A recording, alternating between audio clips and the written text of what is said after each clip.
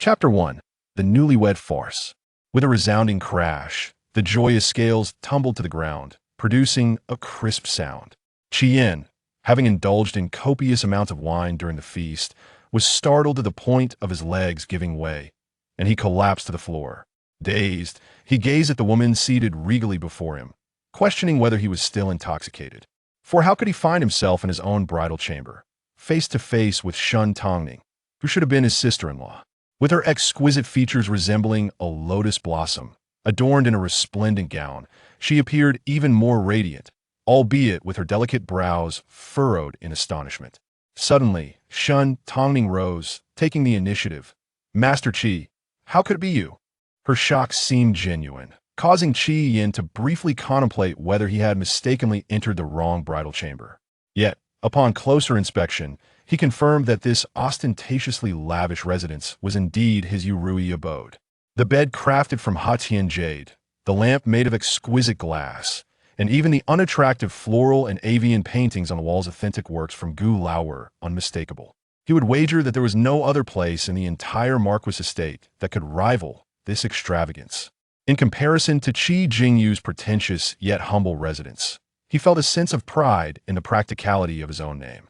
Emboldened, Qian dusted himself off and rose nonchalantly, standing tall with an unexpected air of authority. However, as soon as he spoke, that commanding presence dissipated entirely. "I say, sister-in-law, why are you not in my elder brother's chamber on our wedding night, but instead here with me?" His eyes widened in sudden realization. "Could it be that you two have indulged in drink?" Before she could respond, a flustered maid rushed in, exclaiming, "Young master, miss, what has happened?" The maid, clad in a green dress, appeared visibly anxious. Upon noticing Shen Tangning, an expression of guilt flickered in her eyes, followed by exaggerated shock. "Miss, is it truly you?" Shen Tangning's gaze turned icy as she replied, "Yuzhu, I wish to inquire about your young lady." Her piercing stare made Yuzhu fidget with her skirt, and in a panic, she blurted, "Oh no, it must have been a mistake during the bridal procession. The second young lady surely has not gone to the young master's quarters, has she?" Despite her words of alarm, Yuzhu remained frozen in place. Shen Tangning's heart sank. It seemed they were waiting for the irreversible to occur. Recalling a similar incident from her past life, before her own wedding, when Shen Shimei had invited her to chat, only for her to lose consciousness after a single cup of tea, awakening to find herself in a bridal palanquin. Had she not sensed something amiss and acted swiftly, it could have led to disastrous consequences. Yet what good was it to have returned to the present? On her wedding night, Qi Jingyu had treated her with utter indifference. She had attributed his cold demeanor to his reserved nature, unaware that the woman he truly desired was not her at all. For over a decade, she had been dutiful, humble, and compliant, managing the vast household while serving her in-laws with dedication, all the while enduring the disdainful glances and scornful remarks regarding her fruitlessness in bearing children. It was only when she caught Qi Jingyu and the widowed Shen Shimei in bed together that she realized the extent of her folly. The two had conspired against her, forcing her out of the household and into the countryside, while in her final moments of despair, Shen Shimei had boasted, "Sister, what does it matter that you are the legitimate daughter? The position of the Marquis' wife shall belong to me." Little did she know that fate would grant her a second chance, allowing her to return to the days before her marriage. An icy glimmer filled Shen Tangning's eyes. As for the position of the Marquis' wife, let whoever desires it take it. At last, Qi Yin grasped the situation. He lazily cleared his ears and remarked, "Since there has been a mistake, why not simply rectify it?" As he spoke, Shen Tangning lifted her skirts and resolutely strode toward the door. Qi Yin stared, momentarily taken aback by her fragile figure, which emanated a fierce determination. After a brief hesitation, he followed her. Yuzhu called out in alarm, "Miss." She feared Shen Tangning would confront the residents of Qi Jingyu directly. That simply would not do. What about the young lady and the young master? Shen Tangning halted, her gaze penetrating as it shifted between Yuzhu and Qi Yin. "You lead the way to the old lattice quarters." While she was well aware of where Fuyong Courtyard was located, as a newlywed bride, she should not have been so familiar. Qi Yan's lips parted slightly as he pointed to himself, incredulous. Was she truly treating him like a servant? Very well, He sighed, "Let us proceed." It was understandable, as the foremost young lady of Yanjing, destined to marry the virtuous Qi Jingyu, fate had instead paired her with a notorious wastrel like himself, who would not harbor grievances. Upon reaching Fuyong Courtyard, they found the lights dimmed. As expected at this hour, the old lady had already retired for the night. Shen Tangning knelt outside, her voice resolute. "I implore the old lady to take charge of this matter." Qi Yin looked up to see her eyes suddenly redden, tears cascading down her cheeks. He was momentarily astonished, rendered speechless. His sister-in-law possessed a certain depth. After a tumultuous commotion, Fuyong Courtyard was ablaze with light. The expressions of those inside varied greatly. The old lattice countenance darkened. "This is preposterous, utterly absurd." From below came the faint sound of weeping, as Shen Tangning sat silently, tears streaming. Qian stood nearby, staring at his toes, fighting off sleep. His mother, the second lady of the Qi family, glared daggers at him but failed to rouse him. Qian's father rubbed his nose awkwardly, avoiding any attempt at speech. It simply was not his place. Qi Jingyu's younger sister, Qiyu, appeared impatient, clearly irritated at being roused from her slumber. Unable to contain herself, she muttered, "What a trivial matter to cause such a commotion." Silence.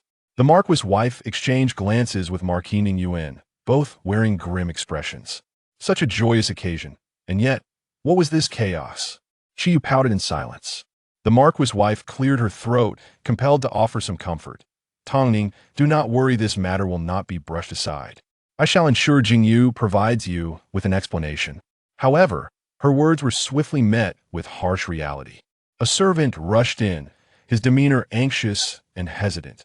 Reporting to the old lady, "When I arrived, the young master had already retired for the night." The atmosphere in the room fell deathly silent, as if an invisible slap had struck the Marquis' wife, leaving her stunned. "What?" She nearly gasped for air. Her son, perceptive and astute from a young age, had sensed something amiss but failed to rectify the situation, instead compounding the error. How could she not understand? Jingyu had erred. Shen Shimei was merely a concubine. Shen Tangning slightly raised her gaze and noticed Yuzu's tense form relax, a barely perceptible smile gracing her lips. With glistening tears still clinging to her lashes, she murmured, "What?" Qian, too, was jolted awake, his expression one of bewilderment. "What? They had already retired? Scoundrels!" The old lady pounded the table, clutching her chest in exasperation. "Summon them here immediately." After a brief interval, the couple arrived, somewhat disheveled. Shen Zaimai's hair was slightly askew, her eyes wide with embarrassment, while Qi Jingyu's demeanor remained cold, yet he possessively held her waist, a clear display of defense. Upon seeing Shen Tangning, Shen Zaimai's expression faltered, and she timidly uttered, "Sister." Shen Tangning's complexion paled as she unsteadily rose, inching forward with a fragile grace that made one fear she might faint at any moment. Then, with a swift and decisive slap, she struck Shen Shimei across the face, sending the room into stunned silence. Her gaze remained calm as she enunciated each word. "How dare you still call me sister?" Confronted by Shen Zaimai's incredulous expression, Shen Tangning curled her trembling fingers, her mind filled with a single word satisfaction. Chapter 2. Acknowledging him as Father Shen Tangning. "Have you lost your mind?" Qi Jingyu exclaimed, his eyes wide with astonishment as he quickly supported Shen Shiwei. His gaze, dark and penetrating, seemed to burn with an inner fire. "What does this have to do with you? Come at me if you must." Shen Shiwei, feigning weakness, leaned into his embrace, tears glistening in her eyes. She shook her head gently, her voice barely a whisper. "Your Highness, all of this is my fault. It is only right for my elder sister to resent me. This is merely an accident. She has no right to blame you." Qi Jingyu's brows furrowed in displeasure. Upon hearing this, Qi Yin raised an eyebrow, surprised that someone could be more shameless than himself. Education certainly has its perks. One can turn black into white. A flicker of regret crossed Qi Yan's expression. Why couldn't he possess such audacity? Shen Tangning observed the scene with a detached gaze, her heart unmoved. It was always like this. Qi Jingyu, the epitome of a gentleman, never displaying emotion, Yet he lost his composure exclusively in the presence of Shen Shiwei. After decades of marriage, he had always treated her with indifference, while his tenderness towards Shen Shiwei was unprecedented. In the household, new garments were tailored, with Shen Shiwei being the first to choose. When rewards were bestowed from the palace, she was given the priority to select. Initially, she had voiced her discontent subtly, but Qi Jingyu coldly reproached her. As the elder sister and the esteemed wife of the heir, how can you lack such basic generosity? As the heir and amp, oppose, wife and future countess, one must embody grace and virtue. You were once deceived by such antiquated doctrines, becoming a fool easily manipulated. Shen Tangning rubbed her wrist and, with resolute determination, slapped him across the face. The room fell into a stunned silence. No one had anticipated that she would actually strike Qi Jingyu. The imprint of her hand vivid on his cheek, his expression one of sheer shock. Qi Yin winced, unable to suppress a grin. Isn't the eldest daughter of the Shen family supposed to be a paragon of virtue? Goodness, how fierce. Thankful it wasn't his wife. At that moment, the expressions of Lord and Lady Ningyun darkened. Even the old matriarch of the Qi family wore a stern countenance. Ultimately, they were in the wrong. Their lips moved, but no words escaped. Your Highness, sister, how could you strike the heir? Shen Shiwei gasped in disbelief. As Qi Jingyu regained his composure, a storm brewed in his eyes.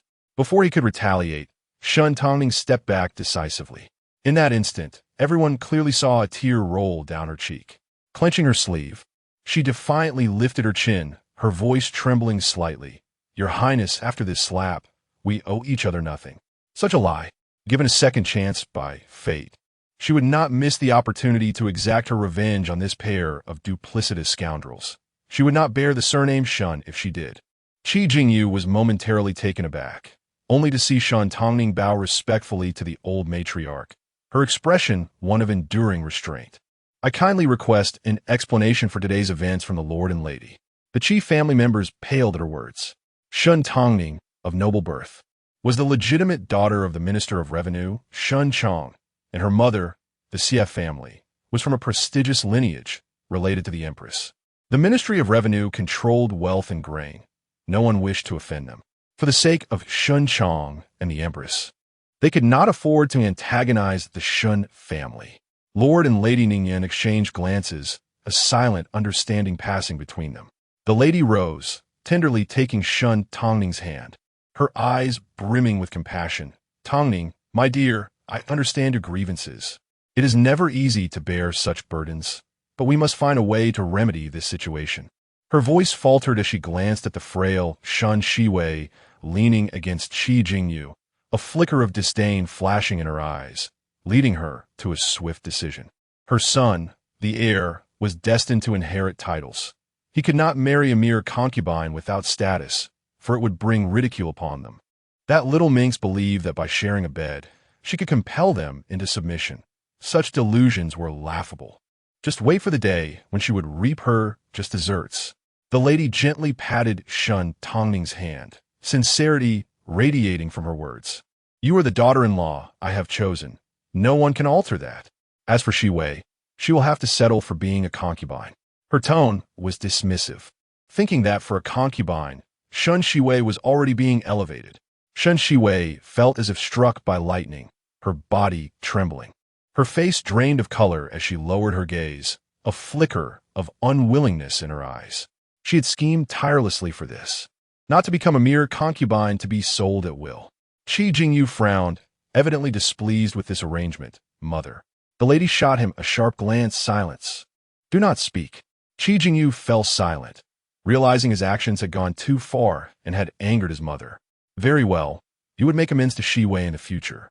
Even if Shen Tangning entered their home, he would not spare her glance. The second lady, Qi, clenched her handkerchief, her eyes filled with indignation. What did this mean? Was it implied that all the losses would fall upon their branch? Her son joyfully married, contributing both money and effort, only to end up empty-handed and ridiculed. Even with her good nature, she felt a growing resentment.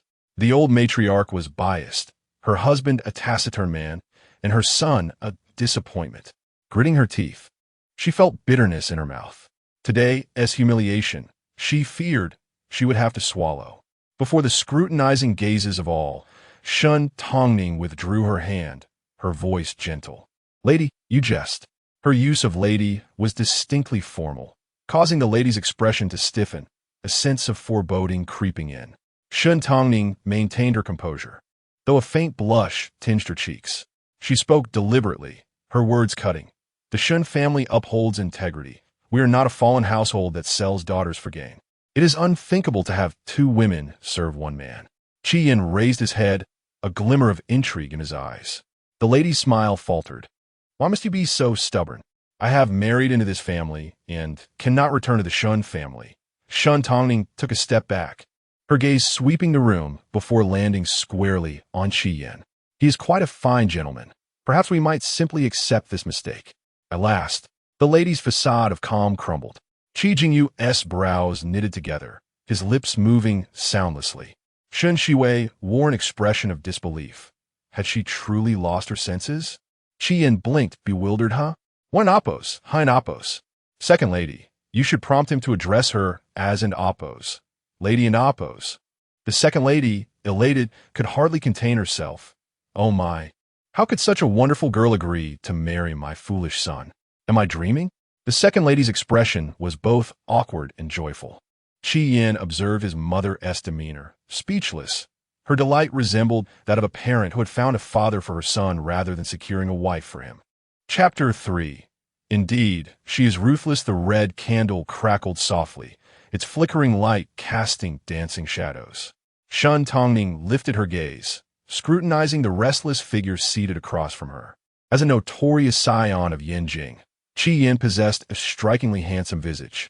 His features were exquisite, with eyes akin to polished ebony and lips as if painted with vermilion, exuding an air of youthful charisma that straddled the line between adolescence and young adulthood.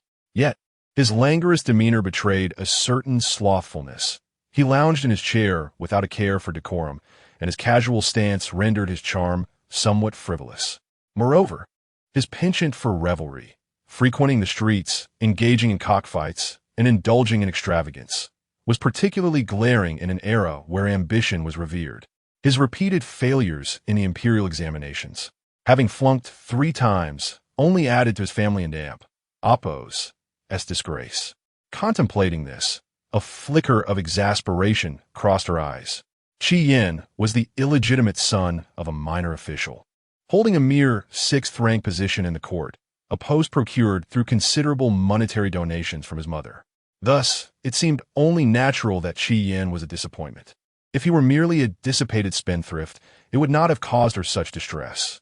After all, the household could bear the burden of such a useless individual.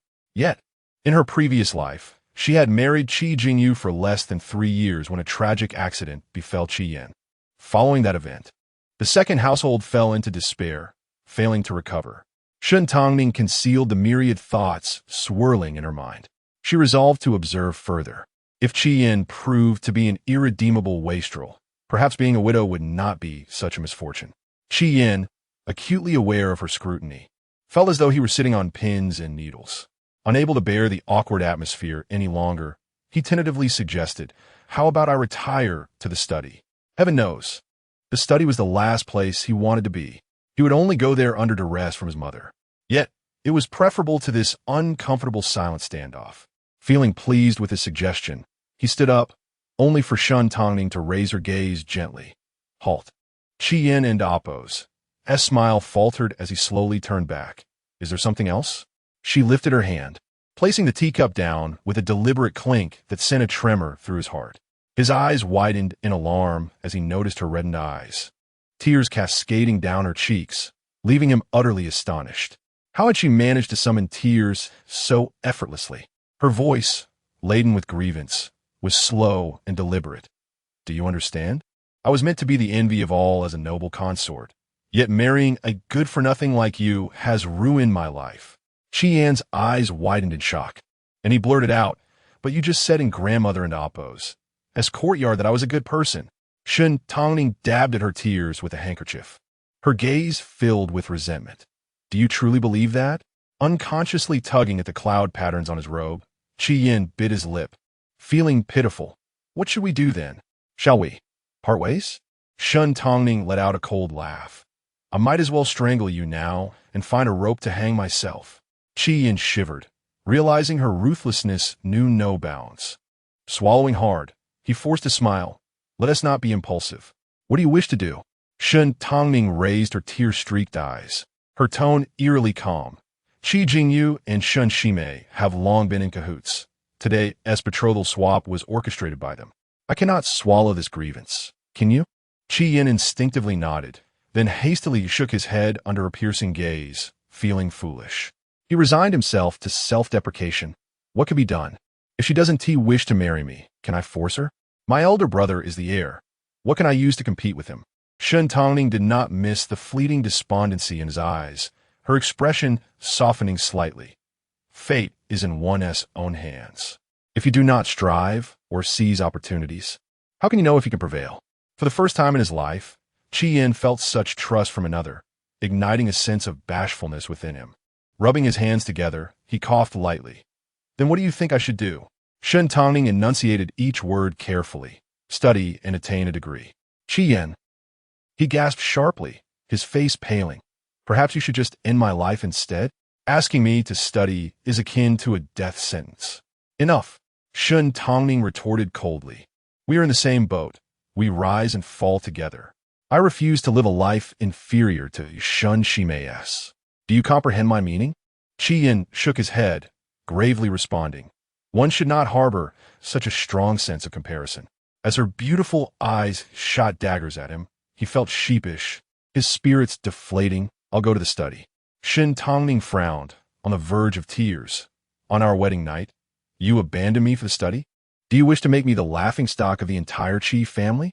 Sleeping in the study is unacceptable? Qi Yin's eyes suddenly brightened, his demeanor shifting awkwardly than I could. Shen Tangning interrupted. Sleep on the floor. Qi Yin. Oh, then I might as well sleep in the study. The next morning, a knock echoed at the door, accompanied by Xueqing's voice. Miss, has the young master risen? I shall assist you in your grooming. Shen Tangning opened her eyes and sat up. Come in. She glanced at the figure sprawled on the floor, Qi Yin sleeping soundly, undisturbed by the commotion around him. She thought to herself, thankfully he lacked the habit of snoring. Otherwise, she would have had to send him to the study. Xueqing, momentarily surprised by the sight of the man on the floor, quickly composed herself and walked around him. She placed the wash basin down and handed Shen Tangning a damp towel, inquiring with concern, How did you sleep last night, miss? Shen Tangning nodded. It was acceptable. Xueqing breathed a sigh of relief and smiled. Things are not well over in the east courtyard. I heard that many items were broken in the lady's courtyard. Shen Tangning's lips curved slightly. Was that all it took to ruffle them? There was still much to come. In her previous life, on the night of their wedding, Qi Jingyu had abandoned her for the study, and the lady had superficially rewarded her with gifts to placate her, while subtly blaming her for being unable to retain a man. What a farce. If a man named Appo's heart was not with her, could she truly bind him by his belt? She snorted softly, leisurely drying her hands, remembering, oh, after paying my respects, please remember to retrieve my dowry from the east courtyard. A hint of amusement danced in her eyes as she prepared to count her belongings. The vast wealth of the Ho family was well known, and the lady was too principled to hide any of it. She understood all too well that while the Ningyuan Ho family appeared prosperous, they were actually struggling. They prided themselves on their noble status and looked down upon wealth. Yet they were foolishly determined to maintain appearances without understanding the need for fiscal prudence. Her dowry was substantial, much of it used to mend their financial woes. In this lifetime, with Shen Shimei's meager dowry, she wondered how long it would last them. Go wake the young master. We must pay our respects to my parents soon. Xueqing complied, but as Qi Yin rolled over, pulling the covers over his head, Shen Tangning felt exasperated, lamenting the fate of her mistress. What hope lay ahead married to such a man? With no other choice, Shen Tangning approached him herself, lifting the covers and observing him for a moment. In response to his irritated expression, she gently said, Husband, it's time to rise. Startled, Qi Yin jolted awake, fully alert. Chapter 4. The tea ceremony turmoil, the atmosphere in the Fuyong courtyard was somewhat peculiar. The previous night's uproar had evidently robbed everyone of a peaceful night's sleep. Despite the application of cosmetics, Madame Ho could not conceal the pallor etched upon her face. Lord Ningyuan wore a stern expression, and a palpable distance lingered between the couple. They had engaged in a fierce quarrel the night before, with Lord Ningyuan reproaching Madame Ho for her laxity in raising their son, allowing him to behave unruly, to the point of deceiving them regarding matters of marriage. It was a source of embarrassment that the esteemed heir of the Ningyuan family had wed a concubine. It was simply laughable. For the first time in decades of marriage, he had offered her the cold shoulder and spent the night in the courtyard of his concubine. Madame Ho, infuriated, had shattered everything within her reach. She felt aggrieved and resented her usually calm and rational son for being bewitched by that vixen, Shen Shiwei. She insisted that her son take Shen Shiwei as a concubine, only to be met with his unprecedented defiance. What a calamity! She had barely entered the household before unsettling the entire family. Simultaneously, she harbored resentment towards Shen Tangning, wondering why she could not simply endure a little longer and avoid causing turmoil in their home. In stark contrast, the second branch of the family appeared to be in high spirits. Madame Qi wore a radiant smile, and even the usually taciturn Lord Qi exhibited a rosy glow. Qi bit her lip in frustration, dark circles forming under her eyes. How dare they flaunt their merriment? Shen Tangning, with her lofty aspirations, would surely find it absurd to associate with this family of mercantile origins. Just wait. There would be plenty of entertainment to behold in the future. As movement stirred at the entrance, a maid's voice rang out. Second young master, second young mistress. Everyone turned to gaze. A moon-white skirt edged with clusters of lotus flowers soon graced their vision as Shen Tangning approached with poise. She lifted her chin slightly, her eyes sparkling with a smile, each gesture exuding an air of elegance akin to a being from the woods. For the first time, Madame Qi felt her son paled in comparison. She cast a sidelong glance at her son, Qi Yin, who appeared dejected, her eyes twitching slightly. Oh well, after all, he was her own flesh and blood. Upon entering, the couple respectfully greeted the matriarch, who wearily raised her hand. You may rise.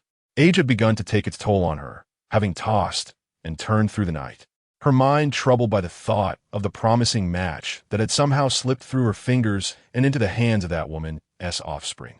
It was as if death itself had conspired to vex her.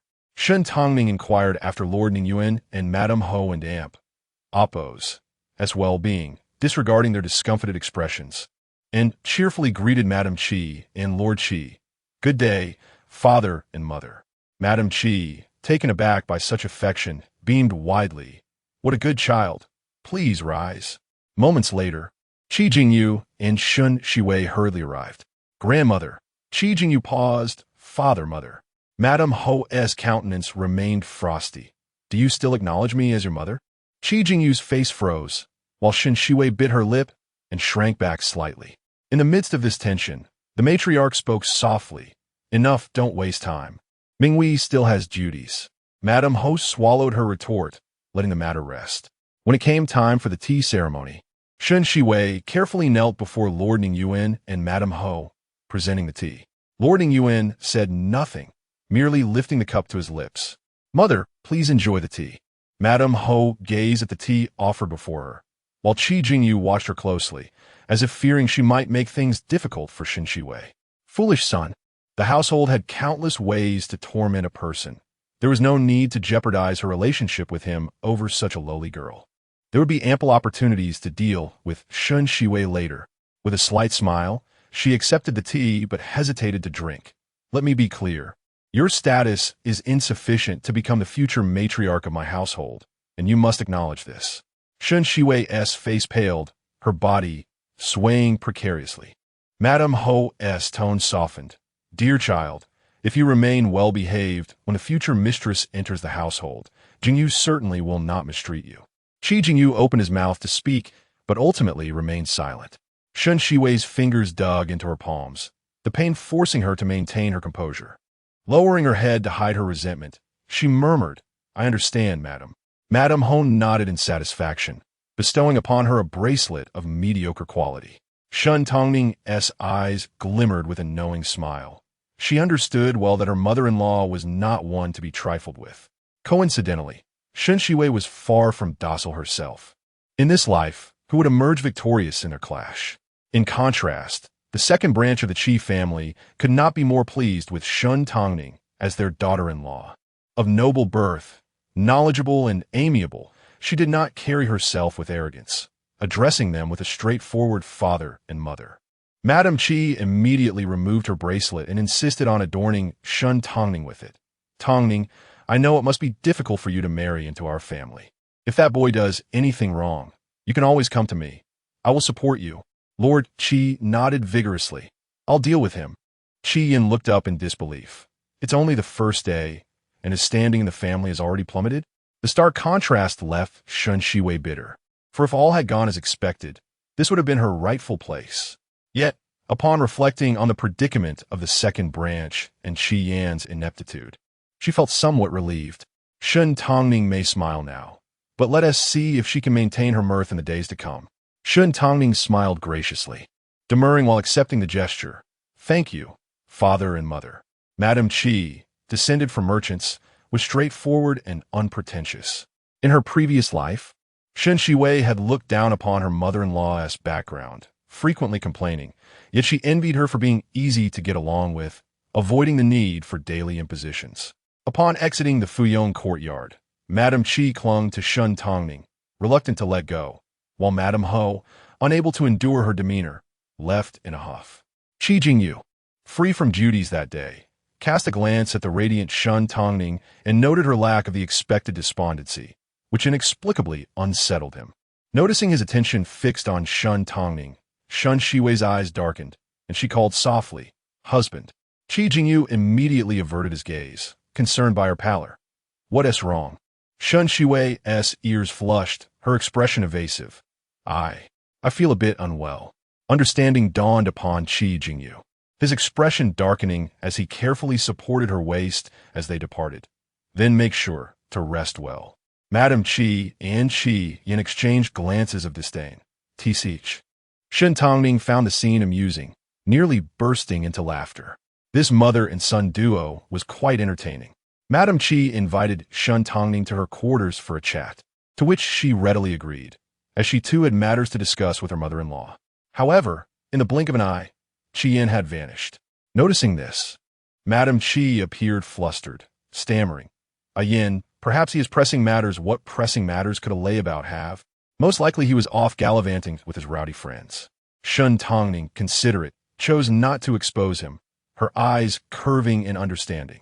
That's quite understandable. Madame Qi sighed in relief, grateful that her daughter-in-law was agreeable. Yet soon, her smile faded. What? Have him study. Chapter 5.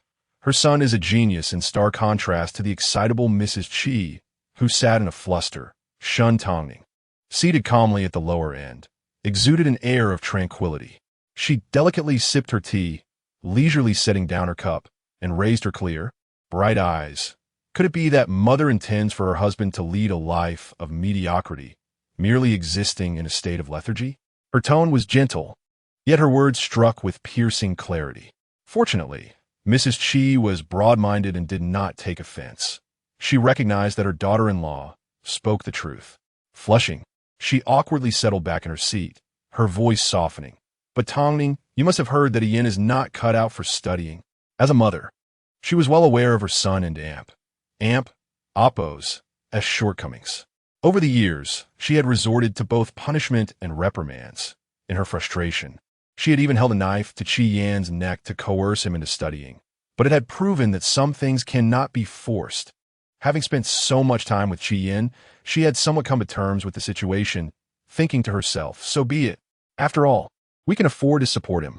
Now that her son was married to such an admirable young lady, a prospect she had never even dared to dream of, she felt relieved of a heavy burden, and there was no psychological weight in letting things slide. However, it was indeed a disservice to the young lady to be with her son. But what could be done? Mrs. Qi felt a pang of guilt and bit her lip. Tangning, Though a yin may lack ambition and is somewhat unrefined, he is not a bad person. His heart is kind. I assure you, once you marry into our family, in both the front and back courtyards, you shall have the final say. If he dares to take a concubine, I shall break his legs. Such words were truly spoken from the heart. Shen Tangning smiled slightly, responding candidly. Mother, it is not that I disdain my husband for his lack of achievement. Rather, have you and father considered that while you currently have the means to protect him, what the future? He must learn to uphold the family name. Mustn't oppose. Teehee? Mrs. Chi was momentarily taken aback, her mouth agape, but unable to articulate a response. The logic was undeniable. Shen Tangning shook her head. Moreover, how can you be so certain that my husband is incapable? Mrs. Chi and Amp. Oppose. S. eyes widened in disbelief. Surely. This was evident. In the vast families of Yin Jing, one could scarcely find another who had failed the imperial examinations thrice. Her son was unparalleled in his disinterest in learning. Shen Tangning maintained her calm demeanor. I recall my husband passed the scholar examination at the age of 12 and was praised by Chancellor Chen of the Imperial Academy for his exceptional talent. To have achieved this at 12 is indeed a rarity in all of Deqing. Mrs. Chi was momentarily stunned, surprised that she had remembered this detail, as she herself was nearly forgetting it. A fleeting look of nostalgia crossed Mrs. Chi and Amp. Oppo's face as she murmured, that was so many years ago. Her son had once been her pride. Yet since then, Chi Yin seemed to have transformed. He developed a disdain for study, even skipping classes to engage in brawls, seeking every means to evade education, causing one tutor after another to leave in frustration. Gradually, he morphed from a youthful prodigy into a notorious wastrel. Initially, she felt disappointment and reflected on whether her educational methods were flawed, but over time, she had to accept this reality. Perhaps, as the saying goes, extreme intelligence brings misfortune. His current state may indeed be for the best. Shen Tangning and Oppo's gaze softened as she gently suggested, this only proves that my husband possesses innate talent. Perhaps the methods were flawed in the past, or there were other reasons. Why not give it another try? You have heard of those who achieve greatness later in life. I believe my husband is a piece of uncut jade. What do you think, Mother? Mrs. Chi and Amp. Oppo's face lit up with a sense of clarity after hearing her words. She felt her son was indeed an exceptionally rare talent, simply yet to awaken. Tangning was a renowned noble lady in Yin Jing. Could her word be false? Tears glistened in her eyes as she excitedly grasped Shen Tangning's hand. I will listen to you, my dear. What do you suggest we do? Upon returning to Rui residence, Shueching approached, followed by a woman. Miss, look who has come. The woman stepped forward, her eyes reddening. I apologize for my tardiness. You must have suffered. Shen Tangning's eyes also glistened with tears. It is good that you have come, Mama. Mama Qin was a maid gifted to her by her mother as part of her dowry. In theory, she should have come to the Qi family with her yesterday, but she had made an excuse about needing to tidy up, leaving her behind at the Shen residence. There was no alternative. Mama Qin was too meticulous, and with her around, the marriage arrangement would not proceed smoothly. In her previous life, until her untimely death, Mama Qin had remained steadfastly by her side. Once inside, and after closing the door, Mama Qin finally voiced her displeasure. How dare the second miss? How dare the Qi family? You are the legitimate daughter of the Shen family. What manner of character does the second Master Qi possess? Everyone in Yin Jing knows. For her daughter to marry such a man was tantamount to ruining her life. She dabbed at her eyes, filled with sympathy, recounting how the lady had learned of the situation and was incensed, eager to confront the Qi family. However, the master had stopped her, and the lady could only send a message through a servant, inquiring what she intended to do. Shen Tangning curved her lips, a glimmer of derision in her eyes. Mama, tell me, how could Shen Shimi, a mere illegitimate daughter, possess the audacity to pull such a trick on the night of her wedding and succeed so smoothly? Mama Qin was taken aback, contemplating, are you suggesting someone is instigating this? A tempest of realization surged within her. Aunt Fong could not possibly have the capability, which left only one possibility. Shen Tangning lowered her gaze, It was only later that she comprehended this matter herself. Her father, on the surface, treated her and her sister equally, but in reality, he had always favored the Fong mother and daughter. In her previous life, her younger brother Shen had been schemed against by the daughter of a lowly official. When he saw her fall into the water, he had acted out of kindness to save her, only to be coerced into marrying her by the ensuing rumors. Given his talents and family background, he could have married even the daughter of the Grand Tutor. After John's arrival, peace was lost. Her mother fell ill from anger and passed away within 2 years. Shen and Appo's prospects were subsequently ruined because of her, leading to his discontent. Not long after, when Aunt Fong bore a son, their father shifted his focus entirely onto that illegitimate child. Later, Shun Shimi, filled with hatred, confided in her. Her aunt and father had been childhood sweethearts, but her mother had intervened, forcing her mother into a concubine and Appo's role. Otherwise, the status of legitimate daughter should have rightfully belonged to her, and everything should have been hers. What a farce! If Shen Changru truly valued Fong, could he not have rejected the marriage with her mother? If he had not wished to, who could have compelled him into marriage? Yet he did not, for he was still weak and desperately needed the powerful background of his wife's family to gain a foothold in the court. He had climbed step by step, drawing upon her mother and Appo's bloodline to reach his current status, all the while resenting her for disrupting their childhood bond. Truly, a case of double standards. Shen Tangning struggled to quell her resentment. Mama, please relay to mother that a blessing may arise from a misfortune. The marriage to Qi Yan is entirely my choice. In this life, none of them shall escape.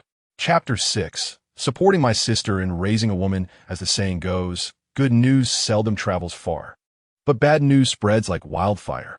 The farcical events surrounding the Qi family had circulated throughout the entire Yanjing by noon, largely due to the machinations of Shen Tangning, a legitimate daughter marrying a concubine and Appo's son. Good heavens, such a spectacle occurs but once in a century. Not only were the common folk abuzz with gossip, but even the aristocracy was drawn to the commotion, with the only victim of this incident, Shen Tangning, frequently mentioned. Miss Shen, who had been groomed as the lady of the house, was now wed to a useless wastrel. In an instant, women expressed sympathy while men lamented. Damn it! Where on earth did that scoundrel Qi Yan hear about this? I swear I will make him pay. The young man, handsome yet fuming with anger, was Shun Ci, the biological brother of Shen Tangning. A servant rushed over breathless and reported, "Young master, I found out that rascal Qi Yan is currently at Sibaozhai." Upon hearing this, Shun Ci gritted his teeth, his fists itching for action. How audacious! On his wedding day, he and Appo's out gallivanting. Prepare the horses. Let me show him what happens when you mess with me. Sibaozhai, while sounding respectable, was merely a venue for cockfighting and cricket battles, a den of vice that the sons of respectable families would never stoop to visit. Qi Yan, however, seemed to have practically set up shop there. Madame Fong, upon hearing the report from her servant, smirked slightly and set down her embroidery frame, feigning concern. My young master has a fiery temperament. He must be seeking to avenge his elder sister. But he has always been reckless. If he inadvertently harms my son-in-law, what then? Old Mama Tsin's eyes twinkled with understanding. Madam, you are wise. Why not send a servant to the palace gate to relay a message to the master? It had to be done. Madame Fong sighed, massaging her temples. If they could intercept the situation before the master arrived at the Jingzhou prefecture, it might prevent a disaster. Old Mama Tsin smiled knowingly. Indeed, you have a kind heart, madam. If this ruckus reaches the Jingzhou prefecture, it will be no trivial matter. Given the stubbornness of Inspector Chan, he will certainly submit a report accusing the master of failing to discipline his household and allowing his son to engage in public brawls. The master, with his pride, will not take this lightly, and my young master will surely suffer the consequences. See Baozhai, Brother Qi, it seems I had misjudged you. Who knew you were such a fortunate lad? How is it, having brought home a celestial beauty? I trust you enjoyed yourself last night. One of Qi Yan and Appo's as companions. Ji Wuya teased as he exchanged sly glances with those nearby. Qi Yan, fiddling with a cricket in a bamboo cage, cast an annoyed look at Ji Wuya. Must you always bring up what should remain unspoken? Still sulking? You married such a fierce wife. If you aren't hiding under the covers weeping, you're already showing remarkable fortitude. Ji Wuya laughed and continued to converse with others. Tang Su shook his head. Miss Shen is both talented and beautiful. Born into a noble family. What could you possibly find unsatisfactory? Talented and beautiful? I've heard of her talents, but never had the chance to witness them firsthand. As for her looks, Qian's mind flashed to Shen Tangning's face, his ears warming slightly, realizing the truth in his friend's words. He thought to himself that Shen Tangning was indeed far more stunning than Shen Shiwei. How blind could Qi Jingyu be? Enough of that. The competition is about to begin. He cradled the cricket tenderly. Chui, can you help me redeem my honor? The other two exchanged bemused glances as fellow wastrels. They sometimes struggled to comprehend Qi Yan's thought process. You named your cricket Chui? What a name! As the competition commenced, Qi Yan focused intently, fists clenched. Chui, do your best. Win this, and I'll treat you to a feast. The atmosphere was electric when Shen Ci burst onto the scene. Qi Yan, get out here. At first, Qi Yan was oblivious until Ji Wuya poked him. Hey, someone else calling you. He glanced back, his expression shifting to one of alarm. Oh no, your little brother is charging in. Little brother? Where did he come from? Qi Yan turned to see Shen Ci barreling towards him, fists raised. Startled, he dodged adeptly. What grievance do you bear against me? Shen Ci, furiously smiling, retorted, You have the audacity to ask me that? Qi Yan recalled that Shen Tangning indeed had a younger brother. In a flash, he shouted, Wuya, protect my Chui. As Ji Wuya dodged a chair hurled by Shen Ci, he grimaced. At a time like this, you're worried about your cricket? Shen Ci, further incensed, hissed, You dare to keep a woman on the side behind my sister's back? Chui, a girl's name, indeed. This was a colossal misunderstanding. Xueqing rushed in, breathless. Miss, it's terrible. The madam has sent word that the young master is on his way to confront your husband, and it seems a fight is imminent. Shen Tangning sprang to her feet, her expression darkening. Where are they? Prepare the horses at once. Shen Ci was impulsive by nature, and in matters concerning her, he often lost all sense of proportion. If anything were to happen, it would be far from easy to resolve. As the carriage approached Si Baozhai, Shen Tangning disembarked to find a crowd gathered at the entrance, including some officers. Her father, Shen Chong, followed behind the Jingzhao Yin, his face grim, eyes blazing with fury. He did not notice her as he strode inside. Why was father here? Shen Tangning furrowed her brow, sensing that this situation was more complicated than it appeared. She quietly followed him, her heart heavy. Xueqing supported her, whispering, Miss, the master shouldn't be off duty yet. How did he arrive here so quickly?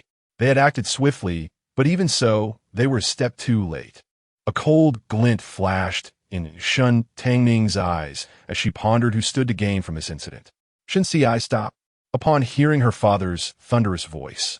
Shen Tangning felt a pang of anxiety. She peered inside, shocked by the scene before her. Inside, chaos reigned. Shen Ci and Qi Yan were shoulder to shoulder, laughing and enjoying themselves, the atmosphere surprisingly amicable. Shen Ci looked up in astonishment. Father, what brings you here? Shen Chong was taken aback, but quickly regained composure, coldly questioning. How can you still question me? Are you unaware of your own actions? Shen Ci appeared puzzled. I was merely having a chat with my brother-in-law. Is that a problem? Qi Yan, also smiling, stood up and addressed Shen Chong. Greetings, esteemed father-in-law. Shen Chong faltered, glancing at the Jingzhao Yin, who wiped his brow. Young Master Qi, young Master Shen, I received word that there's a gathering here for a brawl. Shen Qi frowned. Who spread such nonsense? We were merely sparring. Qi Yan Kai. Exactly. This is a family matter. How can it be called a brawl? Chapter 7. A blade above the word color. The Jingzhao Yin was left speechless. His face flushed with embarrassment as he finally managed to stammer. If this is merely a spar, why have you left the shop in such disarray? The scene was chaotic, and Qi Yan scratched his head. Isn't this just a little too much commotion for an accidental disturbance? Oldly, I apologize for today. I'll make sure to charge all damages to your second son later. The manager of Si Baozhai, who had been idly watching the unfolding spectacle, chuckled and nodded. Very well, second young master. To others, Qian might appear as a frivolous youth, but to him, he was a substantial benefactor. Seeing such a jovial scene, the Jingzhaoyin found himself at a loss for words. Shen Tangning raised an eyebrow, no longer in a hurry, standing quietly by the side to observe the event. It was indeed peculiar. Shen Ci, typically so unconventional and irritable, was surprisingly able to suppress his temper and align himself with Qi Yin. Shen Chong and Appo's expression shifted several times. His initial demeanor of indignation now softened, though he still admonished, "If this is merely a minor scuffle, do not lose your composure. Moreover, is this the kind of place you should be in?" Shen Ci, feeling somewhat awkward, lowered his head in submission. Qi Yin raised an eyebrow, pondering, what kind of place? His father-in-law certainly held a significant opinion of him. Shen Chong averted his gaze, turning to the Jingzhaoyin, his expression easing. "Lord Lu, I believe today's events may stem from some misunderstanding." The Jingzhaoyin awkwardly tugged at the corners of his mouth, resigned to his misfortune. "Lord Shen is correct. It was my impulsiveness, having failed to investigate thoroughly beforehand. Such is life. Lord Lu is busy with official duties. Occasional oversights are understandable." After a few polite exchanges, Shen Chong inadvertently caught sight of Shen Tangning at the entrance, frowning slightly. "Tangning, what brings you here?" Qi Yin and Shen Ci stiffened in disbelief, lifting their gazes. Shen Tangning gracefully entered, offering a respectful greeting, "Father." As she stepped inside, the entire hall brightened. The soft light from outside enveloped the edges of her sleeves, and her gaze fell upon Qi Yin as she lightly declared, "I have come to escort my husband home." Qi Yin stood frozen, entirely neglecting the teasing gestures of his two companions, staring at Shen Tangning's calm demeanor, feeling as though his fate was sealed. Shen Ci's expression also paled, his earlier arrogance dissipating. He knew his sister well. The calmer she appeared, the angrier she truly was. Shen Chong relaxed slightly, placing a hand on her shoulder, his eyes filled with unspoken words, ultimately sighing, "As long as you can accept it." Shen Tangning forced a smile, suppressing her discomfort. Her expression gentle, "Father, as you are busy with your duties, I shall not impose upon you. I will visit again with my husband on the day of our return." Shen Chong, unwilling to linger and face embarrassment, nodded, "Very well, I shall take my leave." He glanced back at Shen Ci, furrowing his brow before departing. The Jingzhaoyin followed suit, taking his leave as well. Shen Tangning remained still as the two men hesitated to approach. Shen Ci, looking guilty, addressed her sister. Qi Yin fidgeted, "My lady." The two tall figures stood before her, entirely lacking their previous bravado, with onlookers casting curious glances. Shen Tangning had no intention of embarrassing the two men further. She sighed, "Ci." Shen Ci looked up with eager eyes, and she softened her gaze, a smile playing at her lips. "Sister understands that you wish to defend me, but you also see that your brother-in-law is not so bad. Your reaction was indeed too impulsive. Would you consider reflecting on your actions at home?" Upon hearing his sister claim Qi Yin to be not so bad, Shen Ci pouted, but then brightened at her suggestion to reflect. "I will heed my sister's advice." Qi Yin shot him an incredulous look, thinking, is this fellow serious? Just moments ago, he was like a firecracker, and now that his sister has asked him to reflect, he appears foolishly delighted, just as he was lost in thought. Shen Tangning's gaze swept over him. He jolted, "I shall also return and reflect on my actions." Shen Tangning was taken aback, unable to hold back a laugh. As they parted, Shen Ci fixed his gaze intently on Shen Tangning. "Sister, if you are unhappy, you must tell me," he said, casting a pointed glare at Qi Yin. Qi Yin could only respond with a resigned sigh. Shen Tangning and Appo's eyes glimmered slightly as she smiled. "Very well." Upon mounting the carriage, Qi Yin grimaced in frustration. Noticing Shen Tangning watching him, he unabashedly plopped down, seizing the moment to complain, "Your brother is excessively rough, launching an unprovoked attack on me. Just look at the bruises. How much meat must I consume to recover?" He rolled up his sleeve to reveal his bruised arm. Shen Tangning averted her gaze slightly, clearing her throat. "Ci is impulsive and quick to anger. He can be rash, but I apologize on his behalf. After all, it was she who was marrying Qi Yin, and he had been utterly unaware of the circumstances, deprived even of the right to choose. She felt guilty for the trouble he endured. Qi Yin, belatedly realizing the implications, stared at her porcelain-like complexion, feeling an inexplicable heat rise to his face. He hastily tugged down his sleeve and sat back down, his cheeks flushed. After spending so long with Ji Wuyo and Tang Su, he had nearly forgotten that the woman before him was a genuine lady of a noble family. His earlier behavior, though casual in his eyes, might be perceived as improper in hers. The atmosphere fell into a momentary awkwardness until Shen Tangning broke the silence. However, today, my husband also acted inappropriately. Qian replied. Oh? She gazed at him earnestly. On our first day of marriage, you abandoned me to seek amusement. Did you not forget your promises from last night? Qian felt a pang of guilt and was cautious in his response. I believe I did not actually make any promises. Shen Tangning's eyelashes fluttered, and he felt a jolt of panic. Please do not cry. She maintained her composure, her eyes sparkling with anticipation. Does that mean you will promise me? Qian opened his mouth, caught up in a moment of folly. I suppose I promised then. Once off the carriage, he immediately regretted his words. A blade above the word and oppos, color and oppos. Returning to the west courtyard, he was met with his mother's feather duster. You scoundrel! How dare you return? What are you thinking? The second Madame Chi's face flushed with anger. Upon hearing that her son had fought with young Master Shen, her heart raced with fear. Heaven forbid she had finally awaited her daughter-in-law. Would this wretched child drive her away? During the wait, she was restless, and upon seeing Qi Yin, she swung the feather duster toward him without hesitation. No matter the reason, she had to assert herself.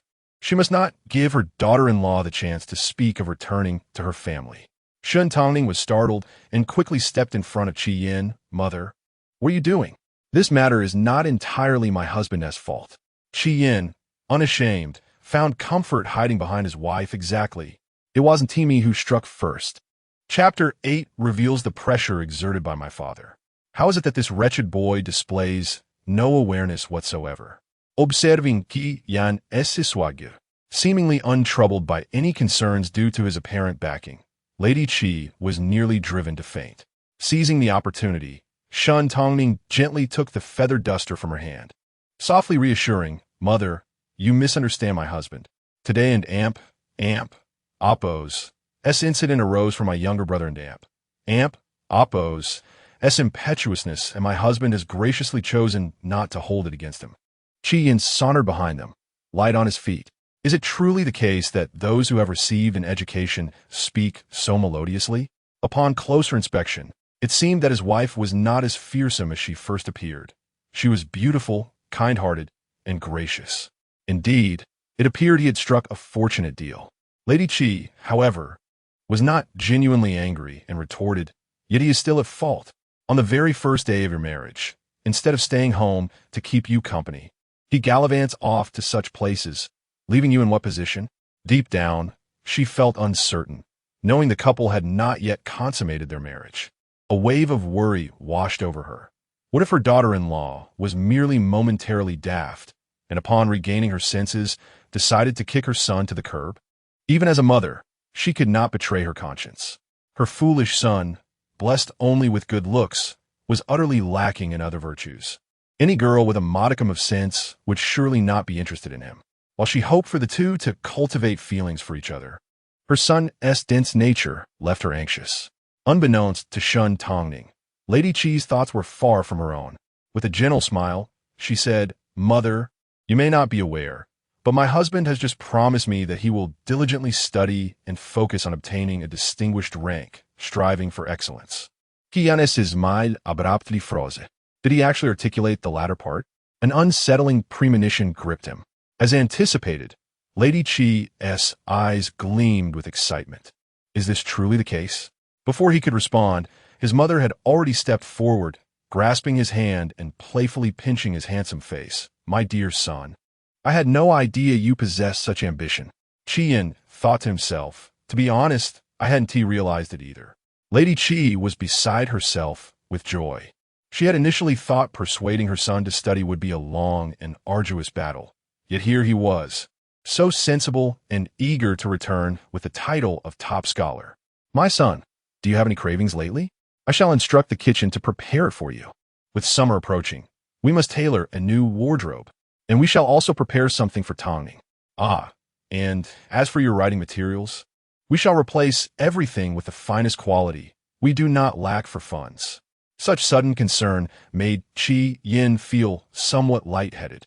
It had been ages since he had enjoyed such treatment. He licked his lips. I've been rather craving crabs lately.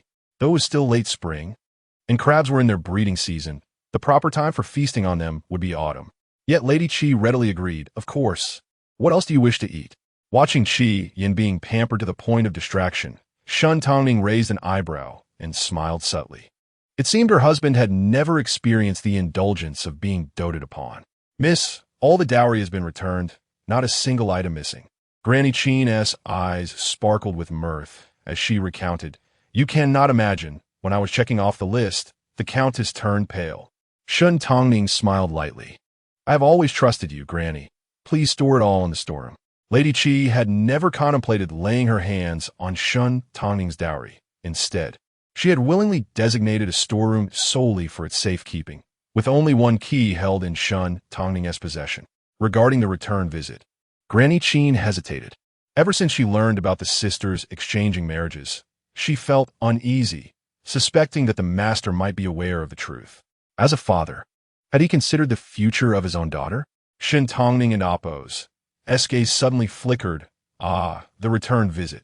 A hint of coldness mingled with the curve of her lips. What about the matter I asked you to keep an eye on? Granny Qin straightened her posture. Her brow furrowed. Miss, your foresight is remarkable. On the night of your marriage, the second-tier maid, Yingluo, indeed went to visit concubine Fang. A glimmer of hatred flashed in her eyes. Yingluo, who often played the sycophant, turned out to be a traitor. Were it not for the Miss's prior warning, she would have surely delivered that vial, made to the mistress to be punished. Indeed, Shen Tangning closed her eyes briefly, contemplating Yingluo. She had treated her quite well. Upon reopening her eyes, a frigid clarity shone within. No matter. Let us observe how far she is willing to go for her mistress. As they conversed, Xueqing entered with a peculiar expression. Miss, the second young lady has arrived. Granny Qin's surprise turned to ice-cold disapproval. What does she want? To flaunt her triumph in stealing your marriage?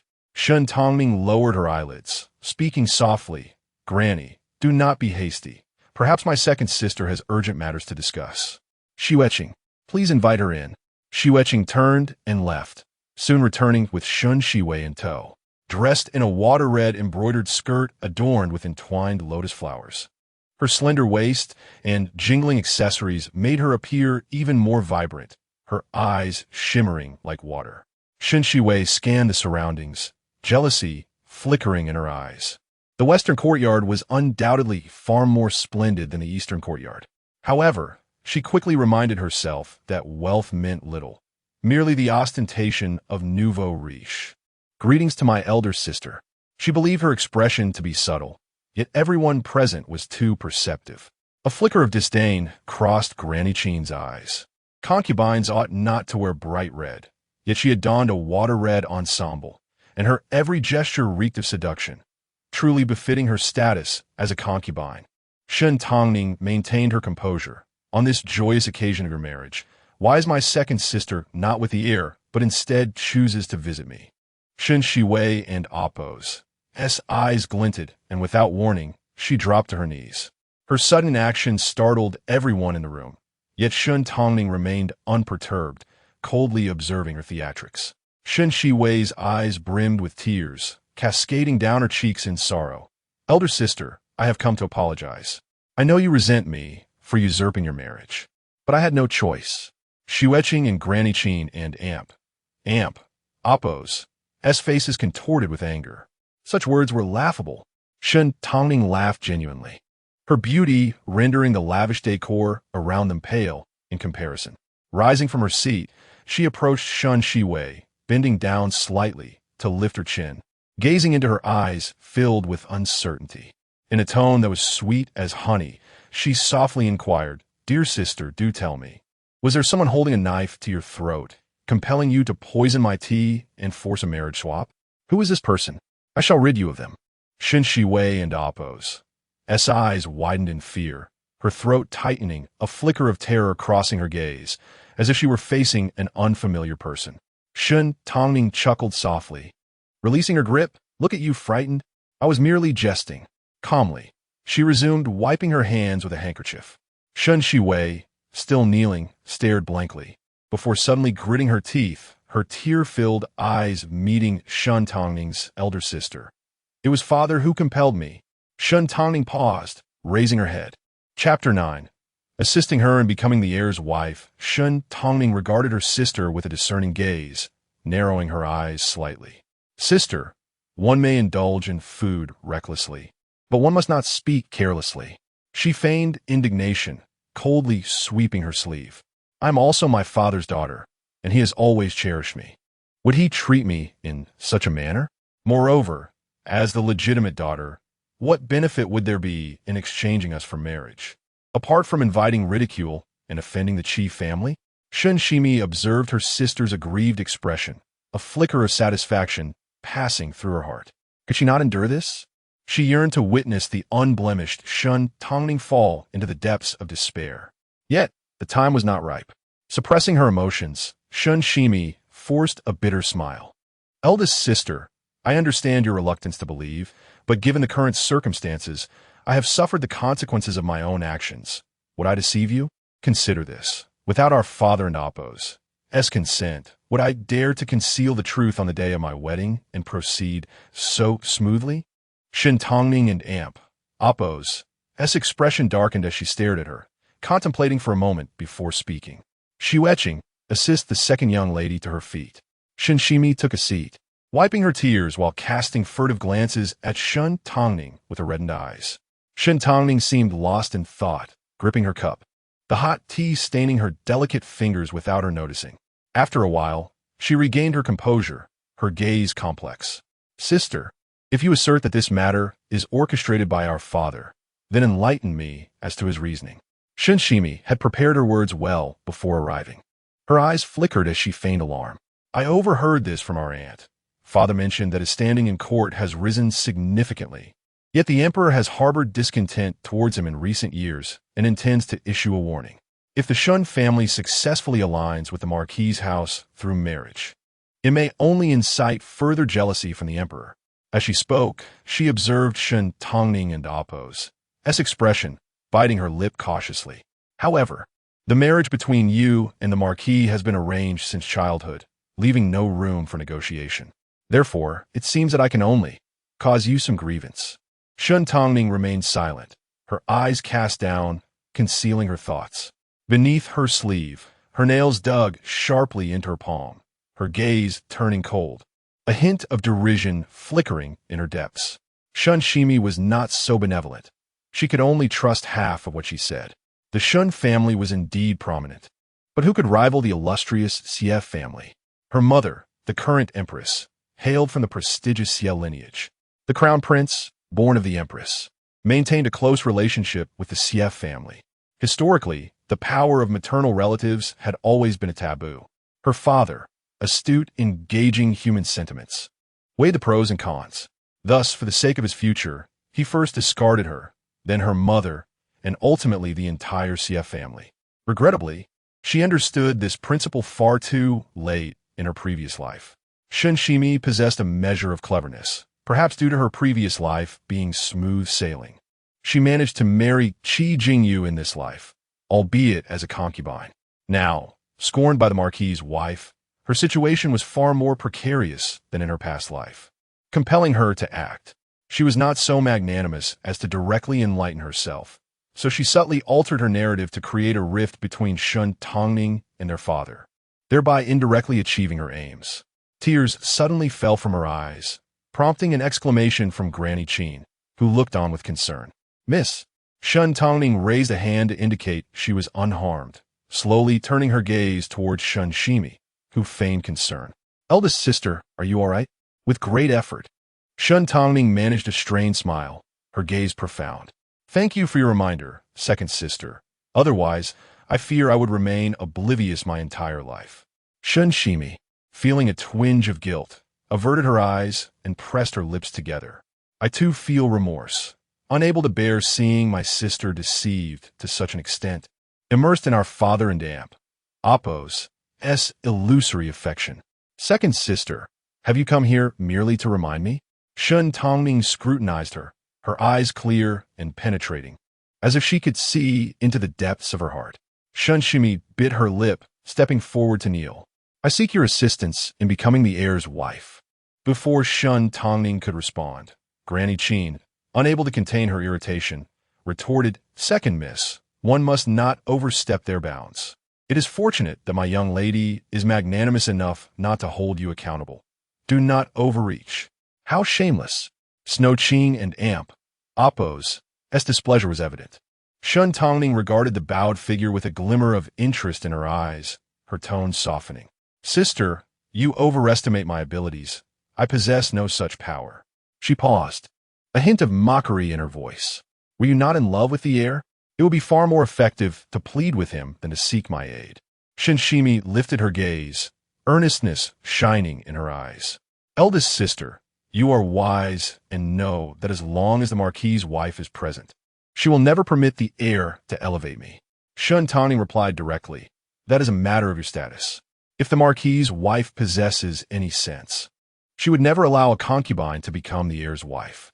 Noble families emphasize matching status. The concept of social standing is ingrained in their very bones. Had it not been for Shen Tangning and Appo's fortuitous encounter that caught the favor of a noble and her clandestine union with Qi Jingyu, the Marquis and Appo's wife would never have allowed her to enter. It is said that love can conquer all obstacles. She was eager to see how this pair of lovers would fare without her standing in their way. Shen Tangning and Appo's countenance turned pained, her lashes drooping. Eldest sister, why must you mock me? As sisters, we should support each other, rather than you living under someone else's roof, reliant on the heir's wife's favor. You. Granny Qin was so enraged she nearly laughed, her mouth opening scold, but upon seeing the half-smile on Shen Tangning and Appo's lips, she restrained herself, her chest heaving with indignation. How can one be so brazen? Shen Tangning felt no anger. Some people in Appo's minds were indeed peculiar, remarkably foolish. She suppressed her smile, her tone indifferent. If you are determined, as your sister, I shall offer you two paths. Shen Tangning raised her head, noting her sister and Appo's cold demeanor. Your greatest obstacle is the Marquis and Appo's wife. Humans are fallible. If she were to fall gravely ill, she would hardly have the leisure to concern herself with the heir and Appo's marriage. Realizing the implication behind her words, Shen Tangning and Appo's expression shifted, her eyes widening in surprise as she quickly lowered her gaze, biting her lip timidly. And the second path? Shen Tangning's lips curled into a smile. Secondly, sister, you may wish to rely on your own womb to secure a son for the heir. If the legitimate wife has yet to enter the household, and the concubine is already with child, every family would weigh the worth of such a match. Seeing Shen Tangning's contemplative expression, she knew her words had been absorbed. Shen Tangning and Appo's tone turned somber and laden with implication. If you were to be the heir and Appo's only son, then all the better. Shen Tangning and Appo's face went pale, her eyes wide with shock, as if she had been struck.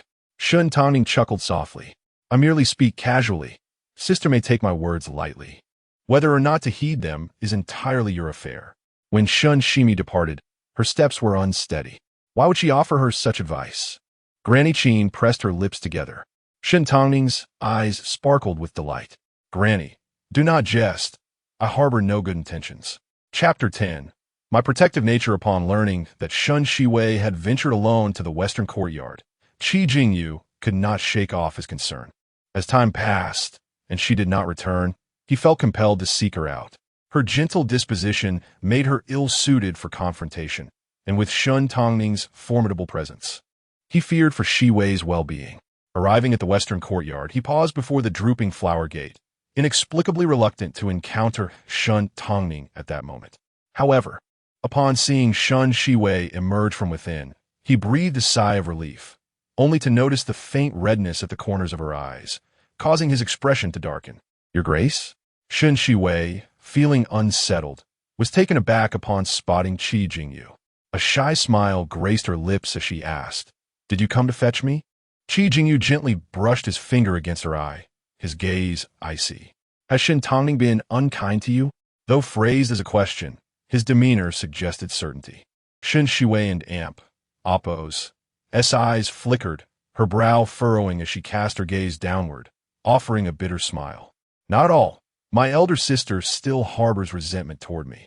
Qi Jingyu and Appo's brow furrowed deeply, ready to speak, when a scoffing voice interrupted from behind. Shouldn't she resent you? You've usurped my wife's marriage. If she doesn't resent you, should she thank you instead? They looked up to see Qi Yin leisurely observing them, a bamboo cage in hand.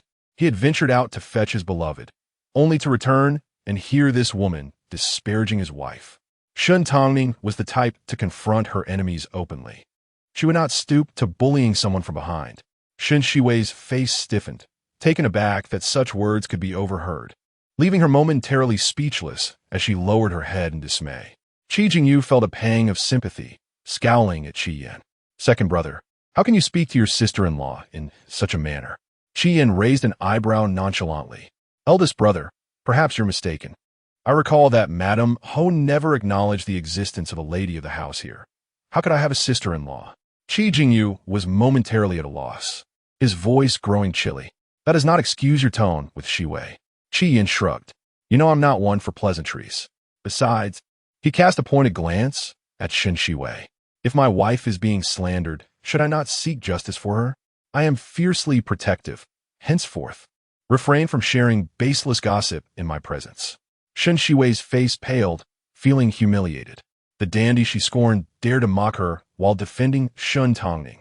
Understanding that he could not reason with Qi Yin, Qi Jingyu chose to dismiss the matter, offering a final reminder as he departed. Now that you are married, you ought to temper your frivolous pursuits and avoid idleness. Qi Yin followed his gaze to the bamboo cage in his hand, perplexed. What's wrong with catching crickets? There's a great deal of knowledge involved. Even you might struggle to win. Qi Jingyu. Truly, one cannot discuss winter with summer insects. As Qi Jingyu stormed off in frustration, Qi Yin felt quite pleased, humming a merry tune as he returned to Rui residence. Young master has returned.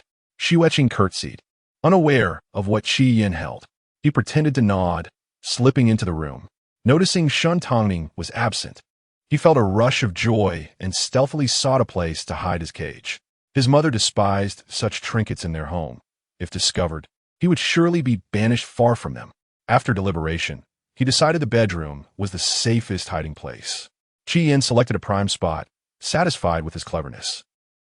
Later that evening, after completing her evening rituals, Shen Tangning, while applying hair oil before the mirror, caught sight of Qi Yin rummaging beneath the bed.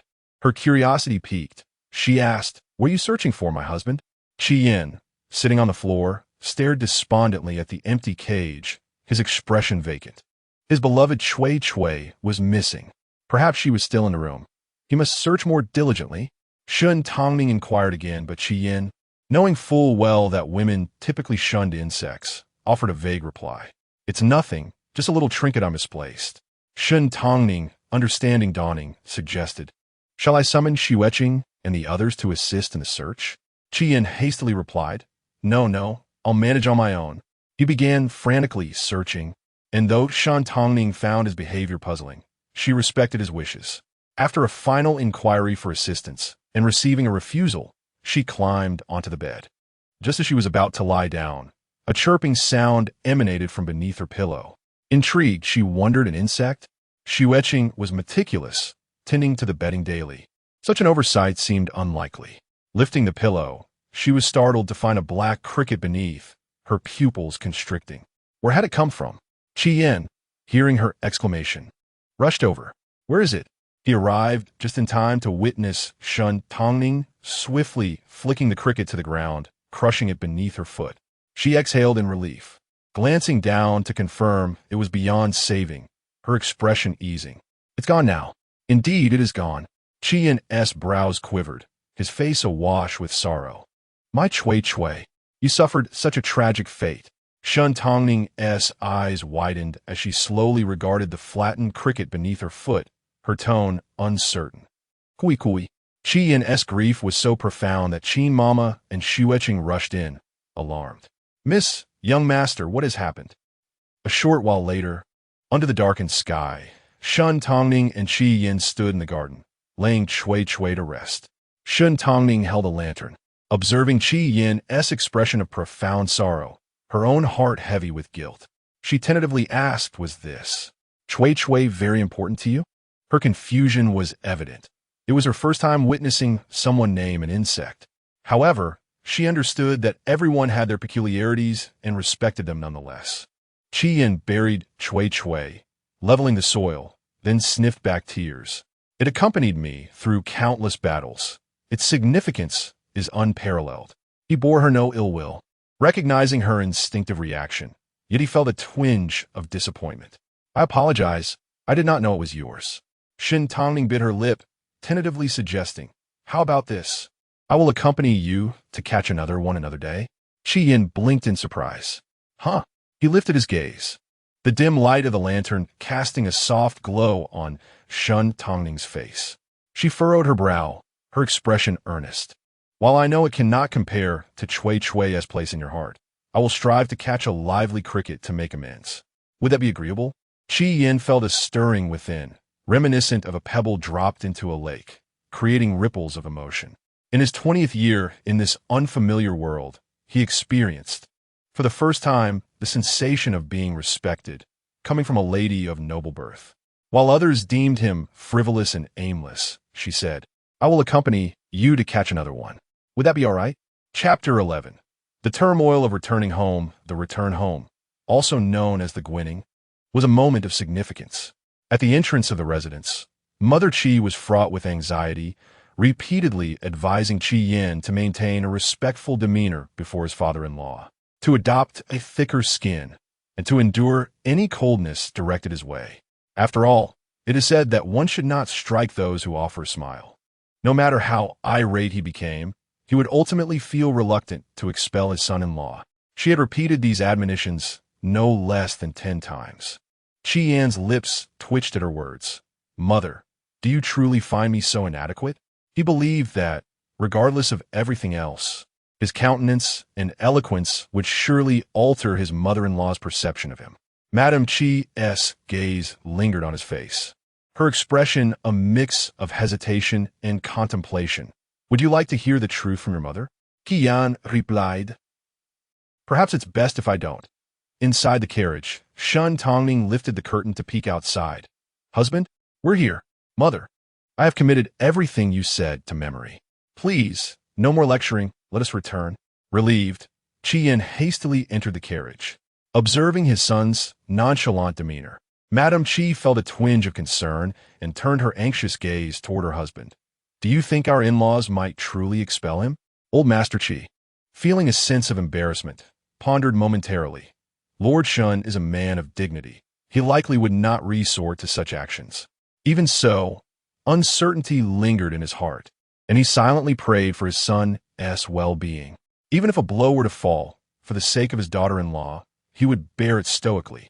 After a brief delay, the carriages of Qi Jingyu and Shen Shimei had already advanced ahead. Noticing Qi Yin's downcast expression, Shen Tangning could not suppress her amusement. Why the glum face, husband? Did my mother say something to trouble you? Qi Yin leaned forward. Seriousness etched on his face. My lady, does your father resort to violence? Given the disdainful encounter with Shen Chong, he surmised that his father-in-law likely held a strong disfavor towards him. Raising an eyebrow, she caught sight of the apprehension in his eyes and feigned a frown. Her expression filled with uncertainty. His eyes widened in alarm. He truly would strike me? Seeing him react as though the sky were falling, Shen Tangning could not help but smile. Rest assured, my father values his reputation. He would never humiliate you in front of others. His wrath is reserved for the privacy of our home. Qi Yin let out a sigh of relief. I knew it. After all, my father-in-law is a high-ranking official and would not stoop to my level. Comforted, he settled back into a relaxed posture, though he awkwardly lowered his legs upon catching her gaze. Shen Tangning remained oblivious, her hand resting on her knees, her gaze cast downward, seemingly lost in thought. The occasion called for a grand display. Madame Qi had meticulously prepared a lavish set of gifts for the return visit, hoping to convey sincerity to the Shen family. Onlookers along the streets recognized the Qi family insignia on the carriage, igniting a flurry of gossip. The marriage of two daughters from the Shen family into the Qi household was a rarity, particularly considering the chaos that had unfolded on their wedding day when the sisters had mistakenly exchanged grooms. It was said that Miss Shen was both talented and beautiful, yet misfortune had befallen her, marrying a frivolous rake instead. How tragic to have missed the position of a noble lady by a mere misstep, allowing her sister to seize the opportunity. If I were Miss Shen, I would be weeping daily, by the side of the carriage. Shiweching and Amp, Oppo's face flushed with anger as she muttered, "Pa, Miss Shen does not weep daily. Who cares about the title of a noble lady?" Her tone was filled with indignation. Why were these people so fixated on the trivialities of others' lives? Old Madame Qin shot her a disapproving glance. "You know they are idle. Be more composed. Do not give them a reason to mock Our Lady." Shiweching straightened her back, her demeanor becoming more resolute. A mere curtain could not shield them from the prattle outside. And with Qi Yin and Oppo's keen hearing, he was accustomed to the jibes directed at him over the years, having grown immune to the repetitive insults. He discreetly glanced at Shen Tangning, whose silence echoed the pain of a heart being pricked by memories. He found himself at a loss for words, unsure how to offer comfort. She had married him out of necessity, and surely she bore her own grievances. In the Shen household, preparations for the return banquet were in full swing from the break of dawn. Had the kitchen been notified? The few complex dishes favored by Aining required meticulous preparation. Madame Shen summoned the steward, inquiring with great care. At nearly 40, she was well preserved, her features resembling Shen Tangning's to some extent, exuding an air of grace befitting a lady of high birth. The steward assured her, "Madam, rest assured, the preparations are already underway." She nodded but furrowed her brow slightly. As for the son-in-law and Oppo's tastes, we should prepare a variety. Nearby, Shen Ci expressed his discontent, rubbing his sore backside. "Mother, why concern yourself with him? If he likes it, let him eat it. You're coddling him." Since their altercation with Qi Yin, his disdain for his brother-in-law had only intensified. Madame Shen felt a twinge of frustration and shot him a look. "Be quiet. He is your brother-in-law. Regardless of your feelings, when you meet him later, behave yourself." Though she held no favorable opinion of Qi Yin, as he was her daughter's chosen husband, she would not intentionally make things difficult for him. That would only bring shame to her daughter. Shen Ci gritted his teeth, pouting, "Just wait and see. Qi Yin is no good." Madame Shen frowned, sensing that her son needed to temper his impulsive nature. Shen Shang was on his way to find Madame Shen when a maid bumped into him. Frowning, he watched as the maid hurriedly knelt. "Greetings, master." Initially ready to reprimand her, he felt a flicker of recognition. "You serve Tangning?" The maid, visibly nervous, concealed the item she held behind her. "Yes, master.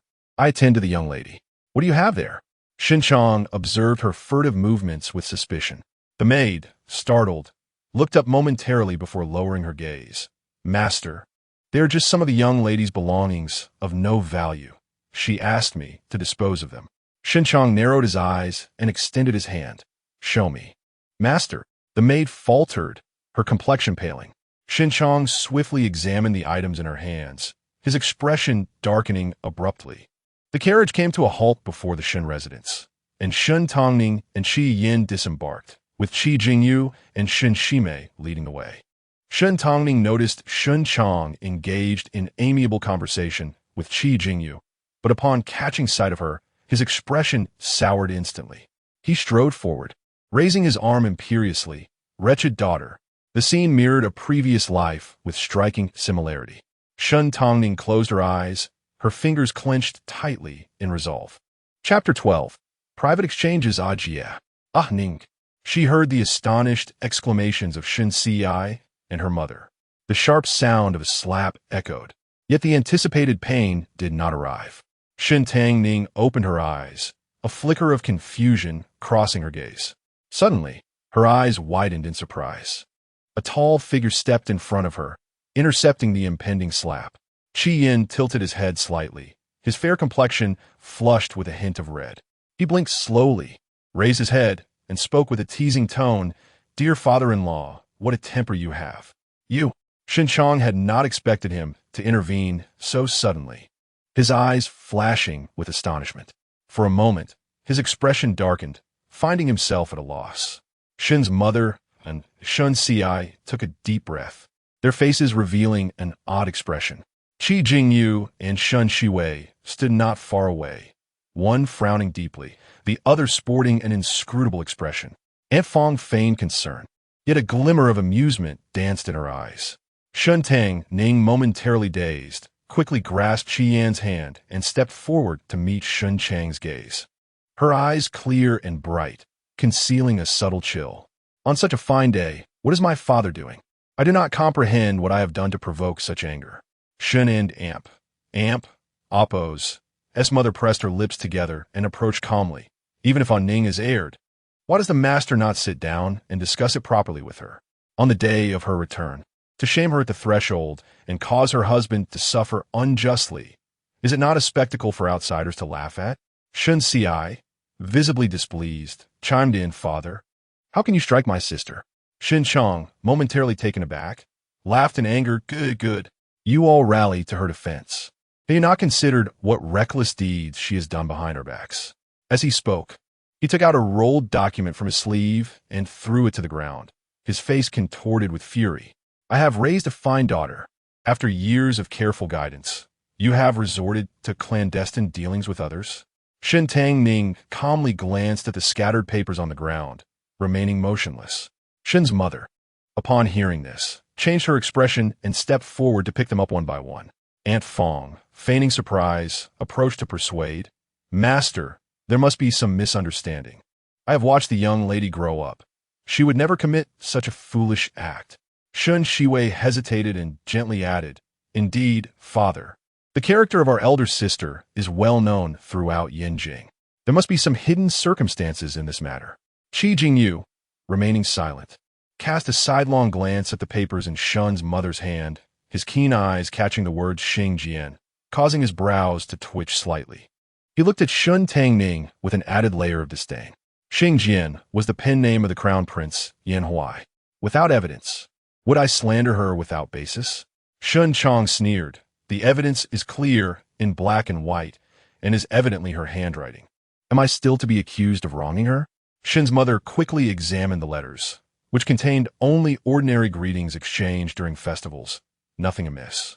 The crown prince was Ning's cousin and had to address her as aunt, thus maintaining a close relationship.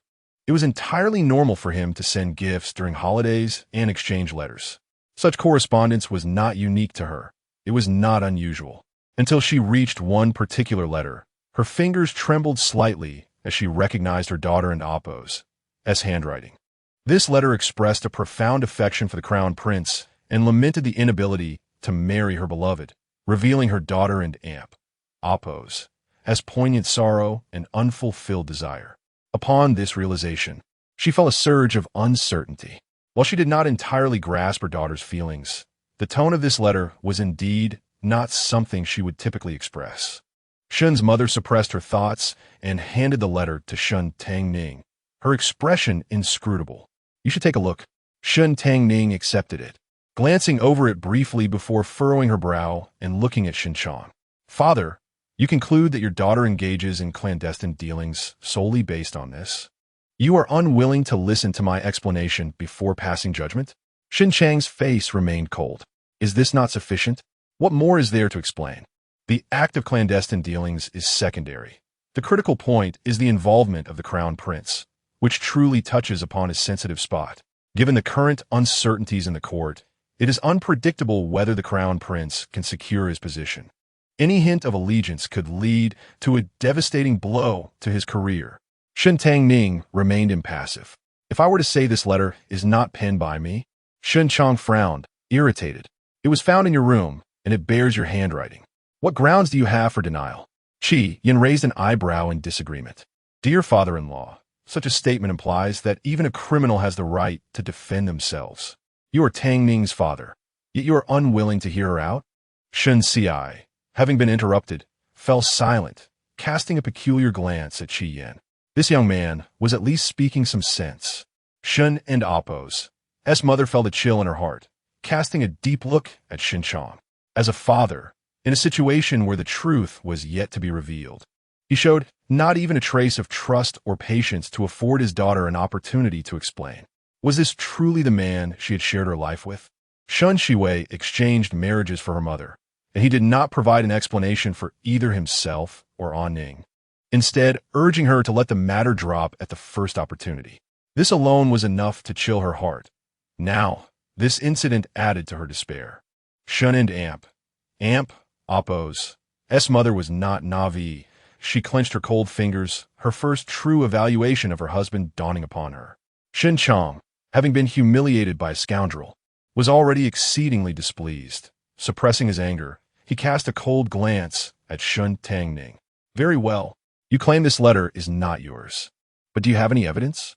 Shen Tangning noted the change in her mother's expression, understanding that her aim had been half achieved. She respectfully lowered her gaze. Father, please observe. The paper I typically use is from Chengxin Tang, known for its purity and delicacy. Due to its high quality, I possess a limited quantity in my room. Moreover, I have a habit of soaking the paper in a special floral fragrance before writing. The scent lingers for months.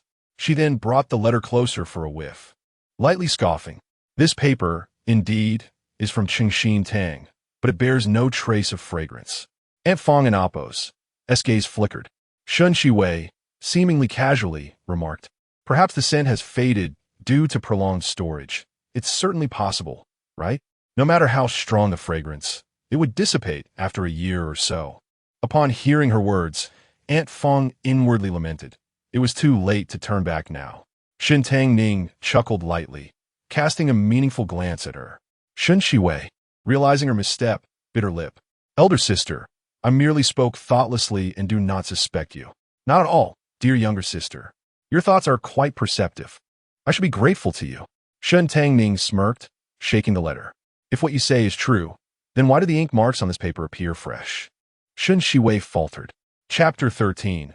Wronged MIA. Profound silence enveloped the surroundings. Shen Tangning suddenly glanced at Qi Jingyu, having not missed the fleeting disdain that flickered in his eyes moments ago. With a slight curl of her lips, she extended the letter in her hand. The air is well-versed and knowledgeable. The ink, both new and old, should be discernible. No? I beseech you to assist in clarifying my innocence. Qi Yin could not help but lament the consequences of ignorance. After a brief moment of hesitation, Qi Jingyu raised his hand to accept the letter. The contents, which were rather unsightly, caused him to frown in discomfort. He focused intently, nodding slightly. The new ink is gray rather than black, and it is softer than the old. Indeed, this ink is recent, not exceeding a month. He pinched the ink-stained tip of his finger and continued, it is verily new. Qi Jingyu cast a glance at Shen Tangning, pondering the possibility that she might indeed be wronged. Shen Chong fixed his gaze on Shen Tangning with a furrowed brow. Even so, you cannot entirely clear your suspicion. The ink may be recent, possibly penned in the last few days. The absence of fragrance from the paper also suggests you might not have had the time. After all, this letter was never sent, and thus does not require much attention. Shen Ci raised an eyebrow, veins throbbing at his temple. At this juncture, father, do you still doubt my sister? If you have already condemned her in your heart, what more is there to say? Shen Chong retorted sharply, nonsense. I am merely being pragmatic. If your sister's suspicion is not thoroughly dispelled, the repercussions will tarnish her reputation and disgrace our entire Shen family. Shen Tangning inwardly scoffed, realizing he feared for his own career. Noticing Shen Ci's intent to defend her, she interjected promptly. Father, do not be anxious. I have yet to conclude my thoughts. All eyes turned towards her as she casually took the letter from Qi Jingyu and Appo's grasp, scrutinizing it with a leisurely demeanor, a subtle smile gracing her lips. This person has mimicked my handwriting well enough to deceive, had I not known that I never penned such words. I might have been led astray. Suddenly, her tone shifted, revealing a detail she had overlooked. Qian, intrigued, chimed in. What detail? Among them, he seemed the most composed, finding amusement in the notion that his newlywed wife might be entangled in an affair. Shen Tangning cast him a sidelong glance, amusement glinting in her eyes. My husband is unaware that in my childhood I was rather playful in my studies, often confusing the characters and frequently miswriting it. Even after learning the distinction, I could not shake the habit. My mother would often jest about it. The expressions of Fang Yinyang and Shun Shimei shifted slightly. Shun Foreign, with a knowing look, chided her lightly. Indeed, there is some truth to this. Even His Highness the Crown Prince has teased you about it. Why not call him an Oppos? Cousin Azhan and Oppos.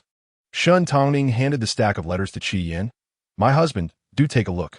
In her previous correspondences, she had consistently addressed him as Cousin Azhan. Yet in that particular letter, she had formally written and Oppos, Cousin Ahua and Oppos. Qi Yin chuckled. Now, that is quite amusing. He raised an eyebrow at Shen Chang, who seemed oblivious to his wife's peculiar quirk, noting the poor imitation. Dear father-in-law, are you satisfied now? Shen Chang pondered deeply, noticing Shen Tangning's composed demeanor, which revealed no sign of guilt. In stark contrast, Fang and her daughter appeared visibly unsettled. He quickly grasped the situation, his expression shifting as realization dawned upon him. He felt a mix of shock and anger, softening his countenance slightly, and expressed contrition. If that is the case, Tangning, I have misjudged you. Shen Tangning remained unfazed, her tone tinged with irony. Father need not apologize to me. The one you struck was not I. Shen Chang felt the sting of her unrelenting words, his face flushing with embarrassment. Shun Shimei stepped forward, adopting a conciliatory tone. Eldest sister, father now understands his error. I trust brother-in-law will not hold it against him. Qi Yin felt a twinge of annoyance. Whether or not he held a grudge was his own concern, yet she seemed eager to play the peacemaker. Shen Tangning smirked slightly. How magnanimous of you, second sister. It was my husband who was struck, yet you trivialize it with a mere forget it? How generous you are with others and Amp, Oppos, grievances. Shun Shimei and Amp, Oppos. As complexion paled, and Qi Jingyu, with a cold expression, directed his ire at Shen Tangning. As a daughter, how can you quibble with your own father? Shen Tangning massaged her wrist, her smile devoid of warmth. Perhaps you have not felt the sting of a slap, my lord. Recalling the sting of her earlier blow, Qi Jingyu and Oppos' expression shifted, a flash of pain crossing his face. This madwoman, surely she would not entertain the thought of striking him again. However, Shen Tangning did not regard him but addressed Shen Chang. You may be unaware, my lord, but my father has always been just in rewards and punishments. Knowing he has erred, he likely fears sleepless nights burdened by guilt. I, as his daughter, am merely considering his well-being. Shen Chang felt as if he had swallowed bitter gall, ultimately forced to feign a smile towards Qi Yin. Qi Yin, it is my fault for not investigating the truth thoroughly. My impulsiveness has caused you distress. Qi Yin shook his head, his expression laden with meaning. Dear father-in-law, I am but slightly injured. That is of little concern. However, my wife, I fear, may feel quite aggrieved. Shen Chang and Oppos' expression stiffened. The two of them were resolute in denying him any means of retreat. Shen Tangning ignored his look of discontent, turning to Shueqing. Go check on the nurse. Why has she taken so long? No sooner had she spoken than Qin Mama's clear voice rang out. Miss, I have arrived. She pushed a maid forward, cruelly pinching her waist and delivering a kick to her knee, spitting, You little wretch, why do you not kneel before the master and mistress? Ying Luo crumpled to the ground, panic-stricken and pale. Observing this scene, Shen Furin and Oppos' expression darkened with suspicion. Qin Mama, what is the meaning of this? Shen Tangning dusted off non-existent dirt from her sleeves. Her gaze lowered. Mama, you may explain? Qin Mama promptly spoke with clarity. Master and mistress, on the day of the young lady's wedding. I witnessed this girl sneaking in and out of the young lady and Oppos' chamber. Finding her behavior suspicious, I feared she might take something. Thus, I followed her and saw her head towards the lotus courtyard. Shen Chang abruptly turned to Fong Yin-yang, disappointment evident in his gaze. If one must act, why not do so discreetly? Fong Yin-yang's complexion paled, her heart sinking. The situation had spiraled far beyond her expectations. Only she knew that the letter had not originated from her hand. Fong Yin-yang, what is the meaning of this? When did the maid from my daughter's courtyard become so familiar with you? Under Shun Foran's piercing glare, Fong Yin-yang fell to her knees. The sudden turn of events startled her, but she held her composure, tears streaming down her face. Master and mistress, I am wronged. Shun Shimei and Amp. Appo's face turned ashen as she knelt beside her. Father, mother, Andy could never do such a thing. There must be some misunderstanding. Chapter 14. Everything is under control. The incident occurred suddenly, and as Qi Jingyu regained his composure, a flicker of astonishment flashed across his eyes at the scene before him. He could not comprehend how such an affair could possibly involve Shiwei and Appo's aunt. Observing Shun Shiwei and Appo's reddened eyes, he furrowed his brows decisively and stepped forward, proclaiming, Father-in-law, I firmly believe that Shiwei and Appo's aunt would not engage in such actions. In Shiwei and Appo's narrative, her aunt was kind-hearted and gentle, often oppressed by Shen Tangning and her daughter to the point of being unable to lift her head. Moreover, in his understanding, concubines in the inner chambers were mostly like his father and Appo's, as two concubines, honest, modest, and cautious. What audacity would a concubine possess to scheme against a legitimate daughter? He had never considered that, were it not for his own mother and Appo's manipulative skills, the concubines in their household would remain so docile. Shen Chang hesitated, glancing at his wife. Yet Madame Shun showed no courtesy towards Qi Jingyu, her face cold as she retorted, Young master, this is a matter within the Shen family. It is hardly appropriate for a junior like you to meddle, is it? Qi Jingyu's expression darkened, clearly taken aback by her brusque demeanor. Madame Shun inwardly scoffed, recalling how she had treated Qi Jingyu with kindness in the past, considering him her daughter and Appo's future husband. Naturally, a mother would be pleased with her son-in-law. Yet, seeing him defend Shen Shiwei so adeptly, it was evident that the two had a deeper connection, suggesting some hidden intricacies in their arrangement. Qi Jingyu's act of betrayal, which left her daughter in an awkward predicament, surely did not warrant her continued goodwill towards him. The Ningyuan Marquisate was hardly worth her subservience. Shen Tangning noticed Qi Jingyu's ashen face and could not help but smirk subtly. He was accustomed to being adored, the center of attention. Surely, he had never encountered such disdain before. Shen Ci imitated him, sarcastically remarking, Young Master Qi, are you not overstepping your bounds by intruding into another household's affairs? Qi Jingyu's face darkened further. You, Madame Shen interjected litli, assis. Shen Ci rolled her eyes dramatically at Qi Jingyu, showing none of the previous deference she had exhibited while trailing behind him, addressing him as brother-in-law without reservation. Madame Fong, might you clarify why a maid from my daughter and Appo's courtyard found her way to yours? Madame Shun fixed her icy gaze upon Aunt Fong, her demeanor unyielding. She prided herself on not being an excessively harsh matriarch and disliked imposing rules on concubines unless they maintained their decorum. To involve her children in schemes was undoubtedly crossing a line.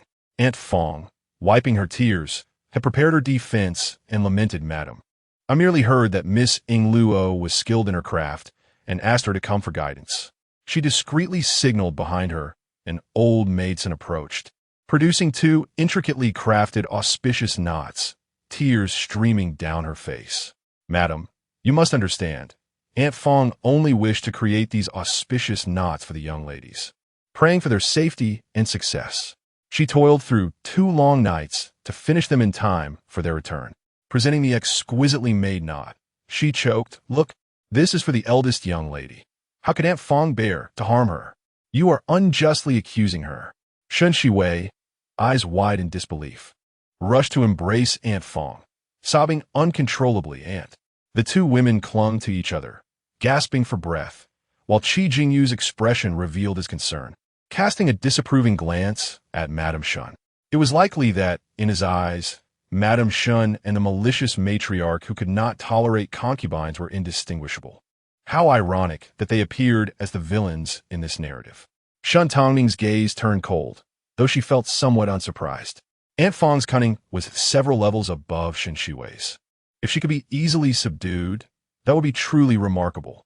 Noticing Madame Shen's indecision as she scrutinized the auspicious knot, Shen Tangning turned to Yingluo on the ground, slowly approaching her. Yingluo, speak. I have treated you well, so why would you seek to betray me and tarnish my reputation? Do you not realize that any carelessness regarding the Crown Prince's reputation could implicate your entire family? Her expression was calm and gentle, her tone steady, as if nothing had changed from their usual interactions. Yingluo, however, turned pale, her eyes betraying a fear that was beyond words. After all, she alone knew that the letter had been written by the young lady herself, under her watchful eye, even in her current days. She realized that Shen Tangning had orchestrated this intentionally. She had been aware of her betrayal and had deliberately led her to discover the letter, using the excuse of needing to organize something to keep old maid Qin behind, watching her leak information to the Handan courtyard, all while remaining passive until this very moment when the trap was sprung. Every move had been under her control. Coming back to her senses, Yingluo was drenched in cold sweat, her face ashen. She understood that no one would believe her if she tried to implicate Shen Tangning now, and she feared the repercussions from the Crown Prince would indeed affect her family. Tears streamed down her face as she knelt, repeatedly bowing her head. Miss, I was bewitched. I was wrong. Please forgive me.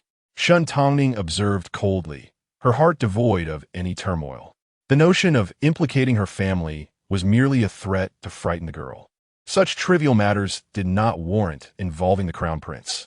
You were bewitched, yet I placed my trust in you, only for you to turn that trust into a dagger aimed at my back. She sighed softly. I truly pity you, having committed such a treacherous act. I cannot harbor you, but do you believe those behind you will tolerate you? Yingluo's spine stiffened at her words. Old maid Qin tossed a small cloth bag on the ground, and several pieces of jewelry tumbled out. The jade earrings rolled beside her, and Yingluo understood that her fate was sealed. Old maid Qin stepped forward, her expression grave. Madam and sir, these jewels were found in this wretched maid's quarters. As a second-tier maid, she could not possibly afford such precious items even if she saved for a year. Madame Shen glanced at them, her expression darkening instantly. Aunt Fang's countenance shifted as she heard Madame Shen's icy inquiry. This ruby phoenix hairpin, did I not see Aunt Fang wearing it recently? Xinchang and Appo's gaze towards Aunt Fang was now laced with anger. Aunt Fang was taken aback. Her husband favored her and was never stingy with gifts, so she owned many pieces of jewelry and could scarcely remember if one was missing. She never anticipated that Madame Shen would recall so precisely. Bribing servants, especially those in the eldest young lady's courtyard, required substantial generosity to achieve. Aunt Fang's face displayed shock as she stammered this. I lost it a few days ago. How could it possibly be here? Looking up in disappointment, she accused, Yingluo, I never imagined you would be such a dishonest person. Yingluo suddenly raised her head, her eyes blazing with disbelief and hatred. Aunt Fang, you. Chapter 15. Misdirected plea before Yingluo could utter another word. Shen Chang swiftly advanced and delivered a forceful kick to her chest, causing her to collapse to the ground with a muffled groan. Shen Tangning gazed up to see her father and Appo's countenance, cold and self-righteous. Such a treacherous and thieving servant has no place in the Shen household. Have her sold off at once. Yingluo's pupils dilated, her face paling with shock. A handmaiden cast out by her master would find no reputable household willing to employ her. Sale would mean consignment to a brothel, a grim fate amplified by her modest beauty. Overwhelmed with remorse, she crawled on her knees to Shen Tangning, clutching desperately at her skirt. Miss, I was wrong. Please, miss, save me. I truly repent. I will never dare to do it again. Shen Tangning gazed down at her with a hint of pity, slowly disentangling her skirt from the maid and Appo's grasp. Our bond as mistress and servant is severed. Your supplication is misdirected. Yingluo's face twisted in dismay. She glanced instinctively toward Fong Dash, who wordlessly mouthed 2 words to her. Her expression turned ashen, and she sank back onto the floor, resigned as 2 burly women dragged her away. Shen Tangning cast a subtle glance at Fong Dash, her eyes narrowing slightly. How quickly she abandons her. The homecoming banquet had devolved into a spectacle. Shen Chong and Appo's complexion was poor, but he forced a smile. A spectacle for my esteemed sons-in-law. I'm deeply sorry. Chi Yin raised an eyebrow, a sardonic smile playing on his lips. Not all. I'm indebted to my esteemed father-in-law. Otherwise, how could I have witnessed such an intriguing spectacle? Shen Chang's smile faltered. He feigned indifference and glared at the kneeling Fong. And, what are you doing? Weeping on the floor? On such an auspicious day, do not make a spectacle of yourselves. The mother and daughter wiped away their tears, rising with aggrieved expressions. Shen Chong turned to Shen Dash. My lady, the banquet. Shun interrupted him coolly. I wish to have a private conversation with Ning and her husband. The banquet will commence later. My lord and the young master may amuse themselves. Shen Chang's outstretched hand froze in midair as he watched Shun's party depart.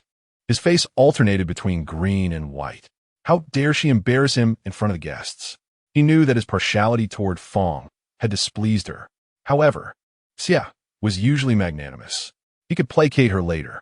Qi Jingyu had not anticipated this turn of events. He coughed awkwardly, attempting to change the subject. I would like to seek your guidance on some matters, esteemed father-in-law. Shen Chong forced another smile. Let us speak in the study. Fong and Shun Shiwei exchanged glances and returned to their chambers. As soon as the door closed, Shun Shiwei frowned and complained. Now that I have successfully married the young master, why did mother take such unnecessary action? I was almost implicated by that little wretch. What will the young master think of me? Fong bit her lip, slightly annoyed. Who was I doing this for? It was to solidify your position in the young master's heart. Although the marriage swap has been successful, who knows if the young master still pines for Shen Tangning. After so many years in the inner court, I have seen through men. They are all base creatures. That which they cannot obtain is always the best. Shen Shiwei and Appo's face changed. Absolutely not. The young master only has me in his heart. Fong glared at her, frustrated by her obstinacy. However, unwilling to discourage her, she changed the subject. I was outmaneuvered today. Shen Shiwei frowned. What does mother mean?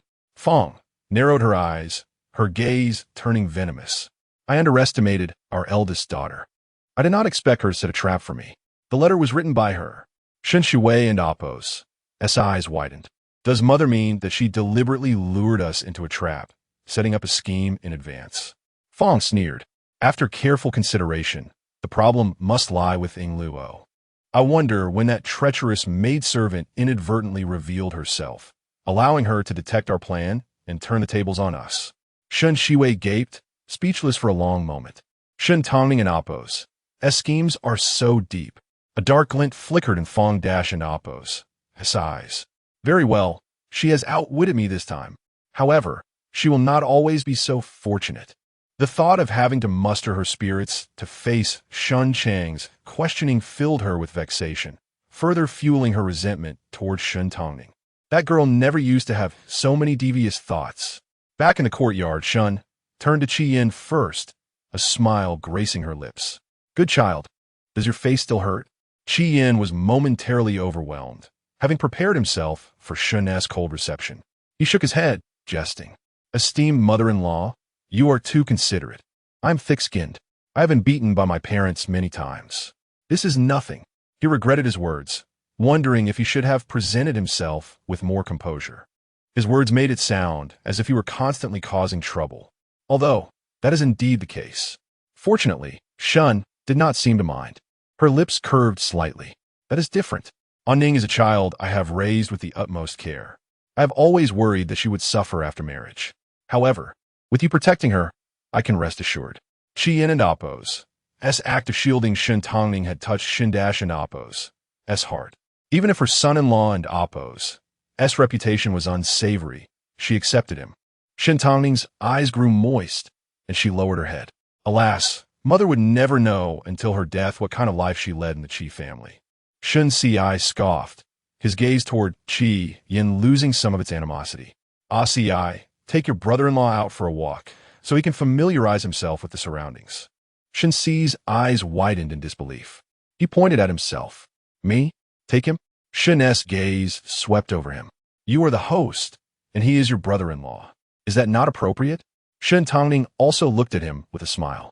Shen Ci could only swallow his displeasure, replying reluctantly. "Of course." Qi Yin raised an eyebrow. His expression pleased. "Thank you, little brother-in-law." Shen Ci glared. "Who is your little brother-in-law?" After the two men left, the smile faded from Shen's face. She stared at the young woman before her, silent for a long time, before sighing. "Ning, you have suffered." Shen Tangning poured tea for her calmly. "This is a good thing. Mother saw it today as well. Qi Jingyu is not worthy of my lifetime commitment." Shen was silent, her tone hardening. "I have underestimated Fong Dash. Their audacity stems from their reliance on someone. What do you think, Mother?" Shen Tangning pushed the teacup toward her. Shen stared at the tea leaves floating on the surface. A hint of mockery in her eyes. "Your father. I understand him now. I could tolerate his favoritism toward Fong because I did not care. However, he should not have included you in his calculations." Some subtle clues had already emerged. It was not as if she was completely unaware, but she simply did not care. She was a daughter of the Xie family, possessing her own pride, compared to the fleeting affection of a man. The power she held in her hands was far more significant. However, Shun Chong should not have mistaken her for a fool. Chapter 16, Alas. It is a carnivorous flower. Shen Tangning's lips curled into a faint smile, for she understood her mother's temperament. Her greatest concern lay with herself and Shen Ci, while everything else was relegated to the background. In the past, her father had donned the mask of a benevolent patriarch so skillfully that it was almost convincing. However, after today's events, her mother had sown the seeds of doubt in her heart, and from now on, she would remain vigilant, secretly wary of her father. Once a rift had formed, mending it would prove to be no simple task. Should her father exhibit even the slightest hint of impropriety, it would only serve to solidify her mother's suspicions. It was not in vain that she had played along with the scheme, narrowly avoiding a slap in the process. Though this maneuver did not entirely topple the Fong family, it had revealed her ambitions to her mother. The Fong family's years of patience and concealment had ultimately been in vain, leaving her mother feeling suffocated. Shen Tangning's thoughts churned, yet her demeanor remained composed. Shen Madam's gaze lingered upon her, filled with the complexity of emotions. "Ning, do not fret. This injustice shall not be borne by you in vain." The daughter had long sensed that Ing Luo harbored treachery within, yet she had chosen to remain silent for a reason she fully understood. Shen Tangning lowered her eyes, adopting the demeanor of a modest young lady. "Marrying Qi Yin was my own choice. There is no need for mother to worry excessively. In these past few days, I have observed his character. Though he may be unruly, he possesses a pure heart. Given time, he may prove to be no less than Qi Jingyu." Shen Madam's heart eased, her brow relaxing. "Today, I, too, perceive him to be not as dreadful as the rumors suggest. After all, we shall be living privately, and as long as you are aware, that suffices." Initially, when her daughter had instructed Granny Qin to respond, she had thought it was merely a message of good news. But now she felt reassured. Upon exiting her mother's courtyard, Shen Tangning summoned Granny Qin and casually inquired, "Where is Ing Luo?" As they strolled along the path, Granny Qin replied, "The midwife just left, having taken her away. This girl has betrayed her own, yet her sale has only benefited her. In her opinion, she ought to be handed over to the authorities." Shen Tangning gently lowered her gaze, observing the pink and white begonia blossoms adorning the branches, swaying delicately in the breeze. A pleasing sight. As she glided past the flowers, her exquisite beauty and red lips formed a slight pout. "Please keep an eye on her whereabouts, Granny." Granny Qin, puzzled, wondered if the young lady still harbored feelings of affection. Just as she was about to frown, she heard Shen Tangning add slowly, "Send someone to shadow her," ensuring they witness her final breath. The seemingly mild tone sent an inexplicable chill down Granny Qin's spine. Startled, she quickly bowed her head. "I understand." A glint of coldness flickered in Shen Tangning's eyes. To leave roots unsevered is to invite rebirth with the spring breeze. Given Ingluo's current predicament, it was hard to guarantee she would not harbor resentment. Keeping such a liability around was truly unsettling. Moreover, in her previous life, her collusion with the Fong family had led to actions that could have cost her 1,000 lives. As the figures of the mistress and her servant gradually faded, a begonia petal twirled down to the ground, tainted by the dust. Amidst the flower shadows, Qian lounged lazily against a branch, his eyes weary. Having finally shaken off Shinsai, he sought refuge here, only to inadvertently eavesdrop on a conversation. He stared blankly at the flourishing begonia blossoms. Shen Tangning, meticulous in her schemes, had long been aware of her maid's betrayal and had orchestrated this little performance deliberately. Even if he did not stand up for her today, she had her own means of resolution. Perhaps he might even be resented for meddling in her ploy. He scoffed, suddenly raising his hand to shield his eyes. A beauty like a flower, separated by clouds. Alas, it is but a carnivorous flower, too dangerous to approach. Where's Qian? As the banquet was about to commence, Shen Tangning noticed his absence and frowned.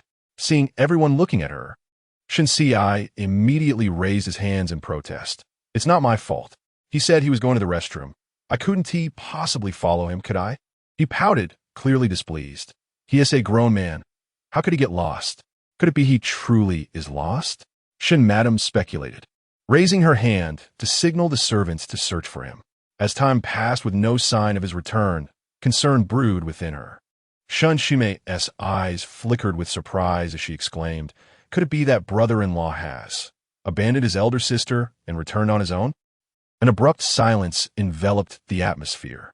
Qi Jingyu frowned. Given Qi Yin's erratic nature, it was not entirely implausible.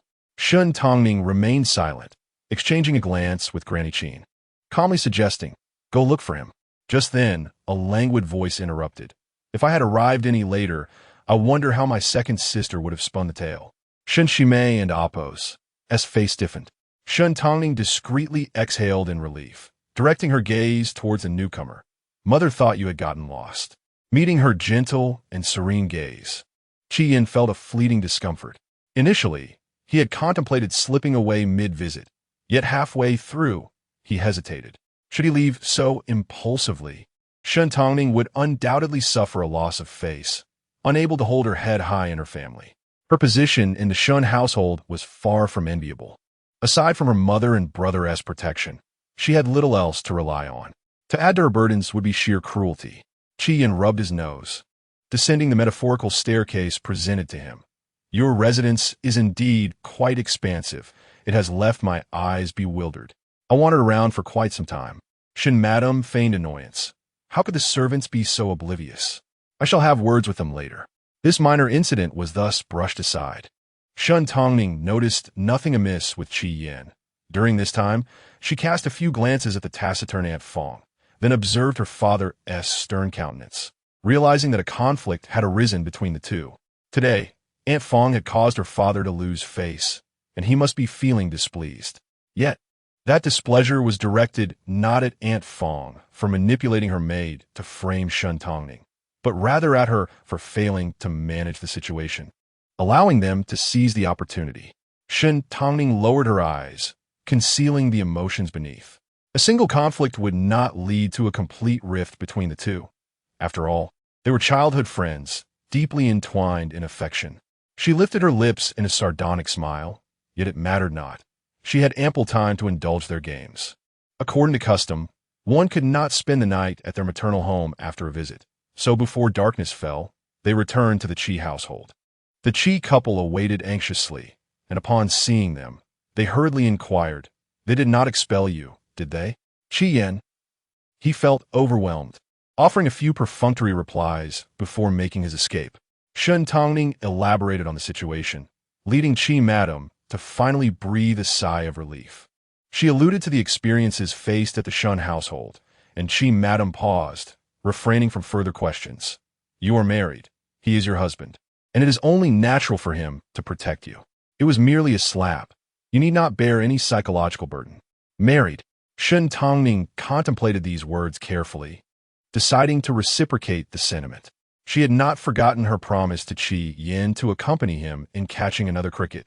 Yet when she sought him out, he dismissively waved his hand. "It's just a cricket. What's the big deal?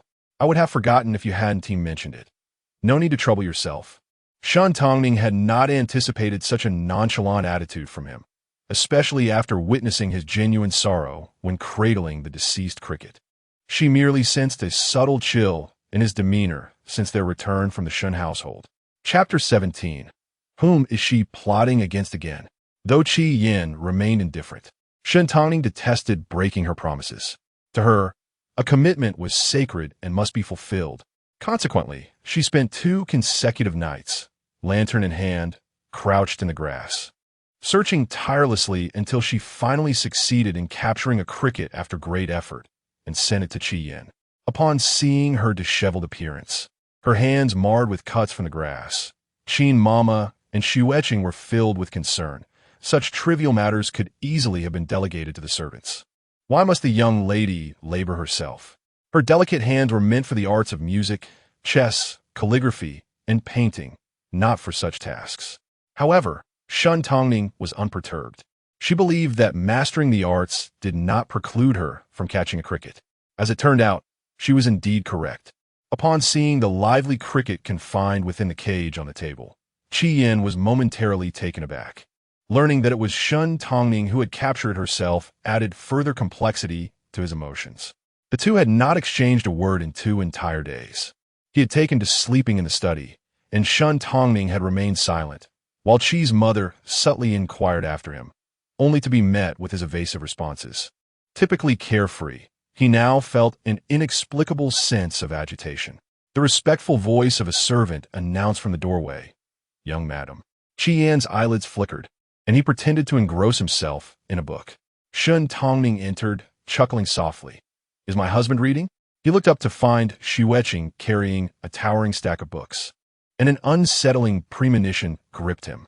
Shen Tangning approached, gesturing for Xueqing to set the books down, her gaze sweeping over the cover of the book Qi Yin held, her eyes glinting with intrigue.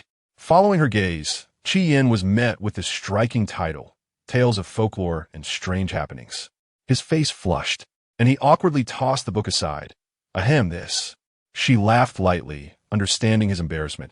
"It's important to balance work and rest." "I comprehend." Qi Yan, with a glint of mischief in his eyes, shifted the topic. "What is this?" Shen Tangning approached the stack of books, her smile radiant. "These are the books I've had collected, which may prove useful for the upcoming imperial examinations. Do take a look, my husband. Are there enough?" Qi Yin nearly choked. There were certainly more than enough.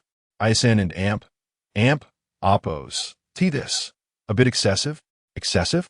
Shen Tangning glanced at the books, then back at Qi Yin, blinking innocently. "Isn't it all right? There are still 5 months until the examinations. If my husband reads 2 books a month, he should manage." Qi Yin felt as though the sky had fallen. 2 books a month. Did she presume he possessed an extraordinary memory? Shen Tangning spoke earnestly. "I selected these based on your solid foundation." Qi Yin, cautious, questioned. "Solid foundation?" She nodded. "You achieved the title of Shiozai at the age of 12. Surely that counts as a solid foundation?" Qi Yin paused, a flicker of complexity crossing his gaze. "Do you know how old I am this year?" Shen Tangning pondered briefly. 20, right? He held up a finger. 8 years have passed. Who remembers that? She dismissed the thought, finding a seat. If forgotten, simply relearn. "From today onward, I shall accompany you in your studies." Qi Yin and oppos. S head shot up. "You will accompany me? What do you mean?" Several servants entered, carrying a table, followed by tea sets, an embroidery frame, and account books, all items for a lady's use. Qi Yin stood, watching Xueqing direct the servants. Finally realizing, what is the meaning of this? Shen Tangning looked up with a playful smile. "To share both joy and hardship together with my husband."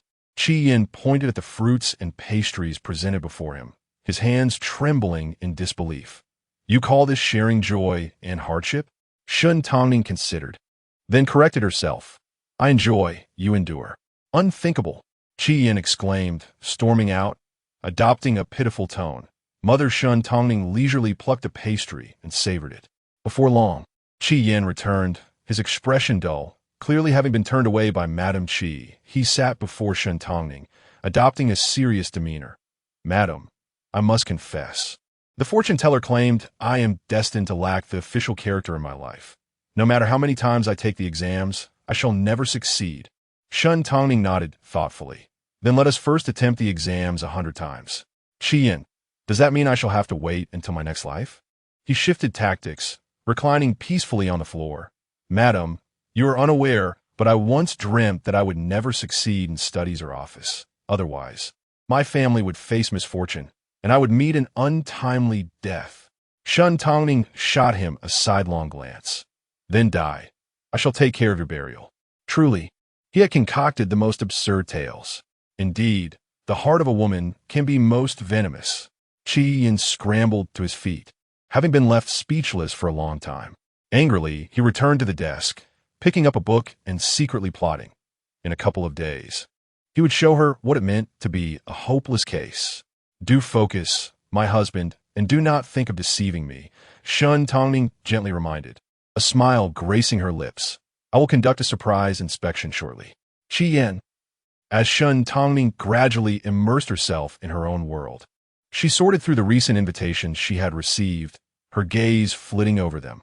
During her time in the boudoir, she had meticulously curated her reputation, often attracting envy. Now, due to her marriage, she had become the subject of ridicule, with many awaiting her downfall. She discarded several inconsequential invitations, focusing instead on the remaining two. One was an invitation from her close acquaintance, Wen Yao. Although they had once been inseparable, her heart had since been occupied with managing the marquisate, and their correspondence had gradually waned. It felt as if ages had passed since she last saw them. The other was an invitation from Princess Yun and Amp, Oppose, the daughter of the favored consort Li, who was known for her influence in the palace and could not be easily disregarded. Shen Tangning instructed Xueqing to respond to these invitations, contemplating deeply. Due to the competition for the crown prince, the relationship between consort Li and the empress was fraught with tension. Naturally, Princess Yun and Oppose would harbor resentment towards her as the empress and Oppose's niece. The invitation to the flower viewing banquet was unlikely to be extended out of goodwill. It was more likely to serve as an opportunity for mockery. She was certain that Shen Shiwei had received a similar invitation, and it was evident how tiresome this gathering would be. Having been reincarnated, Shen Tangning felt little interest in the petty rivalries and jealousies typical among young women. However, a matter she had overheard at a previous flower viewing banquet sparked her curiosity. Contemplating it further, her eyes gleamed, and she smiled. Qi Yin, frustrated with his studies, was gnawing on the pencil, and when he looked up to find Shen Tangning's expression, he shivered involuntarily. Who was she plotting against now? Chapter 18. Sneaking out after replying to the post, Wen Yao swiftly responded to set a date. She was genuinely concerned about Shen Tangning's recent circumstances, but had restrained herself for fear of causing her distress. Shen Tangning smiled faintly, feeling a warmth in her heart. On the day of their appointment, she meticulously prepared herself before leaving, specifically instructing Qi Yin, "My dear husband has been quite well behaved these past 2 days. Today, as I step out, I shall not keep a close watch on you, so I hope you will be diligent at home." Initially, Qi Yin appeared as listless as a withered eggplant, but upon hearing her words, his eyes brightened. He sat up straight, confidently assuring her, "Rest assured, my lady, you may go without worry.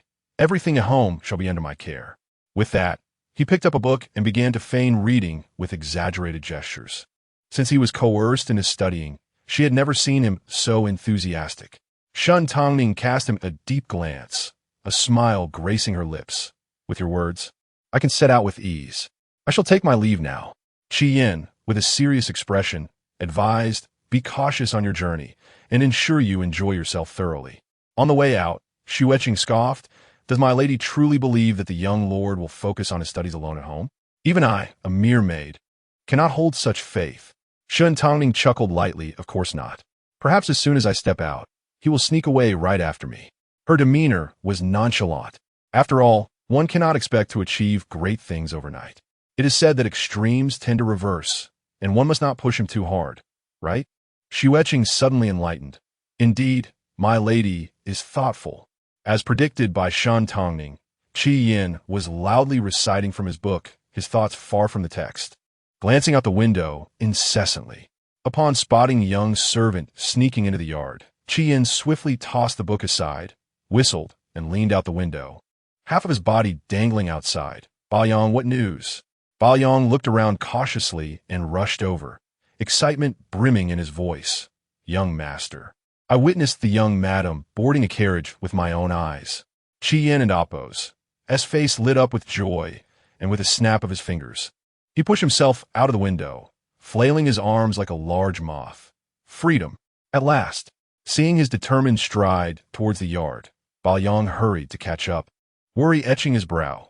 "Young master, are you truly planning to sneak out of the manor? It's one thing for you to face punishment, but what if the young madam directs her ire at us servants?" Qi Yin turned back, glaring at him with annoyance. "Can you not speak properly? This is not sneaking out. I am acting with utmost transparency." Ba Yang opened his mouth to protest, but Qi Yin placed a finger to his lips in a shushing gesture and patted Ba Yang's shoulder. "Do not worry. I shall return before she notices. If my mother arrives, just tell her I am engrossed in my studies and wish to avoid any visitors." With that, he gleefully scaled the wall. Ba Yang, torn between worry and admiration, called out, "Young master, please return promptly." As Qi Yin climbed halfway, he got stuck on the wall, turning to glare at Ba Yang. Keep your voice down. Do you wish to alert everyone in the manor?" Ba Yang quickly covered his mouth, watching helplessly as his master jumped down, followed by a heavy thud that reverberated through the ground. He frowned, leaning against the wall to listen closely, lowering his voice with concern. "Young master, are you hurt?" Qi Yin grimaced, clutching his backside as he struggled to rise, limping away. In the eastern courtyard, Shen Tangning knelt on the ground, massaging the legs of the lady of the marquis, her demeanor submissive and humble, while inwardly cursing the old woman repeatedly. This old hag, always summoning me to impose new rules, acting as if her family is of royal lineage. When the heir was present, she maintained a facade. Yet with him away on duty at the palace, how could he constantly accompany her? The lady of the marquis was well aware of this, summoning Shen Tangning to the main courtyard, forcing her to either stand or kneel, with a mat placed beneath her knees to obscure any signs of discomfort, leaving her unable to appeal to the heir for sympathy. Shen Tangning furrowed her brows, recalling Shen Tangning and Appo's words, a shadow of dark thoughts flickering in her eyes. If only this old hag could fall ill and be unable to rise. The lady of the marquis glanced at her, fully aware of Shen Tangning's discontent, and said coolly, "Do not blame me for exhausting you. In the future, when the heir's wife enters the manor, there will be many more tasks requiring your assistance. I am merely helping you to acclimate in advance." Her words treated Shen Tangning as a mere servant. Shen Tangning bit her tongue to maintain her composure, meekly responding, "Your ladyship's teachings are well taken." At that moment, a wet nurse entered quietly, whispering, "Your ladyship." The one from the western courtyard has scaled the wall and escaped. The lady of the marquis's eyes gleamed with amusement, a smirk playing at her lips. I thought he had truly turned over a new leaf. It seems that a stubborn weed will always remain a weed, never rising to the occasion. How laughable that the second wife still clings to the fantasy that her son can become a top scholar. The second wife was making quite a commotion as she carried items into the courtyard, drawing attention and making it impossible to keep things under wraps. Thus, the entire manor buzzed with the news of Qi Yin and Appo's S4 studies, most people viewing it as mere entertainment. After all, Qi Yin and Appo's S3 failed attempts at the imperial examination were well known. No one believed he could suddenly gain insight overnight. The wet nurse stifled a laugh, covering her mouth. The second young madam is truly desperate. She cast aside a perfectly good heir to impulsively marry a good-for-nothing. I imagine she must be regretting her decision profoundly. Speaking of Shen Tangning, a cold glint passed through the lady of the marquis and Appo's eyes. She has brought this upon herself. I offered her a way down, but she insists on challenging me. Let us see if the useless thing in her hands can turn into a golden nugget. Initially, she had been quite satisfied with Shen Tangning. Her family background, talents, and character were all commendable, making her suitable to be the errand amp, Appo's wife. However, ever since Shen Tangning had unceremoniously slapped her face on their wedding night, her feelings toward her had soured. Her son was among the elite of the gentry. Did Shen Tangning truly believe she could find someone better? Only when Shen Shimi heard this did she manage to quell her frustration, for it confirmed that her initial choice was not in vain. Being a concubine to Qi Jingyu was far preferable to being the main wife to Qi Yin. Otherwise, Shen Tangning and Appo's present circumstances would have mirrored her own past. Her elder sister was quite foolish. Did she truly think that achieving the title of top scholar was so simple? Ordinary scholars toil for 10 years and still may not succeed, let alone a waste like Qi Yin who only knows indulgence and revelry. To become a top scholar at 17 is a rare occurrence, and a sense of superiority blossomed within her. However, at the same time, Shen Shimi could not comprehend why the lady of the marquis was so fixated on the happenings of the western courtyard. Could a frivolous, unlearned scion like Qi Yin truly stir up any trouble? Tapter hexataste, tekevet, ning overhere. As Shen Tangning disembarked from the carriage, she heard someone calling her name. She raised her gaze and saw two young ladies at the window on the second floor, smiling and waving at her. The girl in pink was Wen Yao, the daughter of the Minister of Central Affairs, while the girl in blue was Jiang Qingwei, the daughter of the Minister of Rights. A sense of nostalgia washed over her. Indeed, before the age of 17, the three of them had been inseparable. Climbing the stairs, Shen Tangning was greeted warmly by Wen Yao and Jiang Qingwei. Wen Yao pouted slightly, wrapping her arm around Shen Tangning's. "It's quite difficult to see you since you got married." Jiang Qingwei chuckled, shaking her head. Who can argue with that? Once seated, Wen Yao studied Shen Tangning's expression, reassured to find no signs of fatigue or disappointment.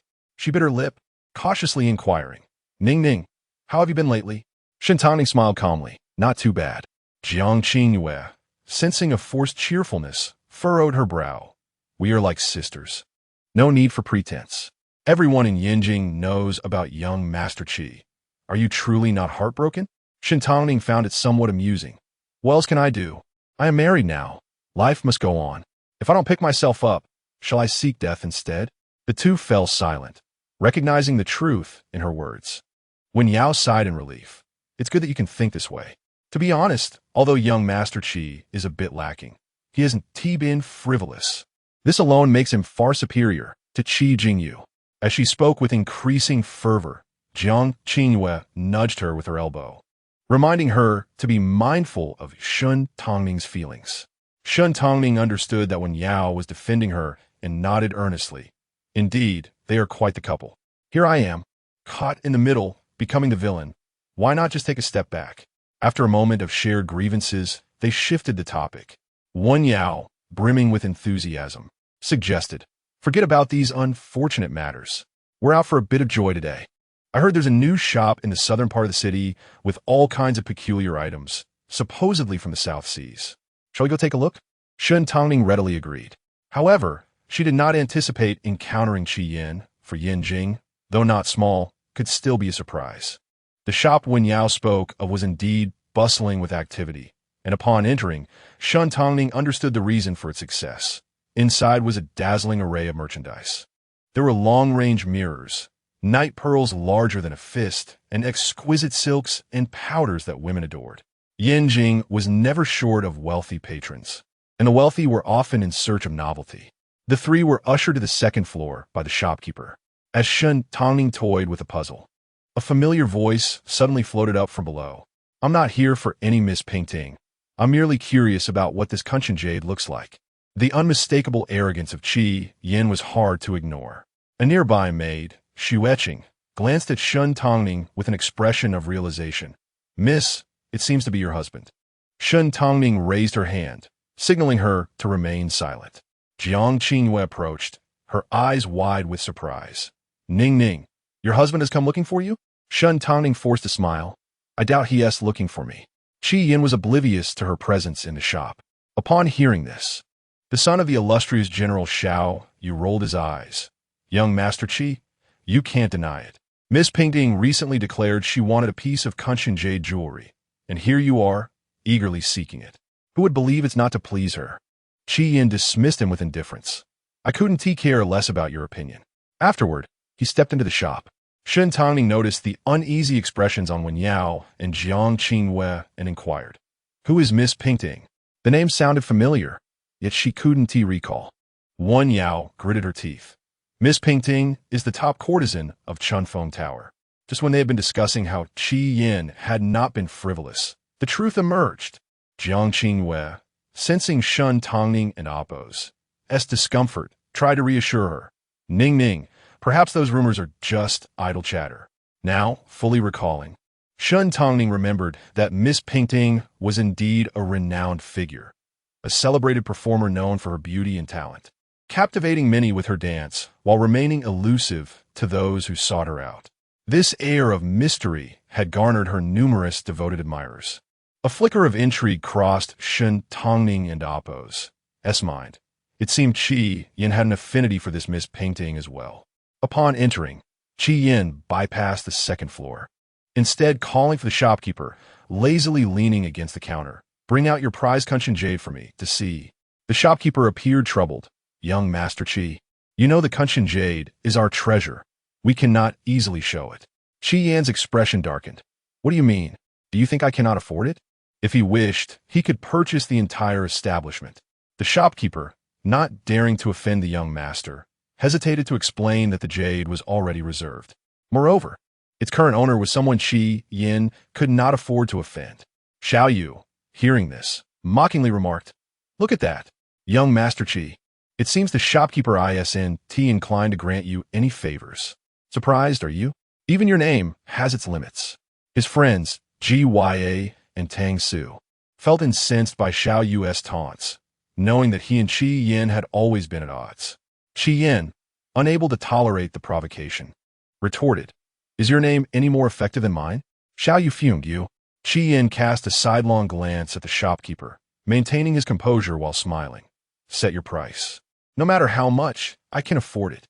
Initially indifferent, he now genuinely considered purchasing it.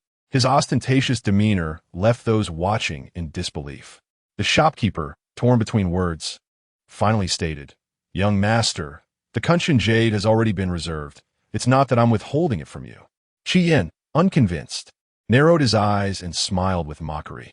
Are you trying to brush me off? Whatever price the other party offered, I'll double it. Amidst the uproar, a clear voice suddenly rang out.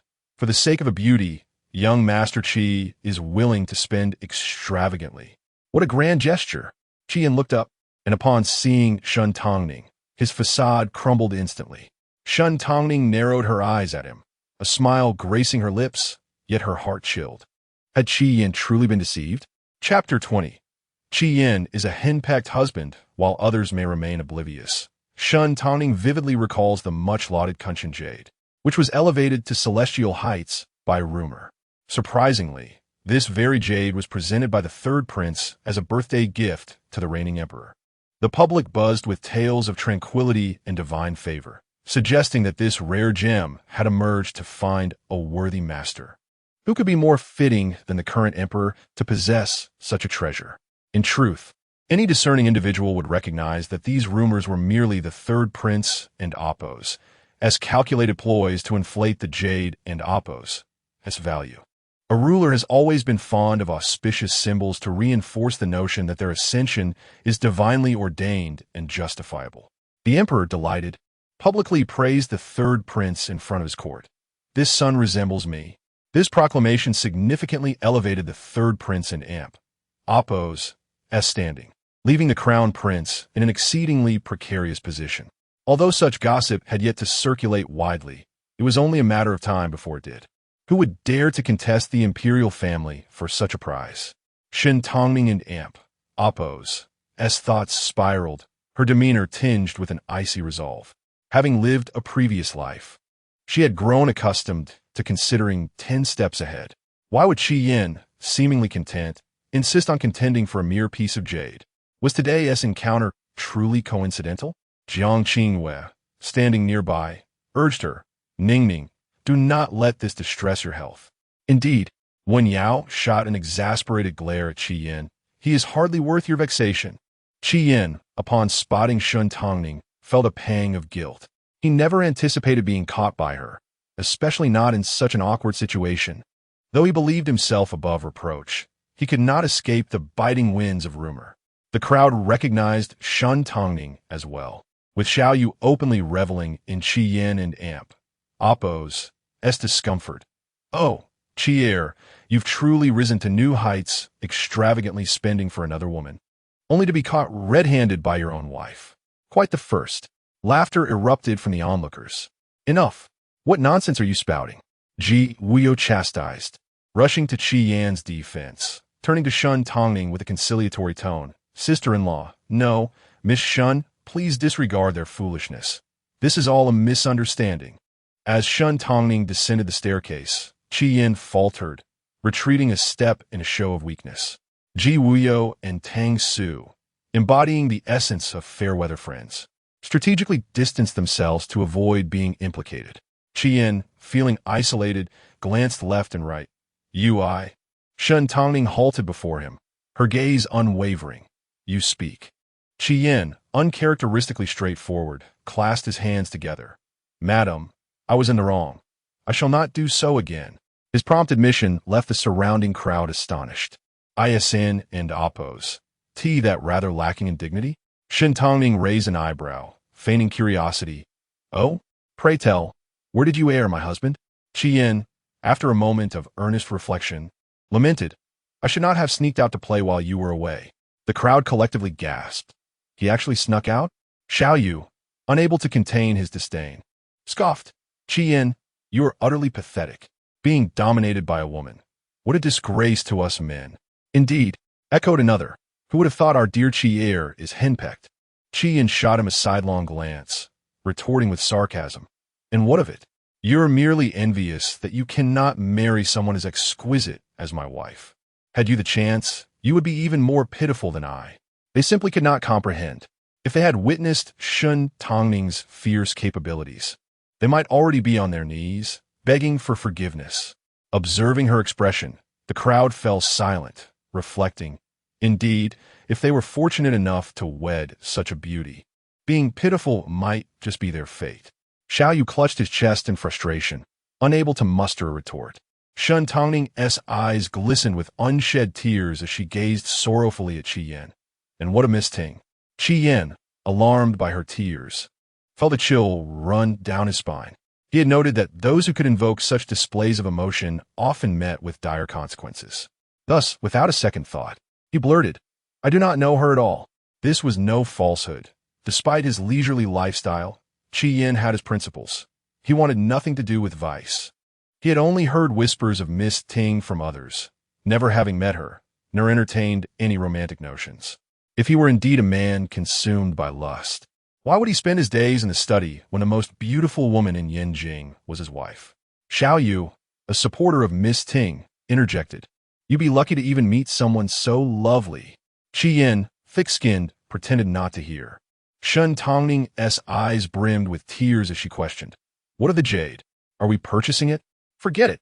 Qi Yin, sensing the peril of the situation, quickly backtracked.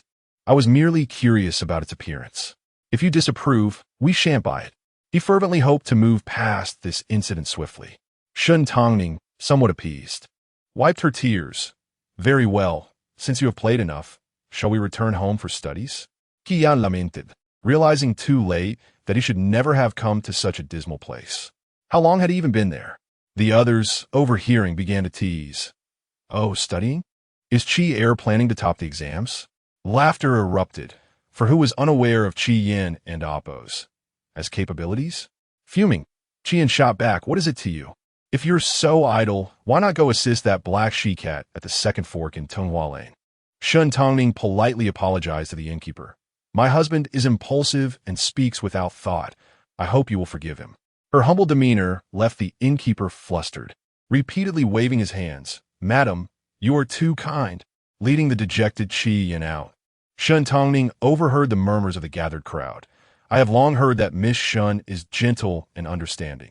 Today, S encounter confirms it. What a pity. A pity she is wed to such an unworthy husband. Truly, fate can be cruel. Among the crowd, someone's expression darkened. Had Shen Tangning not intervened, this matter would have nearly come to fruition. I apologize for the spectacle. Shen Tangning addressed her friends. Qian, hearing this, cast a wounded glance her way. What do you mean? Do you resemble a joke? She waved her hand dismissively, leaving him to grasp the hint and fall silent. Wen Yao coughed awkwardly. It's quite all right, Ningning. Let us plan another outing soon. As Shen Tangning and Qi Yin boarded their carriage, Wen Yao mused quietly. It appears that Qi Er is not as insufferable as I initially believed. Ningning's strong-willed nature seems to have tempered him. Who would have thought they might actually complement each other? Indeed, Jiang Qingyue replied, a smile gracing her lips, though her eyes betrayed a deeper sentiment. Chapter 21. Your judgment is quite lacking on the way back to the manor. Qi Yin felt as though he were sitting on pins and needles, stealing glances at Shen Tangning several times. Once they were in the carriage, she remained resolutely silent, creating an atmosphere of profound stillness within the vehicle. He mused to himself that a few scathing remarks would have been preferable to this cold treatment. Rubbing his hands together, unable to endure the silent treatment any longer, he shifted slightly closer and stammered, "Could you say something? If nothing else, you could scold me a bit." Shen Tangning, lost in thought about the earlier events, looked up and chuckled at his remark. "Why would I scold you?" Qi Yin pondered for a moment before tentatively suggesting, "Is it because I deceived you into thinking I was studying at home, only to sneak out for some fun?" Raising an eyebrow, Shen Tangning's eyes sparkled with amusement as she replied, "Next time, don't climb over the wall. Remember to use the front door." Qi Yin was taken aback. Climbing over walls could lead to accidents, and that would be no trivial matter. She maintained her composure, noting that if he was determined to go out, she could hardly stop him. He thought to himself that she had a point. Uncomfortably, he scratched his nose and asked, "You aren't damp? Oppos, angry?" Shen Tangning blinked and smiled lightly. "Whether or not you choose to study is entirely your own affair. Even if I were to force you to read, I cannot compel you to sit for the exams." Qi Yin felt a twinge of discomfort. He was someone who preferred gentleness over harshness. "There is something I wish to ask you," Shen Tangning suddenly stated. Hesitantly, he nodded. "Go ahead. Why did you suddenly decide to go see that Kunshan jade today?" Caught off guard by her question, Qi Yin paused, recollecting with a hint of grievance. It was because of that group of young masters led by Xiao Yu boasting about the jade, making it seem extraordinary. And then, Ji Wuyo and Tang Su somehow got into an argument with them, and everyone decided to go see it for themselves. With a lack of confidence, he added, "I was merely curious about those rare treasures. It's not like I was going for that fair maiden, Qingting." Shen Tangning reflected thoughtfully. She had heard of Xiao Yu, who, like Qi Yin, was also a source of concern for his family. However, she did not believe today and Oppos' events were instigated by Xiao Yu. Firstly, as far as she understood, he lacked the intellect for such schemes. Secondly, the Xiao family had maintained neutrality in court, with no connections to the third prince. Just as it had been in the previous life, she doubted there would be any changes this time. How could Xiao Yu possibly know in advance that the jade had been secured by the third prince? Rubbing her temples, a sudden thought flashed through her mind. She casually inquired, "Are your relationships with Ji Wuyo and Tang Su quite good?" Qi Yin, puzzled by her sudden question, scratched his head. "They're all right, I suppose. We share similar dispositions, given that our reputations are not particularly admirable, so we ended up mingling together." He had a certain self-awareness.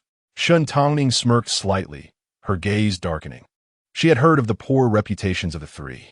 In essence, when there were young masters from prominent families to be admonished, these three were often highlighted as cautionary tales. Ji Wuyo was impulsive and somewhat dim-witted, always looking up to Qi Yin and frequently getting into trouble. In contrast, Tang Su was rather unremarkable among the trio. He came from a modest background, reportedly a secondary son, with no notable talents and had not committed any egregious acts.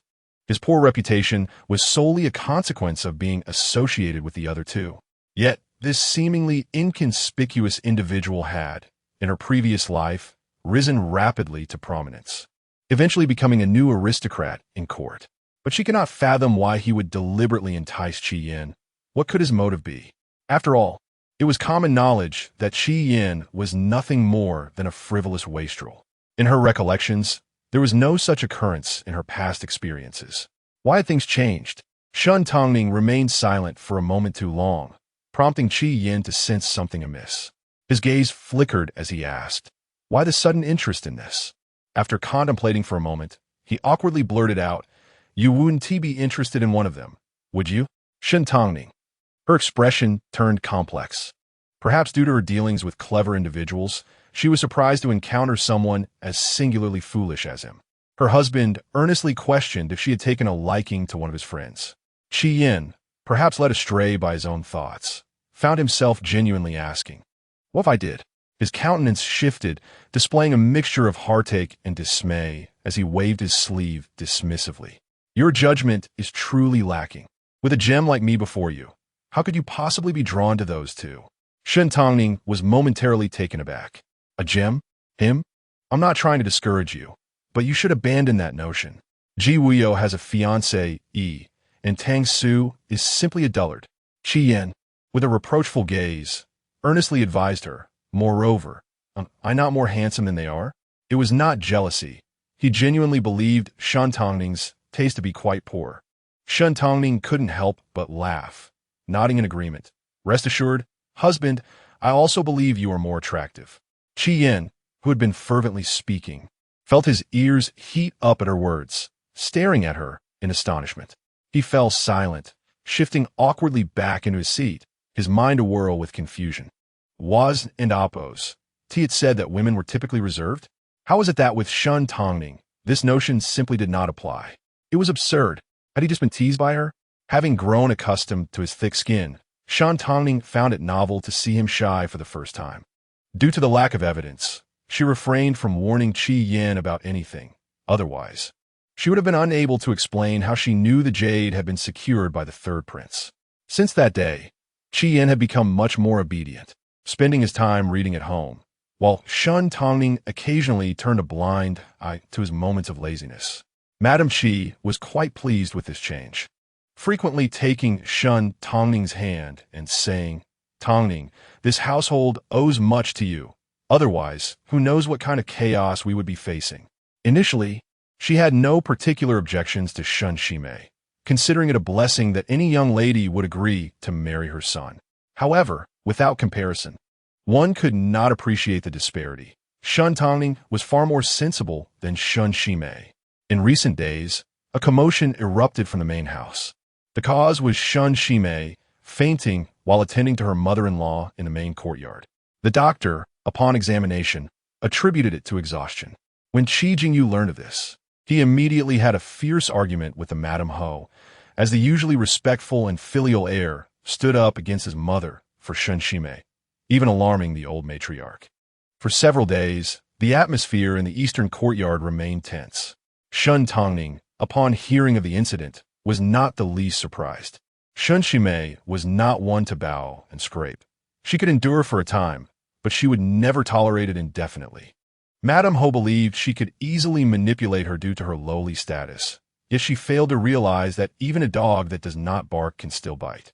Shen Tangning watched the unfolding drama with great interest, leisurely smirking. "My second sister has quite the ambition, having tasted a hint of success.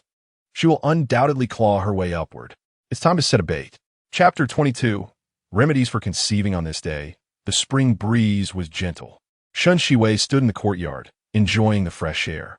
Dressed in a newly tailored garment, she appeared languid and at ease, leisurely scattering fish food into the pond, which caused the koi to compete for the morsels.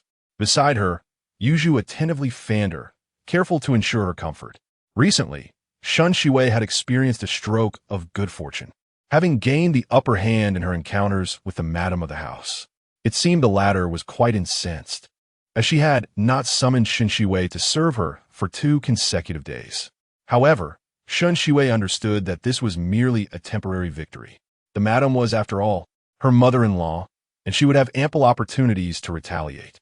The ruse of feigning illness might work once or twice, But the heir was not a fool and would inevitably lose patience if it persisted. Her gaze darkened. It appeared she needed to devise a more permanent solution. Suddenly, low whispers drifted from the other side of the rockery. "Is it true what you said? So soon, the madam plans to marry off the heir? How could it be false? My old friend serves in the madam's courtyard, and she heard it directly from her. Just think, ever since the heir took Shen Tangning as his concubine, he has been transformed. How could the madam not be anxious?" Yuju and Appo's expression shifted, instinctively glancing at her mistress. As expected, Shen Shiwei's countenance had darkened. Frowning in indignation, she was about to reprimand them when Shen Shiwei raised a hand to stop her. Indeed, should the heir's wife enter the household and divert his affections, Shen Tangning's days would become quite challenging. Shen Shiwei's grip tightened around her handkerchief as her brows knitted together. That old schemer was calculating quite shrewdly. Did she not realize that aside from the absurdity of matchmaking, which noble family would willingly marry off their daughter to his family? Yet, Shen Shiwei felt a pang of anxiety. The Qi family was not insignificant. With their lineage blessed by ancestors, they were deeply rooted among the aristocracy, undeniably a prestigious household.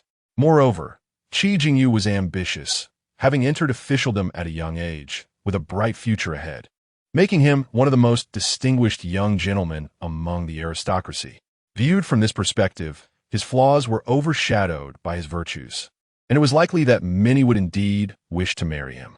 From a young age, she had been taught by her mother the harsh reality that relying on a man and Appo's genuine affection for a lifetime was utterly implausible, for they inherently lacked such sentiments. Presently, the heir cherished her, but who could predict the future? She was unwilling to allow another woman to usurp that affection. Meanwhile, the two women had shifted their conversation. "I heard your niece is expecting. Congratulations. It must have been a long wait, 3 or 4 years without any news." "Indeed, it was all thanks to that old priest's remedy. The doctor said this child is likely to be a son. What miraculous remedy is that? I must try it with my daughter-in-law." Just as they were speaking, Shen Shiwei emerged from behind the rockery. Yuju reprimanded coldly. "Is this how the servants of the Marquis's residence behave? Stealing time to gossip while hiding and slandering your master? If the madam were to learn of this, you would be in for a severe reckoning." The two women turned pale and fell to their knees, exclaiming, "Forgive us, Shen Tangning. We shall never dare again." Shen Shiwei approached, her eyes glinting as she spoke softly. "There is no need to panic, my dears. I can overlook this matter," but she paused, her tone laden with significance. "I wish to know, what is that remedy?" The two women exchanged glances, momentarily taken aback. "Miss, it is done." Granny Qin entered, addressing Shen Tangning, who was engrossed in her embroidery. Shen Tangning responded calmly. "Is the tale finished?" Granny Qin smiled. "You need not worry, Mississippi. I have given that woman a substantial sum. In a few days, she will return home to care for her grandson." A smile crept onto Shen Tangning's face as she nodded. "Thank you for your hard work, Granny." In her previous life, Shen Shiwei had entangled herself with Qi Jingyu and had a child. At that time, Qian was still alive, and even she believed the child belonged to him, never suspecting the two had secretly conceived behind her back. Not long after, Qian met with misfortune. Shen Shiwei, left without a father for her unborn child, came pleading to Shen Tangning.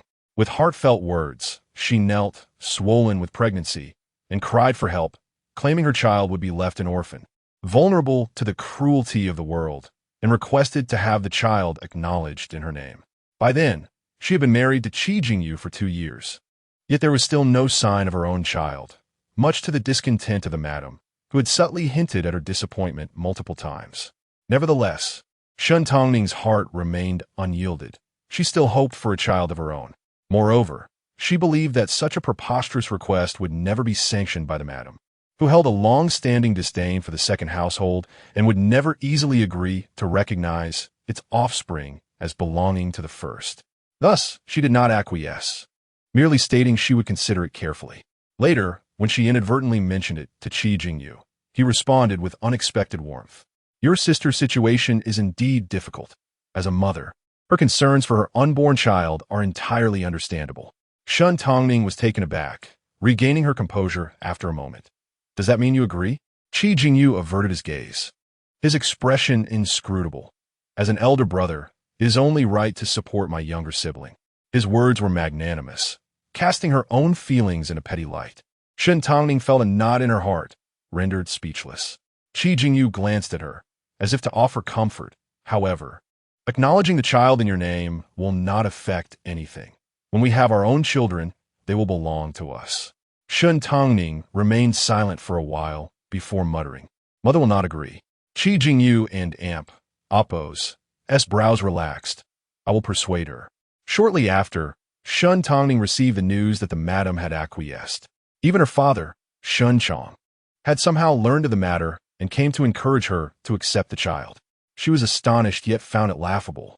They were all so broad-minded, uniting against her, yet still pretended to seek her opinion, reproaching her for being ungrateful. What could Shen Tangning do? She could only accept the child. Little did she know that the madam's readiness to acknowledge the child stemmed from the fact that he was her grandson. Was Shen Chong aware of the truth? Of course he was. All along, only she and the second household were kept in the dark. As time passed without any signs of her own pregnancy, Shen Tangning devoted herself to the child and Appo's upbringing. Yet, Shan Shiwei frequently visited under the guise of checking on the child, causing the child to regard her with respect but not familiarity. Though she harbored grievances, she dared not voice them. The thought of those two stealing glances at each other under her nose made her feel nauseous. Pulling herself from her memories, Shen Tangning's expression grew frosty, a cold smile gracing her lips. In this lifetime, she would send that child to Shan Shiwei's side ahead of time, curious to see if they could maintain their previous familial harmony. Chapter 23. The Flower Appreciation Banquet on the 26th of March. Princess Yunin hosted a flower appreciation banquet at her residence, cordially inviting noble ladies and young gentlemen from various families to attend. Before departing, Shen Tangning repeatedly sought confirmation from Qi Yan. "Are you truly not going? This is a rare opportunity for a breath of fresh air." Qi Yan decisively shook his head. "You know I am a rough man. Such refined affairs are not suited to me. It would be better for me to remain at home than to feign elegance with poetry and couplets. Besides, the people in that circle already look down upon me. There is no need for me to force my way in." Seeing his resolve, Shen Tangning did not press further. "Very well, then do stay at home and diligently study." After she left, Qi Yan did not sneak out as he usually did. Recently, Ji Wuyo and Tang Su had made several attempts to entice him out, but he could never muster the enthusiasm. Ever since that day, his mother had reduced his allowance under the pretext of focusing on his studies. Initially, he was quite displeased, thinking it was Shen Tangning and Appo's suggestion. However, rumors had begun to circulate in the capital, claiming that the Kunshan jade was an unparalleled treasure, linked to some divine destiny. Naturally, he dismissed such notions, but reflecting upon the scene from half a month ago filled him with trepidation. Had he acted impulsively and purchased the Kunshan jade that day, calamity would surely have befallen him. Shen Tangning and Appo's peculiar demeanor that day hinted at something strange. Did she already know something?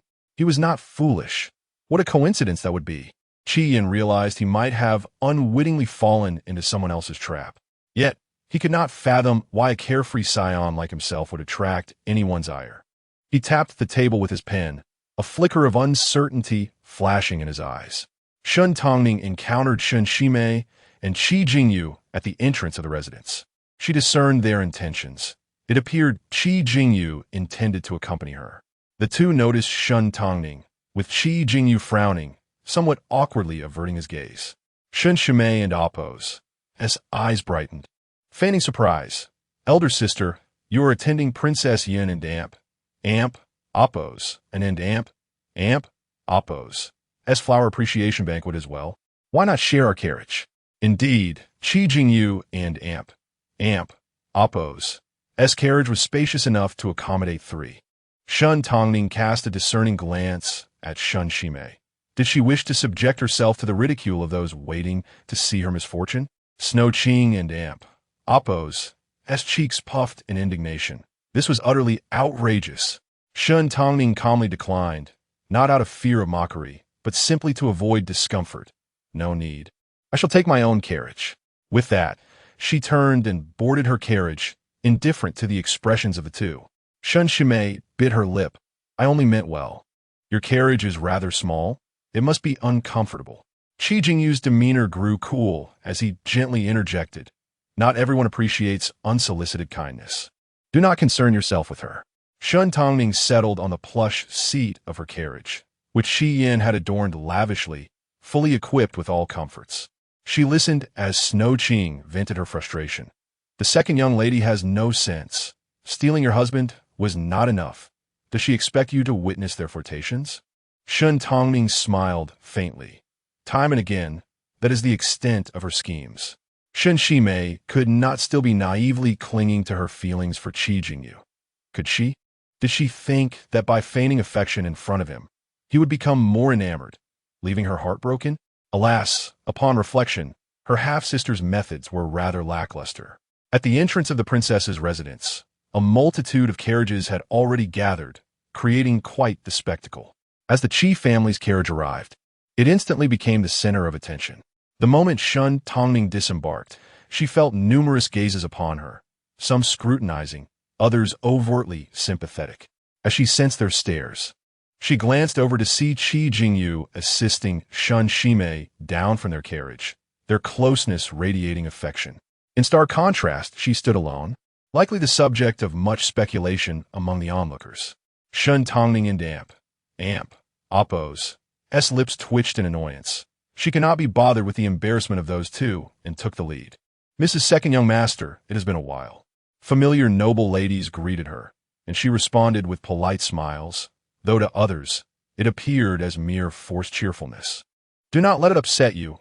Ultimately, one cannot rise above their station," remarked the wife of a minister with a hint of disdain, casting a glance toward Shen Shimei. "After all the effort, what has she achieved? Not even a legitimate wife. Her position is both awkward and uncertain. I wonder what she finds to be proud of." Shen Tangning had maintained a commendable reputation in the capital. Although her prominence had stirred some envy, most regarded her with respect. Furthermore, as she was the victim, the majority stood in her favor, willing to speak on her behalf. "Thank you all," Shen Tangning replied softly, her eyes lowered, her smile warm. Yet there were those who, ever opportunistic, immediately sought to ingratiate themselves with Shen Shimei. Although she had not yet gained the recognition of a marquis's wife, one could never predict the future. Fortune was fickle, much like Shen Tangning, who had enjoyed a lifetime of glory only to face such a fate. Thus, while everyone held Shen Shimei in low esteem, it did not prevent them from flattering her. Qi Jingyu, sensing the shift, moved towards the male guests, leaving a crowd to shower Shen Shimei with compliments, delighting her. "Ning Ning." Shen Tangning looked up, her eyes brightening. When Yao approached her, brimming with excitement, "I knew you would come. I was searching for you outside. I only realized you had arrived upon seeing the Qi family's carriage." She then grimaced. "But why is your half-sister here? Princess Yunan is quite discerning and would hardly bother inviting a secondary daughter. In her view, Shen Shimei is certainly unworthy of her banquet." Thus, seeing Shen Shimei unexpectedly made when Yao's expression resembled one who had swallowed a fly, Shen Tangning offered a vague smile. Perhaps Her Highness simply enjoys a lively gathering. Just then, the main event arrived. "Princess Yunan has arrived." With a sharp, attention-grabbing voice, all conversation ceased, and everyone quickly bowed in respect. "We pay our respects to Your Highness."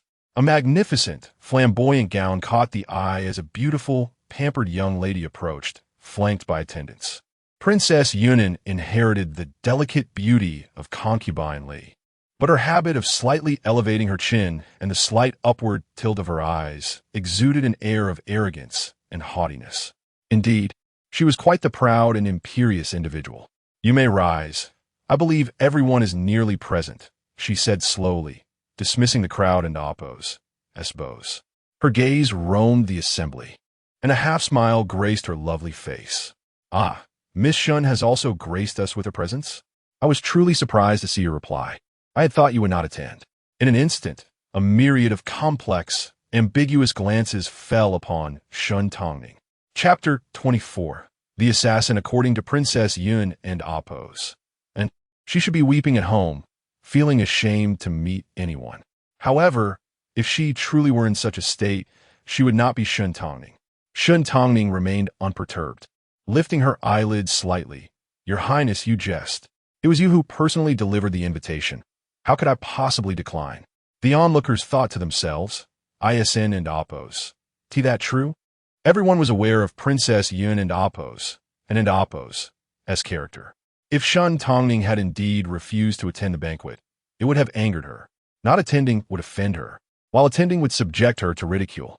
Who wouldn't sympathize with her plight? Noticing the subtle shift in the crowd's expressions, Princess Yunin felt a surge of indignation, casting an increasingly unfriendly glance at Shen Tangning. This girl remains as sharp-tongued as ever. Despite encountering adversity, her spirit had not been dulled. Rather, it seemed to have emboldened her pretentiousness, which was rather irksome to behold. With a slight curl of her lips, she spoke nonchalantly. I only meant well, considering your boredom at home and the lack of common topics with young Master Qi. I thought to invite you to alleviate your tedium. The malice in her words was unmistakable, each sentence striking at Shen Tangning and Oppos' heart. If she truly found young Master Qi distasteful, hearing such words would surely feel like a thorn in her throat. The others silently criticized Princess Yun and Oppos' lack of virtue while observing Shen Tangning and Oppos' expression. To their surprise, she smiled in relief, her gaze filled with gratitude. Thank you for your concern, Your Highness. Although my husband and I do not share the same interests, our personalities complement each other well. In a marriage, time is necessary for adjustment, so life is not at all dull. Many present displayed admiration for her. Facing adversity without complaint, Miss Shen's mindset would surely bring her success in any endeavor. Princess Yunin was momentarily speechless, her teeth grinding in frustration. Very well. I shall wait and see. With that, she dismissed Shen Tangning from her thoughts and strode towards the main seat. At the adjacent table, a gentleman teased, Zihong, it seems your former fiancé, he is not as infatuated with you as rumored. Qi Jingyu snapped back to reality, furrowing his brows before replying coolly, the third prince is jesting. Our engagement was arranged by our families. There is no affection involved. Yin Xingzhou narrowed his eyes, a hint of amusement playing at his lips. You truly do not regret it? Qi Jingyu's brows knitted tighter. What is there to regret? Yin Xingzhou sighed deeply, his tone enigmatic. Mistaking pearls for mere pebbles, I lament for you. Qi Jingyu and Oppos' expression shifted slightly as he recalled Shen Tangning and Oppos' actions, an undercurrent of rejection flickering in his eyes. Your Highness is jesting. Princess Yunin had always prided herself on grandeur, and the flower viewing banquet was no exception, extravagantly arranged. In the courtyard, a myriad of blossoms vied for attention, including rare species seldom seen, such as Yao Huang and Wei Zi. However, the princess and Oppos' intent was not merely to admire the flowers. She seemed to deliberately provoke Shen Tangning by summoning Shen Shiwei for conversation. Shen Shiwei was taken aback, hardly expecting the normally aloof princess to engage her in conversation, and felt quite flattered. A group of courtiers, eager to curry favor with Princess Yunin, lavished praise upon Shen Shiwei, causing her to feel somewhat giddy.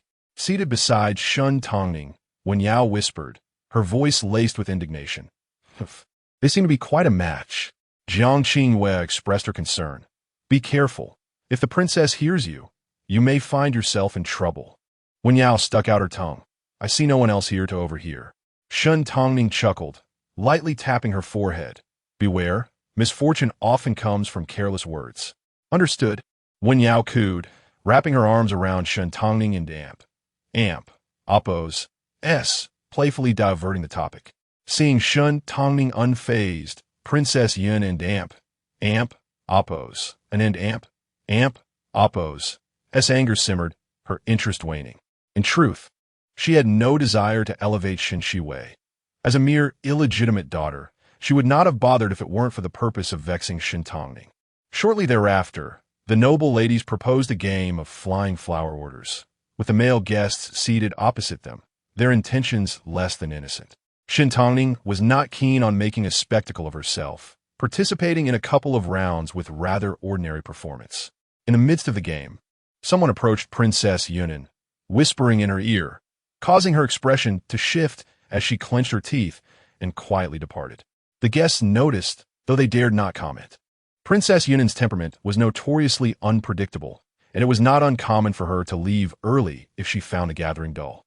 However, only Shen Tangning's gaze deepened, a smile creeping on her lips. Before long, she too found an excuse to slip away unnoticed. The emperor cherished Princess Yunan, and the princess's residence was grandly decorated. Yet Shen Tangning was no stranger to this place, navigating it with ease. Once outside the garden, she quickly sensed a weighty atmosphere within the palace. More guards bustling about than usual. Shen Tangning lowered her eyes, lost in thought. In her previous life, she only learned of two significant events in the princess and Appo's residence after the flower viewing banquet concluded. Firstly, an assassin had infiltrated the princess and Appo's residence, but fortunately, there were no fatalities. Only two noble ladies passing by were taken hostage, sustaining minor injuries. The assassin was subsequently subdued. Secondly, Gu Qingxiu, the daughter of the Grand Tutor, sprained her ankle while evading the assassin and was rescued by the third prince. Soon after, Gu Qingxiu became the third prince in Appo's consort, shocking everyone. After all, in the absence of unforeseen circumstances, she was originally slated to be the crown princess. In truth, signs had long been apparent. The downfall of the Xie family was not a recent occurrence. Regrettably, she was ensnared in the mundane affairs of the inner quarters, her vision limited to her immediate surroundings. Shen Tangning and Appo's eyes flickered. Miss Gu was a decent person, and it would indeed be a pity if she married the third prince, known for his ruthless nature. Her cousin was far away at the borders, unable to intervene, so she must ensure that he keeps this wife safe. Shen Tangning had no idea where Gu Qingxiu had sprained her ankle. She could only hasten her search. Xueqing, noticing her unusual urgency, felt puzzled. Miss, they're in Appo's. There's no need to hurry. It in Appo's. It's only been a short while. Shen Tangning bit her lip, suddenly asking, Xueqing, do you believe in me? Xueqing was taken aback, her expression turning serious. Of course. Good. Whatever I do later, just remain calm and do not panic. As she quickly instructed Xueqing, though she was confused, Xueqing recognized the gravity of the situation and nodded. Miss, do not worry. I will not hold you back. Shen Tangning pondered. Gu Qingxiu had been missing for quite some time, without being found, suggesting she was in a secluded area. She made her way toward a desolate part of the palace and finally heard a faint sound amidst a stand of bamboo. A young girl furrowed her brows, seated on the ground, and looked up warily at the noise. Who is it? Upon seeing her, Shen Tangning breathed a sigh of relief, discreetly calming her slightly hurried breath. Thankfully, she had arrived before the third prince. Gu Qingxiu's eyes widened in surprise upon seeing her. Miss Shen? Chapter 25.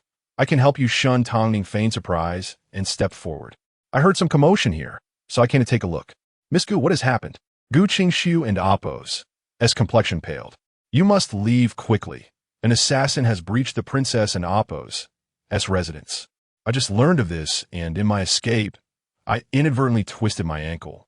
Fortune had turned against her. She had left without her maid, and now, with her leg injured, she could hardly move, forcing her to grit her teeth and search for a hiding place. An assassin? A shiver ran through Xueqing. How could an assassin infiltrate the princess and Appo's residence? Shen Tangning also wore an expression of shock, yet instead of retreating, she pressed forward, her brow furrowed. If that is the case, I cannot leave you here alone. Gu Qingxiu felt a surge of gratitude, thinking to herself that Miss Shen was indeed a kind-hearted person. Shen Tangning and Xueqing helped her to her feet, and though Gu Qingxiu and Appo's face turned ashen from the pain, she remained silent, unwilling to burden them further. Shen Tangning reassured her, do not worry. I saw many guards on my way here. I believe that the assassin will be caught soon. At last, the tension in Gu Qingxiu's heart eased slightly, and she expressed her thanks. Miss Shen, thank you. I owe you my gratitude for today and Appo's events. Shen Tangning smiled gently. Just call me Tangning. She winked at her. I have heard my cousin, the Crown Prince, mention you. Gu Qingshu was taken aback. The Crown Prince spoke of me? Shen Tangning chuckled lightly, but refrained from elaborating. Some matters are best left unsaid, as oversharing might seem contrived. Gu Qingshu and Amp, oppose. As understanding dawned on her, her eyes widening, and a faint blush crept onto her fair earlobes. As they walked partway, Shen Tangning suddenly halted, panic flashing across her face. Oh no, where's my jade pendant? Gu Qingshu frowned at the mention. Her tone filled with concern. Could have been lost back there? It is possible, Shen Tangning replied, her brow furrowed. Xueqing, you must help Sister Gu back to the banquet hall to fetch a doctor. Her injury cannot be delayed. Gu Qingshu grasped her wrist anxiously. But what about you? The assassin has not been captured yet. What if you encounter danger alone? It might be better to wait until the assassin is caught. Sister Gu does not understand. That jade pendant was given to me by my mother. It holds great significance and is engraved with my name. Shen Tangning lied without a flicker of her expression. Such a personal item, if it fell into the hands of others. She trailed off, and Gu Qingshu came to her senses. Such an intimate possession, if it fell into the hands of a stranger, would be inexpressibly dangerous. Xueqing met her mistress and oppose, gaze and shivered slightly, replying with difficulty, Miss Gu, let's leave first. Her mistress could not possibly be so careless as to misplace something so vital. Remembering her mistress and oppose, earlier words, Xueqing and oppose, heart raced. She did not know what her mistress intended, but she could not hinder her. Watching Shen Tangning depart, Xueqing steeled herself and assisted the hesitant Gu Qingshu away. Do not worry, Miss Gu. My mistress is favored by fortune and will be unharmed. This was as much for Gu Qingshu as it was for herself. Her mistress would not undertake an uncertain endeavor without reason. Gu Qingshu and oppose, heart raced with anxiety. If Miss Shen were to encounter any peril because of her, she would carry that guilt for a lifetime. Shen Tangning did not return to the place where she had encountered Gu Qingshu to search for the jade pendant. Instead, she ventured into a more secluded area. She was seeking the assassin, which was the primary purpose of her visit today. This course of action was audacious, but she had her reasons for the risk. In her previous life, she had learned from Qi Jingyu that the assassin who had intruded upon the princess and oppose's residence had not perished, but had been covertly sheltered by the third prince. Because the third prince had saved the assassin and oppose's life, the assassin had become devoted to him, carrying out various unsavory tasks on his behalf.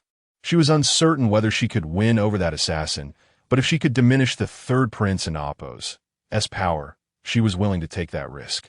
Shen Tangning was not entirely sure where the assassin was hiding. She only had a rough idea of where the two noble women had been abducted. She traversed the desolate path for some time, searching in vain for any trace of the assassin, her heart beginning to race. Had she arrived too late? Had the third prince already found the assassin? But to return empty-handed was something she could not accept. Shen Tangning bit her lip and pressed onward, suddenly noticing a clue in a patch of grass. She crouched down, gently touching a damp spot on the grass. The blood had not yet dried completely, suggesting it had only recently dripped. Her eyes sparkled. The assassin was injured and could not have fled far, likely still nearby. She rose, scanning her surroundings, and indeed, she discovered a few more droplets in the grass ahead. Shen Tangning maintained her composure, pretending to be lost, walking forward with feigned anxiety. Suddenly, a knife was pressed against her throat, and a hand clamped down over her mouth from behind. Before she could react, a rough voice descended from above, threatening her in an unmistakable tone. Do not scream, or I will kill you. The cold blade pressed against her vulnerable neck sent chills down Shen Tangning and oppose's arms. She could only wonder if that knife had taken a life before. She acted with utmost cooperation, resisting the urge to panic, which caught the assassin off guard. He dragged Shen Tangning into a nearby rockery, allowing her to see his face. The man was tall, of average build, and his face was obscured by a black veil, revealing only a pair of cold, unfeeling eyes. Indeed, those who had taken lives were different, with the knife still at her throat. Shen Tangning furrowed her brow and declared her stance in a low voice. I will not scream. Just be careful not to harm me. A flicker of surprise crossed the assassin's eyes, but upon seeing her trembling hands at her sides, he quickly understood. She was merely feigning calmness, yet even so, her demeanor was remarkably composed. As the pain from his wound flared, he groaned softly, clutching his chest. You're injured? Shen Tangning and Oppos. S tone was filled with surprise. He glared at her fiercely, a glint of murderous intent flashing in his eyes. Shen Tangning made a gesture for silence, but soon could not help but speak again. I mean you no harm. On the contrary, I can help you escape. The assassin remained unmoved, his wariness deepening as he sneered. Why should I trust you? Shen Tangning spoke in a negotiating tone. Because I fear for my life. My fate is in your hands. If you die before you can find someone to pin the blame on, what then? Your life is worth little. Mine, however, is invaluable. She lifted her chin slightly. Shen Tangning, keep my word. Whether you believe me is up to you. The assassin and Oppos' gaze flickered just as he was about to respond. Suddenly, a sound of footsteps echoed nearby, and both their expressions shifted in alarm. Chapter 26. The third prince's doubts. A startled exclamation emerged from behind the artificial hill, instantly alerting the nearby guards, who coldly reprimanded. Who lurks there? After a moment of silence behind the hill, one guard exchanged glances with his companion and cautiously approached. Suddenly, a corner of a skirt peeked out from behind the hill. A woman stood upright, and upon seeing the crowd, her expression revealed a hint of surprise. Yet she maintained her composure. I apologize. Did I frighten you? The leading guard, clearly familiar with her, furrowed his brow. Miss Shen, what brings you here? Shen Tangning offered a wry smile, letting the hem of her skirt fall. I accidentally soiled my dress and intended to find the tea room for a change. However, the princess's residence is vast, and I inadvertently lost my way. When I heard the commotion, I thought it was an intruder and wanted to avoid any trouble. The guard's gaze fell to her skirt, which indeed bore a significant stain, rendering her appearance unpresentable. He averted his eyes slightly, softening his tone. Miss Shen, a thief has infiltrated the residence, and we are currently conducting a search. For your safety, it is best that you refrain from wandering about. A flicker of surprise crossed Shen Tangning's eyes, yet she wisely refrained from probing further. Her expression turned slightly embarrassed. Thank you for the warning. Could I trouble you to have a maid guide me? The guard initially considered sending one of his own to escort her, but mindful of her delicate situation and dignity, he nodded. Please wait here. I will send a maid shortly. Gratitude illuminated Shen Tangning's face. Thank you very much. Miss Shen is too kind, he replied, watching as the group moved away. Once they were out of sight, her expression dulled. She felt a trickle of cold sweat down her back and turned to the man concealed within the artificial hill. Is this sincerity enough? The assassin narrowed his eyes, bemused to witness her unflinching facade while performing in front of others. This was, after all, unlike the typical behavior expected from a lady of the court.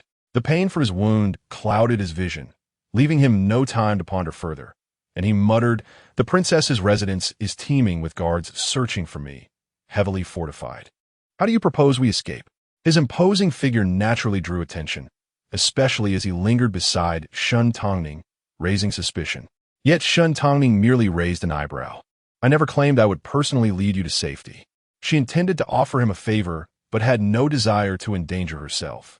If anyone discovered her entanglement with an assassin, she would find herself in a precarious position. In an instant, a blade glinted menacingly at her throat, the assassin's eyes flashing with malice. Are you reneging on your word? I could easily end your life right now. The sharp tip of the sword nearly grazed her throat, compelling Shen Tangning to tilt her head back slightly. Frowning, she replied, I have said from the beginning that I can assist you. There is a secluded area in the princess's residence that is unguarded. I can tell you where it is, but whether you can escape depends on your own skills. I have no obligation to escort you every step of the way. Though she found herself in a vulnerable position, her demeanor remained calm, devoid of fear. Shen Tangning was confident he wouldn't harm her. As long as she was present, he still held a glimmer of hope. Killing her would yield nothing but trouble. After a moment of contemplation, The assassin met her gaze deeply and relented. Meanwhile, the guard had not ventured far when he encountered someone.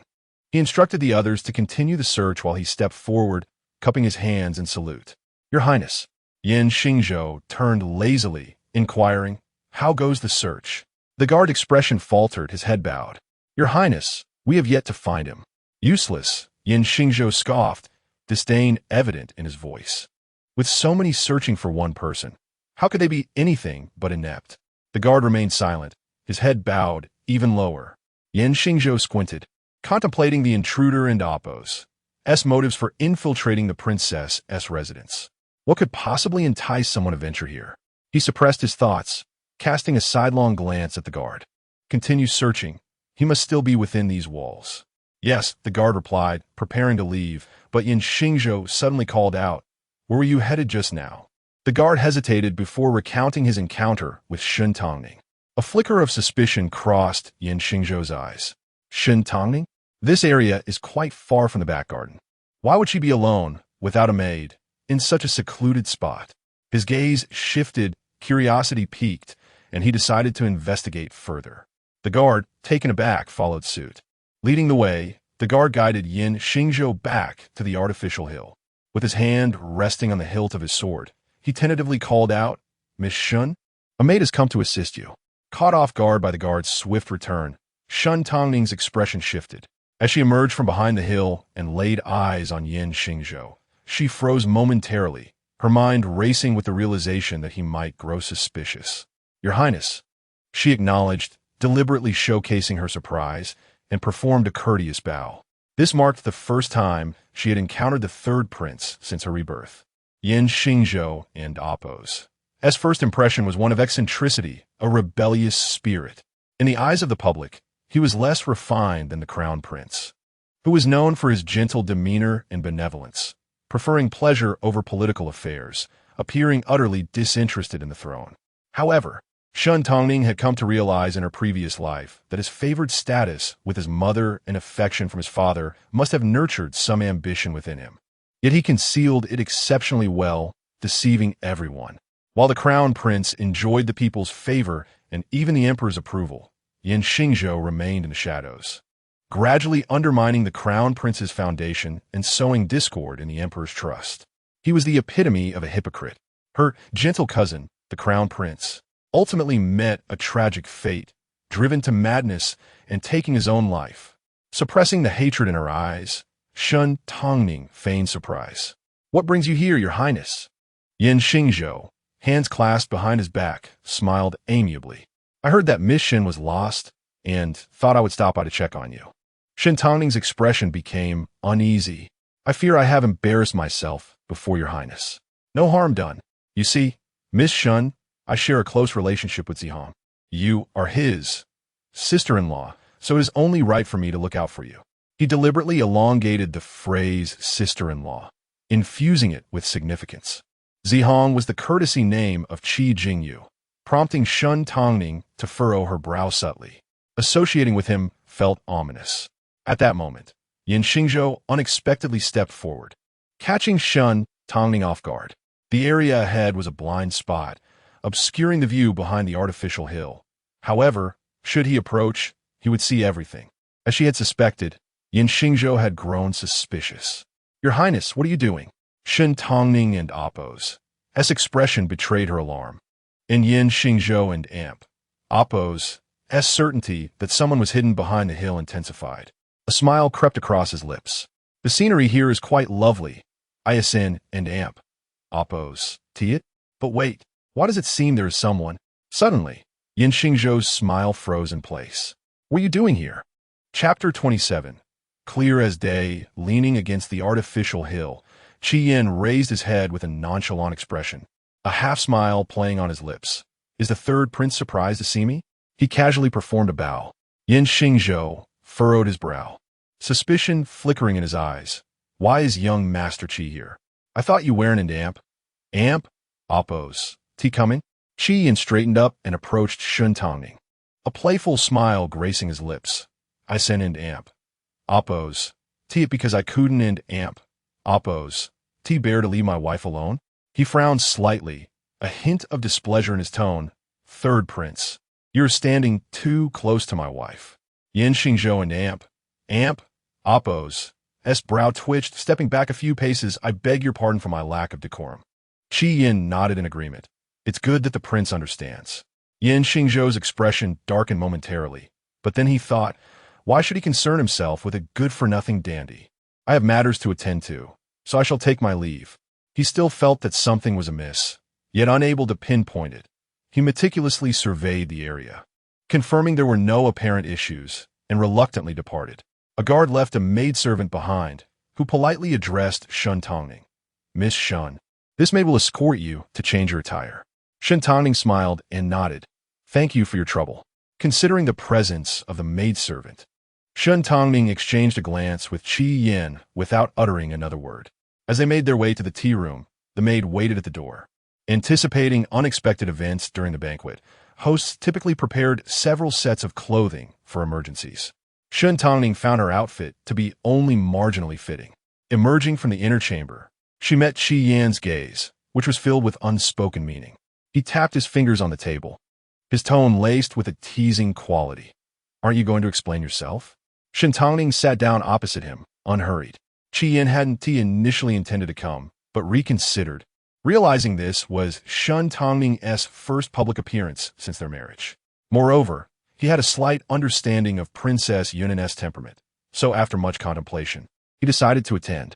By chance, when Qi Yin arrived, he encountered the solemn-faced Xueqing, who seemed to be headed somewhere in a hurry. Noticing her anxious demeanor, he called out to her, Gongzi? Xueqing exclaimed in surprise upon seeing him. Qi Yin raised an eyebrow. Why are you not by your missus' side? Where are you headed? Xueqing's expression shifted.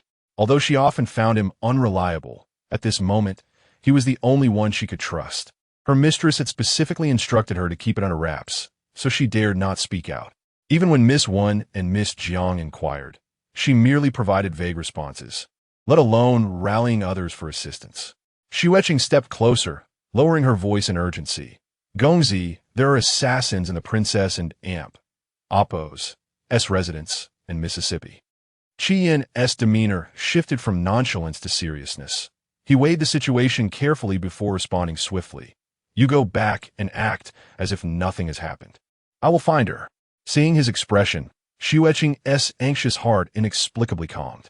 Qi Yin made his way over and fortuitously stumbled upon Shen Tangning conversing with a cloaked figure. Initially, he assumed she was being held against her will, only to realize that she seemed to be in control of the situation, which piqued his interest. Meanwhile, the assassin noticed him and was about to draw a weapon when Shen Tangning intervened. She glanced at Qi Yin, momentarily surprised, but quickly regained her composure. He is my husband. He will not disclose our encounter. The assassin, though skeptical, ultimately chose not to linger and turned to leave. Shen Tangning ignored Qi Yin and calmly began to clear the bloodstains from ground.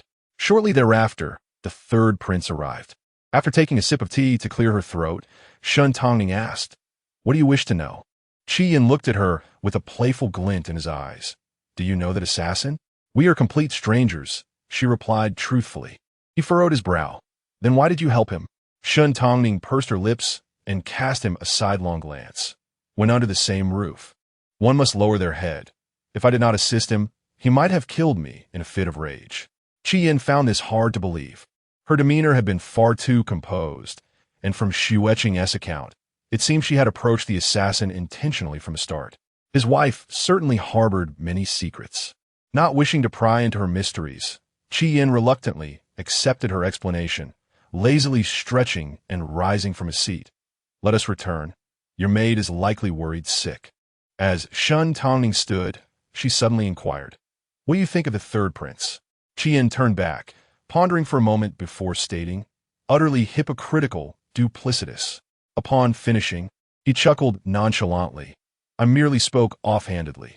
If the third prince were to hear this, I would be in deep trouble. Do not implicate me in any wrongdoing. My dear wife. Shen Tangning's eyes flickered. Then who do you think has a better chance of competing for that position? The third prince or the crown prince? Qi Yin was taken aback, his gaze reflecting astonishment. Unable to contain himself, he stepped closer, tugging at her gently. His tone laced with caution. discussing matters of the royal family so recklessly. Are you seeking death? Shen Tangning simply smiled. I was just asking casually. Qi Yin scrutinized her for a long moment, his tone ambiguous. The world is still in flux. It remains uncertain who will emerge victorious. Shen Tangning felt a weight in her heart as she regarded Qi Yin deeply. While many regarded him as lacking in intellect, who would have thought him to possess such keen insight into the intricacies of court dynamics? Upon returning to the banquet, they noticed the atmosphere had turned somber, and Shen Tangning realized that the incident with the assassin had been exposed. Miss, Xu Etching rushed forward, her eyes brimming with excitement. Shen Tangning offered her a calming glance before shifting her attention to Wen Yao and Jiang Qingwei, who followed closely behind. Ning Ning, where have you been? Why have you changed your clothes? Wen Yao exclaimed, her gaze landing on Qi Yin. Oh, ISN and Oppos. This young Master Qi? Qi Yin forced a smile. Shen Tangning patiently explained, I want to look for a jade pendant, but unfortunately tripped and dirted my clothes. Thankfully, I ran into my husband, who accompanied me to the tea room to change. Wen Yao's eyes lit up in understanding. How fortunate you are not to have encountered. She trailed off mid-sentence. Shen Tangning and Oppos. S-gaze sharpened. What is it? Jiang Qingwei sighed, worry etched on her face. A servant just reported that there are thieves in the Princess and Oppos' residence, searching everywhere. And we are advised not to wander about. Yao Yao was so worried you might run into trouble. Shen Tangning realized the gravity of the situation, her heart racing. Then I truly was fortunate. Qian watched in astonishment. Totally impressed. Shen Tangning felt a twinge of frustration. Why did the third prince save that assassin, who was willing to risk everything for him, while her own act of saving him earned her nothing in return? Indeed, while people may share a fate, their destinies diverged. The tales told in stories were often mere fabrications. However, she found a small measure of solace in the fact that both she and the third prince left empty-handed. Chapter 28. This child must not remain. The flower appreciation banquet was marred by unforeseen events, leaving everyone devoid of the spirit to enjoy the festivities. The princess's aunt stepped forward to express her apologies, signaling to the guests that they could depart at their leisure. Shen Tangning surmised that the assassin had likely escaped unscathed, and a sigh of relief washed over her. It was not out of concern for a strangeress fate. Rather, the thought of being implicated if he were captured and divulged her identity was too great a risk. Upon returning home, Shen Tangning received a token of gratitude from Miss Gu Qingxiu. It seemed that Miss Gu had inquired about her preferences and gifted her several rare ancient texts. In the spirit of reciprocity, Shen Tangning arranged for a few hard-to-find musical scores to be returned as a gesture of goodwill. Miss Gu, being an avid musician with a deep passion for the Guqin, was genuinely pleased with the gift and even took the time to write a thank-you note. After the flower banquet, Shen Tangning became particularly attentive to Qi Yin's studies.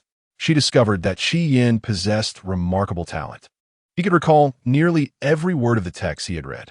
He also had unique insights into court affairs. However, his tendency to slack off when not directly observed was a significant flaw. Fortunately, Shen Tangning had ample time at her disposal, while Qi Yin studied. She occupied herself with other tasks, ensuring that he had no opportunity to indulge in idleness. The flickering candlelight elongated their silhouettes, casting a hazy reflection upon the wall. At the study table, Qi Yin and Oppos' head bobbed slowly, his chin nearly resting on the desk. His features were undeniably handsome, with sharp brows and bright eyes. He exuded a blend of carefree charm and youthful vigor.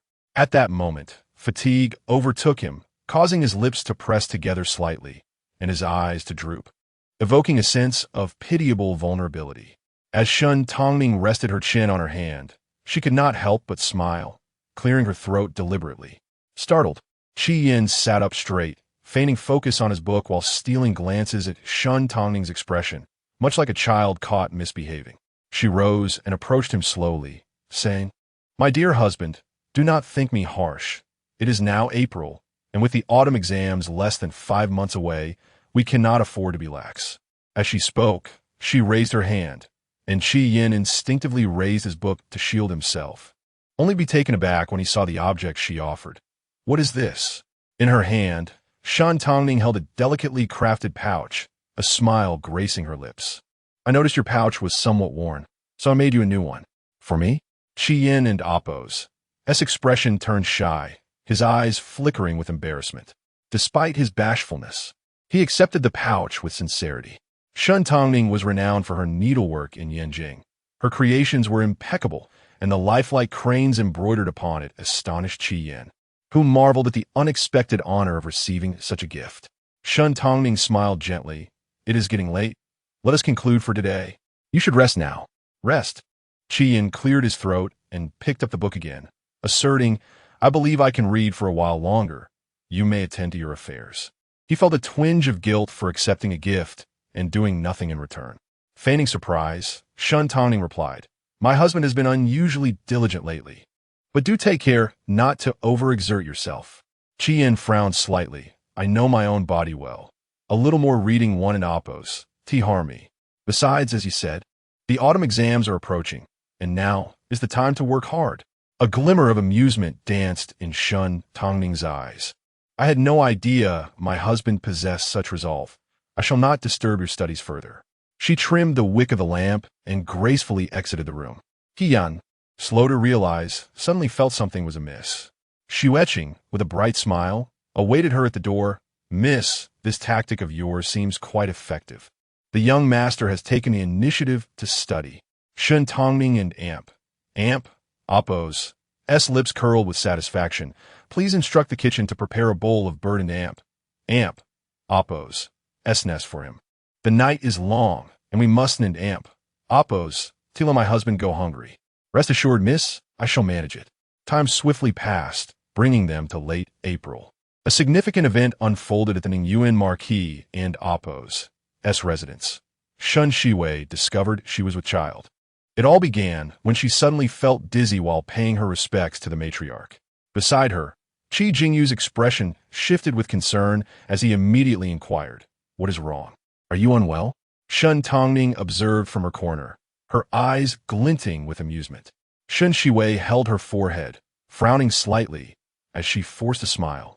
I'm merely a bit dizzy. Do not worry, young master. The Marquise, unable to tolerate her coy demeanor, retorted with scorn, If you are truly unwell, then remain in your courtyard and refrain from wandering about. We Wen-Ti want you to injure yourself and then blame others.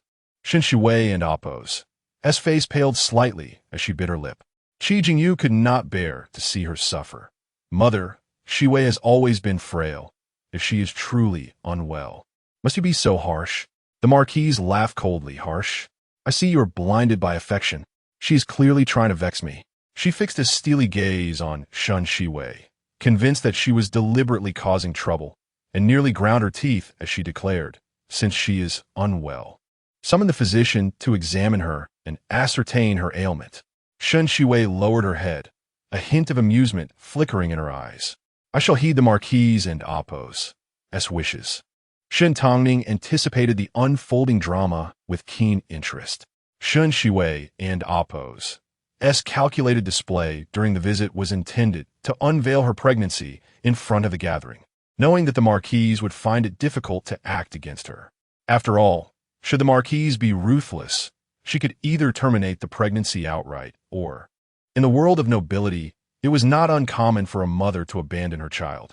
The physician arrived promptly, sensing the tense atmosphere in the Fulong courtyard. He dared not speak freely, focusing intently as he checked Shen Shiwei's pulse. The Marquise watched coldly, her lips curling into a mocking smile. Dr. Zhang, be thorough in your examination. Ascertain what ails Shen Yinyang. Qi Jingyu pressed his lips together to speak truthfully. The physician, after examining her pulse, felt a surge of uncertainty, beads of sweat forming on his brow. After several confirmations, he cupped his hands and stated, To the Marquise and young master, the pulse is smooth and flowing, indicating that she is indeed with child.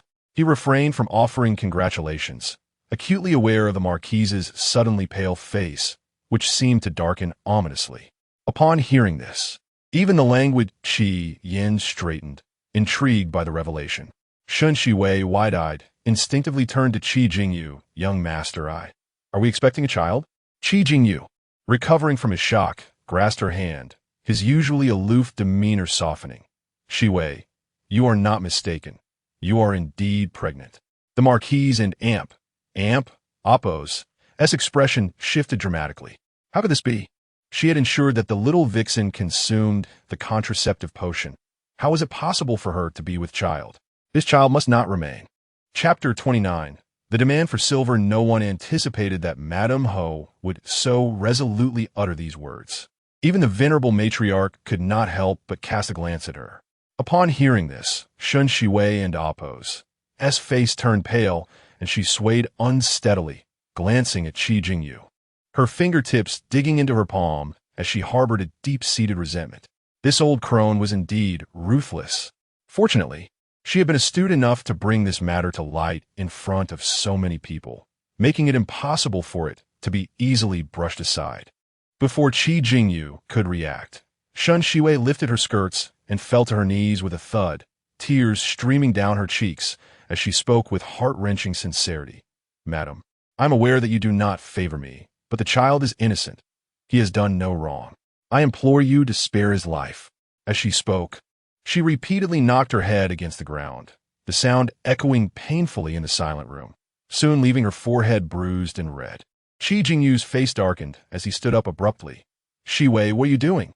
Suppressing his anger, he turned to Madame Ho and, with a slight bow, knelt beside Shen Shiwei. "Let the punishment fall upon me. If my mother seeks retribution, let it be directed at her son. And do not make things difficult for Shiwei and her unborn child." Though Qi Jingyu was undeniably gifted in academia, he lacked the same prowess within the confines of the household. It could only be said that Madame Ho had sheltered him too well. With both of them publicly opposing her, Madame Ho and Appo's fury was palpable. In a fit of rage, she seized a nearby teacup and hurled it. "Fool! Do you not realize how the world will perceive you if this wretched child is born?" The tea splashed over Qi Jingyu, and he did not flinch, even as the cup struck his forehead, drawing blood. The room fell into a heavy silence, and Shen Tangning raised an eyebrow in mild surprise. At the sight of this, Madame Ho herself was taken aback, a flicker of regret flashing in her eyes. However, upon remembering her son's obstinate ignorance, she steeled her resolve. Qi Jingyu wiped the blood from his brow and slowly raised his head. Is the opinion of others truly so significant? A man of integrity stands tall in the face of the heavens. If I cannot even protect my own child, how can I show my face to the world? Upon hearing this, Shen Tangning's eyes glimmered with a subtle coldness. If he were truly as noble as he claimed, he would not have committed the heartless acts of favoring a concubine over a wife or administering abortifacients. Shen Tangning smiled softly, her voice gentle. The affection between the heir and the second young lady is indeed captivating. If so, why does Madame Ho not allow them to be together? Madame Qi, initially reluctant to interfere in the affairs of the main household, was taken aback by her daughter-in-law's words. Although she did not grasp Shen Tangning's intentions, she quickly voiced her agreement before Madame Ho could unleash her wrath. "Indeed, sister-in-law, the child is innocent, a living being." Furious, Madame Ho scoffed. What right did the second household have to meddle in their affairs? It was a blatant affront to her authority. If her son were to father a child before his official marriage, who would dare to marry into their family? Just as she was about to respond with scorn, the matriarch raised a brow, her expression serious. "Enough. You should have made plans sooner. The die is cast, so what is there to quarrel about?" The elderly matriarch, eager for grandchildren, had no intention of sowing discord. "Mother." Madame Ho was unwilling to concede, still yearning to argue. The matriarch shot her a glance, her eyes reflecting impatience. Previously, she had held a certain satisfaction with this daughter-in-law and wished to grant her some dignity. But recently, nothing she had done had been satisfactory. With a cold demeanor, the matriarch decreed, "Let the child remain. As for everything else, we shall discuss it later." Her plan was shrewd. The child's existence could be concealed, and when the heir's wife formally entered the household, the truth could be revealed. Should the new wife object, the child could easily be attributed to Madame Ho. As for Shen Shiwei, a mere concubine, her child would not stir up any significant turmoil. Madame Ho could hardly believe her ears, her eyes widening in disbelief. Meanwhile, Shen Shiwei was already joyfully bowing in gratitude, and her son wore a look of immense relief, which sent a pang of frustration through her heart. Fool! The matriarch then feigned fatigue, instructing everyone to take their leave. On the way back to Riyiju, Qian glanced at Shen Tangning several times before finally inquiring, "Are you not saddened? After all, he was your former fiancé, and now he has a child with your own sister." To his astonishment, Shen Tangning not only showed no signs of distress, but appeared rather cheerful. He found himself increasingly puzzled by this woman. Shen Tangning lifted her lips in a smile and met his gaze. "This is a joyous occasion. Why should I feel sorrow?" Qian was left speechless. Since becoming pregnant, Shen Shiwei's days had indeed been quite prosperous. The matriarch had decreed that all provisions should prioritize her, resulting in the servants treating her with utmost deference. As for Madame Ho, she could no longer scold or strike her. Indeed, she had to protect the child in her womb, for should anything happen to Shen Shiwei, she would be the first to be blamed. For a woman of such authority as Madame Ho, this was an unprecedented affront. The two women were engaged in a clandestine battle, and Shen Tangning found amusement in the spectacle. However, when the drama began to encroach upon her own life, her amusement waned. The rift stemmed from Shen Shiwei's desire for only the best in terms of food and clothing during her pregnancy, indulging in extravagance to the fullest. Yet, the Ningyuan Ho residence, while appearing splendid on the outside, was merely a hollow shell, its resources dwindling. As a result, the public funds were becoming increasingly strained. Thus, the scene unfolded with Steward Wang presenting the accounts to Madame Qi, only to be inadvertently intercepted by Shen Tangning. This steward, accustomed to treating the members of the second household with disdain, adopted a markedly different demeanor when addressing the first household. This discrepancy was understandable to outsiders. The Qi family had not truly divided. The second household appeared to be a parasitic entity, reliant on the first, barely maintaining their status in Yinjing by virtue of the primary household. However, the reality was far more complex. When Shen Tangning arrived, she found Steward Wang conversing with Madame Qi, his posture stiff despite his respectful tone. Madame Qi's face bore signs of hesitation. "I issued a sum of silver last month. How can it be depleted in less than a month?" With just a single sentence, Shen Tangning grasped the situation entirely. She entered with an air of calm confidence. Both individuals paused their conversation to look at her. Seeing Shen Tangning, Steward Wang appeared slightly uncomfortable but managed to greet her. "Second young mistress." Shen Tangning nodded, feigning surprise. "What brings you here, Steward Wang? Are you seeking my mother?" Steward Wang nodded awkwardly. "I came to speak with her." Shen Tangning seamlessly stepped beside Madame Qi, her gestures affectionate, prompting a smile from her mother-in-law as she gestured for her to sit. Shen Tangning glanced at the two, her expression bright and cheerful. Mother and Steward Wang can continue their discussion. I am in no hurry. Chapter 30. The Fury of Madame Ho. Very well, then. Please take a seat beside me. Madame Qi nodded and turned her gaze towards Steward Wang. The latter, scratching his nose, resumed a composed demeanor, acknowledging his need for assistance. He finally lowered his stance, a forced smile gracing his face. "Ah, madam, you are well aware that with the arrival of a new young master in the household, the old lady has made it clear that all matters must prioritize him, resulting in a significant increase in expenses." He began counting on his fingers, his tone exaggerated. "Food, clothing, necessities, each of these requires money." Madame Qi furrowed her brow, feeling a twinge of discomfort. It was not that she was petty.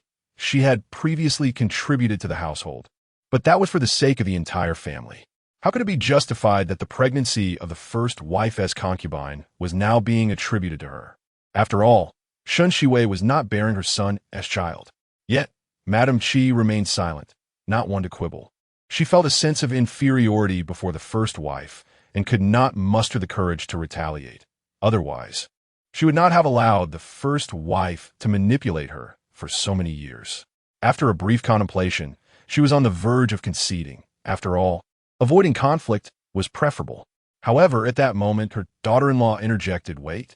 Both turned to see Shen Tangning, her expression a mix of surprise and hesitation. "Am I misunderstanding? Is Steward Wang here to request money from my mother?" When has the Ho residence fallen to such straits? There was no doubt she was being deliberately provocative. In her previous life, she knew the backstory. Before her marriage, the second madam had been secretly using her dowry to support the entire Ho residence. Coming from a prominent merchant family, she was never short of silver. Upon taking charge of the household, Shen Tangning found this state of affairs unacceptable and detrimental to Qi Jingyu's reputation. Thus, she ordered that no further funds be solicited from the second household. Both women felt the awkwardness of the moment. Madame Qi found it difficult to voice her thoughts, while Steward Wang felt his pride wounded. He had prided himself on being a long-serving steward, a respected figure before Madame Ho and the old lady. How could he allow a newcomer like Shen Tangning to question him so brazenly? With a forced smile, he retorted, "Madam, you may not be aware, but this has always been the way in the Ho residence. Such traditions existed long before your arrival, and, moreover, the second madam has also consented to this." Shen Tangning regarded him with a sardonic smile. Just because it has always been this way does not make it right. I have yet to hear of any noble family where expenses are drawn from the dowry of the daughter-in-law. Steward Wang's face stiffened. Even in ordinary families, a bride's dowry would be looked down upon. How could it be acceptable for such a prestigious household as the Ho residence? The thought of this getting out would bring ridicule upon them. Yet, as time passed, he had come to view this as a matter of course, and now, with Shen Tangning tearing away the veil of propriety, his dignity was at stake. He stubbornly insisted, "This is the wish of the second madam." Shen Tangning glanced at Madame Qi, who seemed conflicted and was about to speak. She placed a hand on her arm. "Steward Wang need not return in the future. Starting today, our household will no longer subsidize the public expenses." She paused, her tone measured. "If the old lady has needs, it is only right for our household to show filial respect. However, to use our resources to support the child of the heir apparent, I must inquire whether the heir is even aware of this arrangement. Is there such a precedent in the world?" Having failed to procure funds, Steward Wang left with a grim countenance. Once he departed, Shen Tangning stood to apologize to her mother-in-law. "I have overstepped. Please do not take offense." Madame Qi, fully aware of her daughter-in-law's good intentions, grasped her hand and urged her to sit once more, her expression warm. "Dear child, I understand you are acting for the benefit of our household. I apologize for any distress caused to you." She sighed, her face reflecting a hint of shame. "It is indeed unfortunate that we, as parents, lack the strength. Otherwise, we would not have to live under the scrutiny of others." Madame Qi had seen through Steward Wang's manipulative demeanor, but the second household thrived under the protection of the first, and she had once hoped that the first wife might aid her simple-minded son. Thus, she had endured the indignities. Shen Tangning straightened her posture. "I recognize your good intentions, but as the saying goes, a grain of kindness begets a pound of resentment. When you habitually give, others will come to expect it as their due." Madame Qi pondered this deeply. Shen Tangning smiled slightly. "I believe the second household owes nothing to the first. The success of my husband relies primarily on his own efforts. We may pave the way for him, but whether he walks it or how far he travels depends on him alone. Wouldn't you agree?" Madame Qi's eyes brightened with understanding. "After all these years, I have not seen it as clearly as you." Shen Tangning lowered her gaze, chuckling softly. "You are too close to the situation to see it clearly." Madame Qi still harbored concerns. "But what if my sister-in-law harbors resentment? Just as you mentioned, a grain of kindness begets a pound of resentment. Having grown accustomed to giving, the first household may have developed an insatiable appetite. If I suddenly cease to provide, it is bound to provoke Madame Ho's displeasure." She worried that the second household might face exclusion and hostility. Moreover, there was the old lady to consider, who might also express her discontent. With the weight of filial piety bearing down, they would inevitably have to bow their heads. Shen Tangning smirked confidently. Madame Ho values her reputation. Even if she feels displeased, she will have to swallow her indignation, should she truly attempt to exploit the situation. I possess ample means to counter her. Did Shen Tangning truly say such things? Meanwhile, Steward Wang indignantly reported this incident to Madame Ho, embellishing the tale along the way. As expected, Madame Ho erupted in fury. Who does Shen Tangning think she is? How dare she slap my face? In her rage, she shattered a porcelain set, still unsatisfied, gritting her teeth in anger. I never expected her to be so cunning. I had underestimated her all along. Such a troublesome woman. I'm grateful I did not allow her into my household. Otherwise, chaos would surely ensue. Indeed, my lady, Steward Wang agreed, his expression one of suppressed indignation. Though the actions of a petty person are unworthy of mention, such a person represents her dignity, my lady. Her insolence shows she has no regard for you at all. Wretched woman. Madame Ho slammed her palm onto the table, her chest rising and falling rapidly. How is this even possible? Does she truly think there is no one in this household who can hold her accountable? The matron beside her quickly interjected, My lady, do calm your anger. If news of your distress spreads, it would only give her cause for celebration. Madame Ho narrowed her eyes coldly, gradually regaining her composure. After a long pause, she sneered, marrying into a secondary branch, and yet she is so oblivious to her own worth. I cannot address this matter directly, but there are others who can. She began to devise a plan, a smile playing on her lips. Shen Tangning, merely a young girl, was far too inexperienced to contend with her. Chapter 31. The Old Matriarch and Oppose. As challenged Madame Ho and Oppose. As counterattack was swift. The following day, during her visit to the Fuyuan courtyard to pay her respects, everything seemed well until the old matriarch suddenly launched an assault. They say we are one family, that we cannot possibly be divided. Yet some individuals insist on stirring up trouble right under my nose. I cannot fathom their intentions. The old lady squinted, tilting her head to gaze over. Her smile devoid of warmth. Am I correct in my assessment, second madam? Silence enveloped the room. Although Shen Shimei did not grasp the full context of the unfolding drama, she found amusement in the spectacle. She wore a look of schadenfreude.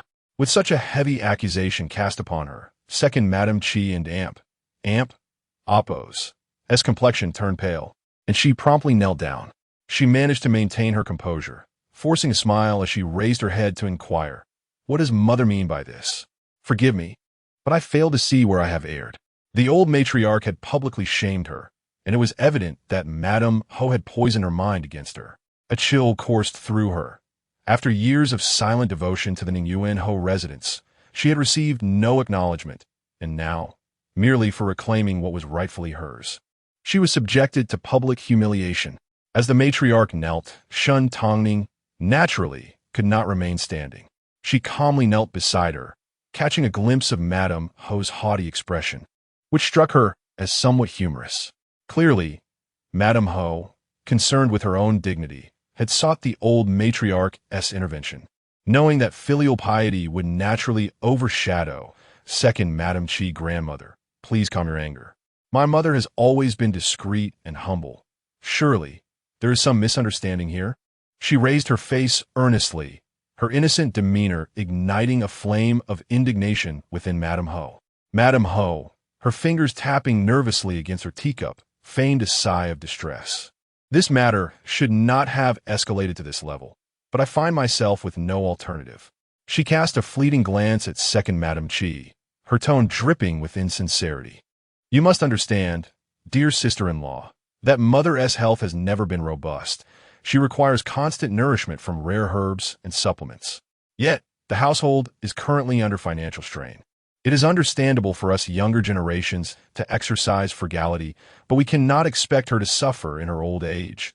Can we? Her grandiose rhetoric left Shen Tangning enlightened as to why the matriarch was so incensed. Regardless of one's position, when personal interests are at stake, it is impossible to remain indifferent. More so, the old matriarch was not one to tolerate challenges to her authority. Although she had relinquished much of her control, she would not allow her dignity to be undermined. Chiyu interjected, her tone discontented. Second aunt, second sister, you have erred in this matter. If word spreads, who would point at my uncle and accuse him of unfilial behavior? Shen Tangning cast her a sidelong glance, suddenly amused. Madame Ho had indulged this daughter more than she had nurtured her. Chi was raised to be naive and spoiled, appearing almost unworthy of her lineage. Sister, while food may be unceremoniously consumed, words must not be carelessly uttered. Mother is concerned for grandmother's health and has also considered the financial constraints of the first branch. Just yesterday, she discussed with me whether we should shoulder the monthly expenses for grandmother. Shen Tangning's nonchalant mention of financial constraints turned Madame Ho and Appo's face a deep shade of anger. The old matriarch felt a twinge of embarrassment, sensing the impending loss of face. Just as she cleared her throat to speak, Shen Tangning added, "Honoring grandmother is a matter of course, and the second branch will never shirk from our duties. Furthermore, just as my father and the Ho Yi contribute their monthly salaries, we will not withhold our share." She paused, adding a layer of intrigue. "However, as for the expenses related to the heir's official pursuits and my second sister's pregnancy, should those also fall upon us in the second branch?" Second Madam Chi nodded in agreement. Was this not the truth? They could not be expected to support both the first branch and Appo's as son and grandson while bearing the financial burden alone. The room fell into a profound silence. Even the thick-skinned first branch could not find an excuse to persist in their demands. However, those who benefit never perceive their gains as such. They merely lament why those at a disadvantage do not continue to suffer. The old matriarch, seemingly unbothered by familial ties, spoke with a hint of reproach. "Second Madam, why draw such clear lines within the family? You are well off. It is only right to extend a helping hand. Once Jingyu establishes himself in the court, assisting your family will be but a word." Second Madam Chi felt a pang of bitterness, knowing well the old matriarch's bias. How could she utter such words?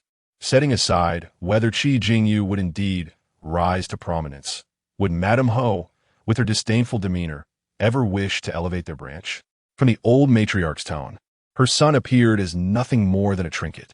If the current atmosphere in the court were not so rigid, she would have long shattered her family and Appo's reputation by bribing her son into an official position. Shen Tangning pursed her lips, her expression turning serious.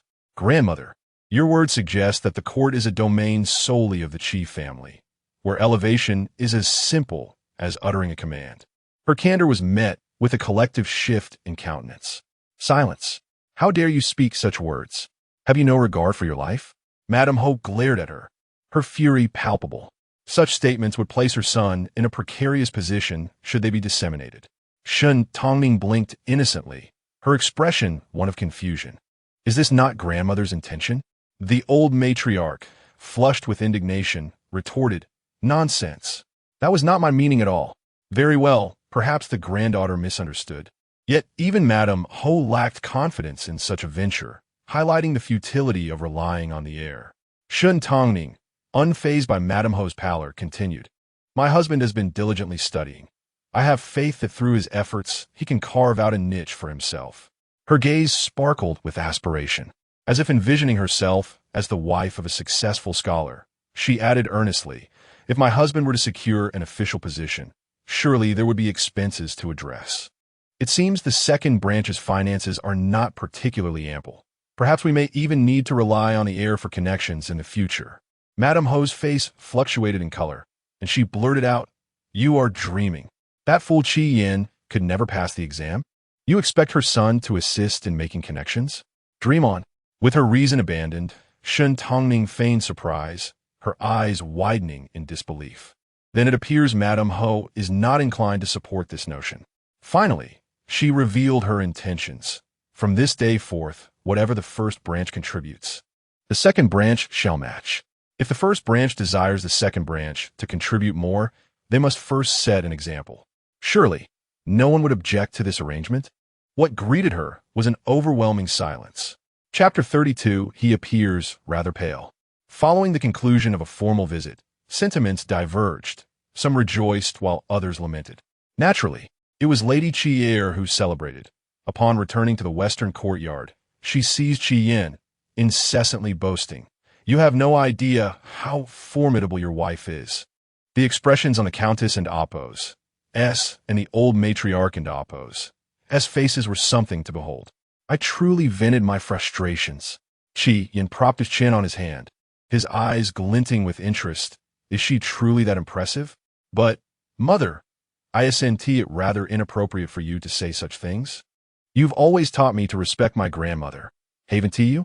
What if outsiders overhear? Lady Chi was momentarily taken aback, playfully pushing his head away, exclaiming, "Oh, hush. I know exactly what sort of person you are." Chi, with a cheeky grin, replied, "Isn't that's simply inheriting your traits?" Lady Chi, both exasperated and amused, scrutinized her son, her astonished gaze making Chi scalp tingle. "Truly, it seems that fools have their fortune. Just look at you. It's only your face that makes you presentable. For Tangning to marry you is indeed a stroke of luck for our family." Chi, feeling somewhat speechless, retorted, "Is there anyone who speaks of their son in such a manner? I can't be that bad, can I?" He adjusted his clothing and cleared his throat. "With this face of mine, I should at least charm a multitude of young ladies, shouldn't I? How bold you are." Lady Chi's lips twitched in amusement. Suddenly, a worried expression crossed her face as she leaned in closer, making Chi uncomfortable under her gaze. Leaning back, he forced a smile. "Is there something on my face?" With a disappointed shake of her head, Lady Chi lowered her voice. "Silly boy, it's been nearly 2 months, hasn't it? You and Tangning, why haven't you?" Chi's face flushed instantly. Just then, a figure appeared at the door, and whether from guilt or something else, he raised his voice. "Mother." Startled, Lady Chi grabbed a book and lightly struck his head. "You rascal. Are you trying to scare your mother to death with your antics?" At that moment, a hesitant voice came from behind. "Mother, husband, what are you two discussing?" Lady Chi stiffened, awkwardly tossing the book aside and shooting her son a fierce glare. "Why hadn't he warned her sooner?" Tangning, what brings you here?" she asked, her demeanor shifting rapidly from stern to tender, inwardly fretting that her earlier fierce expression hadn't frightened her daughter-in-law. After all, she had but one daughter-in-law. If she scared her off, who would she lament to? Shen Tangning gestured for Shui Qing to present the tray. A slight smile gracing her lips. "The kitchen has prepared a snow fungus and bird's nest soup. Knowing how hard my husband has been studying, I thought to bring him a bowl." Chi's expression stiffened as he regarded Shen Tangning with a peculiar gaze. He wondered if she had overheard something. The bird's nest was reputed to possess properties that enhanced vitality. Did he truly seem frail? In truth, he had misunderstood. Shen Tangning was only aware of its beautifying effects and hadn't considered any other implications. Regardless of Chi's feelings, Lady Chi was utterly delighted, exclaiming, "Excellent! You are so thoughtful." Beaming with joy, she covered her mouth to stifle her laughter, her gaze flitting between the two. "Well then, you two take your time. I have matters to attend to, so I shall take my leave." Shen Tangning offered a courteous bow. "Mother, take care." As she took a few steps, Lady Chi quickly interjected, "It's just a short distance. Don't trouble yourself with seeing me off." Shen Tangning, not insistent, watched her depart. Turning back, she found Chi gazing with a complex expression at the soup. She raised an eyebrow and approached him. "What are you dawdling for? Drink it while it's hot. It won't taste as good once it cools." Chi hesitated, his eyes betraying a multitude of unspoken words, but he ultimately took a sip with a complicated expression. Shen Tangning glanced at the densely annotated text, feeling pleased. "My husband has been diligent lately. Perhaps I should grant him a couple of days off? Is the sun rising in the west?" Chi paused, looking out the window, his gaze settling on her face. The soft morning light filtered through the window, casting a gentle glow upon her features, even illuminating the fine hairs on her cheeks. Shen Tangning's red lips curled into a smile, her long, thick lashes fluttering. "What a statement! As if I were some unreasonable person." Chi shook himself from his trance, inexplicably hesitant to look too closely. Subtly averting his gaze and clearing his throat, "Don't pin unfounded accusations on me." After a moment, he broached the subject of what transpired at Fulon Courtyard. "Aren't you worried that the old matriarch and the countess might hold a grudge against you and later retaliate?" Shen Tangning's smile was calm. "Endless forbearance will only make one appear weak and lead to further provocation. I prefer to strategize before taking action." Chi was momentarily taken aback, a complex emotion flickering in his eyes. Indeed, unyielding patience only emboldens the adversary. Alas, he grasped this lesson far too late. Shen Tangning's voice, laced with warmth, broke the silence. In a few days, I wish to visit Putawa Temple to offer incense. Would you accompany me? Yin pondered, a smile playing on his lips. Is this your idea of granting me time off? Unperturbed, she replied, consider it a brief respite and a prayer for your successful career. Intrigued, he asked, are you so certain I will pass? Shen Tangning, equally puzzled, responded, my husband is not foolish. Why wouldn't you succeed? She believed her judgment was sound.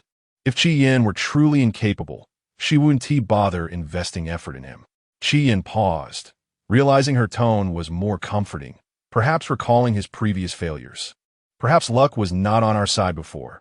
Let us give another try, and surely we shall succeed. Yin remained silent for a moment before a smile crept onto his lips. You seem to have more faith in me than I do. No, this cannot be left unresolved. Otherwise, how can I maintain my dignity if Shen Tangning walks all over me? The Countess pondered, unable to swallow her pride.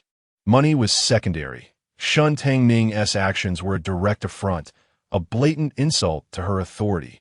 Just then, a maid entered to announce, Madam, the young master has arrived. The Countess was taken aback. What brings him back so early today? You've arrived just in time. I have something to discuss. When Jingyu entered, his face was cold as he assessed the still fuming Countess. He cut straight to the chase. Mother, please stop asking secondhand for money. Where do we fall so low as to depend on others for support? Just the thought of Shui Qing's snide messages and Shen Tangning's disdainful demeanor left a knot in his chest, a sense of indignation. As Shen Tangning had surmised, Jingyu was a scholar with his own pride. He could easily pretend to be unaware of requests for money. However, when Shen Tangning tore away the facade and confronted him directly, he could no longer remain passive. The Countess, bewildered, retorted him, I in the wrong? What do you think I'm doing this for? Chapter 33.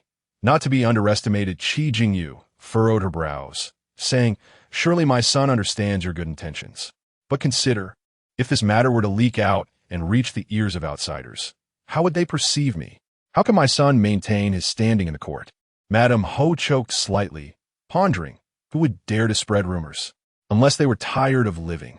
Yet upon reflection, Shen Tangning and Appo's reckless nature could indeed make this scandal widely known. Shen and Appo's, to your mother acting for your sake?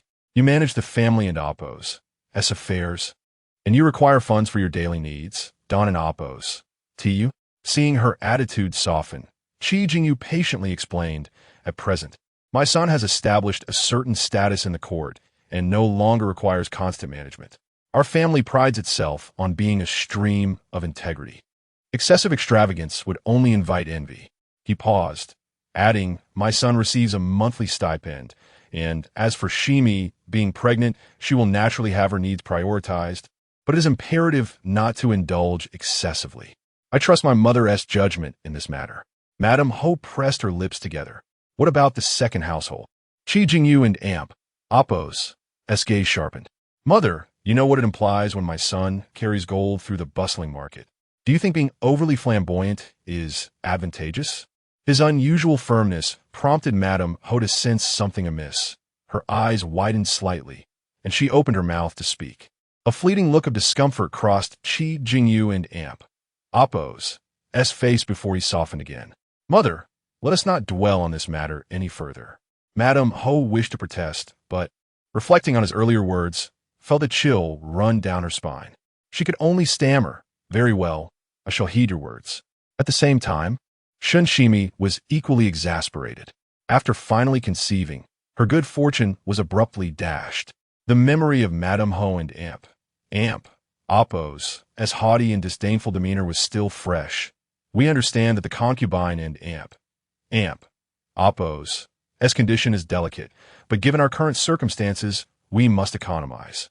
I kindly ask you to endure this. It is also the heir and Appo's wish. No matter how indignant she felt, the mention of the heir silenced her. Yuju could not help but voice her indignation. How could the heir act like this? Shinshimi felt a wave of discomfort. She had believed the child within her would serve as her bargaining chip, but now, witnessing the attitudes of Madame Ho and Jingyu, she sensed a looming crisis. Given Madame Ho and Appo's disposition, it was difficult to ensure she would refrain from resorting to drastic measures. If the child were born, would she still have a path forward? No. She needed to devise a plan. Ah, is Steward Wong enjoying the sun? Steward Wong glanced up, feeling a sense of foreboding, forcing a smile that did not reach his eyes. Lier, where are you off to? Lier straightened his back, carelessly boasting. Well, summer is upon us, isn't it? The lady has tasked me with a trip to the office to fetch the ice bestowed upon the Lord by His Majesty. The Emperor is gracious. Officials of third rank and above may collect ice from the onset of summer until the beginning of autumn. For any additional needs, they must pay for it themselves. A practice commonly referred to as an amp, oppos, ice tribute, and amp, oppos. He patted his arm, adding, with these arms and legs, I can only run errands. How could I compare to the esteemed Steward Wong? His words were clearly boastful. Steward Wong and amp, oppos, his expression stiffened, and he nodded gravely. Since it is the lady and amp, oppos, as command, it is indeed a matter of importance. Do not dawdle. Ah, you are indeed experienced, Steward Wong. I shall be on my way. As Lier walked away, Steward Wong and amp, oppos, his face darkened, and he spat on the ground. Bah, a petty man reveling in his moment of glory. When I, Wong Fu, was in my prime, he was still mucking out stables. His recent days had been quite miserable. Due to the mishandling of affairs related to the second household, Madame Ho clearly held a poor opinion of him and no longer trusted him as before. To make matters worse, she had even promoted someone from below. Lier, originally just a stable hand, now approached him with obsequiousness, as he had helped him gain favor before. Yet now, Lier was climbing over him and flaunting himself? Truly an ungrateful wretch.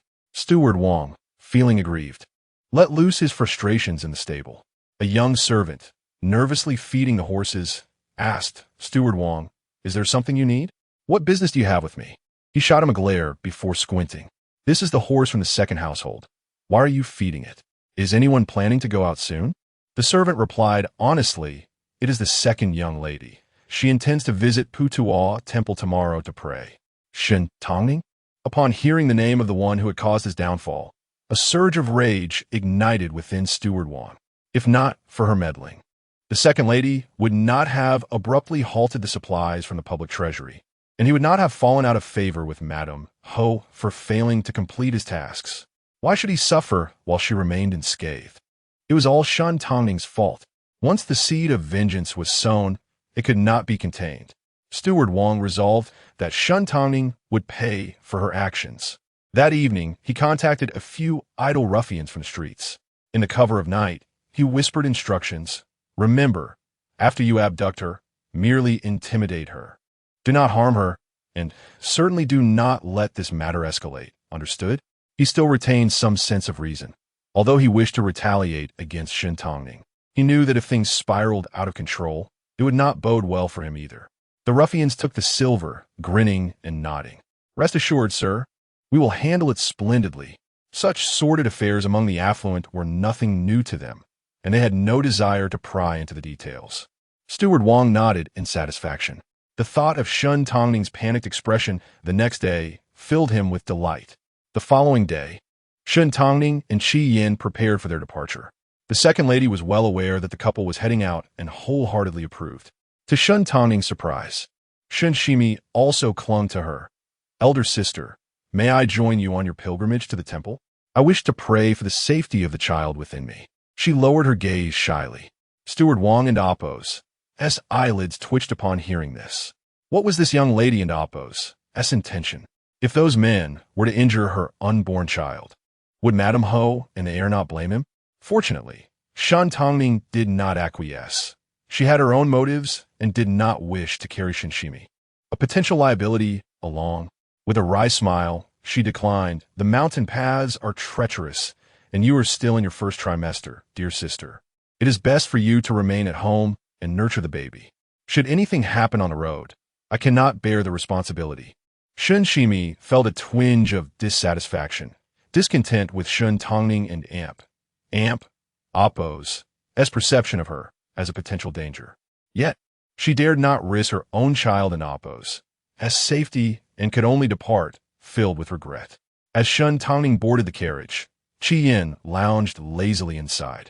Your second sister is truly not to be underestimated.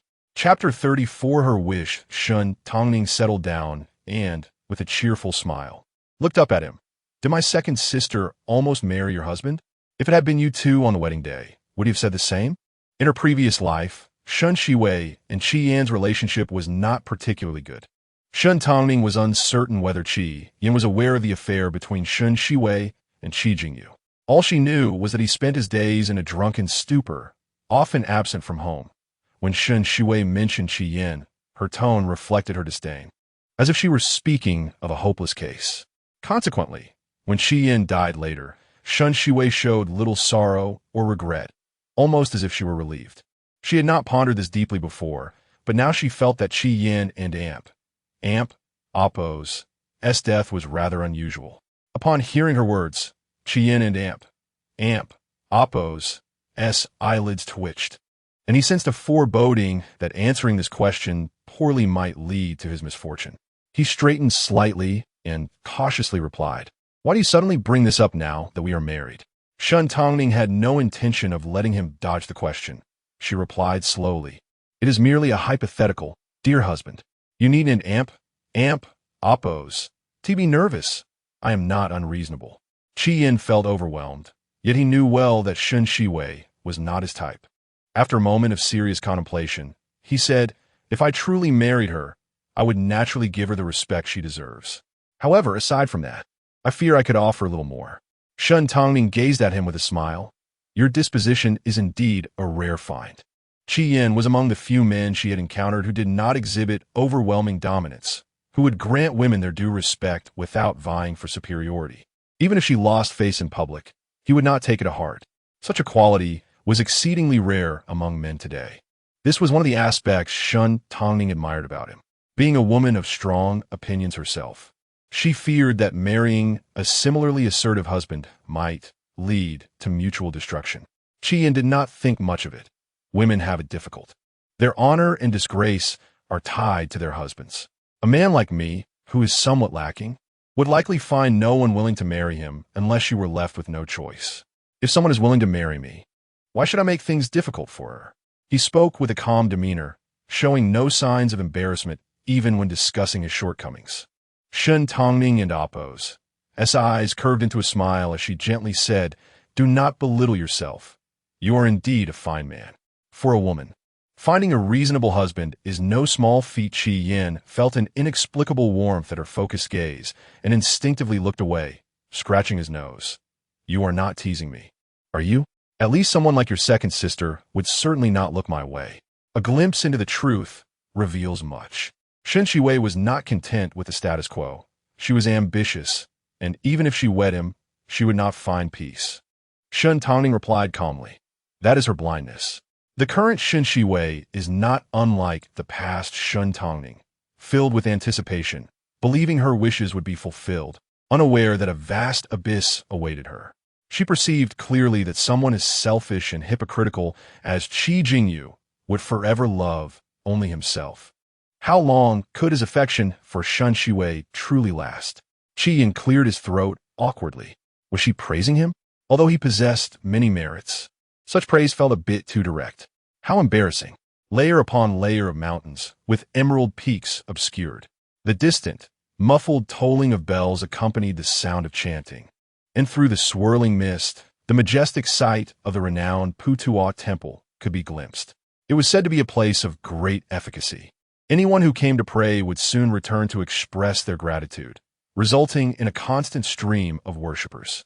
The carriage could not ascend the mountain, so a steep path needed to be traversed by foot. After a short half-hour, they finally beheld the true visage of Mount Lu. The temple gate of Putuo Temple was now in sight, and Qi Yin, fiddling with a clump of foxtail grass in his hand, noticed the delicate blush on Shen Tangning and Appo's fair face, with beads of sweat forming at her temples. He instinctively took out a handkerchief, hesitating briefly before offering it to her, fearing she might find it unsatisfactory. Shen Tangning was momentarily taken aback, but accepted it with a smile. "Thank you, dear husband."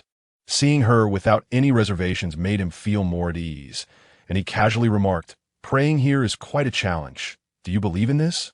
Realizing the awkwardness of his question, he quickly added, "If you don and amp, oppose, believe, why come to pray?" Shen Tangning lowered her gaze, smiling softly. "I believe the human effort is paramount." Yin paused, glancing at her, intrigued. "That perspective is quite nuanced. Does that imply you do not believe in these trivial matters? Then why come to pray?" Recognizing the delicate nature of their relationship, he refrained from probing further. Today, the crowd was not overwhelming. Upon entering, a young monk approached. "Amidst, do you wish to light incense or offer lamps?"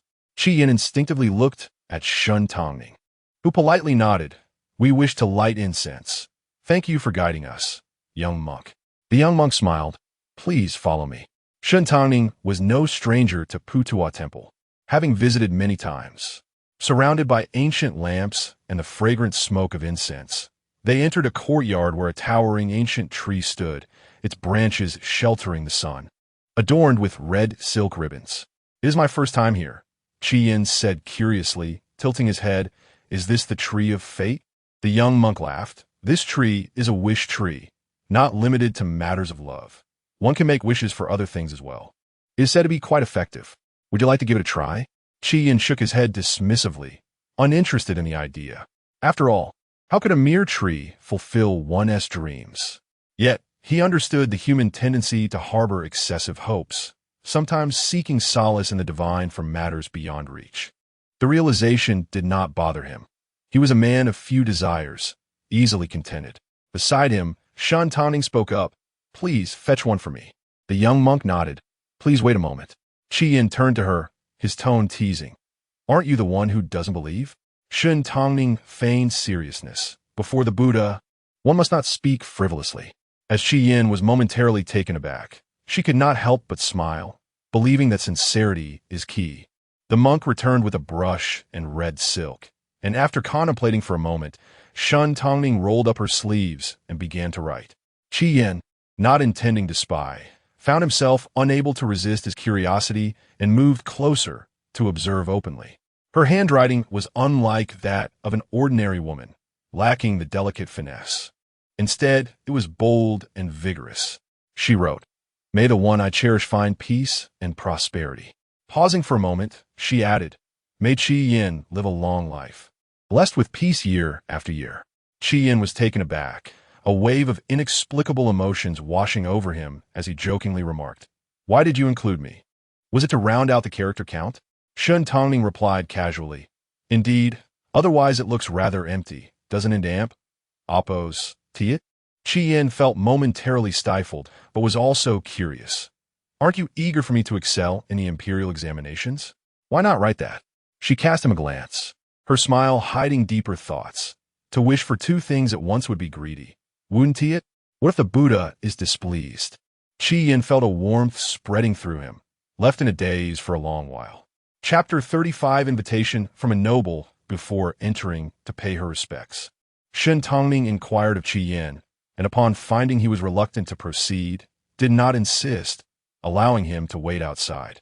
After Shen Tangning departed, Yin lingered beneath a tree, contemplating the red ribbons fluttering above. He approached a young monk, glancing around nervously, and cleared his throat. "May I have a ribbon as well?" The monk smiled knowingly. "Please wait a moment." The gilded Buddha statue, with a compassionate expression, gazed down upon the suffering of the world. Shen Tangning lit the incense in her hand and knelt upon the mat, gazing up at the imposing figure of the deity. Holding the incense high above her head, her demeanor serene, she proclaimed, "I do not believe in gods or Buddhas. Today's visit seeks only peace of mind. I desire what I can earn with my own hands, and those who have wronged me shall face their due consequences. Today I remain patient and hidden. Awaiting the day, I shall soar like a dragon in the sky." She did not bow her head, but offered the incense before turning to leave without a backward glance. Just before exiting the grand hall, she caught a fleeting glimpse of the adjacent meditation room. As her footsteps faded, the crisp sound of chess piece being placed broke the silence. The benevolent monk glanced at the noble lady across from him. "Your Highness seems distracted." The woman raised her gaze, revealing a strikingly beautiful face, her cold, piercing eyes exuding an air of authority that deterred direct scrutiny. Dressed simply in plain garments, devoid of adornments, she radiated an austere elegance. Yan Mingyi casually tossed a black piece back into the chest basket, stating nonchalantly, "Master Kongji is a formidable player. I am humbled. As a member of the Yan royal family." Her self-reference, as Your Highness, and the fact that Master Kongji regarded her as an esteemed guest underscored her extraordinary status. The maidservant smirked. "Is she not the one who spoke so boldly outside? Why did Your Highness not prevent me from reprimanding her?" Recalling the audacious voice, Yan Mingyi smirked. "I find that woman quite daring and intriguing. Investigate which noble family she hails from. I have long dwelt within the Buddhist realm and am unaware of such a figure emerging in Yanjing." Rising, she declared, "Let's conclude our game for today. I shall seek Master Kongji's insights another time." Master Kongji smiled slightly. "I bid farewell to Your Highness." This princess had always acted according to her own whims, a trait to which he had long since grown accustomed. Reflecting on this, he found a curious affinity with the bold supplicant from earlier. The maidservant was swift in her actions, and soon enough, she had gathered information. Shen Tangning? Yan Mingyi narrowed her eyes, a knowing smile gracing her lips. So she is a niece of Xie Langhua?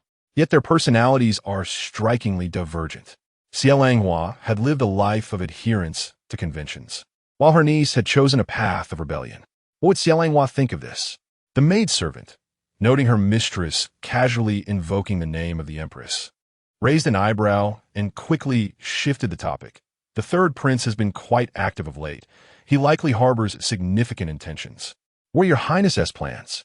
Yan Mingyi raised an eyebrow, her tone languid. "Just inform him that I am unwell and do not wish for his visits. He seems to think this place is his own home." After completing her prayers, Shen Tangning found her mind restless. It was rumored that the Grand Princess Yan Mingyi had a temperament as unpredictable as the wind, making her difficult to approach. She wondered if her earlier remarks had captured the princess's attention. Yet she could not idly stand by while the third prince sought to win over the support of the Grand Princess.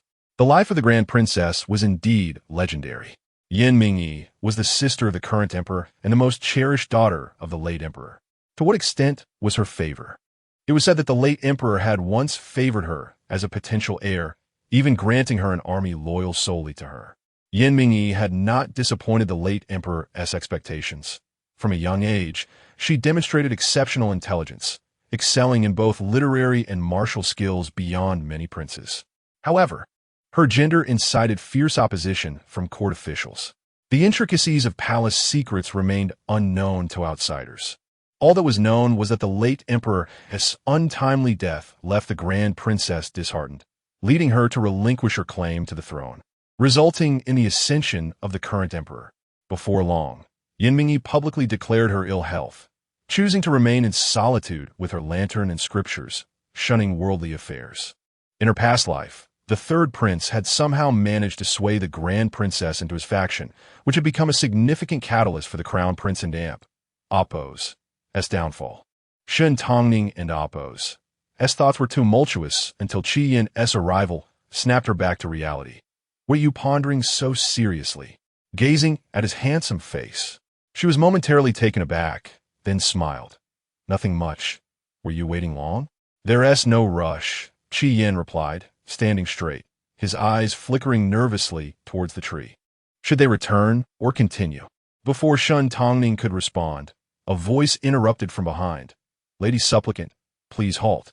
Turning, Shen Tangning saw a woman observing her intently, her expression serious. "My mistress wishes to speak with you privately." Recognizing the woman as a maidservant of the Grand Princess, she felt a glimmer of apprehension. Qian, instinctively protective, stepped in front of Shen Tangning, his tone firm. "Who is your mistress? Inviting someone for a discussion without revealing her name? My lady would not simply accompany a stranger. If anything were to happen, who would I hold accountable?" Shen Tangning was taken aback by Qi Yin's unexpected reliability. But knowing the standing of the Grand Princess, she feared offending her. As she reached for Qi Yin's sleeve to signal caution, the maidservant laughed. "Do not worry. Young sir, my mistress is a lady and would not abduct your wife." Pausing, She smiled and continued, "My mistress's surname is Yin, and her title is Jianing." Qi Yin's demeanor shifted abruptly, the gravity of her identity dawning on him. The Yin family name was well known. "I beg your pardon," he stammered. The maidservant did not dwell on his faux pas, having heard of Qi Yan's reputation as a carefree scion. Initially, she had felt sympathy for Shen Tangning's plight, but now she saw that the second Master Qi was quite protective of his wife. "Please lead the way," Shen Tangning urged. Unexpectedly, she found herself on the path to meet the Grand Princess. The maidservant guided her to a secluded pavilion, where the princess was seated, gracefully brewing tea. Her movements fluid and elegant. No lavish garments were needed to overshadow her commanding presence. Shen Tangning mused that as a fellow princess, Yin should learn from her aunt what true royal poise entailed. Hearing footsteps approach, Yin Mingyi did not immediately look up. When Shen Tangning bowed in greeting, she finally lifted her gaze slightly, her tone casual. "Lady Shen, what audacity you possess to scheme before me." Chapter 36. How hypocritical Shen Tangning was not surprised that the crown princess could see through her little tricks. After all, the latter was someone who had once studied the art of kingship. In fact, she had prepared herself mentally for this encounter. Regardless, having the opportunity to meet the crown princess meant she had already succeeded halfway. She maintained a calm demeanor as she knelt on the ground, saying, "Your Highness, please do not be angry." Yin Mingyi narrowed her eyes, scrutinizing her. "Was that remark of yours about enduring today and rising like a dragon tomorrow meant for me?" Shen Tangning hesitated briefly before looking up. "It is meant for your Highness, as well as for myself." Yin Mingyi suddenly smirked. "You are quite honest." Her tone was ambiguous, making it difficult to discern her feelings. Shen Tangning curved her lips slightly. "In your Highness and Appo's, as presents, I dare not show off. You are quite unlike your aunt." Yin Mingyi remarked, withdrawing her gaze. "Get up. I did not expect that after all these years, your courage has increased significantly." Shen Tangning complied and rose, momentarily taken aback by the remark. "Your Highness has seen me before?" Yan Mingyi leisuredi bouretea, the steam obscuring her delicate features. "I saw you once when you were just a child, cautious and timid. You attempted to feign maturity, resembling your aunt to A.T. She let out a light scoff, leaving it unclear whether it was mockery or something else. A hint of surprise flickered in Shen Tangning and Appo's sighs. The crown princess's repeated references to the empress carried a complexity of emotions, perhaps even unbeknownst to herself. Shen Tangning had heard rumors from her mother in her childhood. It was said that the relationship between the crown princess and the empress had once been quite good. However, for reasons unknown, it had devolved into open hostility. This was one of the reasons she dared to seek out the crown princess. "You did not encounter me by chance. Your intentions are likely not so simple." Yin Mingyi bluntly exposed her motives, as was her usual nature. Under the piercing gaze of the crown princess, Shen Tangning felt cornered in this second life of hers. Few could exert such pressure upon her. "Your Highness, you truly are astute," she conceded, realizing that attempting to play tricks in front of an intelligent person was merely foolishness. Yin Mingyi cast her a sidelong glance, tilting her chin. "Sit." As Shen Tangning took her seat, Yin Mingyi pushed a teacup toward her. "Try my tea and see how it fares." Shen Tangning did not dare refuse. How many people in this world could taste tea brewed by the crown princess herself? She gingerly held the steaming cup, blew away the foam, and took a sip, her expression immediately shifting to one of peculiar surprise. Yin Mingyi watched her intently. "Well, how does it taste?" Shen Tangning took another sip, confirming that it was not her imagination. She set the cup down without changing her expression, suppressing the bitterness on her tone. "The flavor is quite unique." She had not expected that despite the crown princess's imposing presence, the tea would be indescribable. A nearby attendant, Ing Fong, could not help but laugh. Yin Mingyi shot her an annoyed glance. "Is it amusing?" Ing Fong straightened her posture. "This servant knows her mistake." The crown princess did not pursue the matter further, turning to Shen Tangning with a cold remark. "If it is unpleasant, then it is unpleasant. Your hypocrisy is quite evident." This was rather unreasonable. Had Shen Tangning dared to say it was bad, the crown princess would certainly ensure she could not leave that door. The rumors were indeed true. The crown princess and Apos. S mood was as unpredictable as they claimed. Now, what brings you to seek me? You appear to be indulging in some unknown malice, Yin Mingyi observed. Her mood seemingly improved. Shen Tangning did not know how to begin. To state that she wished for the crown princess's support for the crown prince would be overtly conspicuous, akin to courting disaster. She lowered her gaze, the angle accentuating her gentle, inoffensive demeanor. Tangning has heard the crown prince speak of your highness with admiration, and thus hope to make your highness and Apos, as acquaintance. Suddenly, Yin Mingyi stood up, her demeanor shifting from amiable to frostbitten. My time is precious. I have no interest in your perfunctory words. As she turned to leave, Shen Tangning looked up in astonishment, her heart sinking. If she could not provide the crown princess with a satisfactory answer this time, she might not have the opportunity to meet her again.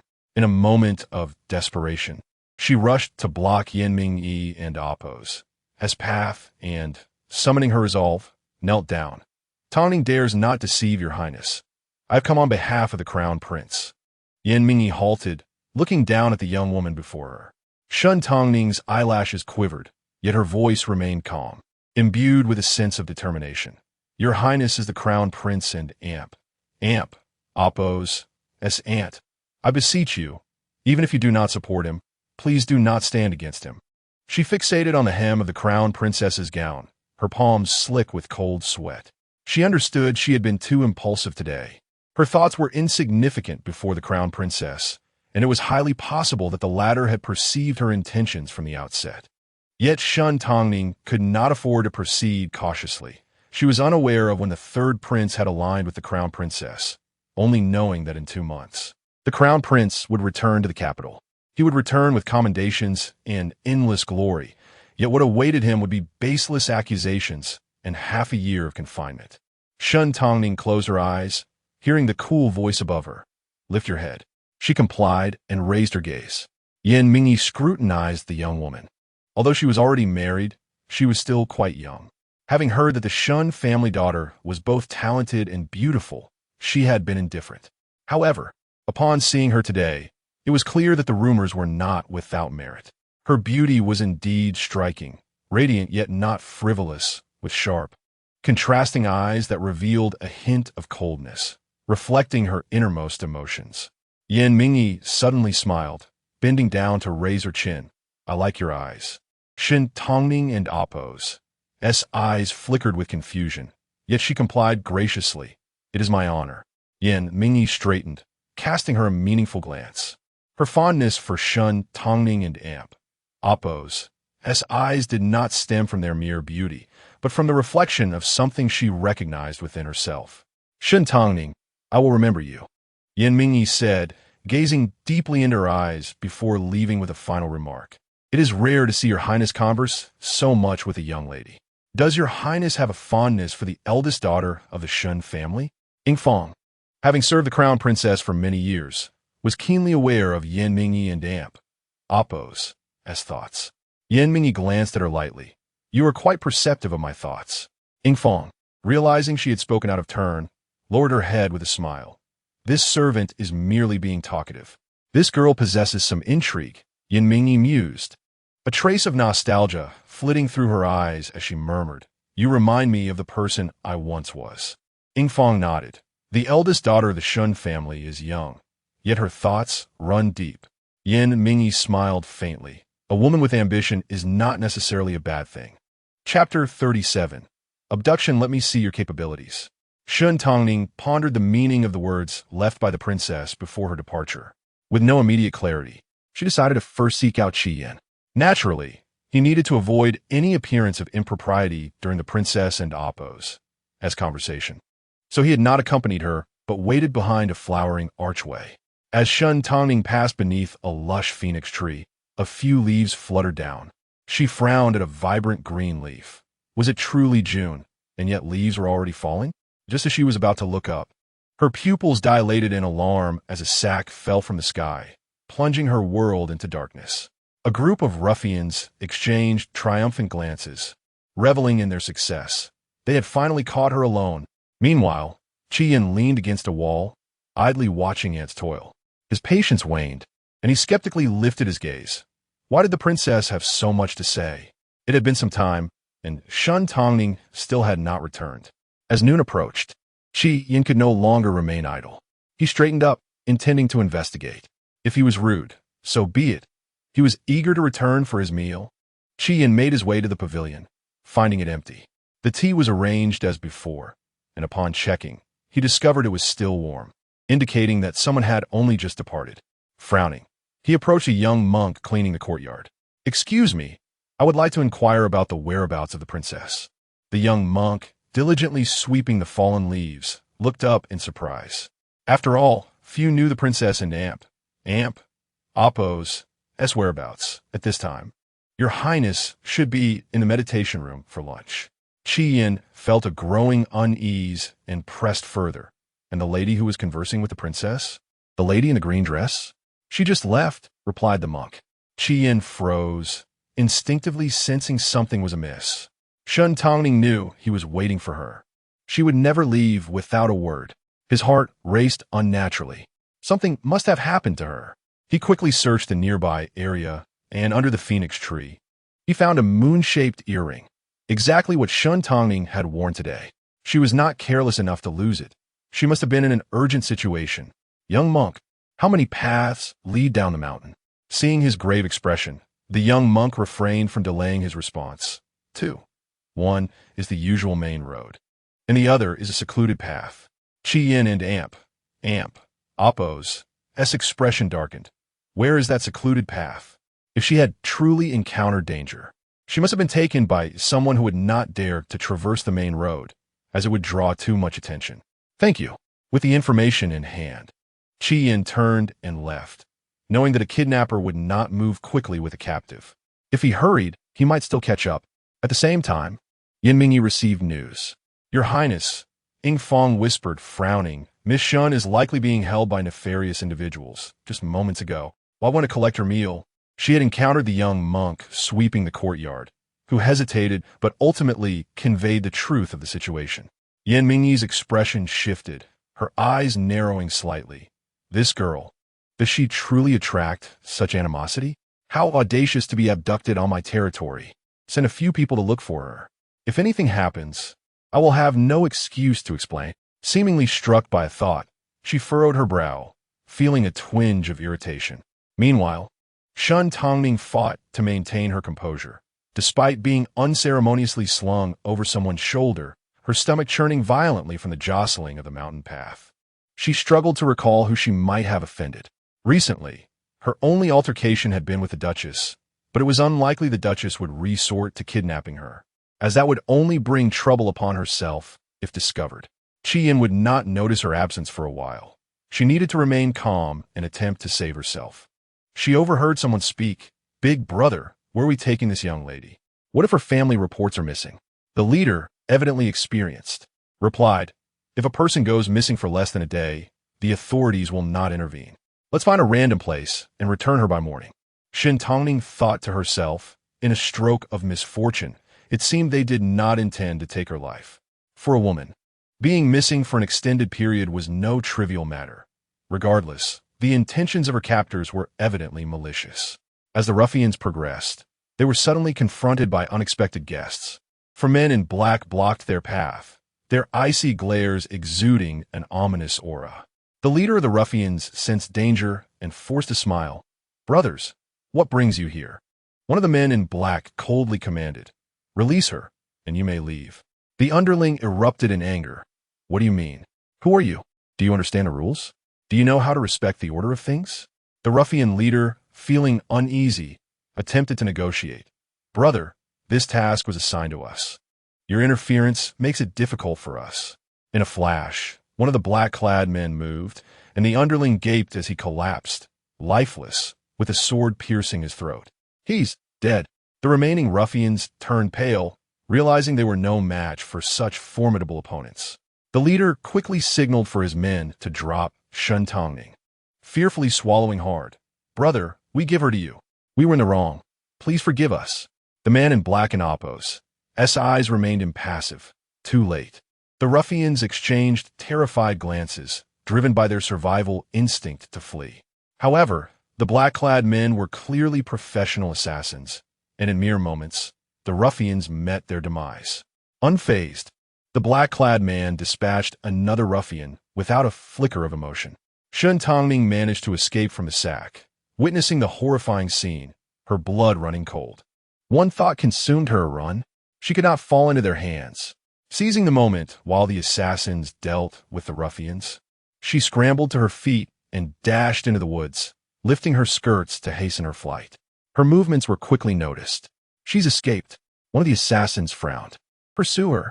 Shen Tangning fled with all her might, not daring to look back, her throat raw as if sliced by a blade. Those men were undoubtedly professional killers, possibly even trained by a powerful household, and she could not fathom when she had attracted such danger. Yet, she understood that if she fell into their clutches, her chances of survival would be slim. But as a sheltered young lady, unaccustomed to hardship, how could she outrun these physically superior assassins? Before long, a knife blocked her path. Had she not halted in time, she would have collided with its edge. "Miss Shun, take another step, and I cannot guarantee your safety." Chapter 38. With whom are you being insolent? Observing the blood-smeared blade before her, Shen Tangning involuntarily held her breath. Her heart pounded fiercely, yet her mind remained surprisingly composed. She heard herself inquire in a slightly tremulous voice, "Esteemed warrior, I believe I have not offended you in the past. We are without enmity. Why would you seek to end my life?" She lifted her gaze to meet the assassin and Appo's frigid stare, her eyes reddening as tears welled within them. "Even if I am to meet my demise, should I not be granted the clarity to understand why?" The woman in Appo's delicate nose was tinged with red, her tear-filled eyes presenting a truly innocent and pitiable sight. A thought stirred within the assassin and Appo's mind. Indeed, this eldest daughter of the Shun family was blameless. Frankly, he struggled to comprehend why his master would orchestrate such a scene, deploying several assassins to confront a woman devoid of any martial prowess. A veritable case of using a sledgehammer to crack a nut. Moreover, his master's directive did not explicitly command them to kill her, but rather to probe something. The assassin scrutinized Shen Tangning. Perhaps Miss Shun might reflect upon any untoward actions or offenses against individuals one ought not to offend. She paused, her mind swiftly cycling through several potential candidates. The Madam of the Marquis? Unlikely. Shun Shiwei was even more improbable. She lacked the means to mobilize such assassins. That left only one individual, the third prince. Yet, she had been meticulous in her actions. Or had she erred, arousing his suspicion? Could it have been the flower viewing banquet at the princess's residence? Had that ultimately sown doubt in his mind? Amidst the turmoil of her thoughts, Shen Tangning offered a wan smile. "I am a woman confined to the inner chambers, rarely venturing beyond my doorstep. With whom could I possibly have formed an enmity? Surely, you jest, seeking to make things difficult for me." If her assailant was indeed in the employ of the third prince, then she surmised that a glimmer of hope remained. The third prince merely suspected her. He possessed no definitive proof. Furthermore, she was connected to a wide network of influential figures. Her father was a second-rank official, and her aunt held the esteemed position of empress. Any action against her would inevitably trigger a thorough investigation. Killing her would yield no advantages for the third prince, only embroiling him in scandal and prematurely exposing his ambitions.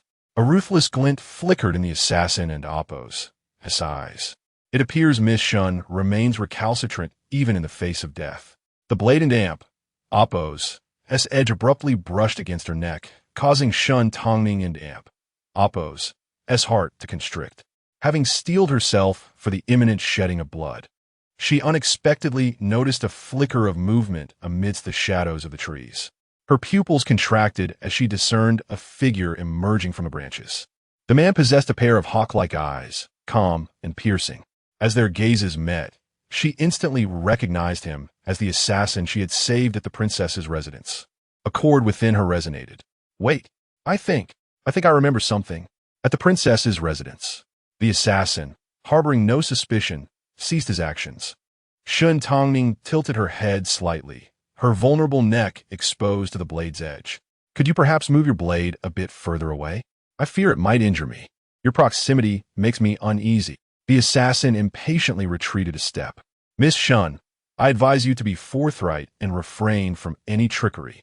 The assassin, lurking in the shadows, seized the opportune moment, descending swiftly upon the nearest two assassins, effortlessly silencing one with a swift slice to the neck. Capitalizing on the distraction of the assassin holding her captive, Shen Tangning gripped the hairpin she had concealed within her sleeve and thrust it forcefully into his arm. As he recoiled in pain, she wasted no time in fleeing, only to be seized by the shoulder and hurled to the ground. Shen Tangning tumbled twice, her lower back colliding heavily with a protruding stone, causing her face to pale instantly. Miss Shen, have I been too lenient with you? The assassin's menacing voice approached from behind. Biting her lip, she blindly grabbed a handful of dirt, flinging it into his face as he drew near. Caught off guard, the assassin's vision was obstructed. Shen Tangning scrambled to her feet, attempting to escape, only to be seized by the arm and dragged back. Courting death, clearly incensed, the assassin felt utterly humiliated by having been twice outmaneuvered by a mere woman. As he prepared to strike, a solid kick landed squarely on his back. You scoundrel! With whom are you being insolent? Shen Tangning stumbled, only to be steadied by a firm hand. She looked up in surprise. Qian frowned, scrutinizing her. Are you injured? She pursed her lips and shook her head, her eyes widening. Be careful. The assassin lunged with his blade, but Qian calmly sidestepped, the blade slicing past his face. A flicker of surprise registered in the assassin's eyes as he pressed his attack, only to have each strike narrowly evaded by Qian. What might have been dismissed as mere chance once or twice could no longer be ignored. He began to discern a pattern, his gaze becoming more scrutinizing. Could this notorious playboy of Yanjing possess hidden martial skills? This was a matter likely unknown even to their master. Meanwhile, Yuan Zhao, having dispatched the remaining 3 assassins, turned to see Qian and the last assailant locked in a fierce exchange. Despite being encumbered by Shen Tangning and fighting unarmed, he had not faltered in the slightest. Yuan Zhao raised an eyebrow in surprise and stepped forward to assist.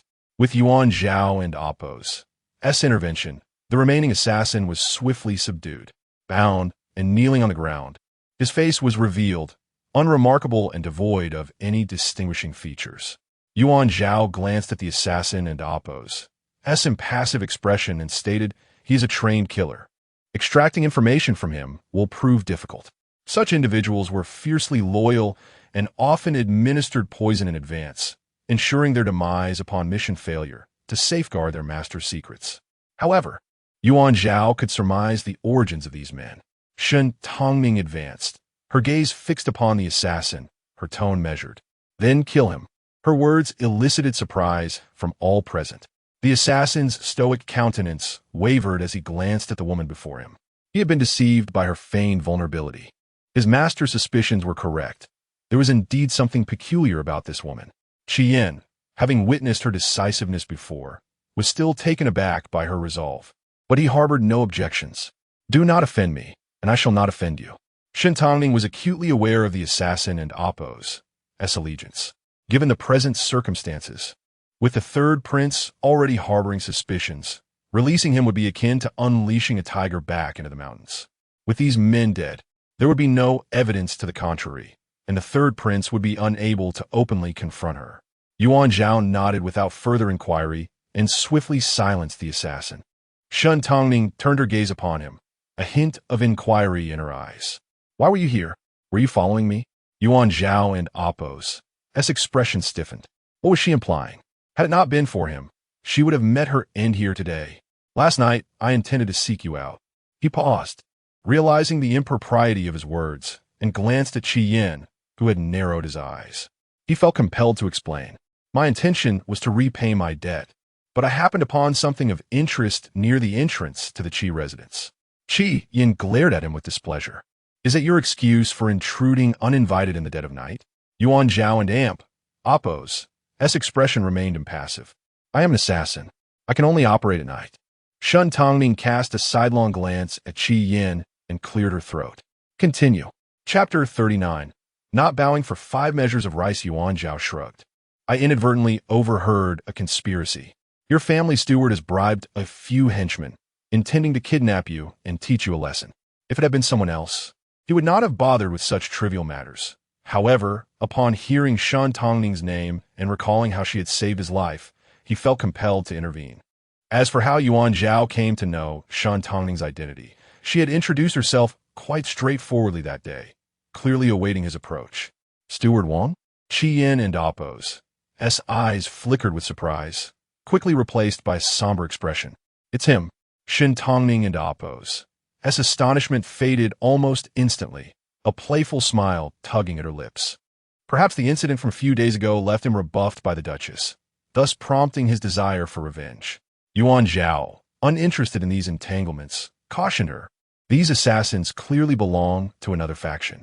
I speculate that your assistance in my escape from the princess's residence has drawn the attention of the third prince. Shen Tangning's demeanor, however, displayed no surprise, which intrigued Yuan Zhao. It appeared that this woman was more astute than he had anticipated. He stated bluntly, "You saved my life, and I saved yours. We are even now."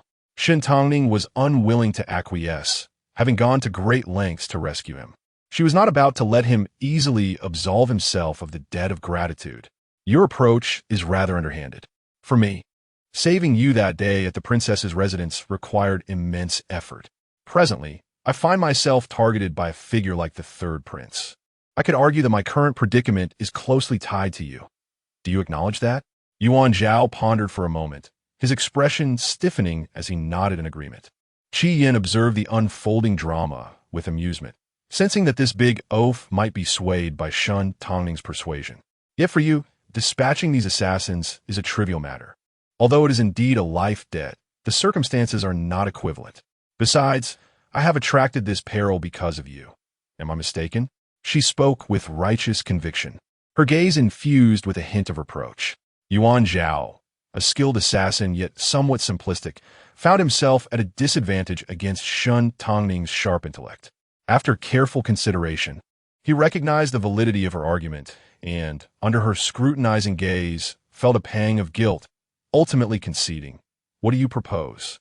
Shen Tangning and Appo's lips curled into a smile, her tone suddenly amiable. How about this? You perform a task for me, and I shall compensate you handsomely? Noticing the duo and Appo's wary expressions, she inquired, "Why are you both looking at me like that?" The two men exchanged glances, realizing that she meant to bargain for his service, not his life. Next time, speak without gasping for breath. Yuan Zhao hesitated, for he was a cold-blooded killer reluctant to entangle himself in the affairs of the affluent. I refuse. Shen Tangning smiled gently. Name your price. Yuan Zhao felt a wave of humiliation wash over him, his expression turning frosty. Miss Shen, I am not one to bow for mere 5 measures of rice. 100 taels a month, is that sufficient? Shen Tangning furrowed her brow, contemplating whether it was too little. 200 taels? Yuan Zhao inhaled deeply, his expression earnest, agreed. When do I commence? Qi Yin interjected, Ah, young man, you do not bow for 5 measures of rice, but surely for 10? Both parties found satisfaction in the arrangement. Yuan Zhao considered that a first-rank official earned only 180 taels monthly. Serving Miss Shen would prove more lucrative and promising. Meanwhile, Shen Tangning deemed it a remarkable bargain to secure a bodyguard on par with the royal assassins for a mere 200 taels. As Shen Tangning took a few steps, a sharp pain shot through her waist. Qi Yin noticed her discomfort, frowning. Didn't you say you weren't injured? What troubles you? My waist. Shen Tangning began to explain when Qi Yin, suddenly apologetic, lifted her into his arms. She blinked in surprise, realizing he had effortlessly swept her off her feet. Looking up, she noted the sharp contours of Qi Yin and Appo's jawline, and stripped of his casual demeanor, he emanated a cool, formidable aura. A wave of unfamiliar feelings washed over her, prompting her to squeeze his muscular arm. He shot her a bewildered glare, his ears reddening. What are you doing? Shen Tangning mused. What is there to be embarrassed about? My husband possesses great strength.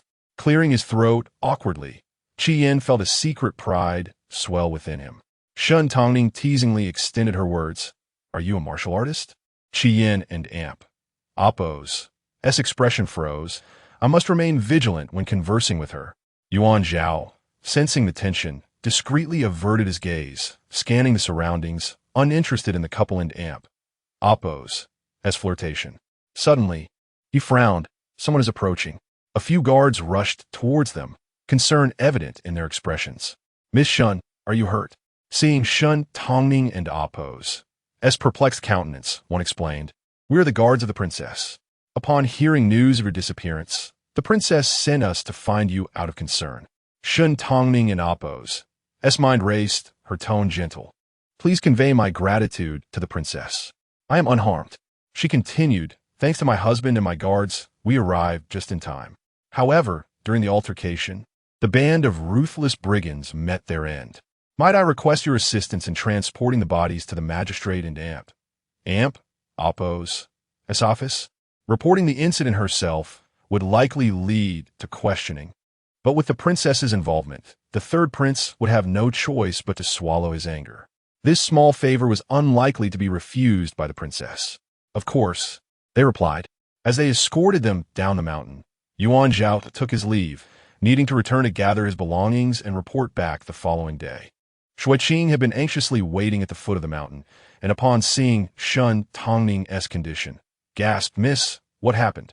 Having endured the pain for some time, Shen Tangning simply replied, I will explain later. On their journey back, Qian could not help but tease, My lady, you certainly have deep pockets. Engaging a bodyguard costs quite a sum. With that money, one could maintain dozens of guards in a humble household. Due to her discomfort, Shen Tangning leaned against the soft couch, smiling sweetly. What do you mean? ISNT this money for my husband? Qian's mind went blank, huh? She looked at him, confused. Aren't we married? Qian instinctively affirmed, yes. Shen Tangning continued coaxingly, Then your money is my money, is it not? He scratched his head. That seems reasonable, but somehow, it feels off. With a gentle frown, she questioned, If you don and Amp, Oppose, spend your money on me, who would you spend it on? That Miss Pingting, perhaps? Qian quickly replied, Of course, it will be spent on you. Shen Tangning nodded, Then there's no issue. Qian was left speechless, realizing his world had only become more complicated. Chapter 40. Seeking accountability upon returning to the residence. Qian wasted no time and promptly summoned a physician. Mindful of the fact that Shen Tangning and Oppo's injuries were concealed, he also requested the presence of female doctor. While the physician attended to her inside, he waited outside. Glancing up, he noticed his mother hurrying towards him, anxiety etched on her face. What had transpired? How could a mere outing necessitate the summoning of a doctor? Such a significant commotion could not escape the notice of Madame Qi upon receiving the news. She rushed over, her heart heavy with concern. Spotting Qi Yin without his daughter-in-law in sight only intensified her dread. Merciful heavens! Her daughter-in-law had been lively and well when she left. Surely nothing had gone awry? Just as Qi Yin attempted to provide an explanation, Madame Qi impatiently pushed past him, exclaiming, Do not block my way. Tangning, my beloved daughter-in-law, what has happened? Qi Yin, pressed against the doorframe, observed his mother's frantic retreating figure, then glanced down at himself, momentarily questioning his own existence. Was he truly her biological son? Without further delay, Madame Qi rushed into the inner chamber, where she found Shen Tangning lying on the couch, her clothing disheveled, revealing a slender waist. Her fair complexion contrasted starkly with a prominent bruise on her lower back, its purplish hue startling to behold. Madame Qi's eyes widened in shock and concern. She hesitated to approach. What has happened? The female doctor was gently massaging the injured area, while Shen Tangning, enduring great discomfort, was perspiring lightly and managed to force a smile. I just had a little fall. It's nothing, mother. Nothing? How can a mere fall result in such injuries? What on earth was that boy doing? Madame Qi and Oppo's disbelief was evident as her voice rose in pitch. Shen Tangning remained silent, while outside, Qi Yin felt the weight of the situation. This was hardly his fault. She hesitated, torn between defending him and the gravity of her injuries. How is my daughter-in-law and Oppo's condition? Madame Qi asked the physician anxiously. The doctor smiled reassuringly. Do not worry, madam. Although the injury appears alarming, it has not harmed any bones. With some herbal treatment to dispel the bruising, she will recover in a few days. Relieved that the injury was not severe, Madame Chi exhaled deeply. The doctor provided instructions for treating the external wounds, reminding them to keep the area dry and maintain a light diet. Chi Yin committed every detail to memory. Before long, Madame Chi exited the inner chamber, casting a disapproving glance at her son. "Your wife is asking for you." His expression momentarily bewildered, Chi Yin entered the room. The air was infused with a lingering scent of medicine, crisp and refreshing. Shen Tangning, propped up at the edge of the couch, looked slightly disheveled. Her cheeks flushed with color, her eyes shimmering with a watery sheen. Caught in her gaze, Chi Yin dared not linger, lowering his eyes, stammering, "Did you call for me?" Without much thought, Shen Tangning replied, "I am unable to move freely and require your assistance with something." His heart raced, and he instinctively pinched his palm. Surely, she did not expect him to administer her treatment. Where were Xueqing and Granny Qin? What were they doing? Chi Yin felt heat rise to his ears as he awkwardly inquired, What do you need?" Shen Tangning's expression grew serious as she spoke slowly. "Now that I am safe, it is time to settle the accounts. I need you to visit Steward Wang." Chi Yin blinked in surprise. "Is that all?" She looked at him, puzzled. What else could it be? Feeling guilty, Chi Yin glanced around nervously. "Oh, it's nothing, just a trivial matter. I shall attend to it immediately." He hurriedly turned to leave. Shen Tangning was left in confusion. Granny Qin, having heard the details, was seething with rage. "Miss, how do you intend to deal with that old scoundrel?" Shen Tangning and Appo's lips curled into a slight smile, her gaze cooling. "He is the property of the lady of the house. I have no authority over him." Granny Qin snorted derisively. "Hiring someone to harm the master is a crime that should be reported to the authorities. The lady of the house cannot simply shield him from punishment." With a bow, her eyes gleamed with determination. "Miss, focus on your recovery. This small matter does not require your involvement." Shen Tangning smiled faintly. "Then I shall rely on you, Granny." For now, she could not confront the third prince, but surely she could deal with a mere steward. Today, he would bear the blame. Steward Wang had been in a state of agitation since learning of Shen Tangning's return. Wasn't it agreed that she would be sent back the next morning? Why were they not adhering to the plan? Unless something had gone awry along the way. Anxiety gnawed at him, and he regretted his impulsive actions. What if those ruffians implicated him? The more he pondered, the more anxious he became. He hastily packed his belongings, intending to feign illness and retreat for a few days. Just as he was halfway through, a knock sounded at the door, accompanied by the voice of a young servant. "Ahoy. Steward Wang, do you have a moment?" His mind was too troubled to entertain anyone else. "Go away, my lord is busy." Ahoy caught sight of the second young master, whose expression was inscrutable, yet a smirk played on his lips, eyes cold as ice. With a loud bang, the door was kicked open, startling Steward Wang, who instinctively cursed, "You fool. Are you looking for death?" Before he could react, a tall figure strode in, and as soon as he recognized the newcomer, he received a solid kick to the chest. Steward Wang fell to the ground as Chi Yin seized him by the collar, leaning in with a casual grin. "Fool, do you recognize who you're dealing with?" Steward Wang was filled with dread. Second young master. As Chi Yin dragged Steward Wang to the main courtyard, the latter protested, "Second young master, I am the lady's servant. You have no authority to treat me this way." This scene attracted considerable attention. Chi Yin glanced back with growing impatience, his eyelids drooping slightly, an air of menace surrounding him. He suddenly smiled. "Very well, then go seek someone who can deal with you." Upon reaching the eastern courtyard, the lady of the house had already heard the commotion and glared at Chi Yin as he brought the steward inside, her fury mounting. Did they all believe her to be a soft touch?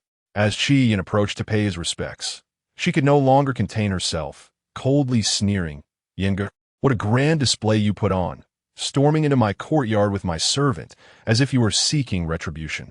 Whom do you intend to humiliate?"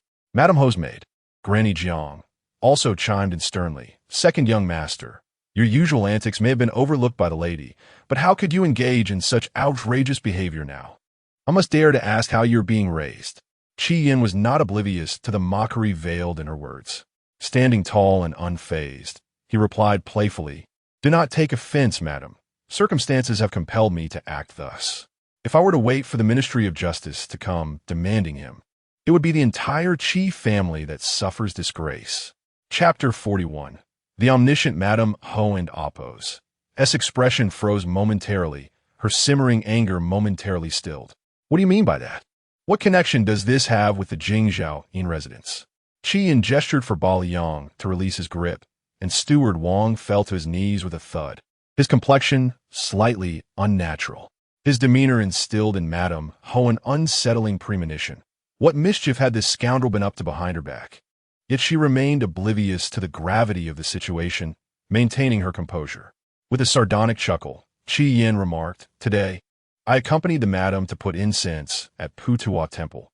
But midway we were accosted by thieves who explicitly stated that someone had hired them to assassinate my lady. Pray, Madam Ho, can you guess who this hired assassin is?" Steward Wang and Apos. S eyes widened in disbelief as he turned to Qi Yin. He had only bribed those ruffians to abduct Shen Tangning, not to commit murder. At that moment, Madame Ho's heart churned tumultuously. Her gaze fixed on Steward Wang with a mix of horror and fury. How dare he act against her wishes and end up in such a predicament? Fool! Utterly foolish. Qi Yin and Apos. S expression was inscrutable as he let out a cold laugh. Indeed, is Steward Wang. You are slandering me, second young master. Steward Wang protested vehemently. He could not admit to such an accusation. He was acutely aware that if the charge of hiring an assassin were substantiated, Madame Ho would be powerless to protect him. I, Wang Fu, swear to the heavens, have never engaged in such deeds. I implore you, madam, to discern the truth and grant me justice. He believed himself wronged, convinced that Qi Yin was exaggerating the facts. Just as he was about to express his indignation, an unexpected figure knelt beside him. It was Granny Qin, who began to weep bitterly. My lady has been harmed by those rogues and now lies in bed. If you do not believe me, you may witness it for yourself. Her sobs were labored yet coherent. Could it be that my lady would jest with her own body to slander Steward Wang? The maid too suspected foul play. How could a mere servant dare to conspire against his master without someone pulling the strings? Granny Qin bowed her head and implored, I beseech Madame Ho to thoroughly investigate this matter and provide my lady with an explanation. You, Madame Ho and Amp, Apos. S face shifted through shades of fury and disbelief. How audacious!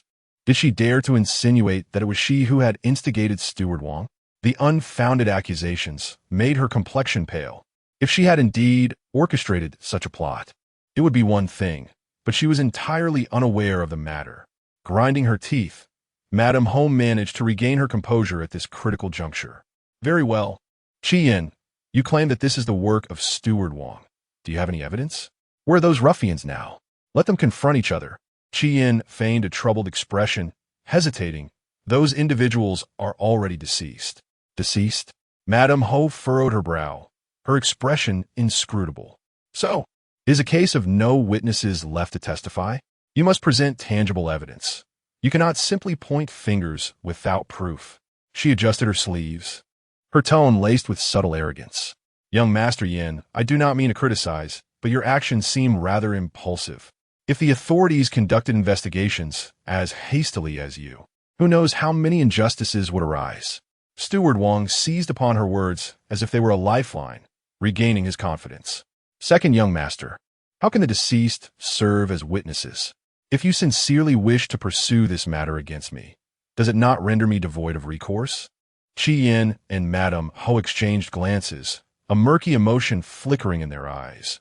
This woman remained perched upon her high horse, seemingly confident that he could not escape her grasp. But times had changed, and how could she be so certain he would remain unchanged? Madam is correct. One must speak and act with evidence. In my haste, I almost overlooked that point, Qi Yin replied with an epiphany, yet for some reason, Madame Ho felt an unsettling disquiet at his smile. Qi Yin adjusted his head, raising an eyebrow with a tone both teasing and ambiguous. As for witnesses, it is not that there are none.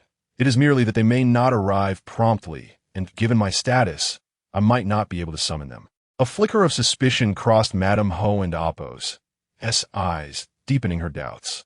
And who, pray tell, is this witness you speak of? With calm composure, he revealed the name, Princess Jianing. Upon hearing this name, Madame Ho's mind went blank, her stance faltering. Whom do you speak of? Qi Yin leisurely replied, the princess. It is thanks to her highness that Tangning and I were able to escape unharmed today. Almost as soon as he finished speaking, a young servant rushed in, breathless and agitated. Madam, it is not good. The Marquis has returned. Madame Ho froze momentarily, her annoyance bubbling over. Fool! Why do you panic at the Marquis and damp? Oppo's return? But accompanying the Marquis is Lord Liu from the Jingzhou Inn. The servant stammered. What did you say? Madame Ho's complexion shifted dramatically. Gritting her teeth, she rose abruptly. You imbecile! Why did you not say so sooner? As Qi Yin observed Madame Ho and Oppo's hurried retreat, a cryptic smile played at the corners of his lips. Indeed, Shen Tangning was remarkably perceptive. Earlier, in the carriage returning home, Qi Yin had posed a question. With those ruffians dead, how do we prove that Steward Wang was behind it all? Shen Tangning lowered her eyelashes, casting a shadow over her gaze. Someone will testify for us. Qi Yin and Oppo's expression shifted. You mean, the princess? Is she truly so eager to help? He had heard that this princess was eccentric and not particularly warm-hearted. After all, she had only met Shen Tangning once. Her willingness to send someone to seek her out was likely due to a desire to avoid trouble under her watch. She smiled slightly. We may not recognize the death warriors of the third prince, but the princess certainly would. What do you suppose she will do? Qi Yin pondered her words seriously. If this matter escalated, it would tarnish the royal family and Oppo's reputation, compelling the princess to maintain a facade of peace. In such a scenario, someone would need to take the blame. Shen Tangning nodded approvingly. Thus, even if we do not seek the princess' assistance, she will proactively intervene to resolve this issue. Steward Wang is merely a pawn, insignificant in the grand scheme. Though unfortunate, he is not innocent. From a moment he harbored inappropriate thoughts towards me, his fate was sealed. Qi Yin snapped back to the present, feeling a genuine sense of awe. Engaging with clever individuals was truly taxing. Meanwhile, Madame Ho had already greeted the newcomers. Marquis, Lord Liu. Noticing the grim countenance of Ning Yuan Marquis, Madame Ho felt a wave of dread wash over her. Esteemed officials, I come to pay my respects. Madame Ho forced a smile. Lord Liu, it is rare for you to visit. Why come at this time without prior notice? Ordinary families would hardly welcome such an unexpected visit. Lord Liu, self-aware, cleared his throat. To be candid, I have come regarding a case. Chapter 42. The steward's authority. Madame Ho felt her heart sink. At this moment, she could only feign ignorance. What case? She queried, genuinely perplexed by Lord Liu's words. Lord Liu, ever prepared, clasped his hands together and stated, Today, the Grand Princess and the second young mistress of the esteemed household became acquainted and conversed for a while. Who would have anticipated that after their parting, the second young mistress would be abducted at Putua Temple? His brow furrowed as he spoke with solemnity in broad daylight. Such a shocking incident occurred in a sacred place. His Highness is greatly enraged and has commanded me to investigate this matter thoroughly. Lord Liu felt a headache coming on. Had it not been for the Grand Princess and Oppo's directive, he would have preferred to steer clear of the sordid affairs of high-ranking families. It was a thankless task, fraught with the risk of offending influential figures. Madame Ho and Oppo's fleeting hope was utterly shattered, and her gaze darkened. Wasn't Oppo's the Grand Princess a reclusive figure, devoted to spiritual cultivation and indifferent to worldly matters? Why had she suddenly taken it upon herself to meddle in such trivialities? Initially, when she heard Qi Yin mention the Grand Princess, she thought he was exaggerating. To her astonishment, he had indeed forged a connection with the Grand Princess. She closed her eyes, realizing that with the Grand Princess and Oppo's involvement, it would be no simple task to sweep this matter under the rug. A resolution swiftly formed within her mind. Madame Ho and Oppo's eyes widened in astonishment as she exclaimed, Is this truly the case? When Yin came to see me, I thought he was being overly dramatic. If that is so, I cannot let such a vile servant go unpunished. I ask you, my lord, to deal with this matter according to the law. Qi Yin smirked, amused by his aunt and Oppo's acute sense of the situation. Steward Wang suddenly widened his eyes, his face turning ashen as he felt the weight of impending doom. Realizing he had been cast aside by Madame Ho, his back was instantly drenched in cold sweat. He hurriedly crawled to Madame Ho and Oppo's feet, pleading and swearing, "Madam, please, see reason. I harbor no ill intentions towards the second young mistress." Madame Ho, seething with anger, despised his impulsive actions and loathed the fact that he had implicated her. Even though she was completely unaware of this matter, who would believe that a mere steward would dare to hire an assassin? Her gaze turned cold, unyielding as she bit her lip and retorted, "If you are innocent, then why do those people seek to implicate you?" She could not fathom that Shen Tangning would go to such lengths merely to frame Steward Wang. Moreover, if it were indeed an act, how could she have persuaded the Grand Princess to cooperate? Steward Wang's face turned pale at this juncture. He could no longer conceal the truth. He confessed in a rush, "I merely bribed a few ruffians to scare the second young mistress by abducting her. But I never instructed them to kill her." Madame Ho's expression shifted. Steward Wang did not seem to be lying. Did this imply that Shen Tangning had exaggerated the facts? But then, how could the Grand Princess and Oppo's involvement be explained? A sudden realization struck her with dread. Could it be that this fool had been used as a pawn? However, even if she comprehended this, it was too late to turn back. The situation had already reached a critical juncture. Sacrificing one Steward Wang would minimize the loss, which would benefit everyone involved. Steward Wang continued to weep and bow before her. "Madam, considering my past efforts, please spare me this time." Tears streamed down his face, completely devoid of the former arrogance he once displayed. Madame Ho gazed at him intently, steeling her resolve. "Steward Wang, I have treated you well, yet you have harbored such venomous thoughts, brazenly plotting against your own master." Steward Wang's movements faltered as he desperately tried to grasp the hem of her dress, pleading, "Madam." Elder maid Jiang acted swiftly, kicking him away with disdain. "Madam has trusted you, entrusting you with all household matters, and this is how you repay her?" Madame Ho and Oppo's face reflected profound helplessness as she turned away. "Steward Wang, you may take your leave. If you are truly innocent, Lord Lu will undoubtedly restore your name. But if you are indeed guilty, I shall not show you mercy." Steward Wang collapsed to the ground, as if struck by lightning. Lord Ho and Oppo's expression darkened as he cast a cold glance at the prostrate steward before softening his tone towards Lord Lu. "Lord Lu, I leave this matter in your capable hands." Lord Lu nodded in agreement. "Rest assured, my lord, I shall handle it with utmost diligence." Everyone present understood that there would be no turning back. For them, the truth was irrelevant. Only the outcome mattered, and the culprit could only be Steward Wang. With the Grand Princess personally involved, the depths of this situation were profound. Having served in the government for many years, Lord Lu understood the importance of self-preservation. Some matters, even with intention, were beyond one's control. The only true victim in this affair was likely the second young mistress. Ning Yuan Ho furrowed his brow and spoke softly. "Might I request that Lord Lu keep this matter discreet? It is indeed a failure on our part, but should it become public, it would be a blow to our dignity." Lord Lu understood the implication and smiled. "Rest assured, my lord, I merely came for a cup of tea today." Ning Yuan Ho exhaled in relief, personally seeing him off. Upon returning, Ning Yuan Ho glanced at Madame Ho, who seemed ready to speak but hesitated. He coldly scoffed. "Is this how you manage our household?" Madame Ho had always handled domestic affairs meticulously, sparing him any concern, yet recently there had been repeated missteps. Ning Yuan Ho, having endured humiliation outside, found it difficult not to vent his frustration on her. Madame Ho's complexion turned pale, feeling a knot in her chest. She truly had no knowledge of this matter. Could she possibly monitor Wang Fu at all times? Ning Yuan Ho replied icily, "But he is your subordinate. What will others think?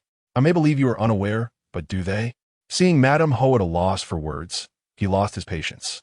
Managing the household was no easy task. Perhaps it would be better to enlist the help of the second young mistress, alleviating some of her burdens. Madame Ho's eyes widened in disbelief, as if struck by lightning. Was he suggesting that she share her authority with that wretched second branch? How would the servants view her? Since her marriage, such a situation had never arisen. She had always kept the second branch in check, and now she was to share power? Madame Ho felt deeply humiliated. My lord, this cannot be. Ning Yuan Ho furrowed his brow, his tone dripping with sarcasm. The second branch has suffered a silent loss, and Yan's wife has been harmed. Should you comfort them, or shall I? Madame Ho seethed inwardly, believing she had already dealt with Steward Wang, thus effectively severing a limb. Was that not sufficient? Did the second branch still desire her authority? Were they too greedy? Ning Yuan Ho allowed her no opportunity for rebuttal. This is settled. If you could ease my burdens, we would not have reached this point. With that, he turned to leave, intending to stay in the courtyard of the concubine. Madame Ho, overwhelmed, gasped for breath and fainted. Madam, quickly, fetch a doctor. Chapter 43, Hidden Intentions. I am certain I cannot manage this. I have never overseen a household. What if something goes awry? The news that Madame Chier was to assist in managing the household had spread throughout the Qi residence, causing quite a stir. Madame Chier felt particularly anxious, as she had no one else to confide in and thus sought out Shen Tangning. Shen Tangning was somewhat surprised by the outcome. The removal of Steward Wang had significantly weakened Madame Ho, and she had not anticipated such unexpected joy. However, upon reflection, she concluded that the division of authority was likely not Madame Ho and Appo's idea. A woman of such assertiveness would not voluntarily propose such a division. It must have been the intention of Ning Yuan Ho. From this, she gleaned a hint of reassurance, and, noticing her mother-in-law and aunt, Appo's worried expression, smiled gently. If you have never tried, how can you know you are incapable? Managing a household is an essential skill for women before marriage. It's not that I cannot manage, but rather that I am hesitant. Madame Chier boldly took a seat before her, her tone laced with cautious trepidation. But will my elder sister-in-law be displeased?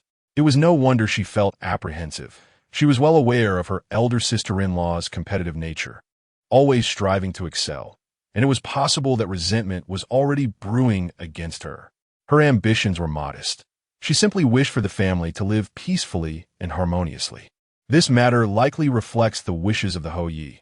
Regardless of whether you agree, your elder aunt's resentment towards you will not diminish, Shen Tangning stated candidly. Observing the pallor on Madame Chier and Appo's face and inwardly sighing.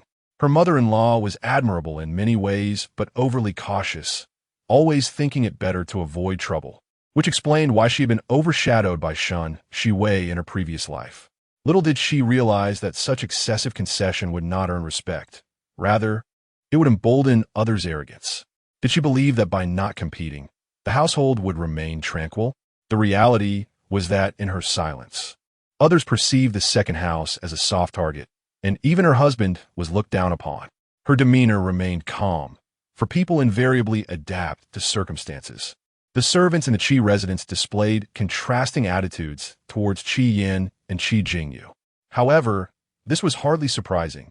One was a potential heir, while the other was a frivolous wastrel, and naturally, people's sentiments reflected this. Madame Chier felt somewhat pained by her words, but recognized them as undeniable truth. She pursed her lips, as if resolved. Do you think I can manage well? Shen Tangning smiled gently. Of course, I believe in you. Madame Chier could not help but chuckle, affectionately patting her head. This authority of managing the household was hard-won, born from your suffering. I shall strive to assert myself and ensure you do not suffer in vain. Shen Tangning felt a warmth in her heart, although it was unintended. Her mother-in-law did not take her sacrifices for granted. Despite their close ties, the exchanges between individuals require reciprocity to avoid fostering resentment. Madame Chier proved true to her word. After taking over some household responsibilities, she worked diligently and meticulously, managing even the challenges posed by Madame Ho with grace. Initially, the old matriarch had reservations about this arrangement, harboring a natural bias against the second house. But as she witnessed Madame Chier and Appo's thoroughness, her objections gradually faded. Madame Ho had initially feigned illness, dismissing Madame Chier several times when she sought counsel. However, as time passed and her counterpart became increasingly adept at handling affairs, the servants began to regard her with respect. It soon became apparent that the Qi residence was rapidly transforming into the domain of the second house, prompting Madame Ho to abandon her charade of illness. After Madame Chier assumed her role, the benefits for the second house were tangible.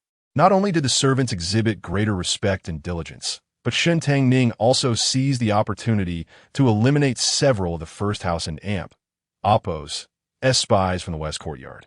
Utilizing her position as the headmistress, she discreetly positioned her own informants throughout the household, a customary tactic for those in charge.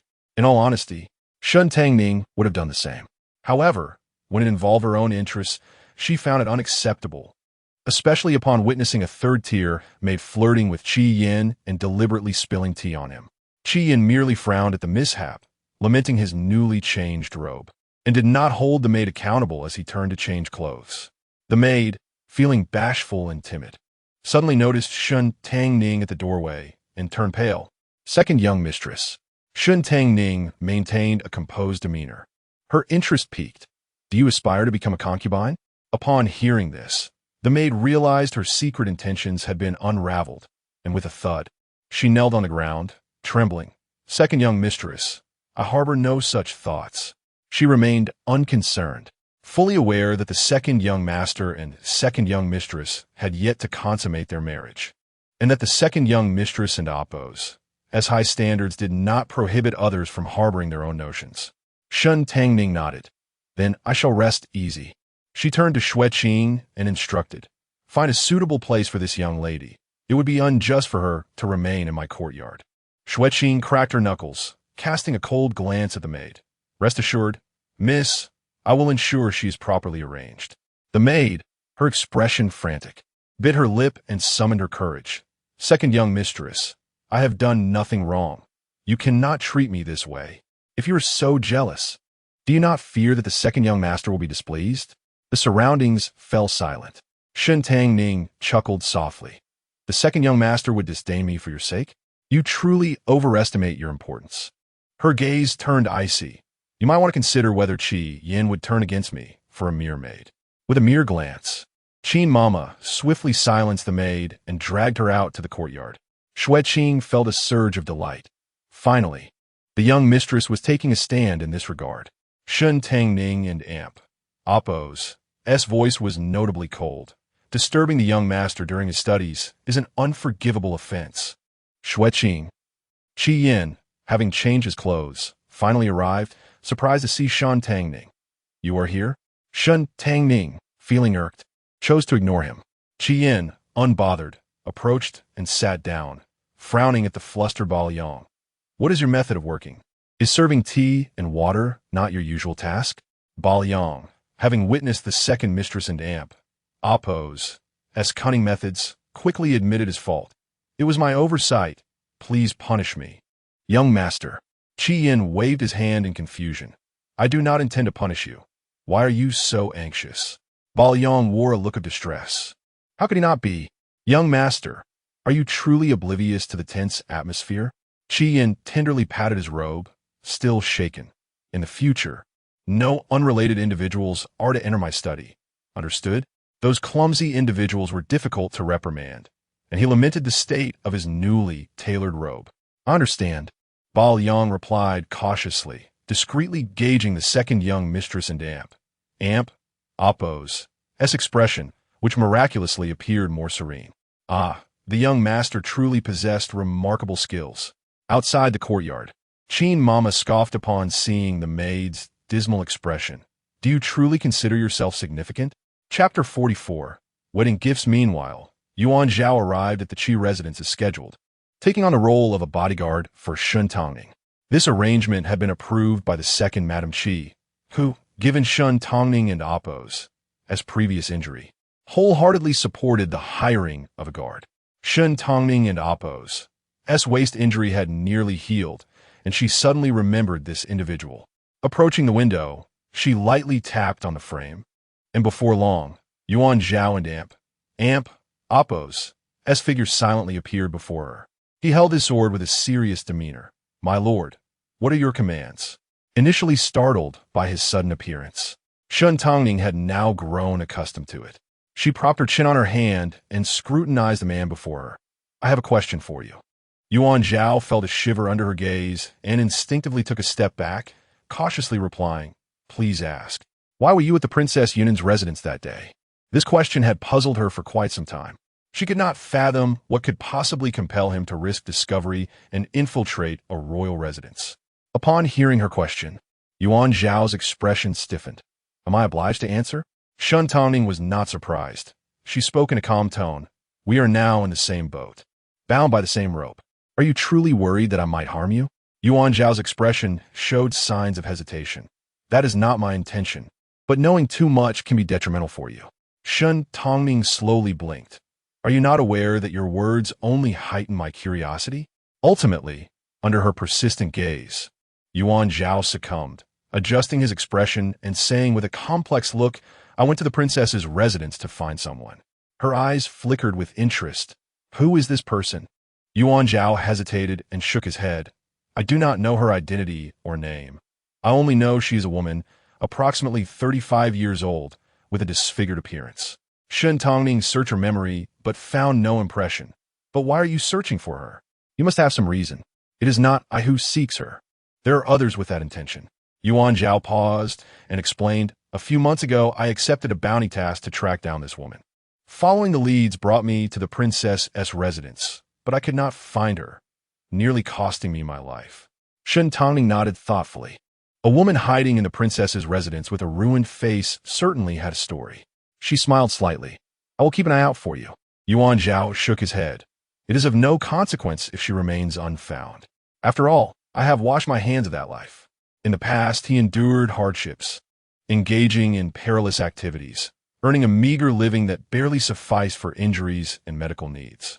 Since arriving at the Qi residence, he found himself reflecting on the hardships he had endured. Your Highness, the third prince has come again, reported Ying Fong, entering with her head bowed, addressing Yan Mingyi, who sat on a mat. Yan Mingyi lazily opened her eyes, irritation flitting across her expression. Tell him to leave. Also, inform him that if he wishes to do something, he should do it thoroughly. I am only being merciful this time because of our kinship. It will not happen again. Understanding the implication, Ying Fong noted the long princess's disappointment in the third prince, her heart filled with disdain. Indeed, to deal with a young girl, he resorted to using assassins. The third prince had truly fallen low. Ying Fong conveyed the long princess and Appo's words and the third prince and Appo's usually cheerful demeanor cracked. After a moment of composure, he bowed solemnly. Please convey to my aunt that I have acted rashly this time. My only intention was to frighten Miss Shen and nothing more. Ying Fong refrained from engaging further, smiling gently at him. I will relay your message, Your Highness. Yan Xingzhou lowered his gaze, the shadows deepening in his eyes, and muttered, If my aunt does not wish to see me, then I shall visit another time. With that, he turned and departed. Upon hearing Ying Fong's return, Yan Mingyi asked absently, Has he left? Ying Fong nodded. Finally, some peace, Yan Mingyi remarked, glancing out at the lush Bodhi tree, a hint of confusion in her eyes. Time in the mountains was elusive. Even in such a secluded place, she could not escape the entanglements of conflict. Ying Fong wiped away the moisture at the corner of her eyes. The prince had always been restless, disliking constraints, often venturing to the outskirts for horseback riding. The late emperor had even built a racetrack specifically for her. Such a spirited individual was now languishing in this temple for over a decade. Had the emperor still been alive, he would have surely felt a pang of sorrow. The captain of the guards, Qing, approached, noting the third prince and Appo's troubled expression. The long princess still refuses to see his highness? Yan Xingzhou and Appo's expression darkened abruptly, narrowing his eyes. Everything was fine until that Shen Tangning appeared. Ever since, nothing has gone smoothly. Qing could not help but reflect. Indeed, Miss Shen possesses some talents, managing to entangle herself with a long princess. Yan Xingzhou's expression hardened, a glint of danger flashing in his eyes. I had forgotten Miss Shen is my elder brother's cousin. It seems I ought to address her as cousin as well. Qing glanced at his prince's expression, understanding the implications. Your Highness is considering? Yin Xingzhou smirked slightly. She is recently married. I intend to present her with a wedding gift. I wonder if my grand gesture will please her? Qing bowed respectfully. It will be a great fortune for Miss Shen to receive a gift directly from your Highness. A wry smile flickered in Yin Xingzhou's eyes. He disliked the notion of uncontrollable variables. Such uncertainties must be eradicated. As July arrived, the sweltering heat became unbearable. In a corner, an ice basin held half-melted ice, providing scant relief to the stifling air. Xueqing sighed. This ice melts so quickly. In ordinary households, they would have to endure the summer without it. While some would carve ice in winter for storage, it was labor-intensive, and many southern regions did not experience snowfall in winter, let alone frozen lakes. It is worth noting that the second household was not entitled to the free ice distributed by the court. They could only purchase it.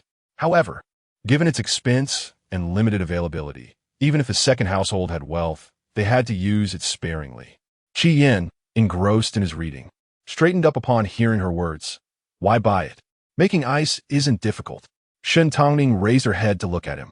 Whenever the conversation strayed from books, his enthusiasm surged. With saltpeter, ice can be made. I'll find out where to buy it and show you how. Xueqing hesitated, turning her head, skepticism evident in her eyes. Can you really make ice, sir? Qi Yin frowned. You, girl, how can you look at people through the cracks in the door? Xueqing, confused, replied, when did I ever look through the cracks? He patted his chest in dismay. You have underestimated me. Shen Tangning could not help but chuckle. Chapter 45. The manufacture of ice from niter in this era. Niter had yet to be discovered for the production of gunpowder. Thus the imperial court's regulation was relatively lenient. As long as one did not engage in large-scale purchases, there was little scrutiny regarding its intended use. However, an unexpected turn of events occurred. Xueqing procured the materials, and Qi Yin, brimming with enthusiasm, approached for a closer inspection, only to discern something amiss. He pinched a small amount and tasted it, detecting a salty bitterness with a refreshing undertone, his brows furrowing in concern. Noticing his expression, Shen Tangning could not help but inquire, what is wrong? Is something amiss? Qi Yin shook his head. This is not the niter I sought. It is mirabolite. Though they may appear similar, their purposes diverge greatly. Observing Shen Tangning and Xueqing and Appo's rapt attention, he felt compelled to elaborate. The niter I require is typically found in moist environments such as cave walls, latrines, or the surrounding soil, also known as Appo's, ground frost. Appo's. Shen Tangning blinked in disbelief. A latrine? Qi Yin touched his nose. Is there a problem? None. She quickly masked her expression, dismissing any thought of indulging in icy treats. Xueqing, momentarily taken aback, nodded in realization. Then I shall search again. There's no need. I shall send Bao Yang instead, as he is rather idle at the moment. Given the sweltering heat, Qi Yin hesitated to impose on Shen Tangning and Appo's servants, finding it far easier to direct his own attendant. When Bao Yang returned with the niter, Qi Yin scrutinized it closely and began to express his dissatisfaction with its purity. The purification techniques of this era were still rudimentary, leaving the niter impure, complicating the ice-making process. Bao Yang cautiously suggested, shall I go find more? That won't be necessary. Qi Yin decided against making things difficult for him, recognizing that no matter how many places Bao Yang visited, the outcome would remain unchanged. He resolved to undertake the purification himself. The others, including Shen Tangning, gathered curiously to observe. Qi Yin ground the niter crystals into a fine powder, adding it to a basin of preheated water, stirring vigorously with a wooden stick. Shen Tangning and Appo's face lit up with curiosity. Is this what is known as purification? Qi Yin, exuding confidence, replied, this is called the dissolution crystallization method. There are various purification techniques, but this one is time-efficient. Charcoal can also be employed, albeit with more complexity. Activated charcoal offers superior adsorption, yielding better results. Listening to Qi Yin's unfamiliar terminology, Shen Tangning's gaze fell upon him. With his eyes downcast and an intense focus, a subtle smile gracing his lips, He radiated an aura of distinction that contrasted sharply with the frivolous reputation others attributed to him. Her heart fluttered slightly, feeling an incongruity within. Despite having read extensively, she found herself unfamiliar with the concepts Qi Yin articulated. She nonchalantly remarked, "How is it that you know so much, my husband?" Qi Yin paused, responding ambiguously. "I simply enjoy reading miscellaneous books. The more one reads, the more one understands." Shen Tangning's eyes brightened. "You are truly impressive. Each harbors their own secrets." And she too concealed hers, choosing not to pry into the enigma that was Qi Yin. As the niter dissolved completely in the water, Qi Yin gestured for Ba Liang to hold a cloth taut, while he carefully poured the solution through the fabric into another basin. "What is this step for?" "Shen Tangning." Qi Yin readily explained, "This step filters out the impurities." This was comprehensible to her, and she nodded in understanding. After several rounds of filtration, Qi Yin exhaled in relief. Now we simply await its complete cooling. During this cooling process, the niter will crystallize, yielding the purified niter. While they waited, Qi Yin stole glances at Shen Tangning, feeling a twinge of anxiety regarding whether his unusual behavior might raise her suspicions. However, Shen Tangning was engrossed in a book, oblivious to him, allowing Qi Yin to gradually relax. "Young master, has it worked?" Xueqing entered, cradling the basin with a hint of excitement. Qi Yin stepped forward, inspecting the white crystals, still warm from the sun and damp. "Oppos, embrace," nodding gently. "It is ready." Shen Tangning glanced over. "It appears much more transparent than before. Shall we proceed with ice making?" The room was filled with eager anticipation as Qi Yin sighed. "Please fetch a basin of cold water, along with a larger basin and a wooden tub."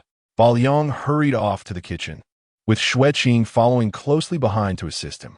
Upon their return, Qi Yin placed the water-filled basin within the larger one, added the niter, poured in more water, and finally covered both basins securely with a wooden tub. With all preparations complete, he awaited the outcome. "Is this all there is to it?" Shen Tangning arched an eyebrow, finding the process quite intriguing. "It should suffice," Qi Yin reassured himself, though his sense of apprehension lingered. For this was his first attempt at making ice from niter, and uncertainties loomed. With so many eyes upon him, a failure would indeed be a grand embarrassment. As the niter dissolved in the water, it absorbed heat, which is the principle behind ice making. The opaque tub obscured their view of the progress. Qi Yin cleared his throat, suggesting, "Perhaps we should engage in another activity. Waiting here is rather dull." Xueqing blinked. "I find it quite interesting." Ba Liang nodded in agreement. "Indeed, it is a rare opportunity to witness water freeze into ice." Qi Yin sighed, while Shen Tangning subtly smiled. "All right, aren't you tired of squatting here? Ice making requires time. Let us engage in other pursuits first." At her words, Qi Yin felt that no one could be more considerate than Shen Tangning. With her directive, Xueqing and Ba Liang complied. Once the surroundings emptied, Qi Yin felt an immense relief and began to pace anxiously around the wooden tub, pressing his palms together against his forehead, murmuring, "Heavenly powers, please grant me success. My reputation hangs in the balance." Outside, Shen Tangning chuckled softly at his fervent musings. A reputation for a lifetime? She mused. Did he harbor some misconceptions about himself? After a brief interval, Qi Yin, stifling his restlessness, cautiously lifted the wooden tub. A plume of steam swirled from the basin, revealing that the water had indeed frozen into ice. He tapped the surface with his fingers, producing a crisp sound, and his heart leaped in joy. He had succeeded. Qi Yin strode confidently toward Shen Tangning, cradling a basin brimming with ice, feigning nonchalance as he raised his chin. "See, I told you it would be a piece of cake." She could not suppress a smile, genuinely exclaiming, "You are truly remarkable." Observing the faint flush of pride on his ears, she mused within, "This man is rather endearing." Chapter 46. The pig rooting for cabbage in just over a month. The autumn examinations will commence, and the atmosphere in the western courtyard has grown somewhat tense. It is well known that the scholarly pursuits of the second young master are of utmost importance. The second young mistress has decreed that everything must revolve around him. And with half a year having passed, the time for assessment is swiftly approaching. Those in the eastern courtyard eagerly await the spectacle, all hoping to redeem themselves and vindicate their past failures. Without needing any urging, Qian, at the center of public scrutiny, has been studying diligently, even late into the night, with the candlelight in his study flickering persistently. When Shen Tangning pushed open the half-closed door, she found Qian seated at his desk, his eyes heavy with fatigue, one lock of hair ensnared by a rope dangling from the beam above. His head drooped involuntarily, pulling at his scalp painfully, causing him to grimace as he struggled to maintain his focus, a cycle that repeated itself. Initially perplexed by his actions, Qian had explained that this was a method known as hanging the beam and stabbing the thigh, yet the latter was too painful for him to attempt, leaving him only with the former. As he groggily opened his eyes, he was taken aback to see Shen Tangning before him, her appearance ethereal after what must have been a bath, clad in a flowing white dress, her hair loosely tied back, devoid of any embellishments. Standing there with an air of otherworldliness, he yawned and straightened his posture, his bleary eyes glancing outside. "Why are you still awake at this late hour? And you?" Shen Tangning noticed the dark circles under his eyes and began to reflect on whether her expectations of him were too harsh. Understanding the principle of moderation, she spoke gently. "It's late. You should rest." Qian rubbed his forehead, frowning slightly as he muttered to himself, "You sleep first. I still have a bit left to read." The dancing candlelight cast a warm glow on his features, revealing a youthful innocence that lingered despite his age of 20. Feeling her heart soften, Shen Tangning approached and took his hand, her tone soothing. "There is no need to rush. If you exhaust yourself, it would be counterproductive." At this moment, Qian and Appo's mind was somewhat sluggish, and he allowed himself to be led by her out of the study. Baoyang, dozing against a pillar at the entrance, was oblivious to his surroundings, occasionally smacking his lips in slumber until he heard the commotion and jerked awake. He was greeted by the sight of their second young master, tall and robust, being gently guided by the second young mistress, his handsome face still displaying a hint of bewilderment, a stark contrast to his usual carefree demeanor. Baoyang rubbed his eyes in disbelief, his mouth gradually falling open. Oh no, the young master has read himself silly, as the breeze from the corridor brushed against him. Qian and Appo's muddled thoughts began to clear, yet the soft warmth of Shen Tangning and Appo's hand immediately seized his attention. A sudden flush crept onto his face as he thought, "How could her hand be so soft? Why is she holding my hand without warning, causing my heart to race?" Hearing a rustle behind him, Qian instinctively turned to see Baoyang staring at him, eyes wide with an expression that suggested he had stumbled upon a peculiar scene. If anything, he was akin to the pig rooting for cabbage in this absurd scenario. Qian fell silent, feeling an inexplicable mix of embarrassment and irritation, glaring at Baoyang and silently mouthing a succinct command, "Leave." Baoyang, dejected and forlorn, retreated. Hooray! Finally, he could enjoy a peaceful sleep. Upon entering the bedroom, Shen Tangning turned around, and Qian felt a sudden pang of guilt, hastily withdrawing his hand and pretending to be composed. "Oh, why are my palms sweaty?" He feigned wiping his hands on his clothing, abruptly realizing how transparent his actions were, as if he had never encountered such situations before. His newly found courage dissipated instantly under Shen Tangning's teasing gaze, leaving him feeling utterly naive. "I had Shiweqing prepare hot water. You should wash up first," she offered, providing him an escape route, and he hurriedly complied. How embarrassing! Would Shen Tangning secretly mock him, covering his face with a damp cloth? Qian momentarily sulked before suddenly recalling something, pulling down the cloth and turning back to her, his tone carrying a hint of negotiation. "By the way, in a couple of days, Ji Wuyo and Tang Su have invited me out to gather. They've asked me several times before, and I turned them down, but now they're beginning to voice their discontent." Fearing Shen Tangning would object, he cautiously reassured her, "It's merely a meal, nothing more." Shen Tangning raised her eyes to meet his gaze, a playful smile gracing her lips. "Your legs belong to you, dear husband. How could I possibly stop you?" Qian, harboring a lingering suspicion of her intentions, thought it absurd. He was a man of stature. How could he be cowed by her? Tossing the cloth back into the basin, he approached her with a feigned bravado, studying her expression closely, his tone softening. You're not upset, are you? We agreed that you wouldn't secretly inform my parents. Shen Tangning found his concern amusing, her face a portrait of grace as she slightly arched her brows. Why would I be upset? You have been working so hard. It is only right that you take some time to relax and enjoy yourself. If your mother inquires, I will help you navigate the situation. To be frank, since he had devoted himself to his studies, she had never restricted Qi Yin from going out. It was simply that he hadn't expressed a desire to.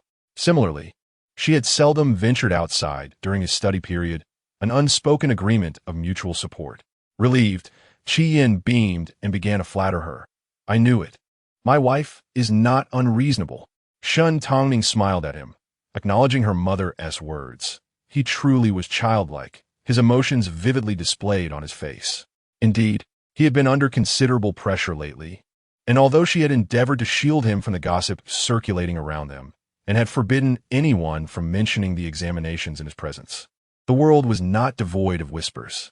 Some had even speculated on whether Qi Yin would succeed in the examinations, and while Shen Tangning had taken measures against such sentiments, her reach could not extend to the eastern courtyard. Allowing him to step out and unwind would serve him well. She pondered for a moment and felt compelled to offer a word of caution. However, one must exercise caution when venturing outside. You are aware of the saying, and oppose, a ship sails safely with careful navigation, and oppose, you would not disregard such wisdom. Pausing, she added with a weighty tone, while we should harbor no ill intentions, we must remain vigilant. Although the matter regarding the Kunshan Jade had been left unresolved, Shen Tangning remained on guard. She observed that Qi Yin was not entirely oblivious and suspected he would also exercise prudence. Qi Yin, momentarily startled, nodded in agreement. Rest assured, my wife. I will be careful. It's merely a meal. Nothing untoward will happen. Little did he know, however, that someone was meticulously orchestrating an elaborate scheme against him. Chapter 47. The pleasure boat cruise. After much coaxing and persuasion, he finally emerged. I remarked, second young master Qi, you are becoming increasingly difficult to invite these days. Do you still wish to partake in our escapades? Ji Wuyo lunged from behind, linking arms with Qi Yin, his tone laced with teasing. Tang Su chuckled lightly and shook his head. Those who are wed truly change. Our once carefree second young master has begun to settle down. Qi Yin, with a languid smile, retorted, Oh, spare me the jibes. He paused, an expression of mild melancholy crossing his face. You all know how strict she is at home. I must even report when I step out. Seeing him hesitating, Ji Wuyo and oppose, as curiosity piqued, mingled with sympathy and envy. Is Miss Shun truly that fierce? Yet, if I were to marry such a wife, being managed wooden and amp, oppose, TB's so bad. People are often forgiving of beauty, and Shen Tangning, not only possessing striking looks, but also great talent, was nearly flawless aside from her strong temperament. Had she not been promised to another early on, suitors would have undoubtedly trampled the threshold of the Shun residence. Such a remarkable person ultimately fell into Qi Yan's hands, and while others might not speak of it openly, they certainly harbored envy in private. Qi Yan blinked, unable to falsely claim that Shen Tangning was lacking in any regard. Thus, he feigned a sigh of sorrow. You who are not married cannot possibly understand. The two exchanged amused glances, recognizing his subtle bragging. After their playful banter, Tang Su pondered aloud, but speaking of which, Yin, do you truly intend to participate in the upcoming autumn examinations? Do you feel confident? Upon hearing this, Ji Wuyo wiped the smile from his face. Casting a cautious glance at Qi Yin, Tang Su, this is unbecoming of you. We came out for leisure. Why bring up such dreary matters? Everyone knew of Qi Yan's 3 failed attempts at the examinations, which had become a topic of ridicule among the young masters, who mocked him for being a frivolous scion chasing after lofty ambitions. Some even had the audacity to compare him with Qi Jingyu, disparaging him for his illegitimate background. Yet, Qi Yin appeared unfazed, his defiant demeanor unchanged as he replied, just giving it a shot. After all, I have nothing else to do. Tang Su hesitated briefly before offering reassurance. Do not let the idle gossip of others trouble you. The courage you show in trying again surpasses that of many. Ji Weo wholeheartedly agreed. Look at me. I registered but lack the bravery to attend. You have no idea. My mother insists I learn from you. He scratched the back of his head hesitantly. Perhaps I should give it a go, just to please her? His mother held modest expectations. Even if he ranked last, she would joyfully celebrate with a banquet. Qian raised an eyebrow. Then why not? It would be great for the three of us to go together. It might bolster my courage. Ji Weo brightened, clapping his hands. Splendid. What do you think, Tang Su? Tang Su sighed in resignation. I suppose I am in. If we're going together, then so be it. Ji Weo exclaimed in excitement. Wonderful. What if we strike it lucky and all pass the exams? What do I hear? 3 unworthy scions still dreaming of success in the examinations? This is truly the most amusing jest I and Amp, Oppos, V heard all year, came a mocking voice from behind. Turning to look, they found it was Xiao Yu and his entourage. Ji Weo's expression darkened instantly, muttering about ill fortune. Why must we encounter this harbinger of doom again? Every time we meet Xiao Yu, it spells trouble. Look at what young Master Xiao is saying. If one lacks the ability, must they not even dare to dream? The others chimed in, laughter erupting like a chorus. Unable to endure further, Ji Weo retorted, Who are you calling a dreamer? Amidst the cacophony of ridicule, Tang Su and Oppos' demeanor also grew stern. Whoever is foolishly deluded may be called so. What's the matter? Not satisfied, are you? Xiao Yu, arms crossed, regarded him with a smirk. Then come at me. Ji Weo, riled by the provocation, rolled up his sleeves, ready to step forward. However, a firm grip restrained him. He turned to find it was Qian.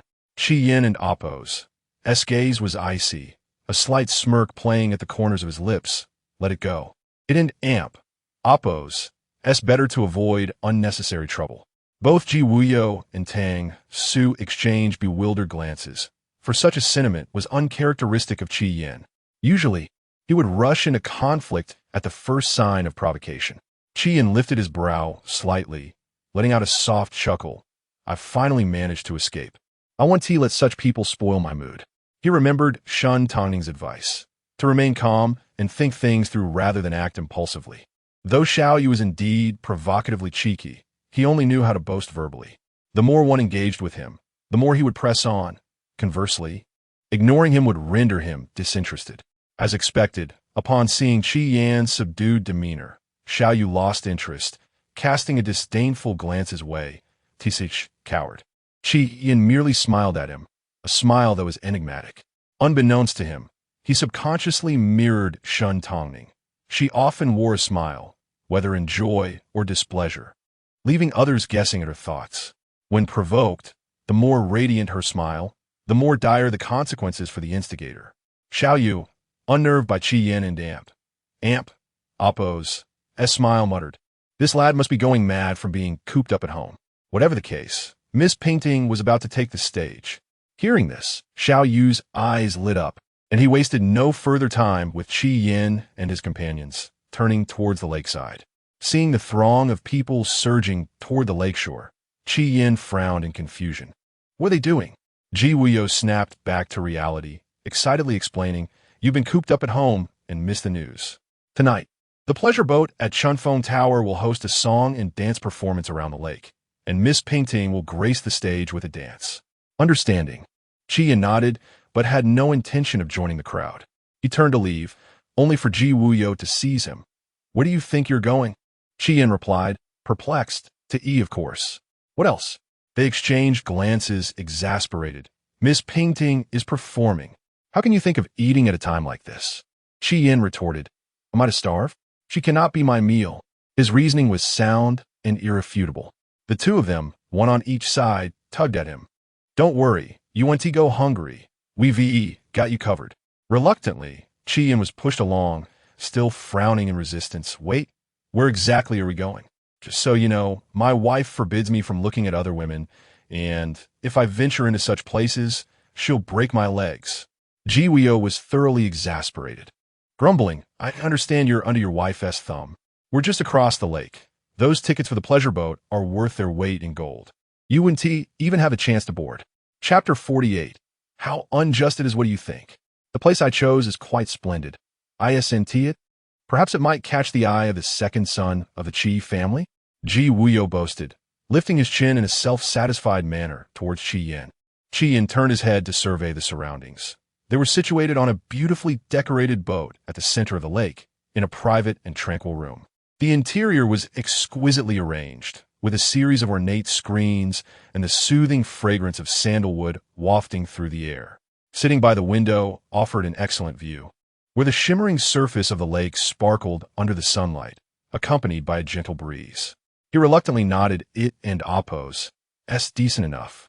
How typical of you. Ji Wuyo couldn't help but roll his eyes. Do you have any idea how difficult it was for me to secure such a fine spot? Tang Su shook his head with a chuckle, coming to Ji Wuyo's defense. Everyone knows that Miss Painting is about to perform on the boat, and everyone is scrambling for the best vantage point. You and T know, but many prime spots have already been taken. He pointed towards the throngs of people on the shore. See those individuals? They couldn't get a place on the boat, and can only watch from the lakeside. Is it really that exaggerated? Chi Yin followed his gesture and was taken aback by the crowd of heads bobbing together, raising an eyebrow in surprise. It's just a dance. Isn't it? Have I never seen one before? What do you mean by just a dance? That Miss Painting performance. It's not the same at all. Ji Wuyo exclaimed, frustration evident on his face.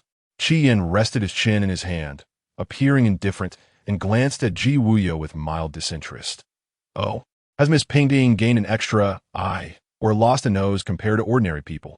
Ji Wuyo was momentarily at a loss for words and turned to Tang Su for help. Look at him. What kind of nonsense is he spouting?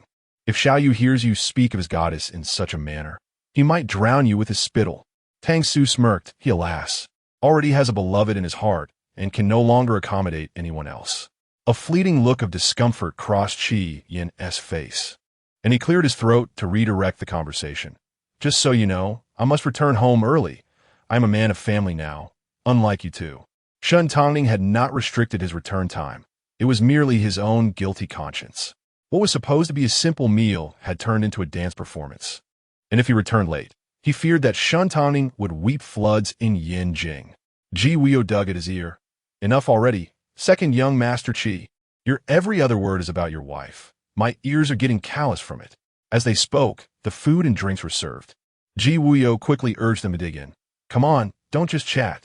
I've heard the perch from this lake is exceptional, and this spring drunkenness is renowned for its exquisite taste. Seeing his filled wine glass, Chi Yin raised a hand to decline, a slight smirk on his lips. Drinking and driving don't mix. Let us ensure safety for all. Huh? Ji Wuyo was momentarily taken aback, but soon realized. Chi Yin, have you been kicked in the head by a donkey? You want TB driving home. What do you think the coachman is for? Ah, a miscalculation. I should have sent the coachman back. Today, with Chi Yin absent, Shen Tangning had also invited a few friends to gather. Only when Yao and Gu Qingshu arrived. A hint of regret crossed Wen Yao's face. Qingwei was supposed to come as well, but she caught a chill last night and feared passing on her illness to us. So regrettably, she had to decline. Shen Tangning nodded, merely saying, there will be plenty of opportunities in the future. Wen Yao curiously studied Gu Qingshu. Ning Ning. When did you become so familiar with Miss Gu? Gu Qingshu was invited by Shen Tangning, as she would soon be her sister-in-law. It was essential to foster a bond to prevent any ill-intentioned individuals from swaying her away. If one attempt fails, who knows if the third prince might return for another go? Shen Tangning explained. We hit it off at the princess's residence. There was an immediate connection. Gu Qingshu lowered her eyes with a gentle smile, feeling a bit shy. Am I interrupting your gathering? It felt somewhat improper to intrude upon a gathering meant for close friends. However, Shen Tangning's warm invitation was hard to refuse, and, since she had few close friends, she unexpectedly accepted. Wen Yao quickly waved her hands. Not at all. The more, the merrier. She felt slightly bashful, her eyes sparkling. She had previously thought that someone as ethereal as Miss Gu would be difficult to approach, but seeing her today made her realize her own superficiality. Gu Qingshu sighed in relief. Among the maidenhood, there were plenty of shared topics. Wen Yao was straightforward, while Gu Qingshu was emotionally intelligent, and the atmosphere soon became harmonious. What else with all those people by the lake? Is there some kind of excitement happening? Wen Yao, always fond of lively scenes, felt intrigued by the crowd. Shen Tangning and Gu Qingshu, equally curious, followed her to investigate. At the lakeside, the crowd was so dense they could hardly squeeze in. Outgoing as she was, Wen Yao struck up a conversation with a nearby woman. "Excuse me, what are you all here to see?" The woman, also warm-hearted, pursed her lips and began to chatter. "What else could it be? I heard that the young lady from Chunfeng Tower, Ping Ting, is performing on the boat today. Everyone has come to catch a glimpse." Shen Tangning's eyes flickered. "Miss Ping Ting?" The woman suddenly realized. "Ah, yes, that is her name." Gu Qingshu, raised in a strict household, appeared puzzled. "Is this Miss Ping Ting very famous?" Shen Tangning leaned closer to whisper a few words, and Gu Qingshu's eyes brightened with understanding. A faint blush creeping on her cheeks. "I see." The woman expressed her displeasure. "I don't know what kind of enchantment that woman has cast, but these men are utterly captivated, forgetting their homes." Most of the onlookers on the shore were men. They were oblivious to their roles as husbands, fathers, or sons, yet were infatuated with a stranger, lost in a trance. It was only natural for the woman to feel a sense of grievance. Shen Tangning smiled lightly. But those legs belonged to them. If they didn't wish to come, could Miss Ping Ting force them? Ultimately, it is the men who cannot resist temptation. Yet society often shifts the blame onto women, diminishing the presence of men. In the end, it is only the women who face judgment and scorn. How unjust that is. The woman opened her mouth, but was momentarily speechless, finally muttering, "Why are you defending a courtesan?" Shen Tangning's demeanor softened, her tone remaining gentle. "We shouldn't ridicule the poor. If not for desperation, who would willingly choose to fall?" Unable to counter her argument, the woman shot her an irritated glare and left in a huff. Gu Qingshu, thoughtful, smiled. "Your perspective is quite intriguing." Shen Tangning lowered her lashes. It was merely a passing thought. She did not intend to speak up for Miss Ping Ting, having never met her and knowing nothing of her character. It was simply that the plight of women was already challenging enough. Infighting among themselves would only exacerbate their struggles without yielding any change. At that moment, a wave of gasps rippled through the crowd. Miss Ping Ting and Amp, Oppos, S-boat has arrived. Chapter 49. A dance in the capital. Raising her gaze, she beheld a magnificent boat gliding gracefully across the expansive lake, resembling a moving pavilion afloat on water. Intricate carvings adorned its railings, while azure tiles and vermilion eaves completed its exquisite appearance. The air was filled with the melodious sounds of silk and bamboo instruments. As beautiful maidens, draped in delicate gauze, ascended the elevated platform, their elegant forms scattering petals like confetti. As dusk descended, the night air seemed to shimmer with a fragrant allure. The gauzy windows of the boat cast the women and Oppos as hazy silhouettes, evoking a sense of longing and fascination among the onlookers, who were already entranced. Miss Ping Ting, Wen Yao's lips twitched in dismay. "But we can't even see her. What are they so excited about?" Shen Tangning offered a subtle smile. As the saying goes, a half-hidden face only piques one into Amp, Oppos, as curiosity further. She pondered whether Qi Yin was among the throng of spectators. Just then, as if sensing something, Qi Yin sneezed in the center of the lake, rubbed his nose, and instinctively scanned his surroundings. Yet, amidst the sea of people, neither of them noticed the other's presence. "What's wrong?" Ji Wuyo, holding a wine jar, looked up in confusion. "Caught a chill? Qi Yin, you're looking a bit pale. How long has it been?" Qi Yin shot him a warning glare, retorting, "You're the one who's pale." Having consumed a couple of cups, the breeze had left him feeling a tad dizzy. "How much longer?" "I wish to return and sleep." Soon. Just a bit longer." Yvuil Burpet. Meanwhile, within another elegantly adorned boat, a woman was applying lip color before the mirror. She delicately smoothed the rouge with her alabaster fingertips. The woman in the reflection was ethereal, with a flawless complexion and enchanting features, her eyes exuding a soft allure. With great effort, she managed a slight smile, her lips barely parting. Is this what he desires? The voices behind her faded into silence as she slowly closed her eyes. When she opened them again, her gaze was calm and unwavering. I understand. The people in the room quietly vanished. After a while, a knock echoed at the door, and a maid softly reminded, "Miss Pingting, the time has come." Rising to her feet, she ascended the high platform under the watchful eyes of the crowd. Shen Tangning and her companions found a tea house on the second floor, where they could barely glimpse the happenings at the center of the lake. A figure emerged from the boat, her graceful silhouette veiled in gossamer. It was difficult to discern her face from such a distance. Yet the rising chorus of gas suggested this was indeed Miss Pingting. "We still can't see her face," Wen Yao sighed, disappointment creeping in after such a long wait. "Never mind, we can still enjoy her dance," Gu Qingshu reassured her. As the rhythmic beats of the drums intensified, the figure began to move. Her flowing sleeves dancing in the air, sometimes drooping, sometimes rising, her waist bending in a way that defied belief. The sound of jingling bells accompanied her every motion. Shen Tangning and Appo's eyes widened in surprise. "This is the Zezhiza dance." Wen Yao turned her head, cupping her chin in her hands. "Is there a story behind it?" Gu Qingshu pondered for a moment. "It is said this dance originates from the western regions and is exceptionally difficult, demanding immense strength and flexibility from the dancer. Observe how she maintains her footing amidst the rapid drum beats. Every lift and bend is executed flawlessly, indicating her profound skill." Shen Tangning nodded, admiration evident in her expression. To dance in the capital, indeed, is no exaggeration. As the performance concluded, the audience remained entranced by the mesmerizing display. Unlike her usual practice of departing immediately, Pingting gazed upon the throng, her eyes reflecting the dazzling lights. With a gentle smile, she expressed, "Thank you all for your affection towards me. Today, I have prepared a special segment. Please write your messages to me on flower cards and hand them to my maid. I shall randomly select a few attendees for an intimate tea conversation." This announcement ignited a frenzy among the crowd. Ji Wuyo, overwhelmed with excitement, stumbled to his feet.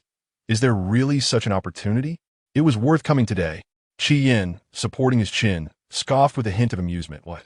Do you wish to join the revelry? With so many people, the chance of you being chosen is slim to none." Ji Wuyo pouted. "What if luck smiles upon me? It's worth a try. Besides, if I miss this chance, there may not be another." He swayed off to borrow paper and a pen. Dan Su, Sai Yin Belaidet, chuckled dreamily. Who cares? He won an amp. Amp? Oppos. TC the consequences until it's too late. Qi Yin shook his head, feeling increasingly dizzy. Is this place too stuffy? Nothing else seems worth watching now. It's getting late. Shall we return? As night fell, concern for their safety prompted Shen Tangning to suggest they head back. Gu Qingshu and Wen Yao agreed without objection. The carriage halted at a narrow alley, necessitating a short walk. However, the streets were congested, making even this brief distance challenging.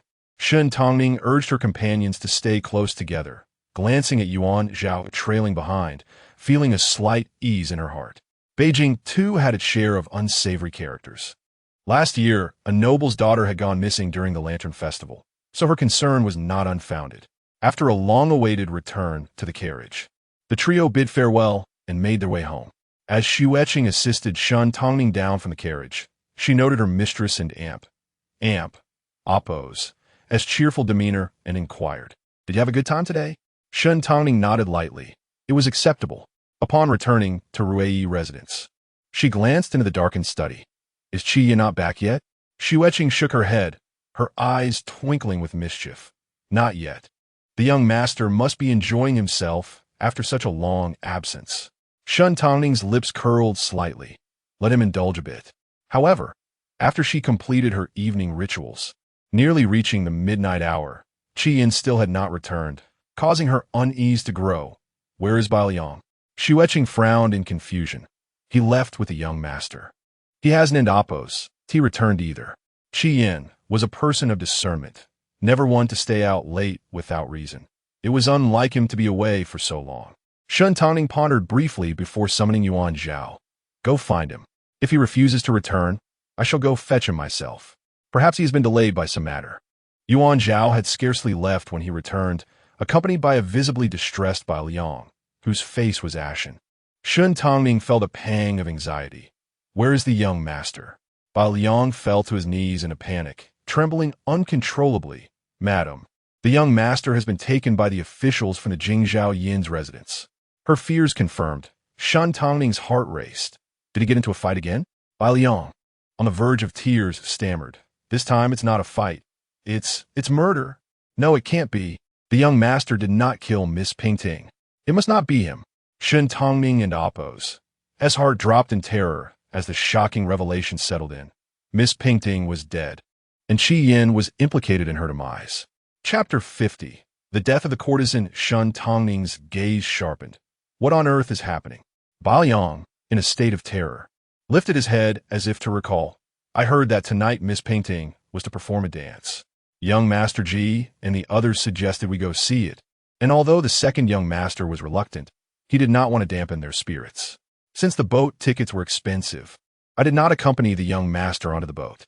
He remembered that Miss Pingting had already finished her dance, and many people had dispersed by the lakeside.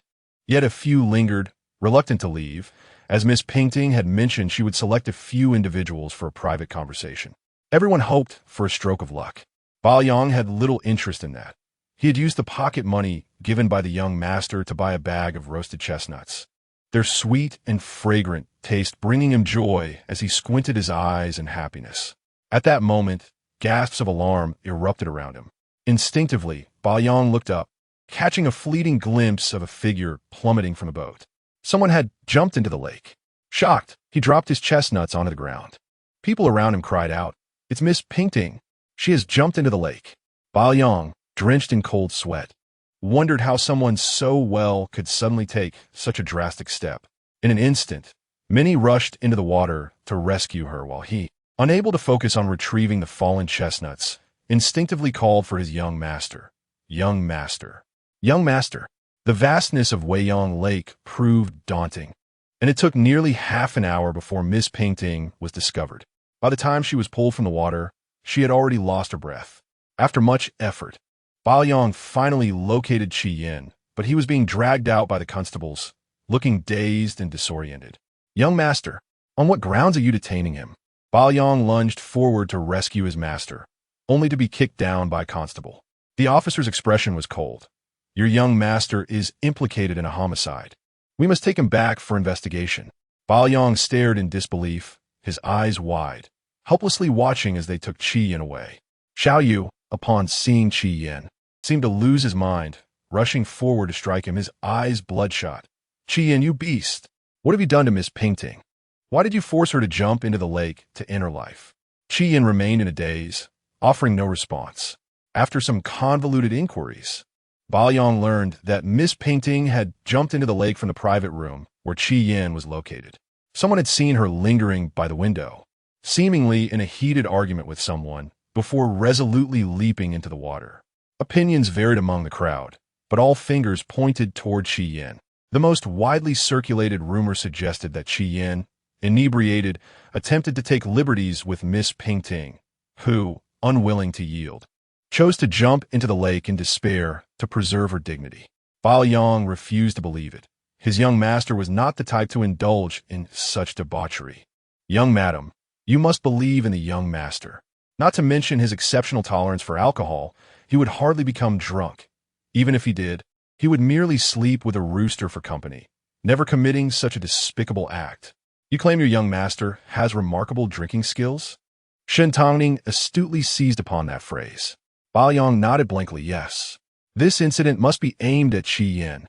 Shen Tangning and Oppos. S expression darkened suddenly. What about Ji Wuyo and Tang Su? Bao Liang shook his head in confusion. It is said that at the time of the incident, young Master Ji and young Master Tang were not with our young master, but the officials took them back for questioning nonetheless. Such a coincidence? Shen Tangning nearly scoffed. Let us keep this from the master and mistress for now. I shall make a trip to the yamen first. She turned to change her clothes in the inner chamber. Bao Liang, prepare some warm clothing to bring to the young master later. Bao Liang, surprised, looked up. Does the young madam believe in the young master? Overwhelmed with gratitude, he hastily wiped his face and nodded repeatedly. Yes, I will prepare it right away. Upon arriving at the prison, Shen Tangning was undoubtedly met with obstruction. Who dares to intrude upon this secure place? The jailer blocked her path with a stern expression. Shen, at her signal, stepped forward and quietly handed over a purse. My young lady is the legitimate daughter of Minister Shen. My husband was just brought here by you, and she is deeply worried. She wishes to send him some food and clothing, and we hope you can assist us. It is not uncommon to grease the wheels with money, as long as it does not pertain to serious matters closely monitored from above. Everyone is willing to oblige. However, this jailer glanced at Shen Tangning, smirking mockingly. Are you attempting to bribe us openly? Apologies, but I do not fall for such tricks. Please leave at once. Or do not blame me for being rude. Shen clenched the purse, her expression darkening. Those who manage to work here are astute. Upon hearing her background, they consider whether they can afford to offend her. This man did not seem like a newcomer, but rather someone deliberately targeting her. A glint of cold light flickered in Shen Tangning's eyes. Had someone instigated this? She stepped closer, her demeanor cool yet gentle. Her smile, not reaching her eyes. My husband has not yet been convicted. He was merely invited here to assist with your investigation. Why can I not visit him? The jailer opened his mouth to retort, but was interrupted by her calm assertion. You took him away before the public eye, treating him as if he were guilty, inciting the wrath of the people. If he truly is guilty, that would be one thing. However, if it is later found that he's been wronged. The smile on Shen Tangning's face vanished entirely. Her gaze icy as she enunciated each word. I fear I will have no choice but to petition the Empress for justice for my husband. The jailer was startled. Her words were both a threat and a warning. If it were discovered that Shen was wrongfully accused, she made her stance clear that she would pursue accountability to the end, even invoking the might of the Empress. The head jailer hurriedly emerged, a forced smile on his face. Ah, it is Miss Shen. Please come in. Please do not take offense. This lad is new and did not recognize you. Shen Tangning raised an eyebrow, casting a glance at the jailer, who appeared stiff with discomfort. Is that so? A mocking smile curved her lips as she coolly remarked. Then, sir, you ought to teach him the importance of discerning the situation. He should not mistake himself for having grasped the ladder to success when he has merely stepped onto the path of demise. Upon hearing her words, both men before her stiffened uncomfortably. The head jailer quickly recovered, forcing a smile. Yes, you are right. You wish to visit young Master Qi. It is a small matter, please, this way. Shen Tangning had no desire to linger on the matter and stepped into the prison. As she passed the jailer, Shen deliberately let out a heavy, cold snort. Some people truly do not know how to appreciate kindness. The jailer's face shifted through shades of green and white. A sight to behold. Shen Tangning, lantern in hand, traversed the long, dark corridor, the air thick with the damp, decaying scent that made her frown in discomfort. Miss Shen, this is the one. Arriving at a cell, she looked up to see Shen seated in the corner, looking disheveled and perplexed. Madam? Chapter 51. Enigmatic Shen Tangning gazed at his dejected demeanor, her expression imbued with complexity.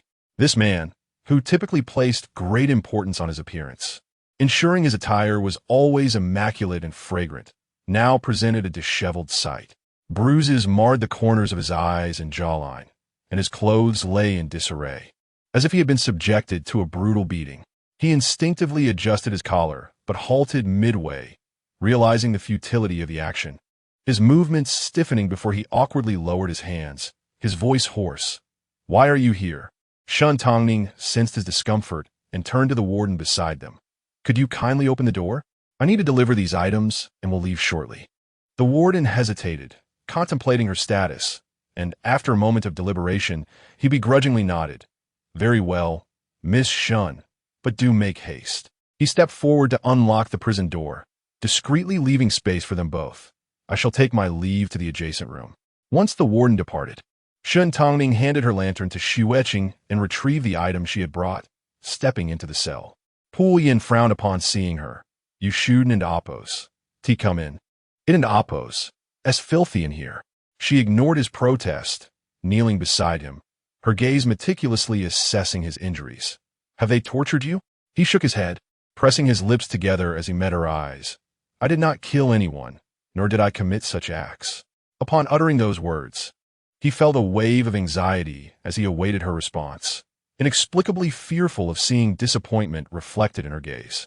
Shen Tangning and Appo's face momentarily froze. But then a genuine smile broke through. "I believe in you, my husband." Pulian was taken aback, his voice unexpectedly thick. "Really? You truly believe me?" She reached out to smooth his disheveled hair. "You have no grievance with that girl. Why would you harm her?" Initially, he dismissed her words, but they struck a chord, allowing his pent-up frustration to surface. He cast a sidelong glance at her, muttering, "I remember everything you said. Xiao Yu provoked me, and I refrained from retaliating.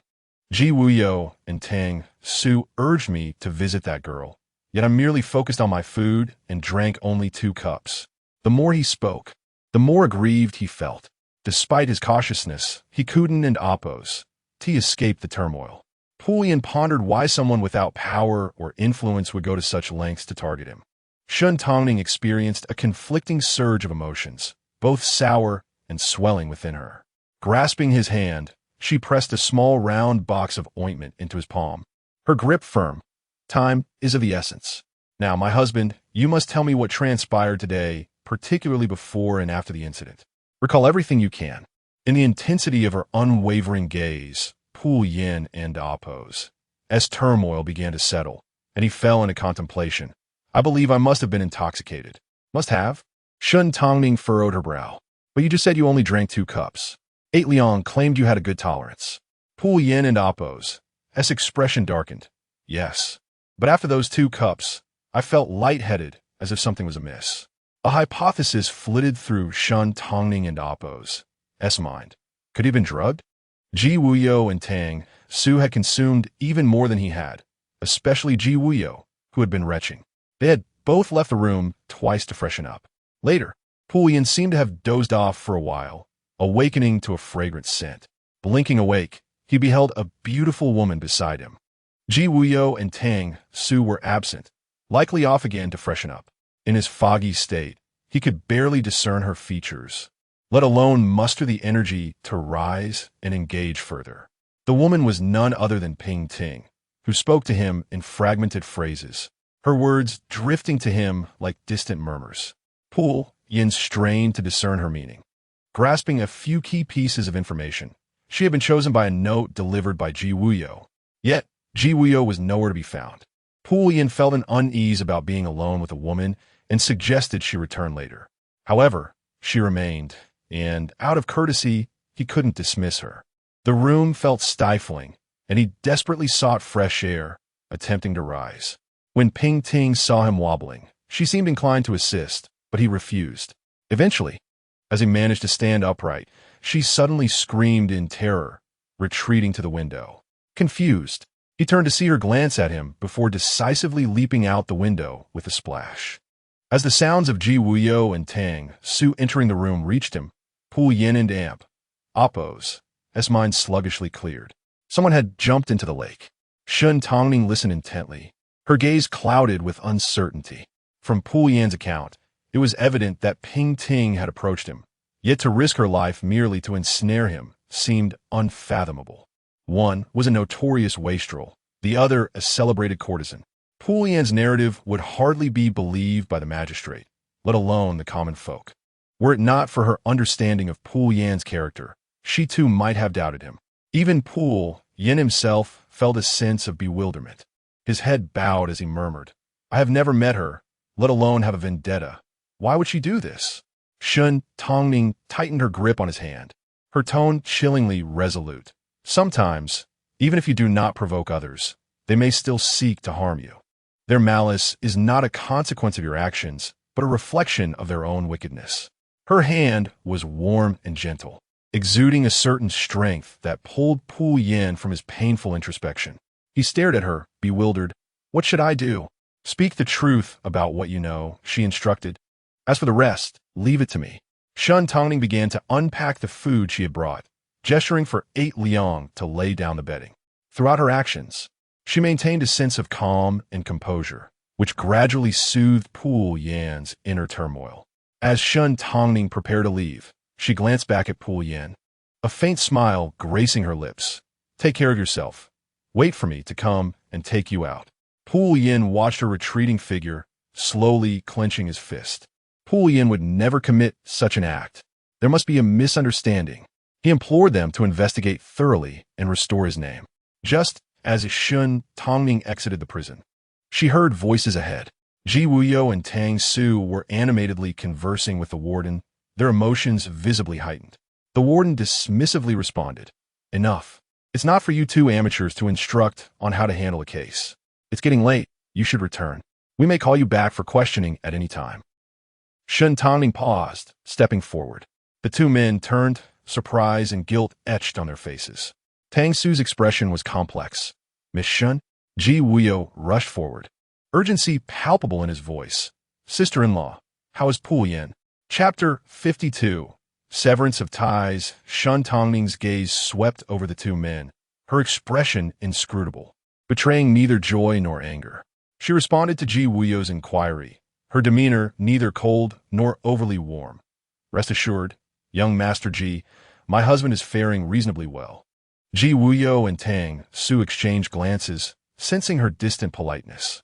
Ji Wuyo, with a determined expression, ventured, "Sister-in-law, if it would ease your heart, feel free to strike me or berate me.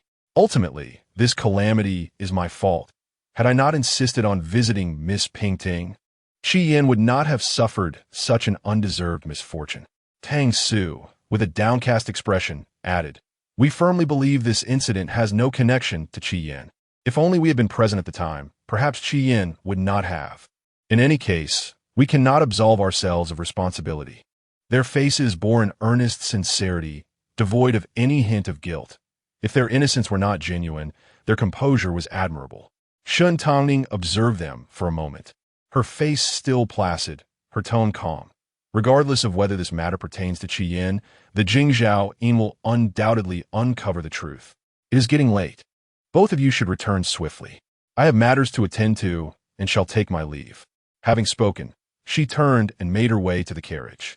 As she watched Shen Tangning board, Ji Wuyo's gaze dimmed.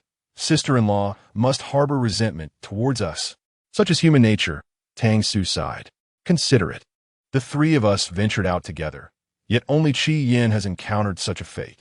It is difficult for Miss Shen not to direct her ire towards us."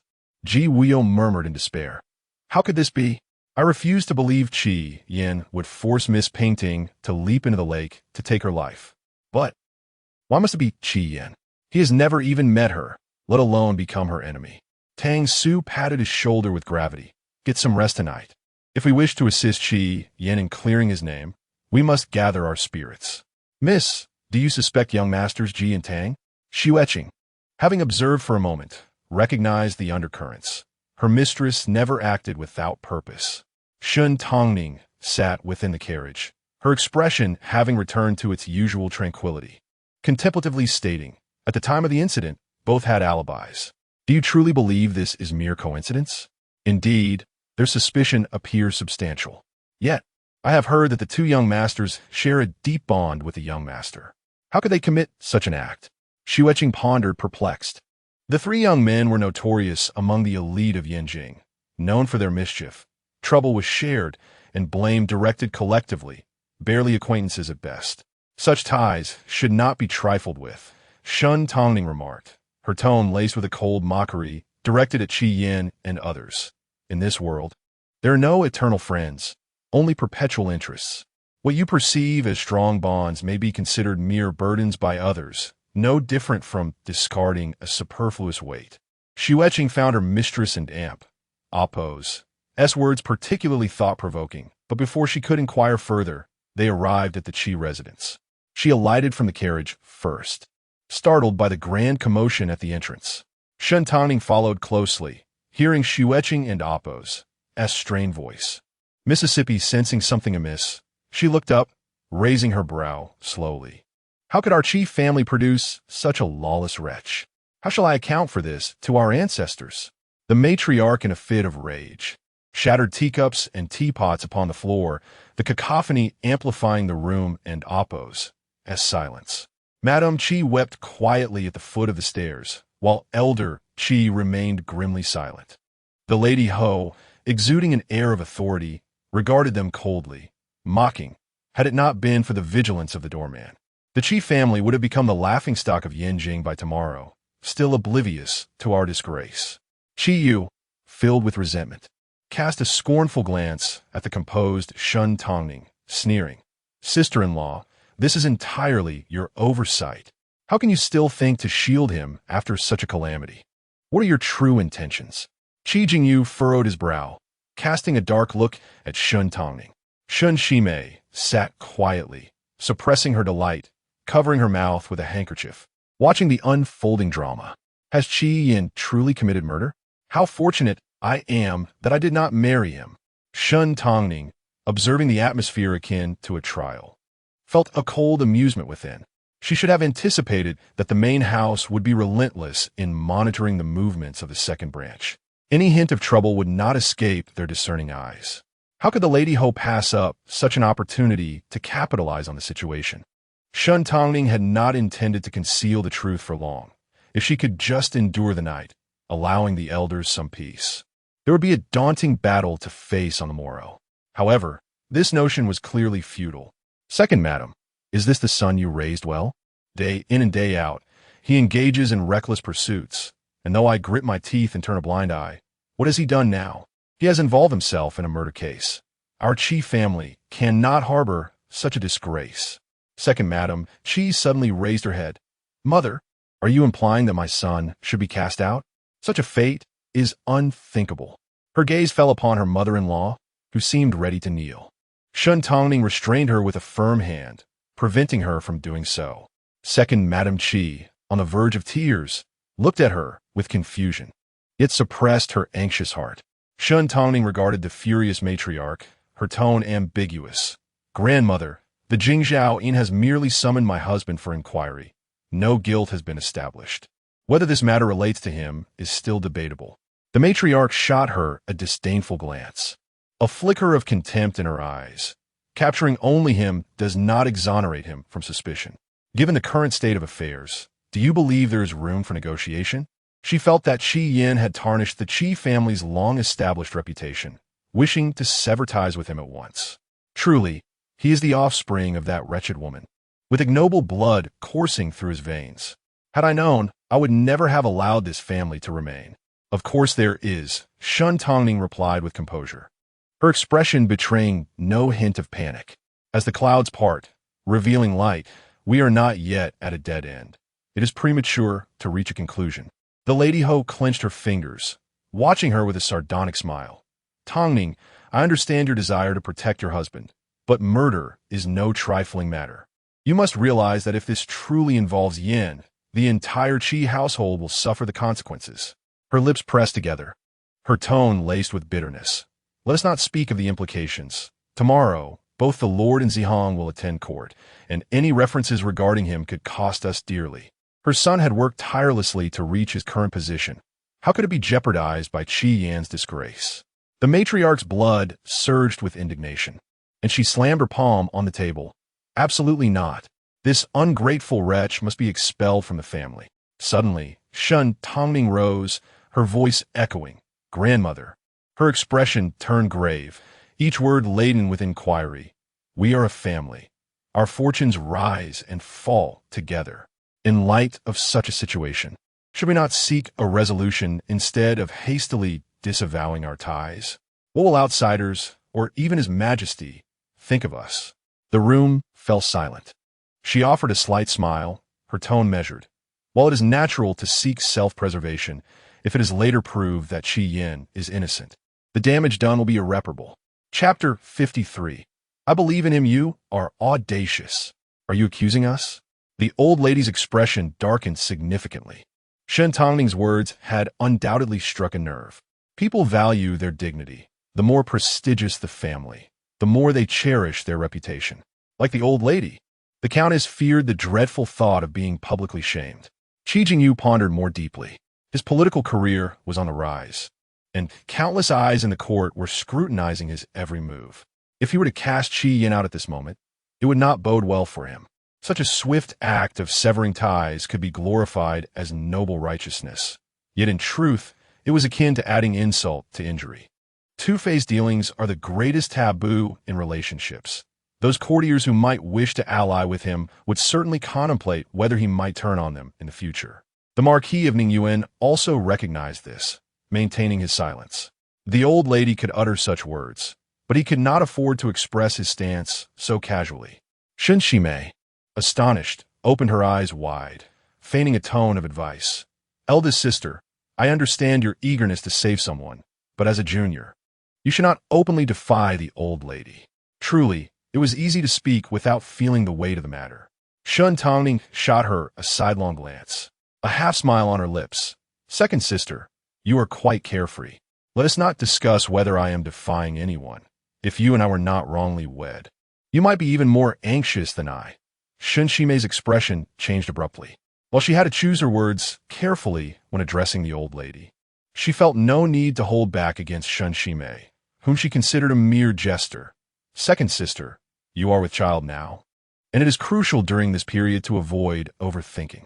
You should rest well. In other words, mind your own business.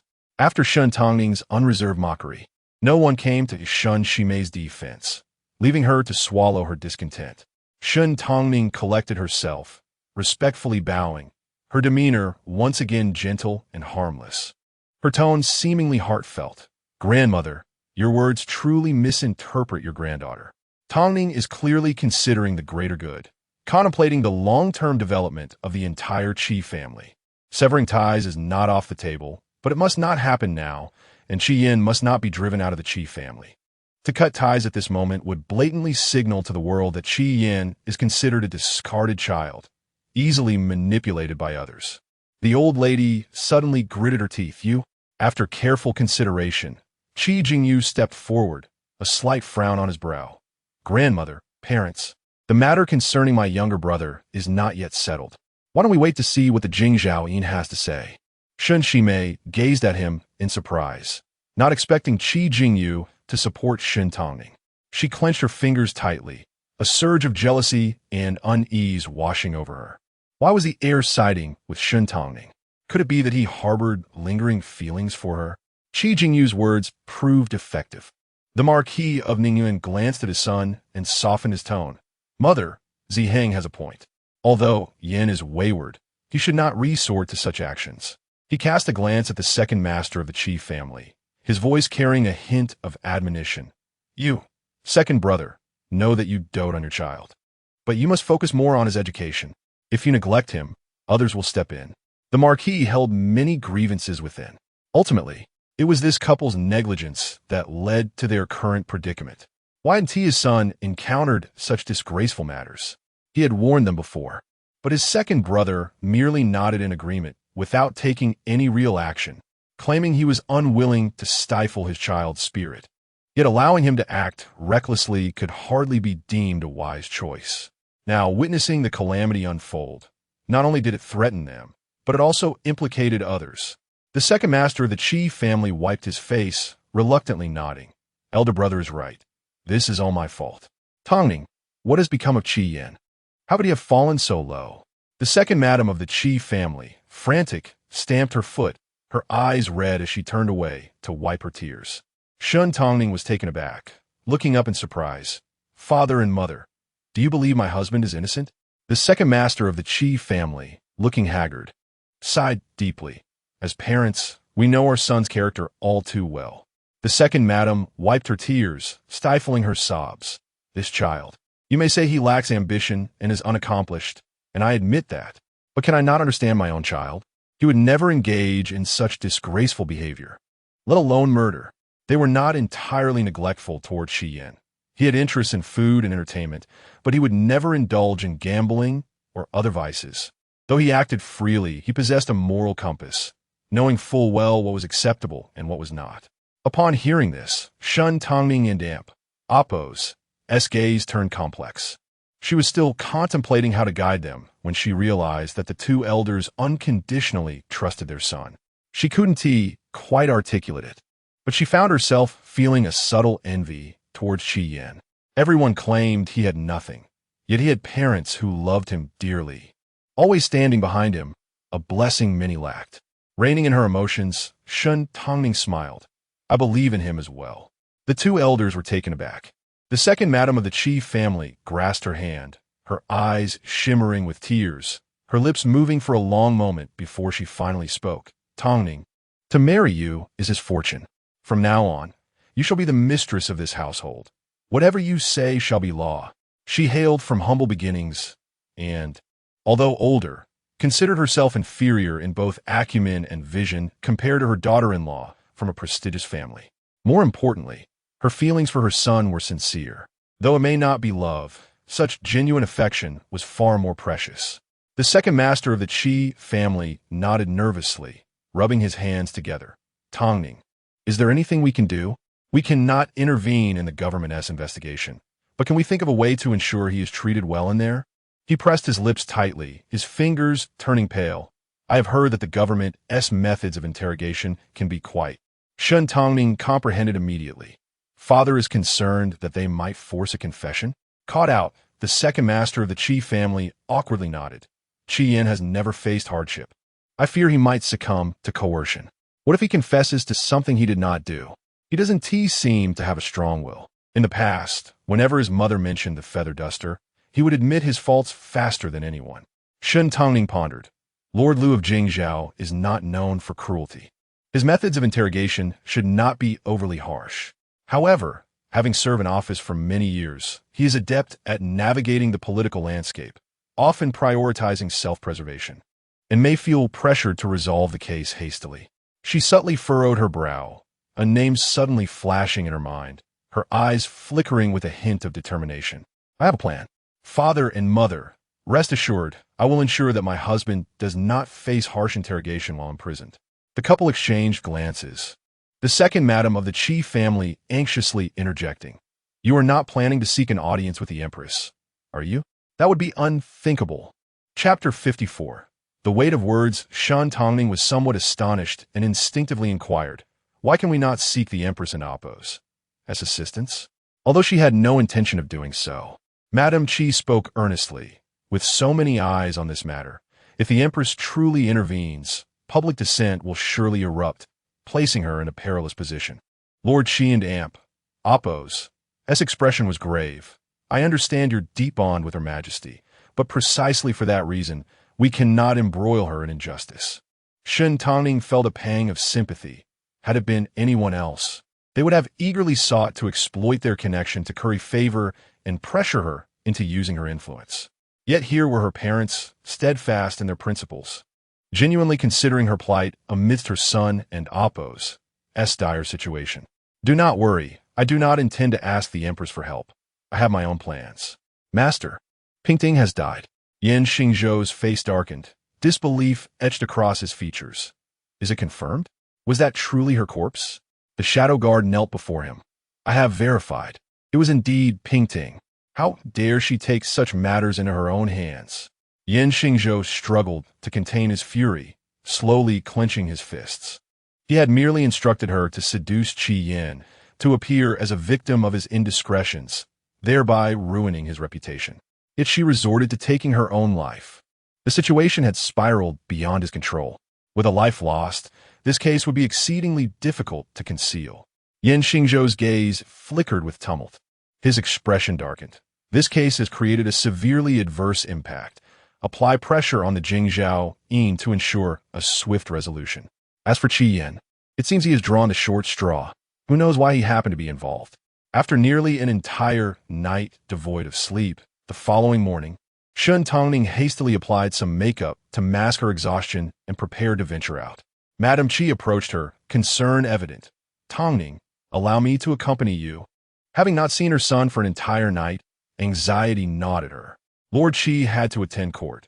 Today's morning assembly would undoubtedly bring unrest, and there would be no shortage of petitions against his son, making it impossible for him to feign illness.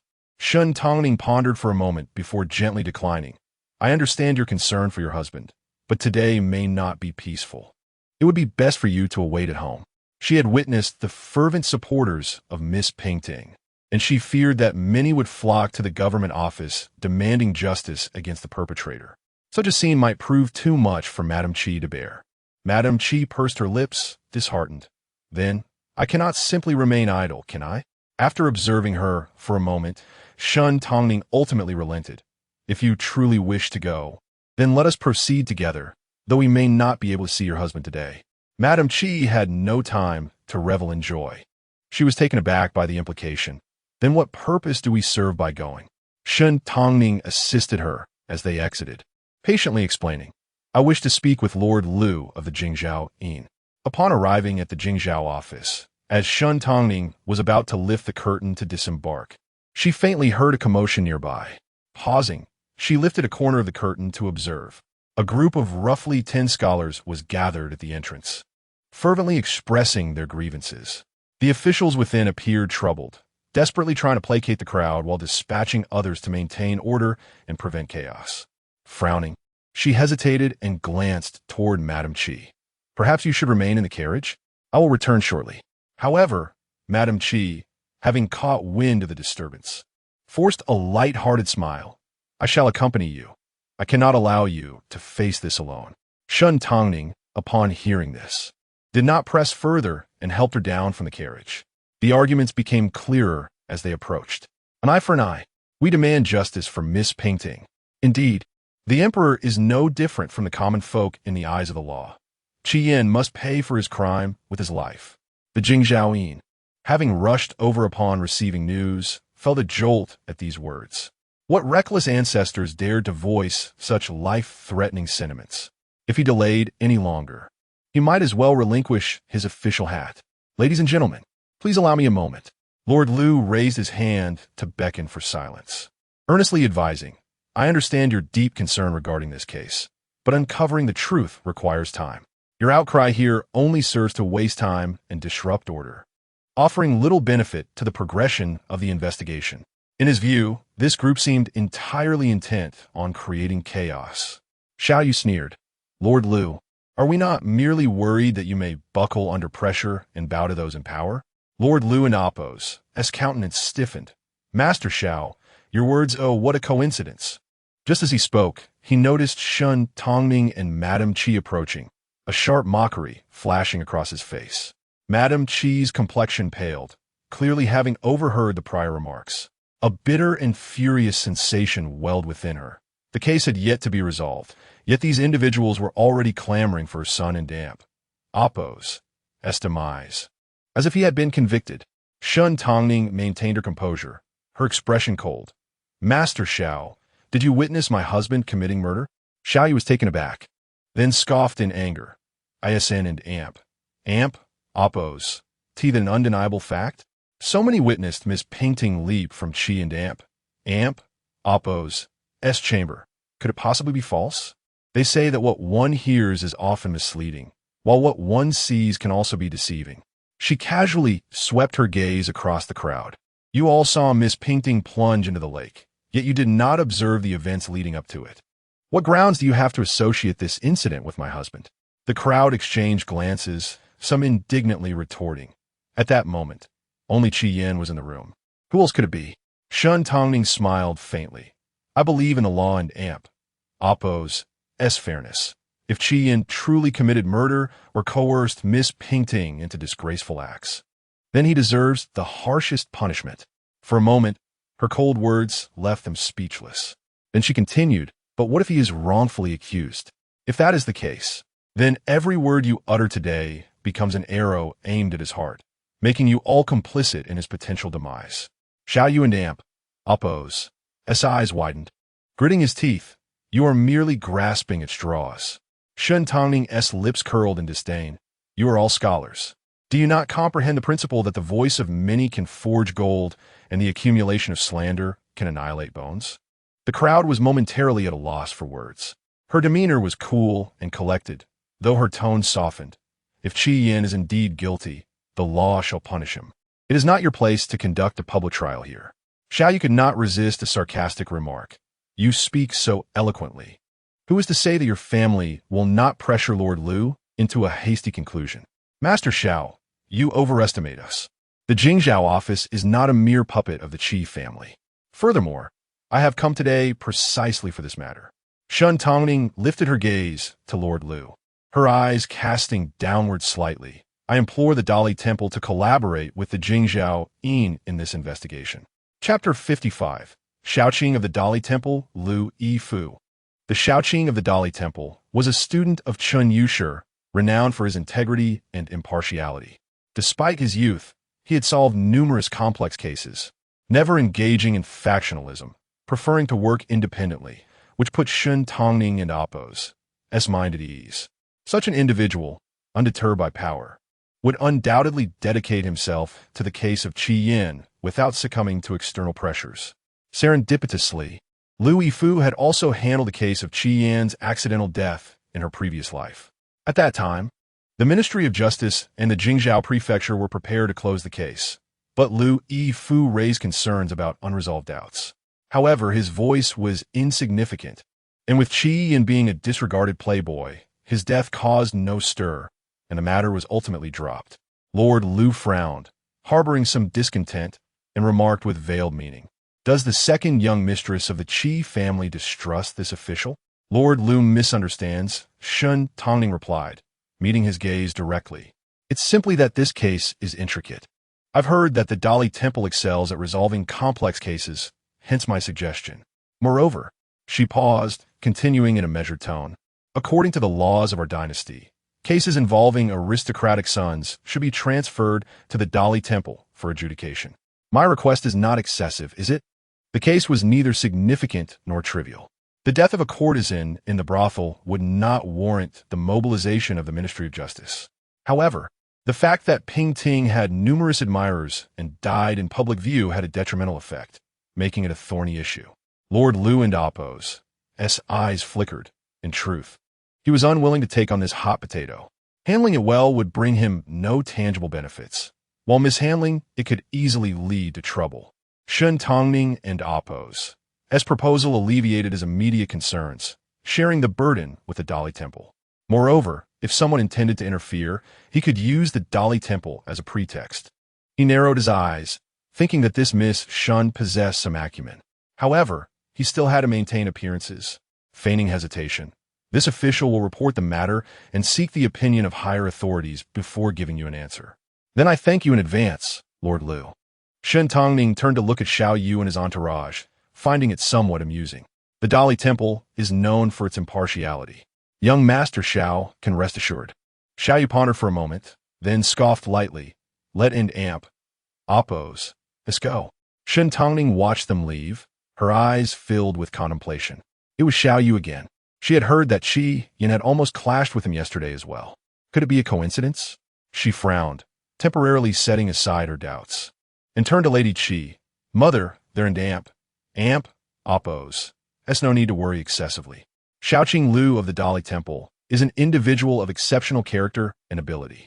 Thank you for your concern. Since she had deliberately come here, she must have her reasons." Lady Qi did not doubt her. As Shen Tangning expected, they did not see Qi Yin on this trip. Lord Lu granted her a favor, saying meaningfully, "Miss Shun, rest assured that, aside from the normal interrogation process, this official would not dare to use torture lightly without instructions from above." "Sister."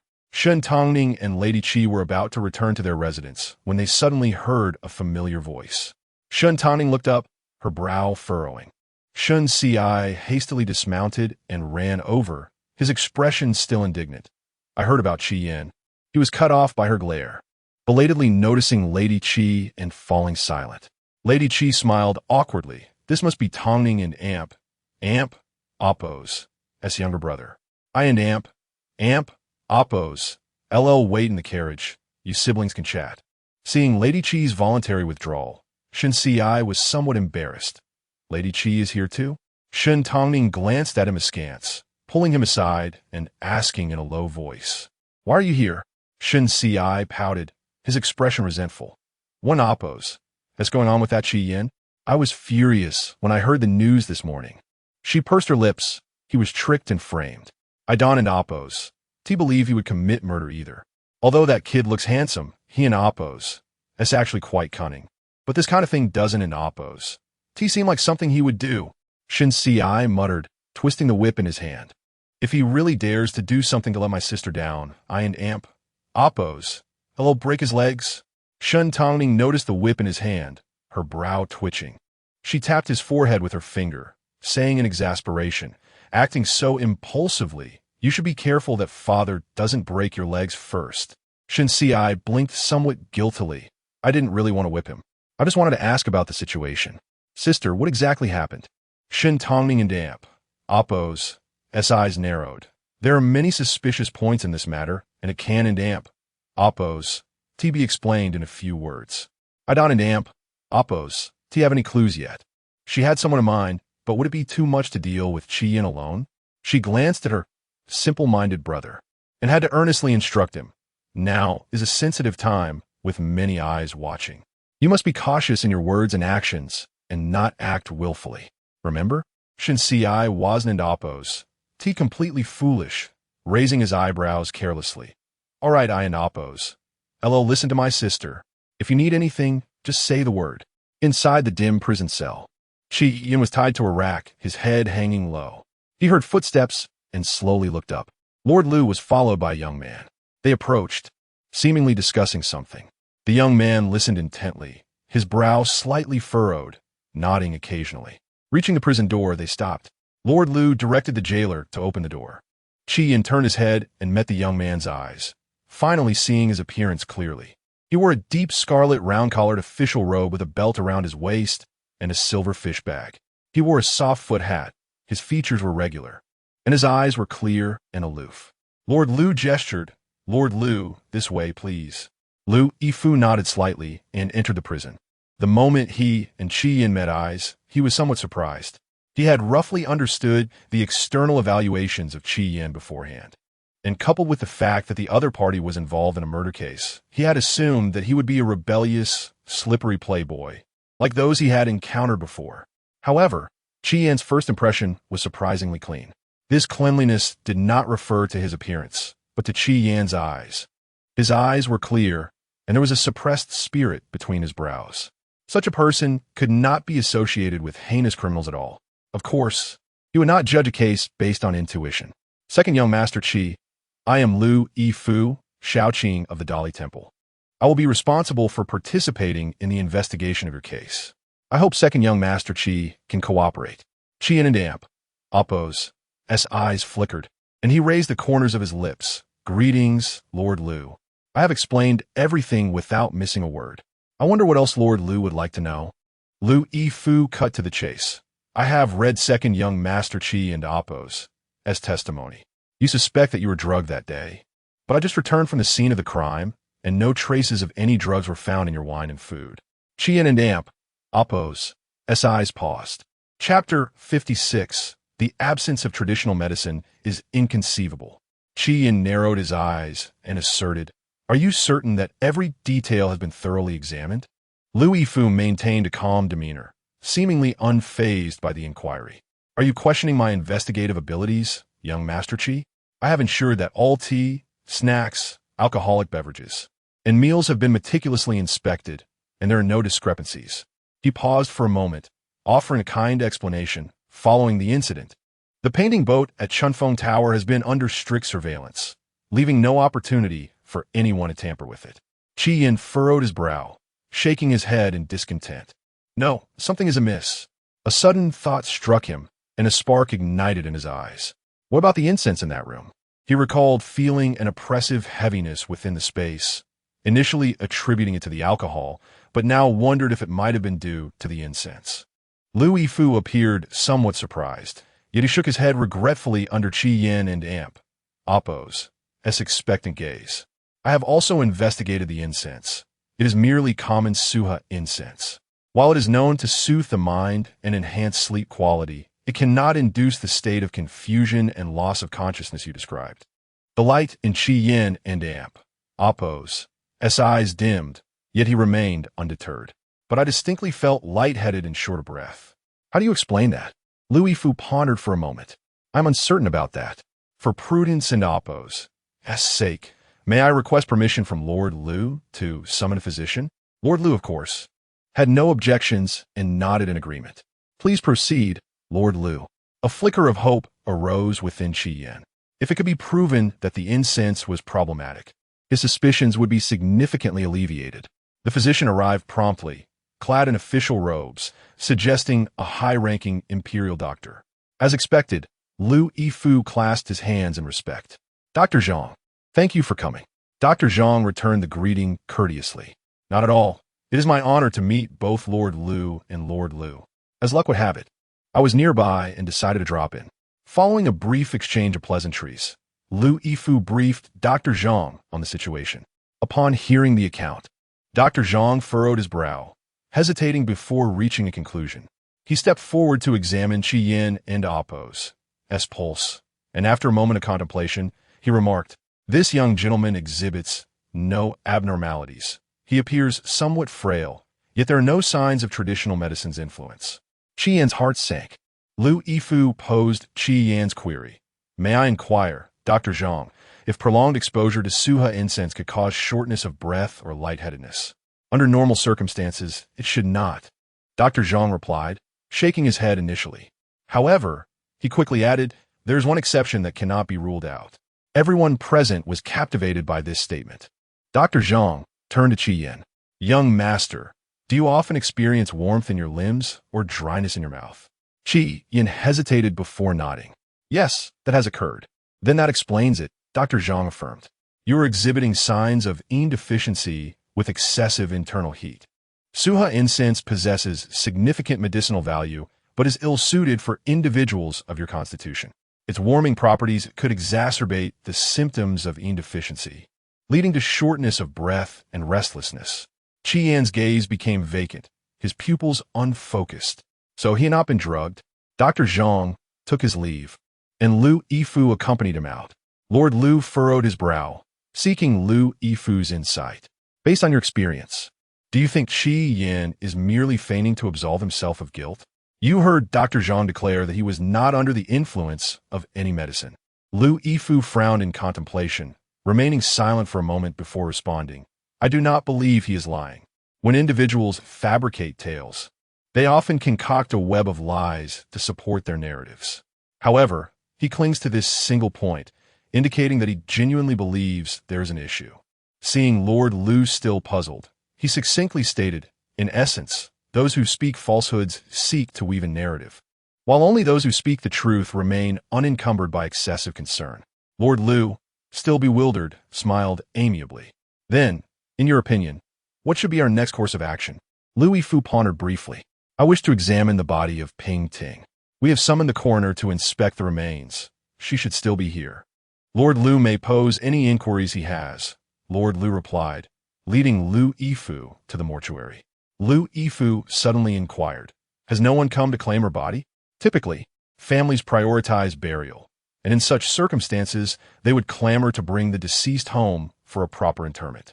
Lord Lu sighed, shaking his head. "As you may have heard, Ping Ting was a renowned courtesan at Chunfeng Tower. Sold into the establishment at a young age, she has no family. As for the madam of the house, she previously treated her like royalty. Now, with a murder on her hands, she is eager to distance herself and would hardly come forward to claim her." Lu Yifu nodded in understanding, reflecting on the tragic fate of a celebrated beauty in the capital, evoking a sense of melancholy. Inside the mortuary, there was only a rudimentary wooden bed. The lifeless form lay silently upon it, covered by a white cloth, while the coroner diligently recorded observations. Upon hearing footsteps, the coroner turned and promptly bowed. "My lord, there is no need for excessive formality. What is the status of the examination?" Lord Lu inquired with concern. The coroner straightened his posture. "It is confirmed without doubt that she drowned." He lifted a corner of the white cloth, revealing Ping Ting and Appo's pallid visage. Fortunately, due to timely retrieval, her body had not yet begun to bloat. Aside from her ashen complexion, she retained her appearance in life, delicate features, exquisite facial structure. There were no apparent external injuries, but bubbles surrounded her mouth and nose. Her fingers were unnaturally curled, and her pupils were dilated, all characteristic signs of drowning. The coroner's tone shifted slightly as he added an intriguing observation. "However, there is one peculiar detail." Lu Yifu, now keenly attentive, raised his gaze. "What is it?" The coroner stepped closer, prying open Ping Ting's fingers for a clearer view. "Please observe, my lords, The deceased's hands are remarkably clean, including her nails, which are excessively tidy. Lord Lu appeared perplexed. Is this a cause for concern? Women are often fastidious about cleanliness. Is this not typical? Lu Yifu, however, discerned the anomaly, his tone growing somber. A drowning victim, particularly one who cannot swim, typically grasps at anything within reach in a panic. That is instinctual for survival. The coroner nodded appreciatively. Indeed, you are correct. Therefore, it is common for drowning victims to have foreign substances lodged beneath their nails. These could be debris from the water or aquatic plants and mud. Yet this victim's hands are excessively clean. Lord Lu's eyes widened in realization. This indicates she did not struggle violently when she fell into the water. The coroner nodded. Precisely. Chapter 57. A secret visit to the flower house. Lord Lu furrowed his brow, pondering aloud. Is it conceivable that the deceased felt humiliated and intended to make a statement through death? Perhaps, in a moment of falling into the water, there was no vigorous struggle. His words hung in the air, tinged with hesitation. In the realm of fleeting pleasures, it is likely that the women place less value on their reputations. After all, they have not suffered any tangible harm, making the notion of dying for a cause somewhat exaggerated. Yet, could one entirely dismiss such a possibility? Lu Yifu remained silent, aware that the instinct for survival is exceptionally difficult to suppress. The terror experienced in the face of imminent death is often sufficient to overwhelm all rational thought, leading many to exhibit behavior akin to panic even in moments of self-destruction, unless one possesses an unwavering resolve to perish. His gaze suddenly fixed upon the delicate fingertips of Pingting, where he noticed something unusual. He reached out to examine her hand, a flicker of curiosity crossing his eyes. Observing this, Lord Lu leaned closer.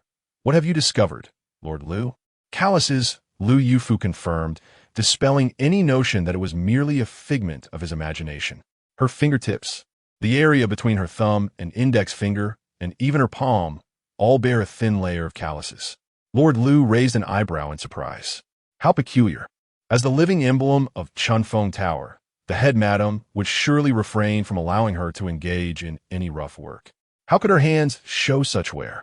Lu Yifu's eyes shifted slightly. As an esteemed courtesan, she must master the arts of music and calligraphy, and long hours of practicing the lute can indeed result in calluses. Yet, something feels amiss. It is the location. Calluses from playing the lute typically form on the fingertips and pads. Why are there calluses on her palm and the space between her thumb and index finger? Rising, Lu Yifu chose to set aside his growing suspicions for the moment and proceeded to consult the coroner with further inquiries. I intend to visit Pingting and Appo's residence. Lord Lu appeared momentarily bewildered. ISN and Appo's, T. Pingting and Appo's residence, Chunfeng Tower? With a nonchalant demeanor, Lu Yifu replied, Lord Lu, your duties are demanding. I shall go alone. Lord Lu, relieved by the prospect of leisure, graciously responded, Then I shall trouble you, Lord Lu, with this errand. As he exited the Jingzhou prefecture, evening was fast approaching. The thought of visiting a place like Chunfeng Tower made Lu Yifu somewhat uneasy. Nevertheless, the pursuit of the investigation took precedence, compelling him to venture forth. Upon reaching the corner of the alley, he was taken aback to see a modest carriage waiting there, seemingly having been stationed for quite some time. Before he could raise his guard, the curtain was drawn aside, revealing a swath of skirt adorned with pale pink and white begonia patterns. His gaze sharpened. Shen Tangning stepped down from the carriage, pausing to meet his eyes with a smile. Lord Lu, I have awaited you for quite some time. Lu Yifu's brow twitched slightly, maintaining his aloof demeanor. Miss Shen, what brings you to await me here? Naturally, it pertains to my husband's case. Shen Tangning wasted no time, observing his frown with a gentle smile. Fear not, Lord Lu, I am well acquainted with the rules. I simply wish to understand the current progress and shall not delve into the details that might burden you. Lu Yifu relaxed his brow, adopting a professional tone. At present, there is no concrete evidence to exonerate second young Master Qi, so he may need to remain in custody for some time. Shen Tangning exhibited no surprise, understanding that the authorities would not readily leave a trace. Pausing momentarily, she inquired with a smile, Where does Lord Liu intend to go? Liu Yufu cast her a sidelong glance, his tone cool. Miss Shen, if you have something to say, please speak plainly. This woman truly lacked any sense of decorum. Shen Tangning decided to be straightforward. You are headed to Chunfeng Tower, are you not? I wish to accompany you. A thought struck her. Recalling an incident from her previous life where incriminating evidence was presented, leading to the downfall of numerous officials who had close ties with Chunfeng Tower. Coincidentally, these individuals had poor relations with the third prince. She pondered, suspecting this was no mere coincidence. Furthermore, her earlier conjecture suggested that Pingting was likely an informant planted by the third prince within Chunfeng Tower. Liu Yufu's expression tightened. Miss Shen, do you realize what you are implying? His demeanor turned icy. Setting aside your status as a woman, how can you freely traverse such establishments? This investigation is no trifling matter. I cannot involve you recklessly. Upon his words, he turned to leave, but she intercepted him with a single statement. As a man, you may not comprehend the thoughts of a woman, and thus may overlook vital clues, potentially jeopardizing my husband. Even Liu Yufu, known for his composure, found her words both infuriating and amusing. If you doubt my capabilities, why then did you specifically request that this case be transferred to the Dali Temple? Indeed, you are aware, Shen Tangning replied with a smile, her eyes bright and lively. I have every confidence in you, Lord Liu. It is precisely because I trust you will uphold justice that I beseech the Dali Temple to assist in the investigation. Liu Yufu paused, his expression softening. In that case, Miss Shen, it would be prudent for you to wait patiently. If second young Master Qi is truly innocent, I shall ensure he receives the justice he deserves. As he prepared to depart, Shen Tangning and Appo's voice called out from behind him. Years ago, when you came to the capital to take the examination, I saved your life. Liu Yufu halted abruptly. She continued, unhurriedly, emphasizing each word. Now, I wish to repay that kindness. Will you grant me this request, Lord? He turned slowly, meeting her calm gaze, which suggested she had everything under control, even considering a way for him to save face. You are a paragon of integrity, and it is I who seeks to repay your kindness. I shall assume the role of the opportunist. A fleeting moment of distraction washed over Liu Yufu as he regarded Shen Tangning intently. Years ago, he had glimpsed a tender branch of pale, pink begonia peeking through a window, a glimmer of spring amidst his shadowed existence. Now, weathered by life, that begonia stood tall and proud. Ultimately, he was not a saint. He too harbored desires. Lord Liu, I am ready, came a voice, drawing his attention. He turned to find a strikingly handsome youth before him, his bright eyes reminiscent of the vibrant vitality of late spring. Seeing his silence, Shen Tangning lowered her head in curiosity. Does my appearance not suit me? Even Xueqing had blushed at the sight of her attire. Acceptable, Liu Yufu replied, quickly averting his gaze as he walked forward. Shen Tangning hurried to keep pace, listening as he stated with formality, from this moment on, you shall be my attendant. To be called, a Tang.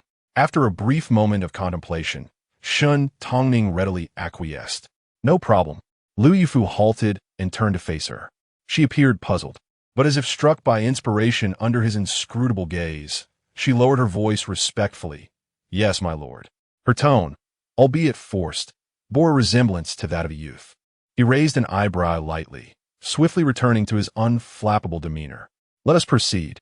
Chapter 58. Eccentric conduct due to the incident involving Ping Ting. The business at Chunfeng Liu has significantly declined. In the past, this hour would typically see a bustling crowd, but when Shen Tangning and Liu Yifu arrived, the place was desolate. A young gentleman, seemingly a newcomer, observed them curiously, and just when they finally received a guest, a maiden's eyes lit up as she approached them warmly. However, Liu Yifu raised his hand to halt her advance. His brow furrowed in a serious demeanor. Please summon your manager.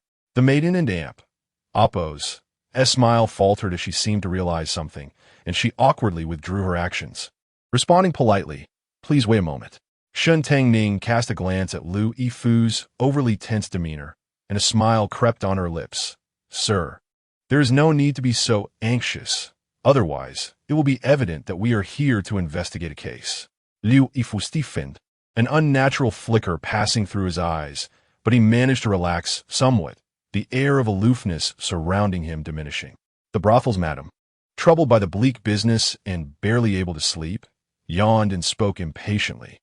"Who wants to see me?" Upon seeing Lu Yifu, her expression shifted. In their line of work, keen observation is paramount, and his imposing presence did not suggest he was merely a reveler. Realizing this, she quickly donned a cautious smile. "How could you all not inform me of such distinguished guests?" Shen Tangning raised her brows in surprise. This madam of Chunfeng Lu is quite astute. Indeed, anyone able to establish themselves in a place like Yinjing cannot be foolish. Lu Yifu, preferring to keep a low profile, spoke softly. "I am Lu Yifu, the Vice Minister of the Dali Temple, here on official business to investigate the Ping Ting case." The madam's demeanor shifted to one of caution and politeness, clearly intimidated by the Dali Temple's reputation. "May I inquire as to the purpose of your visit?" Lu Yifu lifted his eyelids, directly stating, "I wish to see the residence of Miss Ping Ting. May I ask if that is permissible?" The madam exhaled in relief, her smile returning. "Of course, it is convenient. I have kept her room untouched since that unfortunate incident. This way, it spares us the sorrow of memories." She led them to a door. "Sir, this is the room where Miss Ping Ting once resided. After the incident, I had it locked to prevent any distressing memories." Using a key, she unlocked the door, her face betraying a hint of sadness. Though it was unclear if it was genuine or merely for show, Lu Yifu did not rush inside, but turned to inquire, "What of the maidservant who attended to Ping Ting? I wish to gather some information from her." The madam looked momentarily bewildered. "You mean Jin Xiu? I shall summon her immediately." Lu Yifu nodded slightly. "Thank you. Oh my, you are still so courteous." The madam chuckled softly, twisting her waist as she departed. Lu Yifu, with a slight furrow on his brow, stepped into the room. A fragrant aroma enveloped him, and he hesitated briefly at the threshold before fully entering. Shen Tangning followed closely, gently closing the door behind them to avoid drawing attention from other patrons. The room was elegantly arranged, reminiscent of a young lady's boudoir, reflecting the owner's refined taste.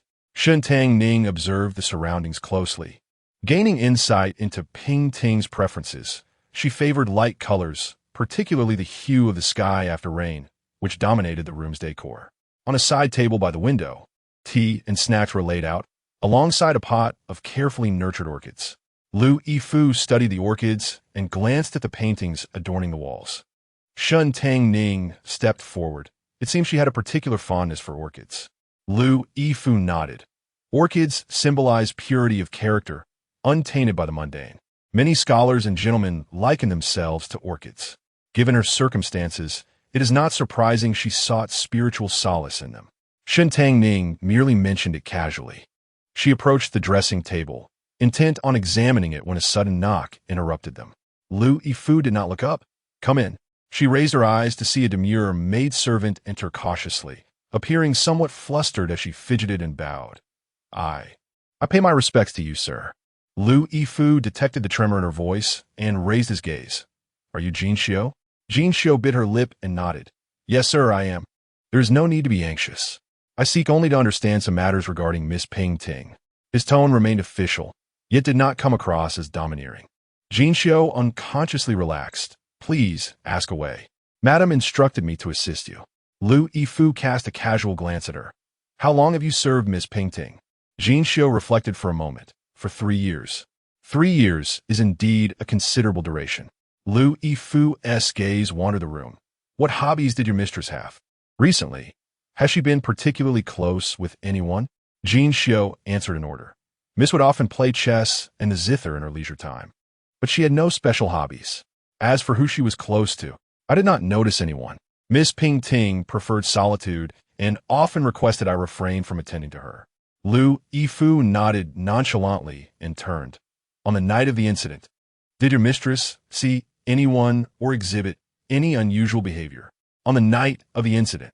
Jin Xiu bit her lip, suddenly widening her eyes, her tone hesitant. "While I was stationed at the door, it seemed I heard Miss Ping Ting conversing with someone, but at that time, she was alone in her room. I suspected I misheard, or perhaps she was speaking to herself." Shen Tangning and Appo's expression froze, and she instinctively glanced over. Lu Yifu furrowed his brow. And then, there was also a mention of selecting colored papers to converse with someone, which was not part of the usual routine. Madam said it was Miss Ping and Appo's own suggestion. If she wished to foster a connection with guests, Madam would have been pleased rather than decline. Who could have guessed that such an action would lead to her demise? Once Jin Xiu finished speaking, she looked anxiously at Lu Yifu. He knitted his brows, suspicion brewing in his heart. It seems Ping Ting's conduct was indeed peculiar, raising significant suspicions. A tang? He called twice without receiving a response. Frowning as he turned to see Shen Tangning standing before the dressing table, engrossed in a hairpin she held. She suddenly snapped back to reality, her expression bewildered. Sir, do you require something? Lu Yifu gazed at her intently as he approached. Were you so absorbed in? Shen Tangning, feeling a twinge of guilt, somewhat nervously presented the hairpin. Sir, please have a look. Chapter 59. She can create incense. Lu Yifu received the silver hairpin, which was elegantly simple, its head adorned with two exquisite rubies that served as a striking highlight. After contemplating it for a while, he glanced at Shen Tangning, his expression perplexed. Is there something special about it? Shen Tangning was not overly optimistic about a man as keen perception, and, as she held the ruby, she remarked, Have you not noticed, my lord? This is a red bean. Red bean? Lu Yifu gently stroked it with his fingertips, noting its smooth texture. Indeed, its shape and hue bore a striking resemblance to that of a gem, which had misled his gaze. He furrowed his brow in contemplation, his tone tinged with uncertainty. The red beans I've seen do not appear this way. Shen Tangning's lips curled into a slight smile. Somewhat unsurprised, the ones you are familiar with are edible red beans. This variety, known as the sorrowful seed, is highly toxic and inedible. Lu Yifu slowly twisted the red bean between his fingers, realizing it was indeed the same as the one mentioned in literature. Red beans symbolize longing. Does your young lady have an admirer? Jin Xiu's pupils constricted, her face flashing a hint of panic. I am not aware of such matters. Shen Tangning regarded her with a calming expression. There is no need to be anxious. We will not make things difficult for you. However, given that your young lady's cause of death is shrouded in mystery, do you not wish for us to uncover the truth and allow her to rest in peace? Jin Xiu pondered for a moment, biting her lip. It is my conjecture that Miss Ping likely has an admirer. Miss Ping was never harsh with her servants. On the contrary, she treated them well. Yet her demeanor was rather aloof, and she seldom engaged in trivial conversations. Therefore, Jin Xiu was originally unaware of Miss Ping's affections. But having attended to her day and night, she inevitably caught some hints. On the night of the Lantern Festival, Miss Ping appeared to be in high spirits. Preparing early with great care, Jin Xiu surmised she must have been awaiting someone. Her beauty was already striking, and after her adornment, she became even more radiant. Jin Xiu recalled that night vividly, for Miss Ping waited from the hour of the dog until the hour of the rat, yet the person she awaited never arrived. She sat before the mirror in silence, her expression neutral, but Jin Xiu sensed, inexplicably, that she must have felt quite disappointed in that moment. Lu Yifu contemplated for a moment. Having served her for so long, have you never seen this person? Jin Xiu shook her head. He speculated that this individual might not be able to appear openly. Either he was of lowly birth, making it difficult to meet Miss Ping, or he was of noble lineage, making it inconvenient to be seen in such a festive setting. Based on Miss Ping's standards, he leaned towards the latter. What is this? Lu Yifu noticed that the jewelry box, which should have contained trinkets, was filled with various medicinal herbs. He picked one up and sniffed it, a look of skepticism crossing his face. Your young lady is in poor health, yet she keeps a stock of medicinal herbs? Jin Xiu was about to respond when Shen Tangning narrowed her eyes, inspecting each herb. Angelica, clove, mugwort, agarwood. She furrowed her brows. These are not medicinal herbs. They are fragrances used for incense making. Does your young lady also create incense? Her clear gaze fixed on Jin Xiu, who, for some reason, appeared somewhat anxious. She enjoys researching cosmetics and fragrances in her spare time. Lu Yifu's eyes darkened. Why did you not mention this earlier? Jin Xiu opened her mouth, her expression bewildered. The incense making is merely for her personal use. I thought it was of no particular significance. Enough. Lu Yifu raised a hand to interrupt her, continuing his search on the dressing table. Shen Tangning recalled what Qi Yin had said. He mentioned waking to a rich orchid fragrance beside him. Her gaze swept the table, landing on the various powders and creams, inspecting them one by one. Found it. Shen Tangning spotted a sachet and picked it up, bringing it close to her nose. The rich orchid scent was unique. She turned to Lu Yifu, who took the sachet from her hand and inhaled deeply. The fragrance was elegant and refined. However, he felt a slight tightness in his chest after prolonged exposure. He summoned Jin Xiu, frowning as he asked, "Does your young lady have a particular fondness for this scent?" Jin Xiu sniffed it and nodded. Yes, she especially loves the scent of orchids. However, it is difficult to find in the market, and even when available, she is seldom satisfied, so she resorts to blending her own. To be prudent, he decided to take the sachet back with him and have Dr. Zhang examine it thoroughly the next day. He remembered that Miss Pingting had also possessed a sachet on the day of her death, which he had noticed when the coroner showed him her belongings. But after being soaked, the contents were indistinguishable and the scent was lost. Lu Yifu addressed Jin Xiu. There is nothing more to discuss here. You may leave for now. Should I need you again? I will call. Very well, my lord. Jin Xiu curtsied and exited the room. He turned to see Shen Tangning resting her chin on her hand, as if deep in thought. What occupies your mind? She snapped back to reality, her eyes flickering. I wish to search further. Perhaps there are additional clues. Miss Pingting's death was too abrupt, and if she was indeed involved with the third prince, might she have hidden incriminating evidence here? This was not merely taking advantage of Lu Yifu's presence. She knew she would not have had the opportunity to step into this place otherwise. Since she was already here, why not seize the opportunity to search thoroughly? Lu Yifu was aware that she was not speaking the truth, his brows slightly furrowing as he offered a subtle warning. Do not act recklessly. Shen Tangning found it curious, as few would describe her as reckless. She raised an eyebrow and, with a formal bow, assured, "Rest assured, my lord. I am merely looking and will not cause any trouble." Unbeknownst to her, despite her polite demeanor, her expression and eyes bore no relation to the term obedient. Lu Yifu remained silent, averting his gaze. She mistook this for tacit approval and began her search throughout the room. The dressing table had already been meticulously examined and was therefore excluded. Shen Tangning scoured every conceivable hidden nook behind the antique shelf, beneath the landscape painting, and even cautiously lifted the vase to inspect beneath it. Yet, she found nothing. Could it be that her assumptions were incorrect? Shen Tangning slowly approached an area she had yet to explore, the bed. The bed was clean and orderly, maintaining its original state. She bent down to check beneath the bedding and pillows, and after a moment of contemplation, she softly uttered an apology before carefully climbing onto the bed. Lu Yifu glanced from the corner of his eye, his expression tightening, and he averted his gaze. She inspected both the head and foot of the bed, then moved to the wall beside it. As her hand pressed against the wall, her nail inadvertently scraped against the surface, and she sensed something amiss. She raised her hand to knock, listening intently, her eyes widening slightly. Is it hollow inside? Lu Yifu heard a dull thud, akin to the sound of metal colliding, accompanied by Shen Tangning's gasp. His expression changed, and he quickly approached. What has happened? He found Shen Tangning leaning against the bed, astonished as she gazed at a sword before her. Lu Yifu was taken aback. Why was there a sword hidden in Miss Pingting's room?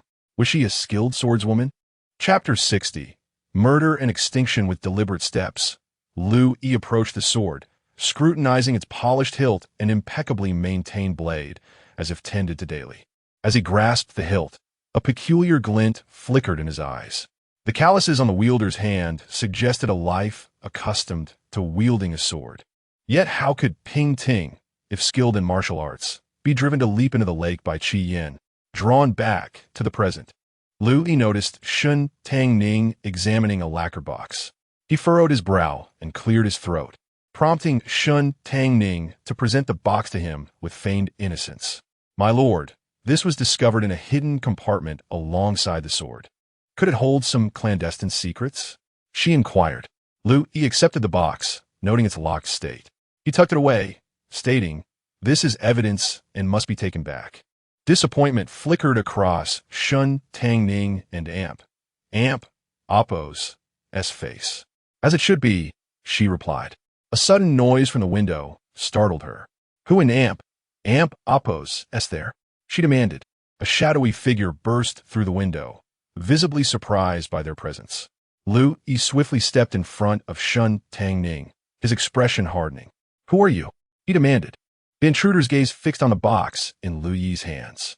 "The one who will take your life," he snarled, lunging forward with a blade. Lu Yi, realizing he was the target, pushed Shen Tangning aside. "Run," he commanded. Shen Tangning hesitated for a moment before darting towards the door. As she reached for the handle, she turned back to see Lu Yi thrown to the ground, the assailant poised to strike. With a surge of adrenaline, she grabbed a vase and struck the attacker. The assailant staggered. "My lord, run," she urged. As Lu Yi scrambled to his feet, the assailant seized Shen Tangning, holding the blade to her throat. "Run again, and I and Appo's LL kill her," he threatened. Lu Yi froze, his face betraying his inner turmoil. "I am an official of the court. Killing me will bring you no benefit. What do you want?" he asked. "Hand over the box," the assailant demanded. Lu Yi glanced at the box, then back at Shen Tangning. "I will place the box on the ground and push it towards you. Release her, and we can settle this together," he proposed. As Lu Yi pushed the box forward, the assailant's grip loosened slightly. Shen Tangning seized the opportunity, shoving him aside and shouting, "Yuan Zhao!" A figure leaped through the window, kicking the assailant. Shen Tangning coldly commanded, "Kill him." Before the assailant could react, Yuan Zhao struck with lethal precision. Shen Tangning grabbed the box, and Lu Yi pulled her to safety. "What are you thinking?" he demanded. She returned the box to him. "It's safer with you, my lord." He stared at her, speechless. "Who is he?" he asked. "My guard," she replied. "Does my lord believe he should not have killed him?" Lu Yi averted his gaze. "The law would have punished him." Shen Tangning chuckled. "How naive," she remarked. Yuan Zhao gained the upper hand, and as the assailant attempted to flee, he was swiftly dispatched. Shen Tangning covered Lu Yi's eyes. "He sought your life, my lord." Lu Yi finit, a fleeting warmth against his eyelids. When his vision cleared, the assailant lay dead. He glared at Shen Tangning. "Did you distract me on purpose?" "We could discuss my punishment later, my lord," she said. "We must leave." Screams erupted from all directions. "Fire!" Shen Tangning's face paled. "They seek to destroy all traces." "Run!" Mama Hua emerged, aghast at the unfolding scene. Chapter 61, A Double Loss Help. "What are you standing there for?" Madame Hua directed the bewildered servants nearby. Some hurried to fetch buckets of water, running back and forth, only to be struck with alarm. "Mother, the flames are spreading too rapidly. It seems we cannot save it." As she witnessed her life and Appo's work on the verge of destruction, Madame Hua sank to the ground, tears streaming down her face as she cried out, "Heaven, will you not spare us? What wrong have I, Huan Yangzi, committed to deserve such torment?" The commotion drew the attention of the onlookers, who flung open their doors and windows to witness the spectacle. "Make way. Do not block the path." A group of individuals swiftly approached along the long street.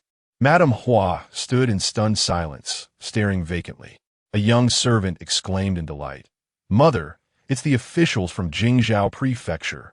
In a moment of unexpected hope, Madame Hua, initially incredulous, quickly regained her composure and rushed to greet them. "Sir, please, we need your help." The leader dismounted and glanced at the flames. "Have all the people been evacuated?" Madame Hua shook her head urgently. "No, there are still many inside. Lord Lu from the Dali Temple has yet to come out." The captain's expression darkened. "You are to extinguish the fire. Follow me inside to rescue the people. If anything happens to Lord Lu, it will be a grave matter for us." The fire had erupted from a room on the second floor and spread with alarming speed. Dense smoke filled the air, forcing everyone to cover their mouths and noses as they fled in panic, some even in disarray, their garments hastily donned. The staircase was choked with people. Yuan Zhao maintained a calm demeanor as he forged a path ahead. "My lord, this way." Shen Tangning and Lu Yifu followed closely behind. A collapsing beam crashed to the ground, tragically crushing a few unfortunate souls beneath it, their cries for help lost amid the chaos. In such perilous times, no one could afford to concern themselves with others. Lu Yifu's lips tightened with resolve. He could not remain indifferent. You all go ahead. With that, he resolutely turned back to aid those in need.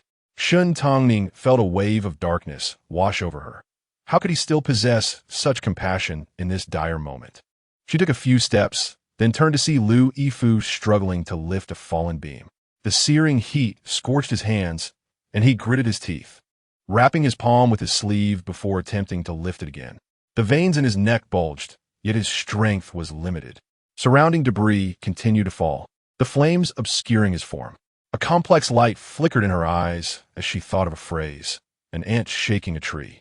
Moments later, Shen Tangning plunged back into the inferno. She reasoned that saving a good official like Lu Yifu was worth more than 10 corrupt officials. And this was her motivation to return. Seeing this, Yuan Zhao had no choice but to follow suit. As the weight in his hands lightened, Lu Yifu looked up in surprise to see Shen Tangning and Yuan Zhao returning. His brow furrowed tightly. Did I not instruct you to leave? Why have you come back? Shen Tangning mimicked his earlier actions, laboriously lifting the beam. No time for chatter, my lord. Lend a hand.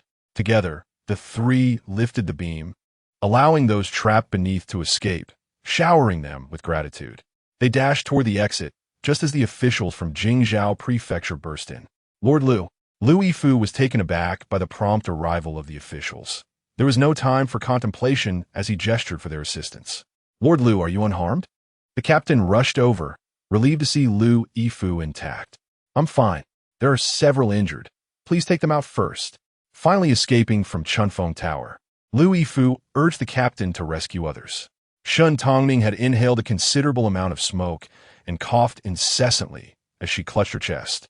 Lu Yifu's gaze sharpened with concern. Are you all right? She shook her head, her eyes reddened from irritation. I'm fine, but your hand. She glanced at the blisters forming on Lu Yifu's hand, which he discreetly concealed. It's nothing. Listen to me. You must return home immediately. No one must know you were here today, nor should you mention it to anyone. Understood? Noting the gravity of his expression, Shen Tangning paused in surprise at his thoroughness. Without demur, she nodded. Take care, my lord. She turned to leave, and Yuan Zhao followed suit, their figures soon vanishing into the night. Lu Yifu slowly withdrew his gaze, looking down at the black box nestled in his robes, his eyes dark with contemplation. The entanglement of such a delicate woman had stirred up so much turmoil. It seemed this case was indeed fraught with depths unknown. Inside the carriage, Shen Tangning had changed back into her own clothes. Shueqing dampened a handkerchief to wipe her face, her tone filled with reproach. Miss, how did you end up in such a predicament? It was an unforeseen incident. Shen Tangning recalled something and lightly tapped the carriage door.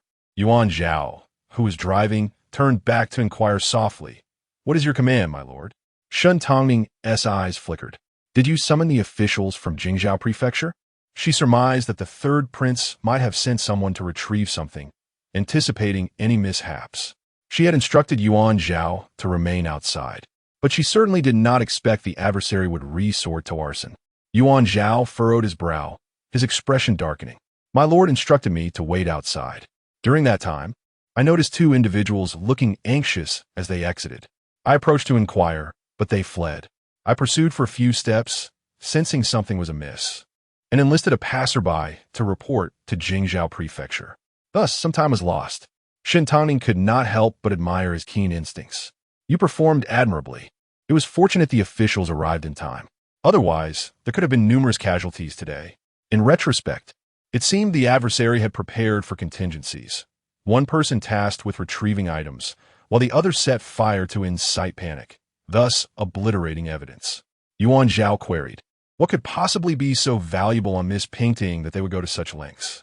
Shen Tangning's gaze deepened as a smile played at her lips.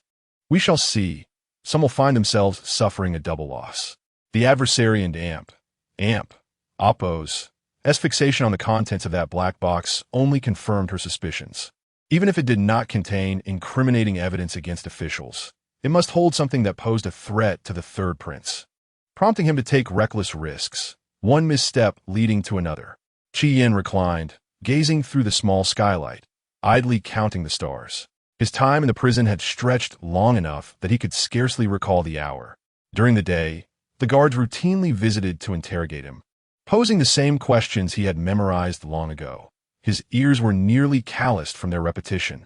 He heard heavy footsteps approaching in the corridor and looked up to see a disheveled Lu Yifu pausing at the cell door. His eyes filled with a complex mix of emotions. Qi Yin was taken aback, momentarily finding humor amidst the gloom. "Lord Lu, have you been out robbing?" Lu Yifu took a deep breath, his voice steady. "Master Qi, you may go home now." Qi Yin was confused, his eyes widening in disbelief. "What?" Chapter 62. A safe return home. As Qi Yin walked along the path, the words of Lu Yifu lingered in his mind, instilling within him a sensation akin to walking on clouds. Lu Yifu had mentioned that Ping Ting was adept at crafting incense, and he had asked Zhang Tai to examine the incense pouch she carried. Individually, neither the pouch nor the Suha incense posed any issues. However, he had shifted his tone, grave and foreboding, explaining that the combination of the two could lead one to temporarily lose their rationality and fall under manipulation. He had noted that the Spring Breeze Pavilion predominantly utilized Suha incense.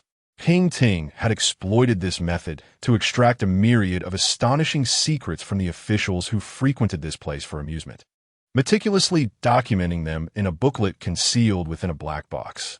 The key to this box was a golden hairpin she wore in her hair. Qi Yin suddenly comprehended. No wonder he felt so disoriented. The incense indeed harbored a hidden peril. Thus, was Ping Ting aware of these secrets, cognizant of her dwindling time, ultimately driven to take her own life? Yet why had she orchestrated such a charade to frame him? Lu Yifu cast a penetrating gaze upon him. "I surmise someone compelled her to act in this manner. Perhaps, Master Qi, you should reflect on whether you have unintentionally made an enemy." Qi Yin racked his brain for insight, recalling his playful interactions with cats and dogs. Yet he had never committed a grave wrongdoing. What could inspire such animosity toward him? An unsettling hypothesis flickered through his mind. No, perhaps the intended target had never been him at all, but rather Shen Tangning. Suddenly, everything made sense. Shen Tangning and Oppo's ruthless demeanor surely made her a more likely candidate for enmity. With this realization, Qi Yin inexplicably felt a sense of relief. At least the animosity was directed towards him. If Shen Tangning were in peril, he questioned his ability to rescue her. Having cleared his name, Qi Yin felt a wave of contentment wash over him. He could finally enjoy a warm bath and a hearty meal after languishing in the prison for so long. He felt as though he were marinating in brine. Upon arriving at the gate of the Qi residence, he hesitated at the sight of the closed door. It was late at night, and disturbing someone's slumber would not be courteous, especially over such a disreputable affair. He rubbed his nose and resolved to scale the wall as per his usual custom. As he approached the corner, the door unexpectedly swung open, startling him. 8 Liang peered out, a conspiratorial gleam in his eyes, and upon spotting Qi Yin, exclaimed with delight, "Young master, you and Oppo's VE returned." Qi Yin widened his eyes, intending to shush him, but it was too late. Moments later, Shen Tangning appeared, gracefully supporting Madame Qi. Followed closely by old Master Qi, she smiled brightly at Qi Yin at the door and softly remarked, "Mother still doesn't and Oppo's. Do you believe me? Look, have my husband not returned?" Madame Qi rushed forward, tears glistening in her eyes with excitement. "You rascal, you still remember to come back." Qi Yin raised an eyebrow, adopting a nonchalant tone. "Mother, that sounds as though I didn't wish to return. The Jingzhou prefecture is not my domain. I can come and go as I please." Madame Qi was momentarily speechless, her emotional atmosphere dissipating, and she glared at him, annoyed. "You incorrigible brat, still so irreverent." Old Master Qi, with a look of satisfaction, patted Qi Yin on the shoulder. "It's good that you're back. Good that you're back. After days of gloomy clouds, we can finally breathe easily." A bittersweet feeling welled up within Qi Yin as he feigned disdain.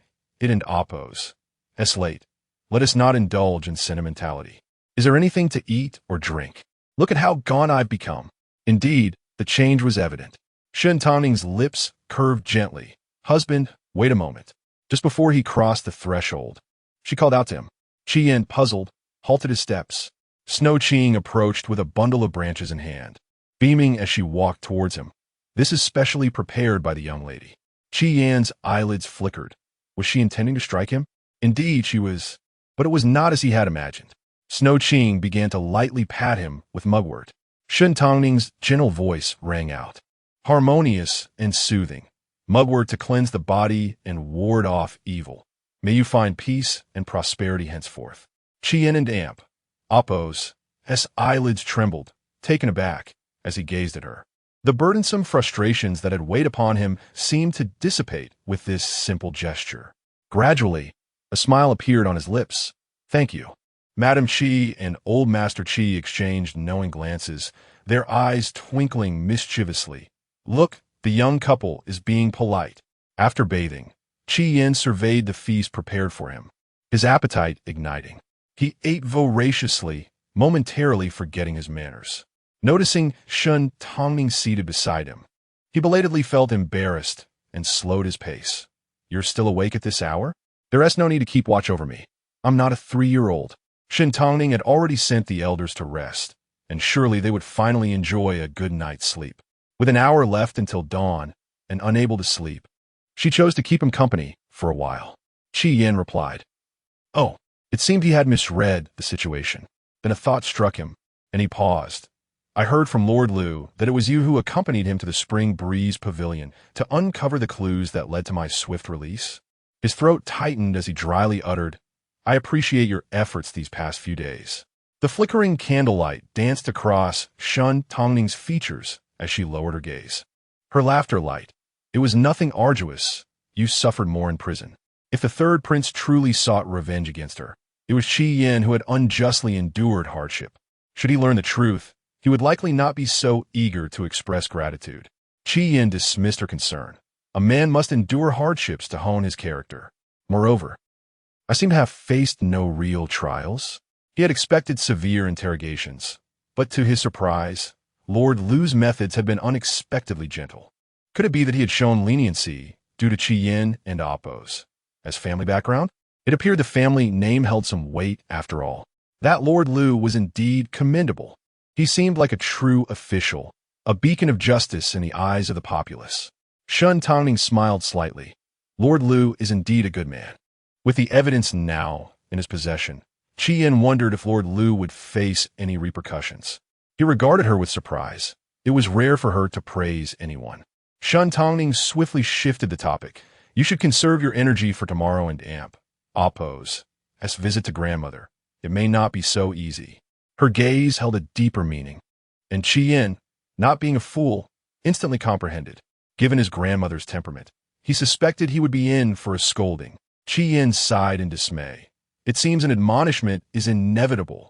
I can only hope she spares me a few words. Chapter 63. Family Discipline, my lord. That item has fallen into Lu Yifu's hands. Yan Xingzhou's expression darkened, and he scowled. What is the purpose of raising a bunch of useless people like you? You can't even handle a bookish scholar who is utterly defenseless. Lu Yifu? He is just as unyielding as that old Chen Yusher. He paced back and forth in the room, his gaze turning darker. I believe it would be better to. Your Highness must not. Someone nearby frowned, expressing disapproval. Yan Xingzhou turned around, pursing his lips in displeasure. What insight do you possess? The man, shrouded in shadows, replied with an ambiguous tone. Your Highness and Amp, Oppo's maneuvering with Ping Ting against Qi Yin is akin to using a sledgehammer to crack a nut. It has already harmed the foundation. Furthermore, ordering a fire at Chunfeng Tower is a rash act, and as the situation escalates, His Majesty will inevitably conduct a thorough investigation. Are you accusing His Highness? Another advisor interjected sarcastically. Yan Xingzhou felt a pang of discomfort but managed to suppress his anger. The man raised his head, his demeanor calm and composed. I am merely considering your Highness and Oppo's grand scheme. Yet Mr. Chu continuously incites you to act impulsively, revealing yourself prematurely. What could be his hidden agenda? The advisor known as Mr. Chu's face flushed with indignation. You. Enough. Why argue at such a time? Yin Xingzhou felt the tension building and gestured for the man to continue. The man spoke slowly. If your highness were to act against Lu Yifu at this moment, the death of a court official is vastly different from that of a courtesan.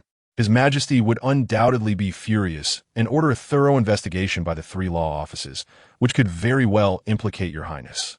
Yin Xingzhou narrowed his eyes, shifting the conversation. But come tomorrow's court session, Lu Yifu will surely bring this matter before my father. Am I to remain helpless? He had devoted immense effort into cultivating Ping Ting as a pawn, and before he could reap the results, she was dead, and even the intelligence she gathered fell into others' hands. How could he accept that? The man chuckled softly. Who says your highness must remain helpless? We can precisely use this opportunity to divert the disaster. Yin Xingzhou and Appo's eyes widened. What do you mean? The man lowered his eyelids, a faint smile playing on his lips. Have you forgotten? The crown prince is still at the border, and according to the latest reports, he will return within a month. His Majesty has been troubled by the powerful relatives for too long. Why not take this chance to apply some medicine to the eyes? Yin Xingzhou's expression shifted, slowly forming a smile. You indeed have a plan. I almost lost my composure. Your highness overestimates me. The next morning, inside the Fuyong courtyard, Qi Yin knelt on the ground, surrounded by a tense atmosphere, akin to a courtroom. With the hope of hearing the reprimand and being released sooner, he adopted a good-natured attitude, lowering his head submissively. This matter arose due to my childishness, causing such a commotion. Please punish me, grandmother. After a long pause, a cold laugh echoed from above. The old matriarch and Appo's his anger had not yet subsided. You are quite self-aware, admitting your fault without me prompting you. Do you realize that our family's reputation has been utterly tarnished because of your reckless behavior? Madame Qi, the second wife, pursed her lips and spoke awkwardly. Mother. Yin was also framed. The fault is not his. Now that the Jingzhou prefecture has clarified that this matter has nothing to do with him, isn't he free now? The matriarch pressed her handkerchief to her lips. Even so, those unaware of the truth will surely speculate about our Qi family. Madame Qi's expression stiffened as she heard the matriarch's dismissive tone. Sister-in-law, I am not saying that my son deserves to be wronged. But if this were to happen to someone else, would it not be less likely for them to be so readily blamed? Madame Qi's face turned pale. She had never imagined that her son would face such scorn from his own family.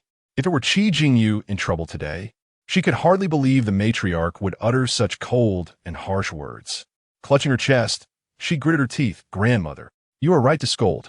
Qi Yin suddenly interjected, his head bowed, preventing everyone from seeing his expression. Yet, from Shen Tangning's perspective, she could catch a glimpse of the slight curve of his lips, an expression that appeared almost self-mocking, as if he had resigned himself to fate.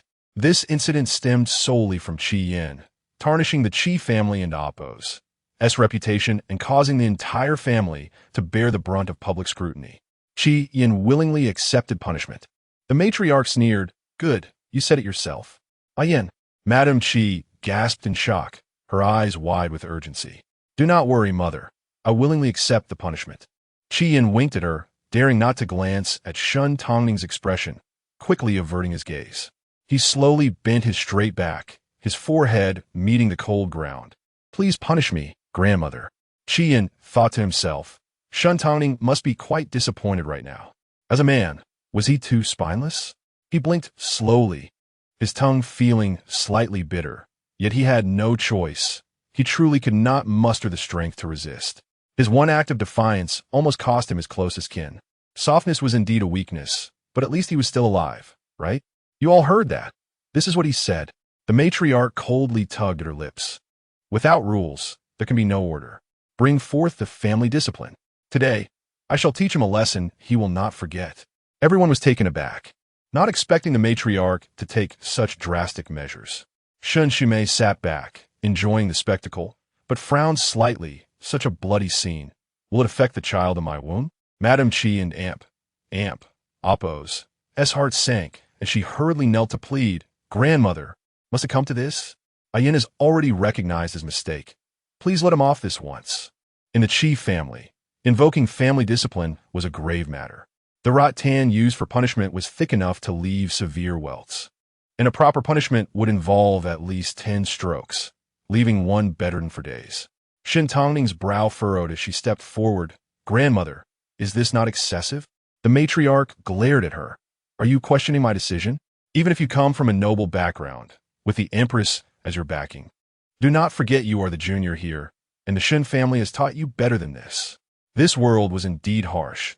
The rules outweighed all else. Even if the matriarch was being unreasonable, as an elder, it was improper for a junior to criticize her. Shen Tangning maintained her composure, speaking softly. "I do not question my grandmother's decision. I merely wish to remind you that my husband must participate in the autumn examination in less than a month. If anything were to happen to his health now, causing him to miss the exam, it would not be a trivial matter." Madame Chi clung to the hope as if grasping a lifeline. "Yes, grandmother, Ayen has worked so hard in preparation for this autumn exam. We cannot let all his efforts go to waste." The matriarch and Oppos, S. brow furrowed slightly, casually remarking, "If you insist on invoking family discipline, it would only make you seem unfeeling." "Mother." A glimmer of cunning sparkled in the matriarch and Oppos' eyes as she scoffed dismissively. "Your son has failed so many times. Why are you so certain he will succeed this time?" Madame Chier was momentarily taken aback, rendered speechless. Nonetheless, what if? Even if familial discipline were to be invoked, he would be able to rise again within 10 days. Should he truly falter in his examination due to this, it would merely affirm that such was his fate. Upon hearing these words, Shen Tangning felt a chill in her heart. Though not her biological grandmother, such a ruthless demeanor was indeed rare. If she felt a pang of coldness, one could only imagine the turmoil within Qi Yan. She glanced at the sun, pondering. At this hour, court should have adjourned. The old matriarch's countenance darkened. Her obstinacy was palpable. "What are you all still doing? Is my word not sufficient?" The newly appointed steward, steeling himself, stepped forward and addressed Qi Yin. "Second young master, I beg your pardon." Qi Yin, maintaining his composure, knelt upright, the black whip glinting ominously in the light. Madame Chier's face turned ashen, her heart plummeting. The steward raised the whip, and the corners of the matron's mouth imperceptibly lifted. Just then, a shrill voice pierced the air. "The imperial edict has arrived." Everyone was taken aback, hastily kneeling in response. Shen Tangning followed suit, a sense of relief washing over her. The timing was fortuitous. The matron's heart raced with apprehension. How could an imperial edict arrive unexpectedly? As Eunuch Fu stepped through the door, he was taken aback by the scene before him, raising an eyebrow in surprise. "My, what a commotion! What is happening here?" The old matriarch's face was a tapestry of wrinkles as she replied, "Merely attending to some family matters. It is nothing but the misdeeds of my unworthy offspring. I apologize for the spectacle." However, she questioned, "What brings your esteemed self here so suddenly?" Eunuch Fu cast a glance at the listless Qi Yin and immediately grasped the situation, his tone laden with ambiguity. "I ascend. Tia coincidence? We have come precisely for second young master Qi." "For Qi Yin?" Confusion spread across the faces of the onlookers. Chapter 64. A Man and Amp. Oppos' favor speculations swirled among the crowd. Could it be that the incident stirred up by Qi Yin had incensed his majesty? Yet, judging by the expression on Eunuch Fu's face, that seemed unlikely. However, Lady Ho appeared to grasp something, her eyes flashing with disbelief. With a forced smile, she asked, "Eunuch Fu, has our young master inadvertently offended his majesty?"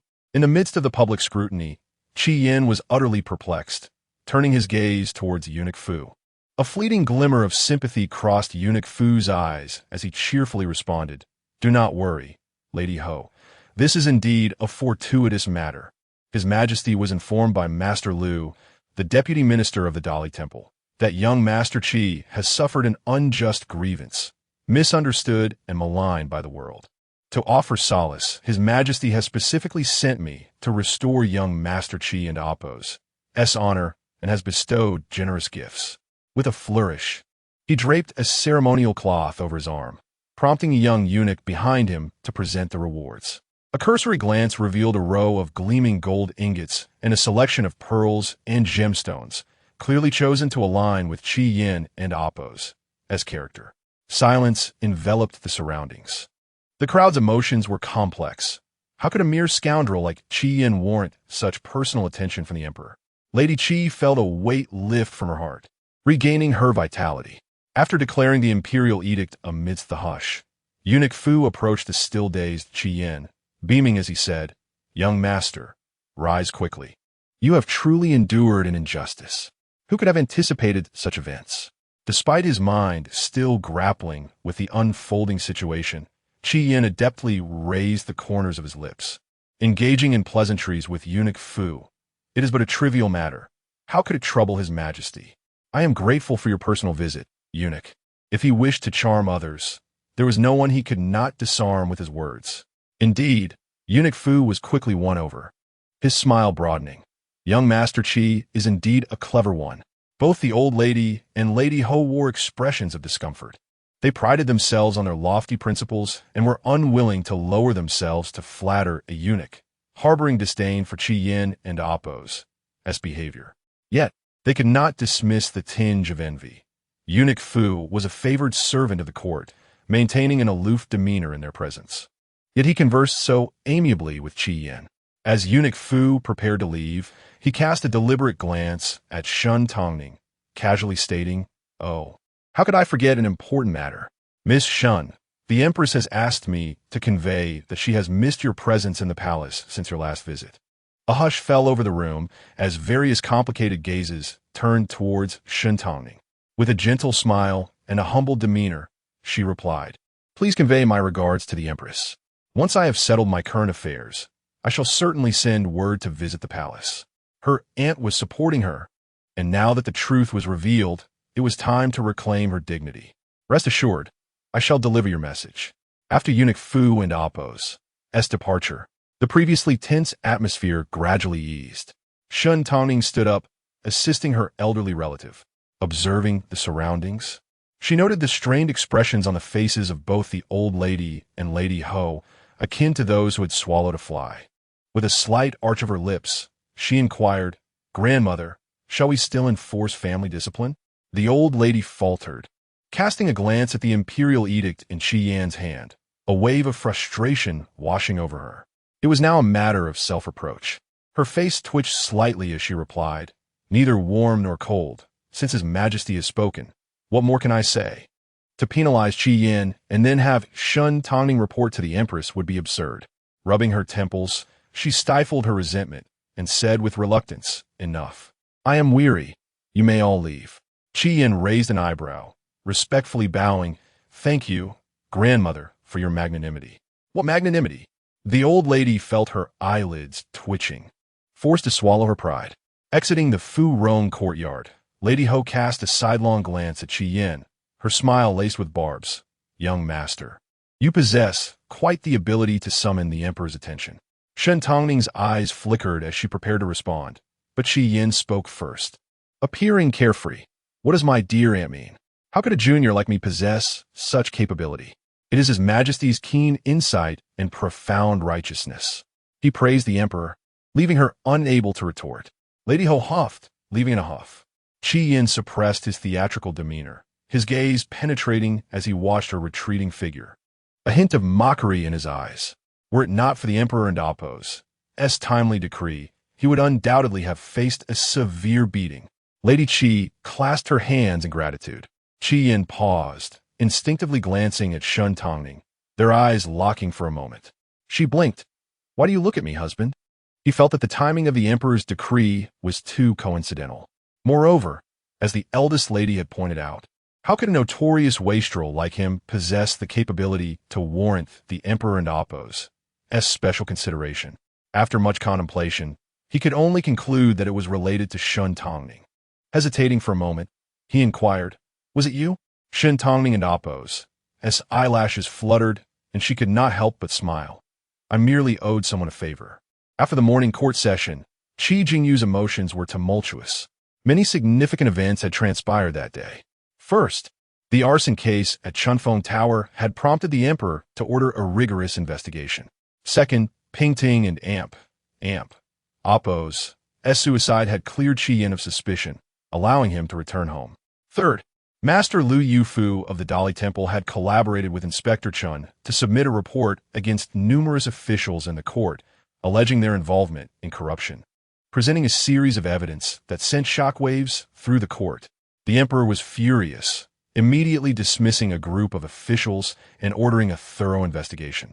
Who could have imagined that the instigator of it all was merely a fourth-rank deputy minister of the Dali Temple? Qi Jingyu spied Liu Yufu's figure and hurriedly pursued him. Master Liu, please hold on. Liu Yufu paused, turning to face the approaching figure with a hint of surprise. Minister Qi, what can I do for you? I just 17. Qi Jingyu had achieved the highest honor in the imperial examinations and, within 5 years, ascended from a mere scholar to the position of Minister of Works. A meteoric rise with a promising future. However, Liu Yufu was known for his solitary nature, and their interactions had been limited to mere nods of acknowledgement. So his sudden halting was unexpected. Qi Jingyu softened his demeanor. Thank you for speaking on behalf of my younger brother in the court just now. It was Liu Yufu's initiative in appealing to the emperor that had led to Eunuch Fu's visit bearing gifts for Qi Yan. A flicker of realization crossed Liu Yufu's face. Yet he maintained his composure. It was a trivial matter. Minister Qi need not be overly courteous. Qi Jingyu paused, a glimmer of curiosity in his eyes.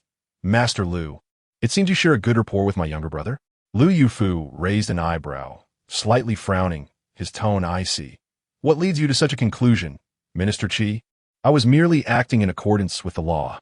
Since young Master Qi is innocent, I restored his honor. What is amiss with that? Realizing his oversight, Qi Jingyu pressed his lips together in apology. I apologize. I did not mean to offend, and my intentions were not malicious. Liu Yufu nodded. Minister Qi should exercise caution in his speech and actions henceforth, or risk unnecessary misunderstandings.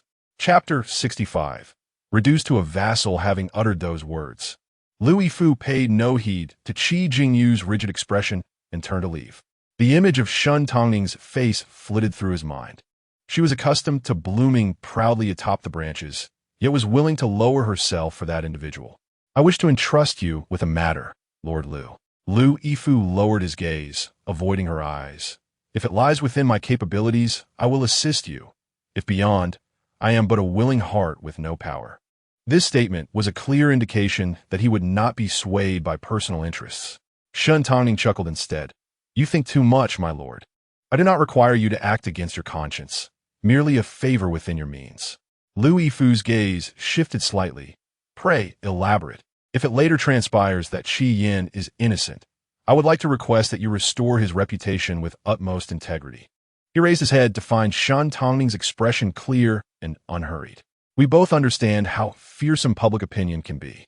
If the truth is not revealed, his suspicion will linger perpetually, affecting him for a lifetime. Liu Yifu felt a flicker of confusion. After all, he had heard of Qi Yin and Oppo's reputation. It was dreadful, lacking any redeeming quality. Such a stigma seemed a burden that would not trouble him greatly.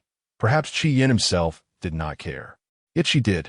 At this moment, he could not help but succumb to a common sentiment, a dark jealousy sprouting in a hidden corner of his heart. Qi Yin was truly fortunate to have such a wife. Realizing his inexplicable envy, Liu Yifu was startled, quickly regaining his composure, and solemnly declared, I shall grant your request. The enforcers of the law must remain impartial, without bias. Liu Yifu extracted himself from his reverie, silently reminding himself, reflecting on Qi Jingyu's previous countenance. Jealousy truly twisted one's features, rendering it quite fearsome. Qi Jingyu watched Liu Yifu's departing figure with an inevitable surge of irritation. This Liu Yifu was indeed peculiar, capricious in his emotions. The case had reached a conclusion, yet many remained skeptical. The name of Ping Ting had soared to prominence. Numerous individuals were willing to spend lavishly for her, so why would she choose to end her life in the prime of youth? The Jingzhou prefecture attributed it to her being lovesick, suggesting she had succumbed to despair and thrown herself into the lake.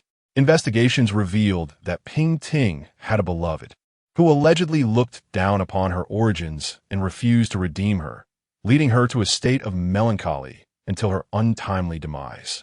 Surprisingly, The public accepted this explanation quite readily. After all, tales of heartbroken women and unfaithful men had echoed through the ages, and many lamented Ping Ting's fate, with scholars penning elegies and condemning the faithless suitor. In no time, those once pursuing Ping Ting felt a sense of trepidation, keen to avoid any suspicion of being that unfaithful man. As for why no one doubted Qi Yin, it was an unspoken understanding. How could someone as talented and beautiful as Ping Ting possibly be interested in a fool like Qi Yin? As for Qi Yin, who had narrowly escaped this calamity due to his ignorance, Shen Tangning, holding scissors, leaned down to prune the flowering branches. Upon hearing Xueqing's vivid recounting, she smirked slightly. It is no surprise. Humanity is often lavish in its praise of female beauty, extolling their devotion, as if without love's nourishment, they could scarcely survive. Xueqing's eyes widened slightly. But why? Shen Tangning exerted pressure on her fingertips, severing the errant branches, contemplating the result. The trimmed pot appeared more aesthetically pleasing, yet something essential was missing. She paused, then remarked softly, "Perhaps it is because they appear gentler and less threatening." Gentle and harmless? Xueqing furrowed her brow, murmuring, "That sounds rather strange, as if they are akin to pets kept by their masters." Shen Tangning looked up in surprise, a smile tugging at her lips. Precisely. They become the vassals of men, their worth maximally exploited, their existence diminished, all while highlighting the allure of their male counterparts and deriding the folly of women. Has it not always been thus? Xueqing felt a jolt within, and after a long moment, she regained her composure. That is simply wrong. Shen Tangning's eyes sparkled with interest. Why so? Xueqing instinctively replied, "Because we are human." Upon hearing this, Shen Tangning pondered deeply, and after a while, her tone took on a weightier gravity. "You are correct. We are indeed human. But what of Ping Ting? Knowing she was but a pawn, would she willingly accept being used, truly allowing herself to be trampled and toyed with? Alas, Ping Ting is gone, and her true thoughts remain a mystery to all." Xueqing exited in a huff, and Bao Yang's eyes lit up as she rushed over. "Sister Xueqing, the begonia cakes you made last time were simply delightful. Just thinking about them makes my mouth water. Could you?" Xueqing rolled her eyes skyward, retorting irritably, "Those were made for my lady. If you want some, make your own. Step aside, do not block the way." She shoved Bao Yang aside, storming off in a huff. Bao Yang stood there, incredulous, staring blankly, then slowly turned to Yuan Zhao, pointing at herself in disbelief. "Did I offend her?" Yuan Zhao, holding his sword like a wooden post, indifferent, closed his eyes and replied coldly, "Not my concern." Bao Yang, how can human hearts be so callous? The following day, Ji Wuya and Tang Su arrived bearing gifts to pay a visit. The visitors were courteous, and Mrs. Qi felt somewhat embarrassed to outright refuse them. Yet she did not take the initiative to welcome them in, instead opting to inquire about Qi Yin and Apo's. As thoughts first, Qi Yin was currently practicing his essays, filling pages with eloquent prose, while Shen Tangning observed, nodding in approval. Qi Yin and Apo's handwriting had once been described as wild and unruly. Poorly put, it resembled a dog's paw prints. The imperial examination mandated the use of the standardized font, which emphasized neatness and formality. Do not underestimate the importance of legible handwriting. Time constraints and cumbersome processes meant examiners needed to evaluate numerous papers in just a few days, often reviewing dozens daily. If a candidate's handwriting was untidy, the examiner's initial impression would be poor, and it was unlikely they would have the patience to delve into the content. Even if one's composition was extraordinary, it would be in vain if the examiner refused to read it. Shen Tangning had dedicated 2 months to supervising Qi Yin's improvement, and now he had finally made some progress. When Qi and Apo's mother sent word, she hesitated. "Does my lord wish to see them? If not, simply decline them." Qi Yin paused, smiling nonchalantly. "Let them in. I am not the one with a guilty conscience." He gathered his papers, tidied the desk, and pulled a random book from the shelf to place before him, casually flipping it open. Observing his actions, Shen Tangning raised an eyebrow. "You seem to have gained some wisdom. Realizing that Qi Yin understood the situation, she decided not to linger. I shall attend to my matters. You and the young gentleman enjoy your conversation. Chapter 66. It turned out to be in Baliang, led Ji Wuyo and Tang Su into the study. Observing Qi Yin languidly reclined in a chair, absorbed in a book, the two exchanged glances. Ji Wuyo lowered his head and stepped forward, awkwardly saying, "Ah Yin, are you reading?" Qi Yin lifted his gaze, the corners of his lips curling slightly. "You've arrived? Please sit." He gestured to the nearby chairs. But the two remained motionless. Ji Wuyo hesitantly approached, summoning his courage. "Ah Yin, why don't you give me a beating?" Qi Yin raised an eyebrow, somewhat surprised. "What's this about? If I hadn't insisted on dragging you to that event, you would have ended up in such dire straits." Ji Wuyo hung his head, fingers anxiously entwined, his expression increasingly remorseful. "I know you're not pleased, and I don't want our brotherhood to suffer. As long as you can vent your anger, I'm willing to accept whatever you wish." Tang Su remained silent for a moment before stepping forward as well. "Qi, we do bear some responsibility. If you wish to release your frustration, we shall have no complaints." Qi Yin scrutinized the two for a while before suddenly chuckling. "Are you all feeling unwell today? I've never heard such a request before. Wasn't that night an accident?" Ji Wuyo was momentarily taken aback, an accident or not. "We ultimately hold some responsibility." Qi Yin stood up, playfully punching each of their shoulders, a lazy smile gracing his lips. "Enough. I didn't suffer any real harm, so stop wearing those mournful expressions. It's rather dismal." Ji Wuyo rubbed his shoulder, his eyes lighting up. "Are you truly not angry with us?" Tang Su's face also showed a hint of uncertainty. Qi Yin's gaze flickered, meaningfully glancing at them. "Aren't we good brothers?" Ji Wuyo exhaled in relief, leaping forward to embrace Qi Yin, tears welling in his eyes as he lightly pounded Qi Yin and Appo's shoulder. "You scared me to death. I haven't slept soundly these past few nights." Tang Su, reserved and composed, merely gazed at them with emotion, remaining still. "Qi, it's wonderful that you hold no resentment. We, the three musketeers, can once again dominate Yinjing." Qi Yin feigned a grimace, pushing Ji Wuyo away with a look of disdain. "How utterly nauseating. Does that not disgust you?" He turned his back, his expression tranquil, the smile fading from his lips as he casually remarked, "By the way, I heard from Lord Liu that the case concerning Ping Ting is not as straightforward as it seems."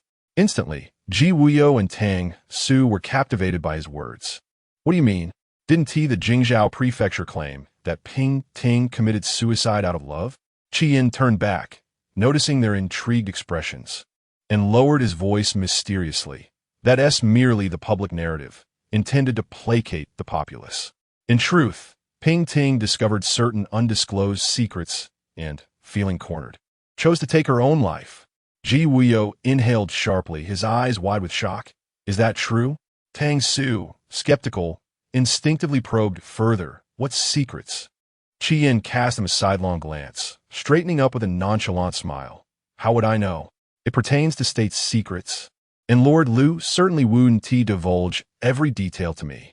After speaking, he lazily reclined back in the chair, crossing his legs, his tone teasing. "Do you really think you two are such significant figures?" Tang Su paused for a moment, then nodded. "That's true. Such important matters wouldn't be casually shared with outsiders." Ji Wuyo couldn't help but exclaim, "So Qi, you've truly been caught in the crossfire." "Indeed," Qi Yin replied, his gaze obscure. "When celestial beings clash, mortals suffer. It's a pity for Miss Ping Ting. Throughout history, beautiful women often meet unfortunate fates. The ancients were not deceiving us." Ji Wuyo shifted his gaze, suddenly exclaiming in astonishment, "Qi Yin, with the autumn examinations approaching, how can you still be reading novels here?" Tang Su glanced over and spotted an open book on the table. Qi Yin frowned slightly. "Can you keep your voice down? If Shen Tangning finds out, she'll report me to my mother." Ji Wuyo, glancing around furtively, lowered his voice, his tone filled with exasperation. "Even I know to cram at the last minute. You should at least pretend to care." "Care?" Qi Yin exclaimed in realization. "Are you asking for snacks? I have plenty. Feel free to take some." Ji Wuyo was nearly driven to despair, his eyes reflecting a profound disappointment in Qi Yin and Amp. Oppo's lackadaisical attitude. Tang Su couldn't suppress a chuckle. Qi, this can be considered a balance of work and leisure. Don't be too hard on him. The three spent about half an hour together before they took their leave.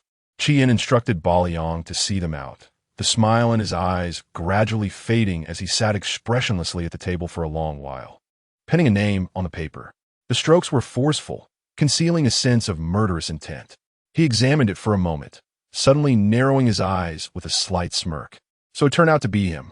After Baliang returned, he caught sight of the name on the paper, pausing momentarily, his expression puzzled. Why does the master write Tang's name? As Qi Yin's attendant and scribe, he had learned a few characters from him. Qi Yin crumpled the paper and tossed it aside, his tone playful. Some matters are simply perplexing, but it's of no consequence. Not everything requires an answer. Baliang listened, somewhat bewildered, as he saw his master rise and head outside. Shen Tangning was reviewing the accounts, as her dowry included several shops, which she periodically checked. Without looking up, she inquired, "Has my husband found the answer he seeks?" Qi Yin pressed his lips together, yes and no. She paused, the absurdity of his words not lost on her. Shen Tangning set aside the ledger and lifted her gaze, slowly relaxing her brow and eyes, not understanding the other's motives. That's nothing to fret over. Just remember, the moment they decide to betray you, they no longer consider you a friend, so you need not cling to past affections. Qi Yin's emotions flickered in his eyes as he self-deprecatingly smiled. I just don't understand. Am I truly such a terrible person?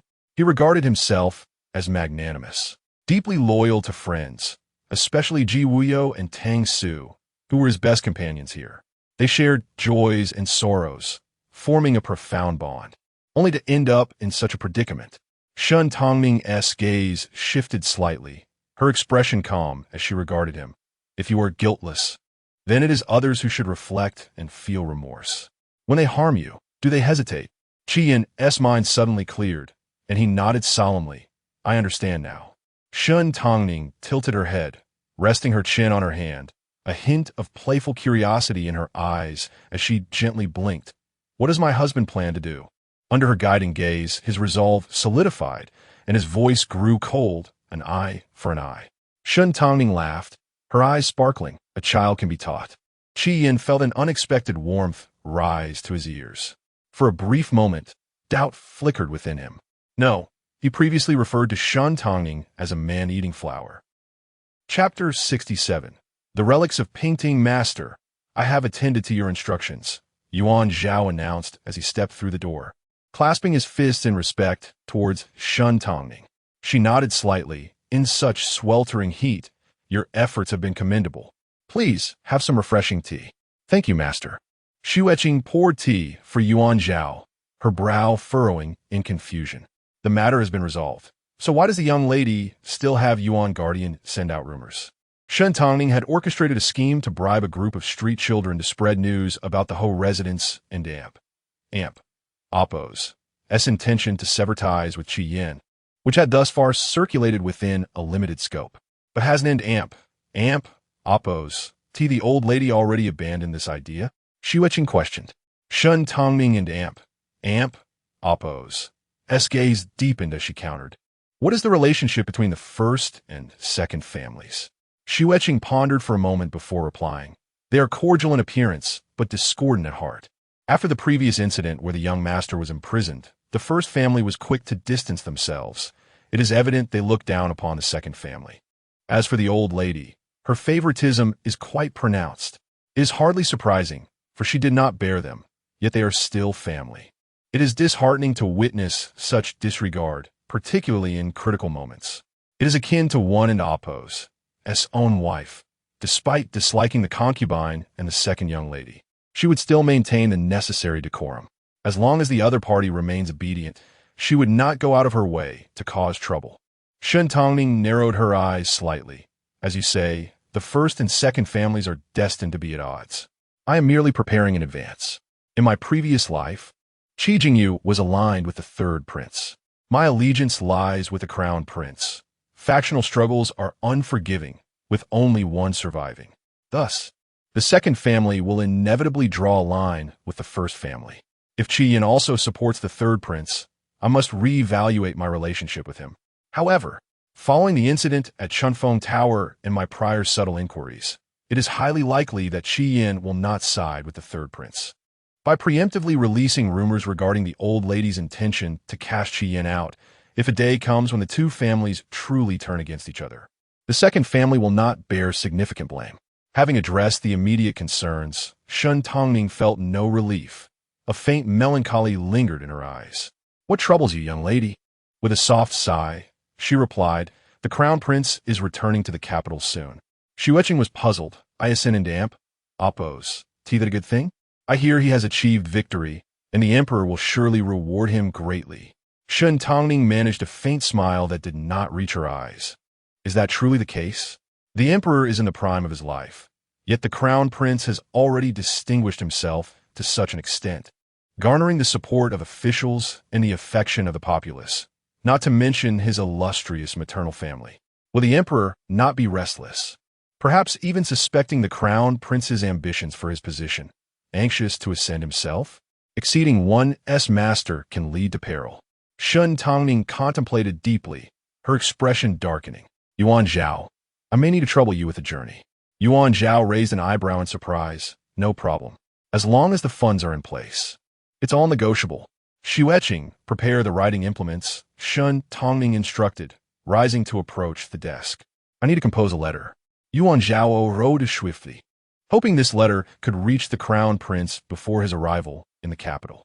The sun had long set, and the sky had darkened when Lu Yifu emerged from prison, fatigue etched across his face.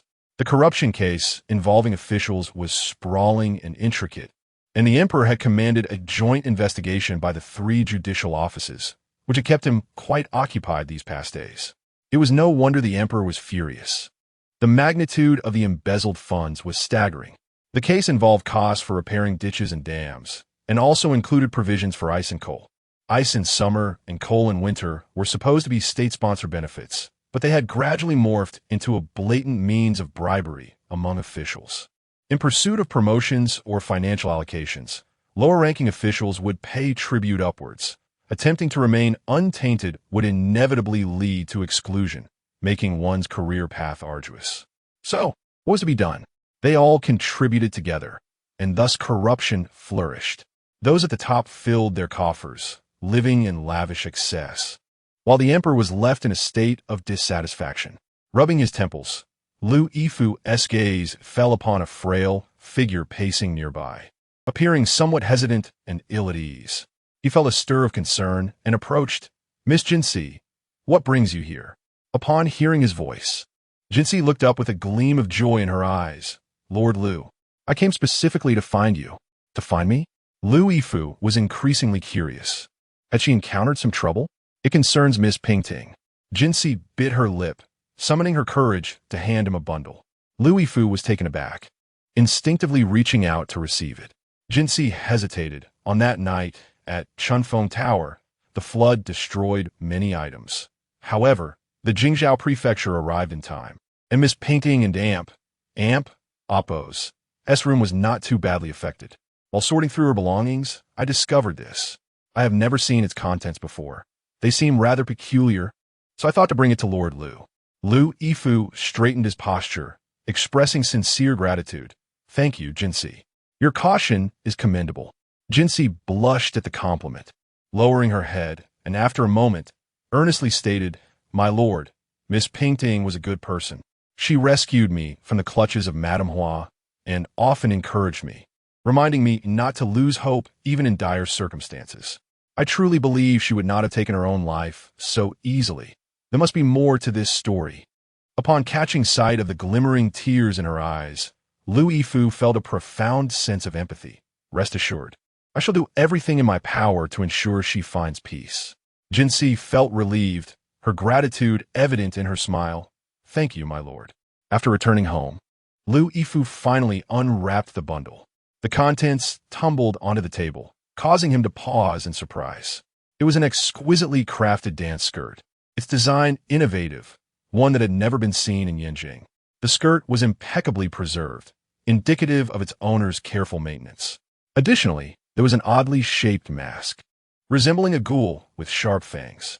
Lu Yifu picked up the mask. It felt cold to the touch, and the grotesque carvings seemed as though they were trying to escape their confines, eager to feast upon the living. From his understanding, young women typically favored delicate and charming masks, such as those of foxes or rabbits. This fearsome visage bore no resemblance to Miss Pingting. Lu Yifu furrowed his brow, perplexed. The next day, Lu Yifu intended to seek Jinxi again for more insight into Pingting's situation. However, upon arriving at Chunfeng Tower, he was informed by Madame Hua that Jinxi had not returned since she left the previous day. That lazy girl is probably hiding somewhere to slack off. When she returns, I shall have words with her. A wave of unease washed over Lu Yifu as a foreboding feeling settled in his heart. Sure enough, it was not long before reports came from the Jingzhou prefecture. A woman and Appo's corpse had been discovered in an alley behind Chunfeng Tower. The deceased was none other than Jinxi. Her throat slit. Lu Yifu felt as though he had been struck by lightning. Chapter 68. Intentional Inducement. The private room was enveloped in silence. After a long pause, Shen Tangning furrowed her brows and gazed at the person opposite her, her eyes flickering slightly. Are you suggesting that Jin Xiu was killed to silence her? Lu Yifu's expression turned grave as he nodded, his tone heavy with sorrow. Had I escorted her home that night, perhaps the tragedy could have been averted. Noticing his remorse, she hesitated for a moment. My lord, do not burden yourself with guilt. If they had set their sights on her, even if they had failed once, they would have waited for another opportunity when she was alone. Thus, this incident bears little relation to you. Jin Xiu had been a maid serving Pingting. Well acquainted with her, it was not surprising that the person behind this would eliminate her to prevent future troubles. However, this aspect had not been considered before. His expression darkened. Yet she indeed met with me before her demise. I am uncertain if it is connected to the item she presented to me. Shen Tangning could not help but inquire, My lord, would you be so kind as to share what Jin Xiu gave you? Lu Yifu lifted his head. It was a dance gown and a mask. I have sketched the design and instructed someone to investigate its origins. A dance gown? A mask? Those seemed rather unremarkable. Detecting her confusion, Lu Yifu retrieved 2 pieces of paper from his garment. It looks like this. Shen Tangning took them and unfolded them, her brows slightly furrowing. The design of this gown is quite unique. As a woman, you would know better. Have you seen such a style before? After contemplating Lu Yifu and Appo's words, she reflected, I am generally familiar with the fashionable garments of Yanjing, yet I have never encountered such a dance gown there. However, for some inexplicable reason, I feel a sense of familiarity, as if I have seen it before. Her eyes widened slightly as a vivid image surfaced in her mind. An assassin. Yes, at a palace banquet, an assassin had disguised herself as a dancer, wearing a gown of this very style. At that moment, everyone was enraptured by the enchanting performance when the assassin suddenly struck, drawing a dagger toward the emperor. The third prince had bravely intervened to shield the emperor, and the assassination attempt ultimately failed. What was even more chilling was that the dancer had claimed to be acting under the Prince and Appo's orders. After uttering those words, she bit down on the poison hidden beneath her tongue and took her own life, leaving no witnesses. It was evident to discerning minds that this was a frame-up, yet the enraged emperor would not allow the prince to defend himself. Furthermore, the CF family was already on the decline, making this incident the catalyst for the prince's downfall. Shen Tangning and Appo's fingers tightened into a fist, her gaze turning icy. Miss Shen? Noticing her unusual demeanor, Lu Yifu looked at her with suspicion. Have you thought of something? Drawing a deep breath, she composed herself. I merely believe that since Pingting values this dance gown so highly, it is highly likely that it was gifted to her by someone of great significance. Lu Yifu's understanding dawned. You mean her beloved? Precisely. My lord, you may wish to investigate along this line. Although he may not have publicly interacted with Pingting, it stands to reason that they must have met at some point. Shen Tangning narrowed her eyes slightly. If he desires Pingting to be devoted to him, willingly allowing himself to be used, he must offer something in return. For a woman like her, monetary compensation is trivial. Thus, it must be an emotional one. Lu Yifu pondered her line of thought. So, It is likely they have appeared together in public on more than one occasion. She smiled faintly. We can further narrow down the possibilities. To captivate Ping Ting, he must possess certain advantageous qualities, such as appearance and talent. If he had the opportunity to meet her, his financial standing would likely be substantial. Shen Tangning's gaze deepened, and the ability to discreetly conceal all of this suggested he wielded considerable influence. Lu Yifu nodded slightly. I shall investigate thoroughly. He paused, casting a meaningful glance at Shen Tangning, sensing that she was deliberately guiding him. However, when she looked back at him with those clear, bright eyes, he felt a lump in his throat. And what are your plans regarding the Jean showcase, my lord? Lu Yifu's expression darkened further. When she was discovered, all her valuables had been stolen. The Jingzhou prefecture classified it as robbery followed by murder to silence her, intending to wrap it up by apprehending a random thug. As he spoke, a hint of anger seeped into his voice. Lu Yifu had vehemently disagreed at the time, arguing with Lord Lu. How can this be merely a common robbery? It is clearly related to Ping Ting's case. Lord Lu remained unfazed, his gaze meaningful as he regarded him. Lord Lu, the Ping Ting case has been closed, which means this case is also concluded. Our immediate concern is to investigate the corruption case and provide an explanation to His Majesty promptly. Lu Yifu could not suppress a derisive laugh. And what of Jean Xiao? Is she to die in vain? Lord Lu maintained his composure, a genial smile on his face, though his tone was somewhat indifferent. Lord Lu, we are in Yinjing. Even a stone falling from the sky would crush high-ranking officials. No one will concern themselves with the truth behind a maid's death. Though these words sounded callous, they were, in fact, the truth. Had it not been for Ping Ting's reputation, the death of a courtesan would not have warranted such extensive efforts from the Jingzhou prefecture. Even Lu Yifu's superior, the chief minister of the Dali Temple, had subtly advised him not to waste time on inconsequential matters.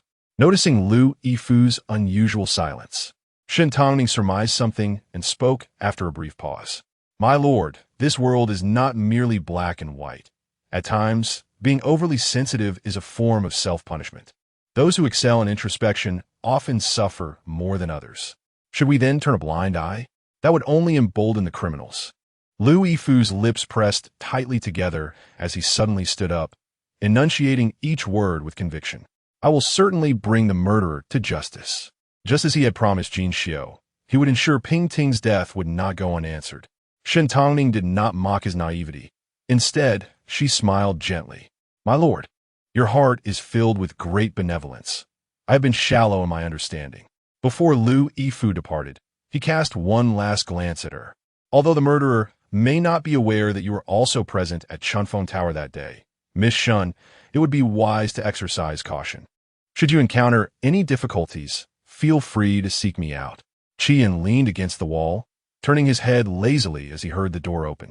Oh, has Lord Lu taken his leave? Have you had your fill, or do you require more? Their meeting had been framed as a gesture of gratitude for Lu Yifu's efforts on his behalf. Lu Yifu nodded politely. Thank you for your hospitality, but I have matters to attend to. Farewell. Take care, my lord. Qian straightened up, glancing around before leisurely entering the private room. Have you finished your conversation? Shen Tangning looked up and smiled at him. Thank you for standing guard, dear husband. Qian clicked his tongue. Madam, you and a man converse so warmly while I am outside keeping watch. I suppose I am truly unique in this regard. Not weary, but rather unfortunate. Shen Tangning. Chapter 69. The Crown Prince returns to the capital on the 8th day of August. The Crown Prince triumphantly returned to the capital. What should have been a day of universal celebration was instead marked by a solemn atmosphere in Yinjing. Just days prior, news had spread that the Crown Prince had encountered an ambush on his journey home, sustaining grave injuries that left him in a perilous state. Consequently, the citizens, who had initially planned to line the streets to welcome him, were compelled to abandon their intentions. Shen Tangning stood at the railing, gazing at the armored soldiers on Zhuke Street, resembling a great dragon, their formidable presence stretching into the distance. Yet the Crown Prince was conspicuously absent from their ranks. A subtle sense of relief washed over her. Her cousin, known for his keen intellect since childhood, would surely understand her hints and make swift decisions. And where was the Crown Prince? A man clad in a dragon robe, exuding authority, stepped into the palace. Your Majesty, the servants humbly welcome you. The imperial physician is currently attending to the crown prince's wounds. Emperor Chongda narrowed his eyes, a flicker of inscrutable light passing through them. I have heard he is gravely injured. I wish to see for myself. He entered the inner hall, where the palace attendants immediately knelt in reverence, and the physician hastily rose. It was then that Emperor Chongda beheld the frail figure of his eldest son, Yin Huai. He had inherited his mother's gentle beauty, his virtues beyond reproach, earning him unreserved praise even from the sternest of tutors. The world hailed him as a flawless gem, as if he were destined to belong to a royal lineage. Yet now, the young prince appeared haggard, his complexion a sickly pallor, with deep hollows in his cheeks. Resembling someone at death's door, Yin Huai struggled to rise and pay his respects, his voice barely a whisper. Your humble son greets you, father. His body swayed, on the brink of collapse, prompting Emperor Chongda to rush forward and steady him, frowning as he spoke. There is no need for such formalities in your condition. How could you be so severely injured? With warm, dark eyes filled with shame, Yin Huai lowered his head. It is my inadequacy. Doubts still lingered in Emperor Chongda's heart, and he cast a cold glance at the physician. Why is the crown prince in oppose? As conditions so dire? What is the purpose of your medical institution? The physician fell to the ground, trembling with trepidation. Your Majesty, the crown prince has been poisoned. This toxin is exceedingly rare, and its potency is overwhelming. I am yet to discern a remedy. Poisoned? The emperor was taken aback, his expression one of shock. The crown prince's deputy, Chung Su, interjected, Your Majesty, in his eagerness to return to the capital. The crown prince led a contingent ahead of the main forces, unaware that they would encounter an ambush from the enemy. His voice was laced with anger. The enemy was determined to fight to the death. The crown prince, still recovering from previous injuries, was unwittingly struck by a poisoned arrow during the skirmish. Yin Huai covered his mouth, coughing weakly. Chung Su, cease your words. It was my own oversight and underestimation. His voice faltered as a fit of painful coughing erupted from his throat, causing him to tremble violently. Instinctively, he pressed a handkerchief to his lips. Although he acted swiftly, Emperor Chongda caught a glimpse of the fleeting crimson stain, his eyes widening in surprise. He helped Yin Huai lie back down, his voice steadying. You must focus on your recovery. Once you are well, I shall duly reward you. However, Yin Huai furrowed his brow, a conflicted expression crossing his face. Before the emperor could harbor suspicion, he spoke with a sense of finality. Father, I am guilty and unworthy of such rewards. Emperor Chongda paused, narrowing his eyes at him. What do you mean by that? With a bitter smile, Yin Huai replied, In the Battle of Pingcheng, the enemy was besieged within the city, threatening the lives of the citizens. General Wei proposed a fire attack, but I, in my compassion, rejected the suggestion. Wei Mingyuan was known for his radical approaches, often willing to employ ruthless tactics to achieve victory. Yin Huai vehemently disagreed with him. Pingcheng was situated at the border between the Qing and the southern tribes. Previously a territory of the Qing, forcibly occupied by the southern barbarians over a decade ago. Wei Mingyuan believed that the citizens of Pingcheng, having lived under southern rule for years, were no longer considered the Qing subjects, a notion Yin Huai could not accept. Ultimately, he declined Wei Mingyuan's proposal, opting for a different strategy that delayed their conquest by 2 months. Upon hearing this, Emperor Chongda's expression darkened, his eyes flickering with uncertainty. The matter had already been brought to his attention, resting upon his imperial desk, and he had not anticipated that the crown prince would voluntarily confess. He fixed a stern gaze upon Yin Huai, finally sighing, As the heir apparent, you must avoid being overly compassionate. How can I commend you for this? Yin Huai and Appo's gaze remained resolute, unrepentant for his choices. Father, if we were to employ such brutal methods, it would lead to the obliteration of our humanity. Yes, the battle was won, but how would the people perceive us? Though somewhat dejected, he acknowledged his fault. I beseech you to punish me. Emperor Chongda and Appo's expression grew grave. This matter requires further discussion with the ministers. For now, focus on your recovery and do not trouble yourself with anything else. Yin Huai lifted his eyes, filled with yearning. Will you not punish me, father? The emperor snorted softly. Punishment is indeed necessary. This time, your merits and faults are balanced, serving as a lesson for you. The crown prince and Apos' compassion, in certain respects, was commendable. Had he been truly ruthless, it would have instilled greater fear. Ensure the crown prince receives the utmost care. Otherwise, I demand your heads. The physician trembled in response. Your son bids farewell to you, father. As Emperor Chonda departed, the crown prince slowly closed his eyes, his expression softening. Before long, a eunuch approached respectfully. Your Highness, the Empress has arrived. Yin Huai and Apos' face brightened with a smile as he coughed lightly. Please invite mother in.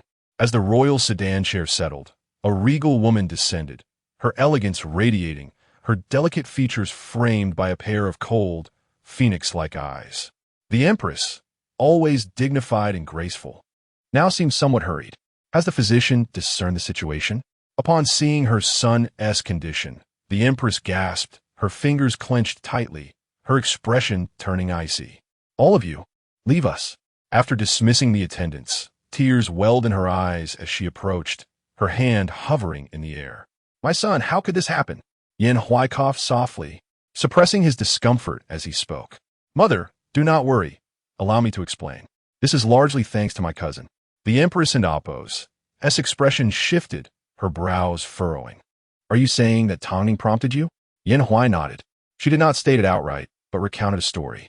The essence was that two tigers, as father and son, would fiercely contest their territory, even to the point of mutual destruction. Upon hearing this, he broke into a cold sweat. Shen Tangning had gone to great lengths to send him a message, indicating her concerns were far from trivial. Initially, he had not believed that his father harbored dissatisfaction toward him, yet his cousin was not one to speak without purpose. After careful consideration, Yin Huai began to strategize. His father's earlier probing actions had confirmed the most unwelcome truth he had feared. His father had long been displeased with him, even harboring thoughts of his demise. Chapter 70. The leaked examination questions Your Highness. Could it be merely coincidental that the crown prince has fallen gravely ill at this time? A glimmer of cold light flickered in Yin Xingzhou's eyes. I have instructed someone to investigate, and it is certain that Yin Huai has been poisoned. If he truly intended this, then my dear elder brother the Emperor must be rather ruthless towards himself. Moreover, I still harbor doubts. The crown prince has always adhered to the principles of brotherly love and father-son affection. How could he suddenly change his character? Regardless, His Majesty has temporarily set aside his suspicions towards the crown prince, and our previous machinations have come to naught. The elder advisor furrowed his brow, his tone filled with reluctance. The young strategist beside him remained unperturbed.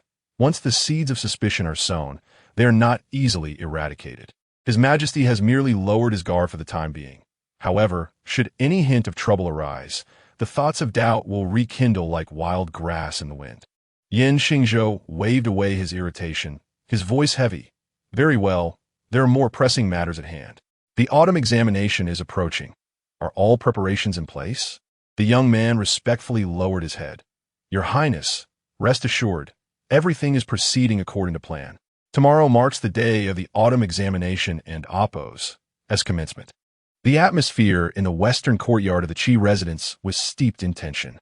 My son, is there anything you wish to eat? Mother has instructed the kitchen to prepare something for you. The second Madame Qi fretted. For once the examinations commence, you may find it difficult to indulge your cravings. The autumn examination consists of 3 rounds over a span of 9 days and nights, making it quite a grueling affair where even basic needs must be met in the examination hall. Qi Yin replied lazily, Mother, I am attending an examination, not a place of execution. Your words make it sound as if I am facing a death sentence. The second Madame Qi and Apos' lips twitched in annoyance, giving him a light smack. You rascal, why speak such ominous words? Spit, spit, spit. Shen Tangning and Apos' eyes glimmered with amusement. Mother, my husband is not participating in the autumn examination for the first time. He has accumulated quite a bit of experience over the years. There is no need for such excessive anxiety. Qian and Apos' as eyelids flickered, glancing at her, pondering how her words seemed less than reassuring. The second Madam Chi suddenly realized. That is true. Let's not forget, this boy has nearly formed a bond with the examiners. Of course, it is the kind that breeds mutual disdain. In the course of the 3 examinations, there are bound to be encounters with familiar faces. The examiners, upon seeing Chi Yin, could not help but display a mixture of disdain and admiration. The disdain is for, "How is it you again?" The admiration is for, "You certainly are persistent." Chi Yin, his face reddened, and he cleared his throat to interrupt his overly candid mother before she could reveal any more. That, mother, let's not fuss. Something light will suffice. At times like these, one must be cautious. Overindulgence in rich foods may upset the stomach. Upon realizing the truth in his words, the second Madam Chi hurriedly busied herself with the kitchen preparations. Just as she departed, a servant arrived to announce, "Second young master. Young Master Ji and young Master Tang are here." Shen Tangning exchanged glances with Chi Yin. Chi Yin was reluctant to meet them at such a time. But upon noticing his hesitation, Shen Tangning smiled. "Since both young masters have come to visit, you might as well meet them. Knowing one's adversaries is essential to victory. Understanding their intentions allows for better preparedness." After a moment of contemplation, Chi Yin acquiesced. Shortly after Shen Tangning left, the 2 young men arrived. Ji Wuyo, upon seeing Chi Yin, spoke mysteriously. "Yin, can you guess what delightful gift we have brought for you this time?" Chi Yin's eyes brightened, his eyelids lifting slightly. "Do not keep me in suspense. Speak plainly." Ji Wuyo pouted, producing a scroll and handing it over. "Look, do not say I have not thought of you, my brother." Chi Yin unfurled the scroll, his gaze deepening as he beheld the examination questions. "Is this the examination questions?" Ji Wuyo burst into laughter. "I lack the capability to procure the actual examination questions." He lowered his voice conspiratorially. "This is a set of questions predicted by a certain scholar for this year's examination. Many students in the market are vying to purchase it at a high price." Tang Su chimed in with a smile. "As soon as Wuyo acquired this, he thought of you first. Every year during the imperial examinations, numerous academies sell predicted questions to candidates, seeking to profit from their desperation. Though the likelihood of accuracy is slim, everyone clings to the same hope. What if?" Chi Yin scoffed lightly. "Do you truly believe in such nonsense? This is merely a scheme cloaked in the guise of examination predictions. If it were truly so accurate, the one crafting these questions ought to be imprisoned." As this thought flashed through his mind, he suddenly paused. Could it be that someone is deliberately leaking the examination questions for their own gain? Would that not be cheating? Ji Wuyo was unconvinced. "The scholar who produced this scroll, I have heard, is from the Imperial Academy. You know how capable the scholars there are. Surely they can predict at least 1 or 2 questions correctly." Chi Yin suppressed his casual demeanor. But how does this differ from cheating? Even if the second son were to rank last, he should do so based on his own merit. Otherwise, what is the significance? Ji Wuyo and Tang Su were momentarily taken aback. A complex expression flitted across Tang Su's eyes. Ji Wuyo scratched his head in confusion. "What you say does seem to hold some truth. They possess wealth and connections, allowing them to acquire these questions. If there happens to be a correct prediction among them, then for those from impoverished families who have toiled for a decade in their studies, losing to a group of privileged youths taking shortcuts, how is that not unjust?" Tang Su smiled. "What Chi Yin said makes sense. However, throughout the years, there have been countless predicted questions, yet the number of correct predictions is exceedingly few. Let us regard it as mere entertainment." In front of the 2, Chi Yin leisurely tore the scroll into pieces. "Regardless, I disdain such underhanded tactics. I have already failed 3 times. One more time is of little consequence." He patted Ji Wuyo on the shoulder, speaking earnestly. "Your mother does not expect you to return home as the top scholar. Even if you rank last, she would still be overjoyed to host a few tables of celebration. Why fret?" Ji Wuyo appeared dazed. "That makes sense." He hesitated for a moment, cautiously adding, "I just worry about you. We have made such bold claims. If you fail again, won't Xiao Yu and his group ridicule you mercilessly?" Chi Yin raised an eyebrow. "If they mock me, will it cause me to lose a piece of flesh? Am I one to care about the judgment of society?" Ji Wuyo was filled with admiration. Qian, I had not realized before that you possessed such profound insight. Qian, expressionless. Push him away. Go get yourself a pair of glasses. After leaving the Qi residence, Tang Su's demeanor shifted slightly as he casually remarked, Wuyo, have you noticed that Qi Yin seems to have changed considerably? Ji Wuyo scratched his head. Really? Hasn't he always been like this? Although Qi Yin can be unreliable at times, he possesses a set of principles in handling matters. He paused, adding, I think it's quite good this way. Tang Su's gaze darkened. Chapter 71.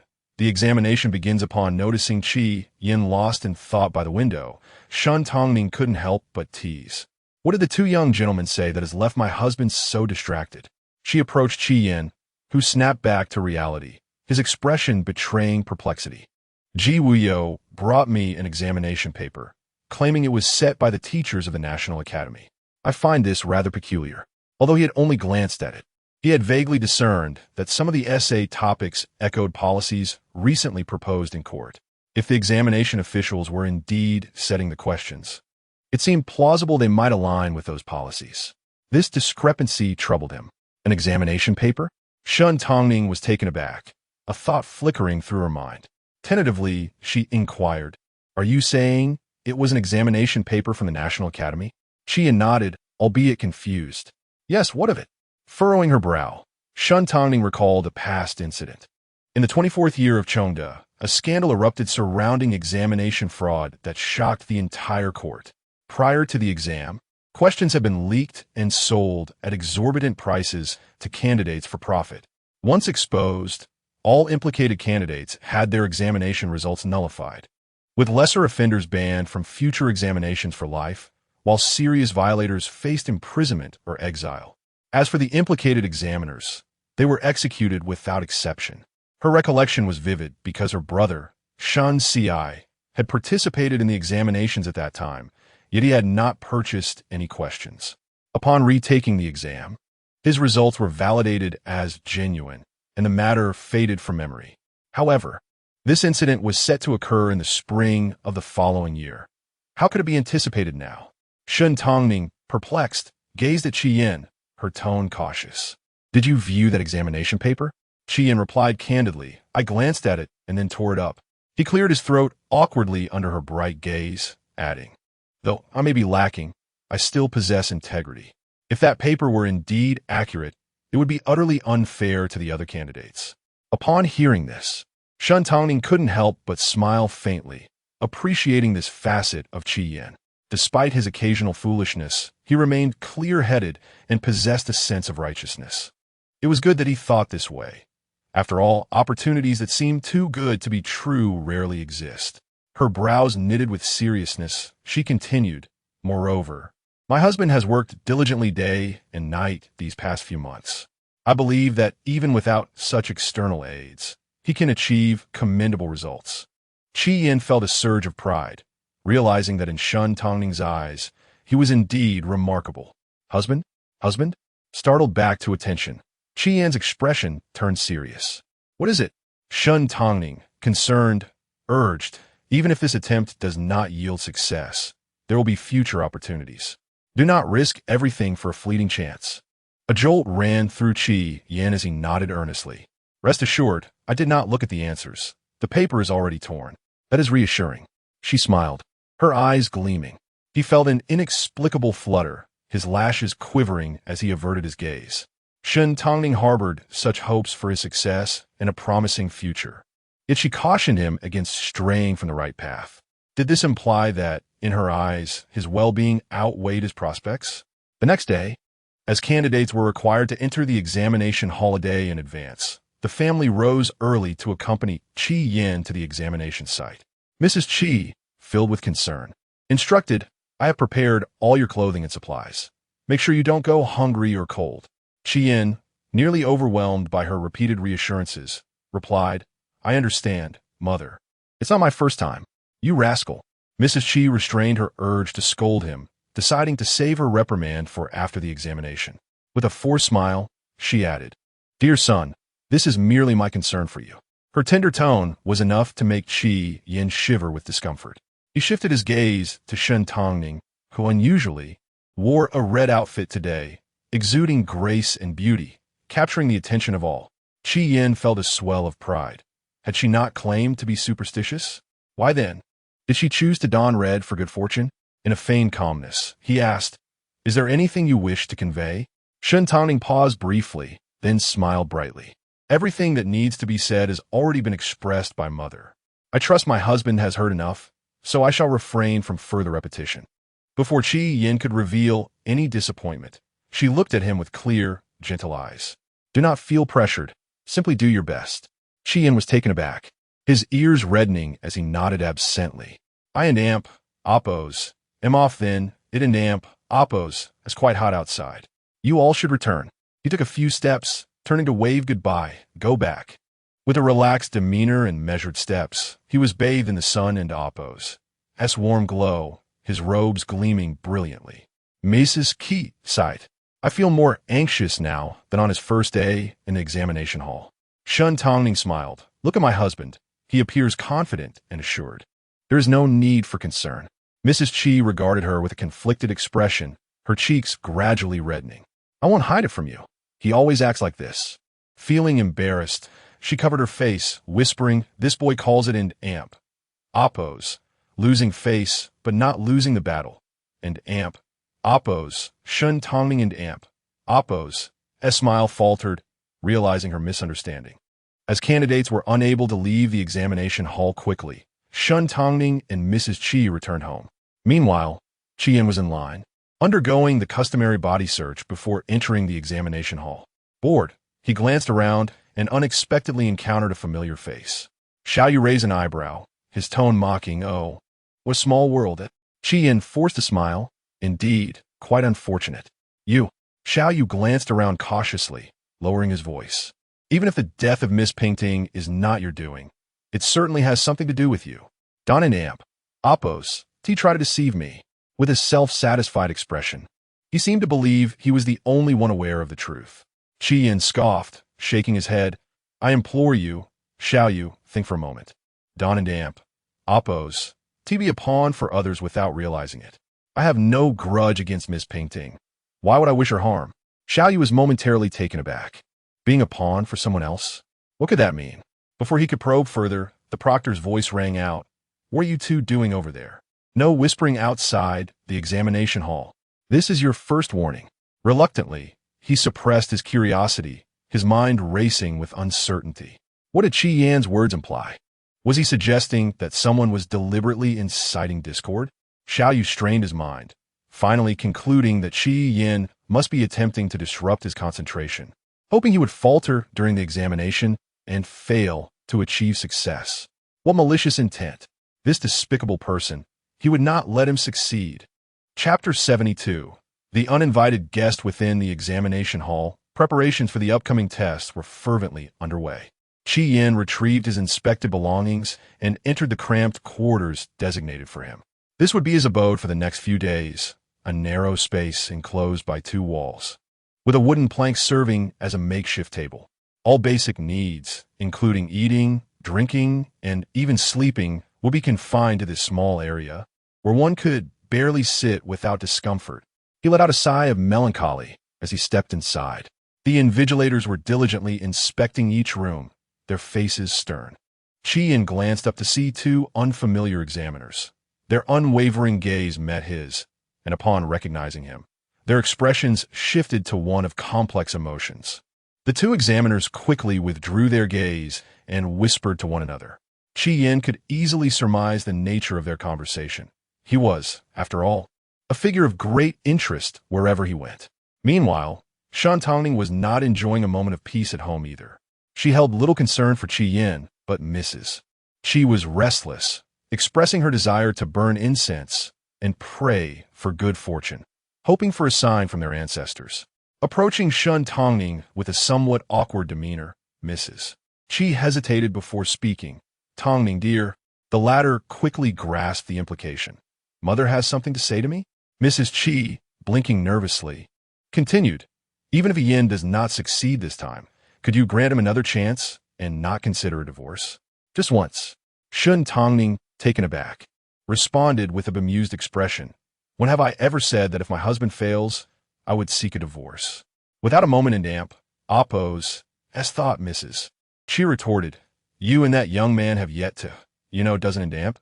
Amp, oppose, T that imply the same? Realizing her slip, she hastily corrected herself. But Shen Tangning had already understood. A faint blush crept onto her cheeks as she turned her face away, flustered. Mother has misunderstood. I have no such intention. Mrs. Chi felt a wave of embarrassment wash over her. I did not mean to pressure you. I know marrying a yin may have been a burden for you, but it ultimately depends on your feelings. She regretted her words, realizing it might seem as though she was constantly monitoring their marital affairs. Shen Tangning cleared her throat to change the subject. Did you not intend to pray?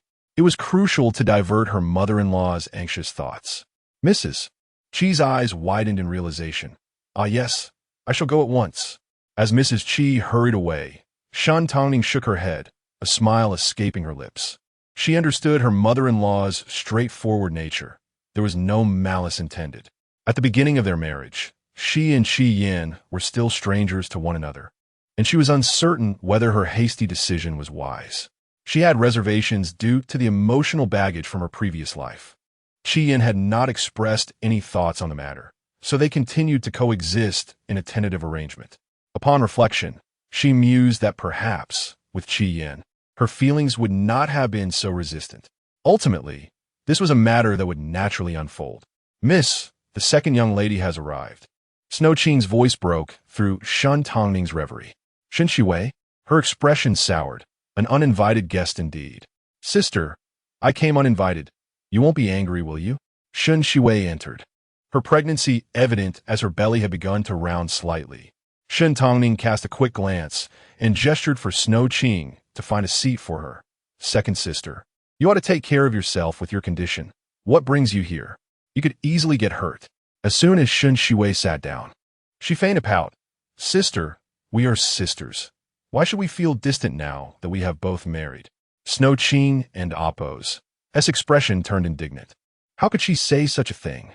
Shen Tangning chuckled lightly, speaking slowly. Second sister, are you perhaps forgetful? You took my marriage.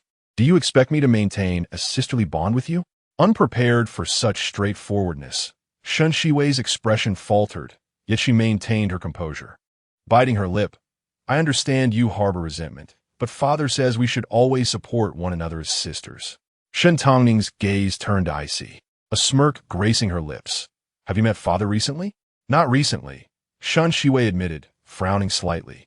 Father has been busy with work and is reportedly unwell. It was my stepmother who sent me word. Shen Tangning and oppose. S. Hart mocked the situation. The corruption scandal implicated Shen Chong, the Minister of Revenue. Even if he had not directly participated, the pressures of his career naturally took a toll on him. It was not without his direction that the stepmother had sent a message to Shen Shiwei, as Qi Jingyu was a rising star in court. His assistance could alleviate many troubles. As for Qi Yin, a frivolous young man, he could offer no help. Thus, she, as the legitimate daughter, had become a mere ornament. Her mother had not informed her of this matter, likely to shield her from worry, and perhaps she had a hand in the situation as well. The CF family still held some sway in court. Shen Chong, rather than seeking assistance from his wife, chose to approach his son-in-law, revealing the estrangement between the two. Ultimately, father favored the second daughter more. Had he not mentioned it, I would have remained entirely unaware of the situation. Shen Tangning scoffed, her tone icy. If second sister is here to gloat, you may take your leave. Seeing her anger, Shen Shiwei felt a surge of satisfaction. Father seemed to favor her, the illegitimate daughter, over Shen Tangning. Surely, she must be infuriated. However, she refrained from overstepping, plastering on a smile. Sister, you are father and Amp, oppose, his only legitimate daughter. How could he not cherish you? I came today to see how my brother-in-law fared in the exams, fearing you might be anxious alone. Shen Tangning's voice was cold. It is commendable that my husband has ambition. How does that become a negative in your eyes? Shen Shiwei's smile faltered. She thought of Qi Yan's frivolous nature. Could he truly pass the exam? A hint of sympathy flickered in her gaze. Shen Tangning was to be pitied, hoping against hope for this dilapidated wood to become a pillar of strength. Sister, You misunderstand me. If brother-in-law truly succeeds, it would be a tremendous joy. Shen Tangning, recognizing Shen Shiwei's intentions, lost her patience. You surely have other motives for your visit? She had long since discerned Shen Shiwei's pattern of behavior, where she only sought her out when she desired something. With a fleeting glance, Shen Shiwei bit her lip. I wish to consult you, dear sister. How can I ensure my mother-in-law is completely agreeable? Shen Tangning was taken aback. Chapter 73. Observing the tiger fight from the mountain to confirm she had not misheard. Shen Tangning smiled and asked again, whom do you wish to have under your thumb? Shen Shimi repeated her previous statement. She regarded Shen Shimi with an unusual expression. Do you intend for the lady of the marquis to submit to you, a mere concubine? She could hardly fathom how Shen Shimi dared to utter such words. In this dynasty, filial piety reigns supreme. Even a princess, upon marriage, must not defy her mother-in-law. Even if the mother-in-law is domineering, the daughter-in-law must endure, patiently waiting for her own turn to become a matriarch, thus completing the cycle of oppression. Should one possess the means, it is conceivable to earn the family and Appo's respect, yet such an audacious inquiry as Shen Shimi and Appo's is simply unfathomable. Shen Shimi, perplexed, replied, but Lady Qi and Appo's second wife listens to my eldest sister without question. Shen Tangning raised an eyebrow. That merely indicates a lenient mother-in-law. Your younger sister is fortunate indeed. The implication was clear. The fault lies with Shen Shimi herself. Shen Shimi and Appo's face paled, her teeth clenched in suppressed displeasure. And she finally expressed her intent. Did you not say before that one could render someone gravely ill? Shen Tangning and Appo's eyes flickered with a hint of intrigue as she replied. What did I ever say such a thing? Shen Shimi, a touch anxious, insisted. The last time I visited you, you implied as much. Shen Tangning feigned realization. Perhaps you misunderstood, dear sister.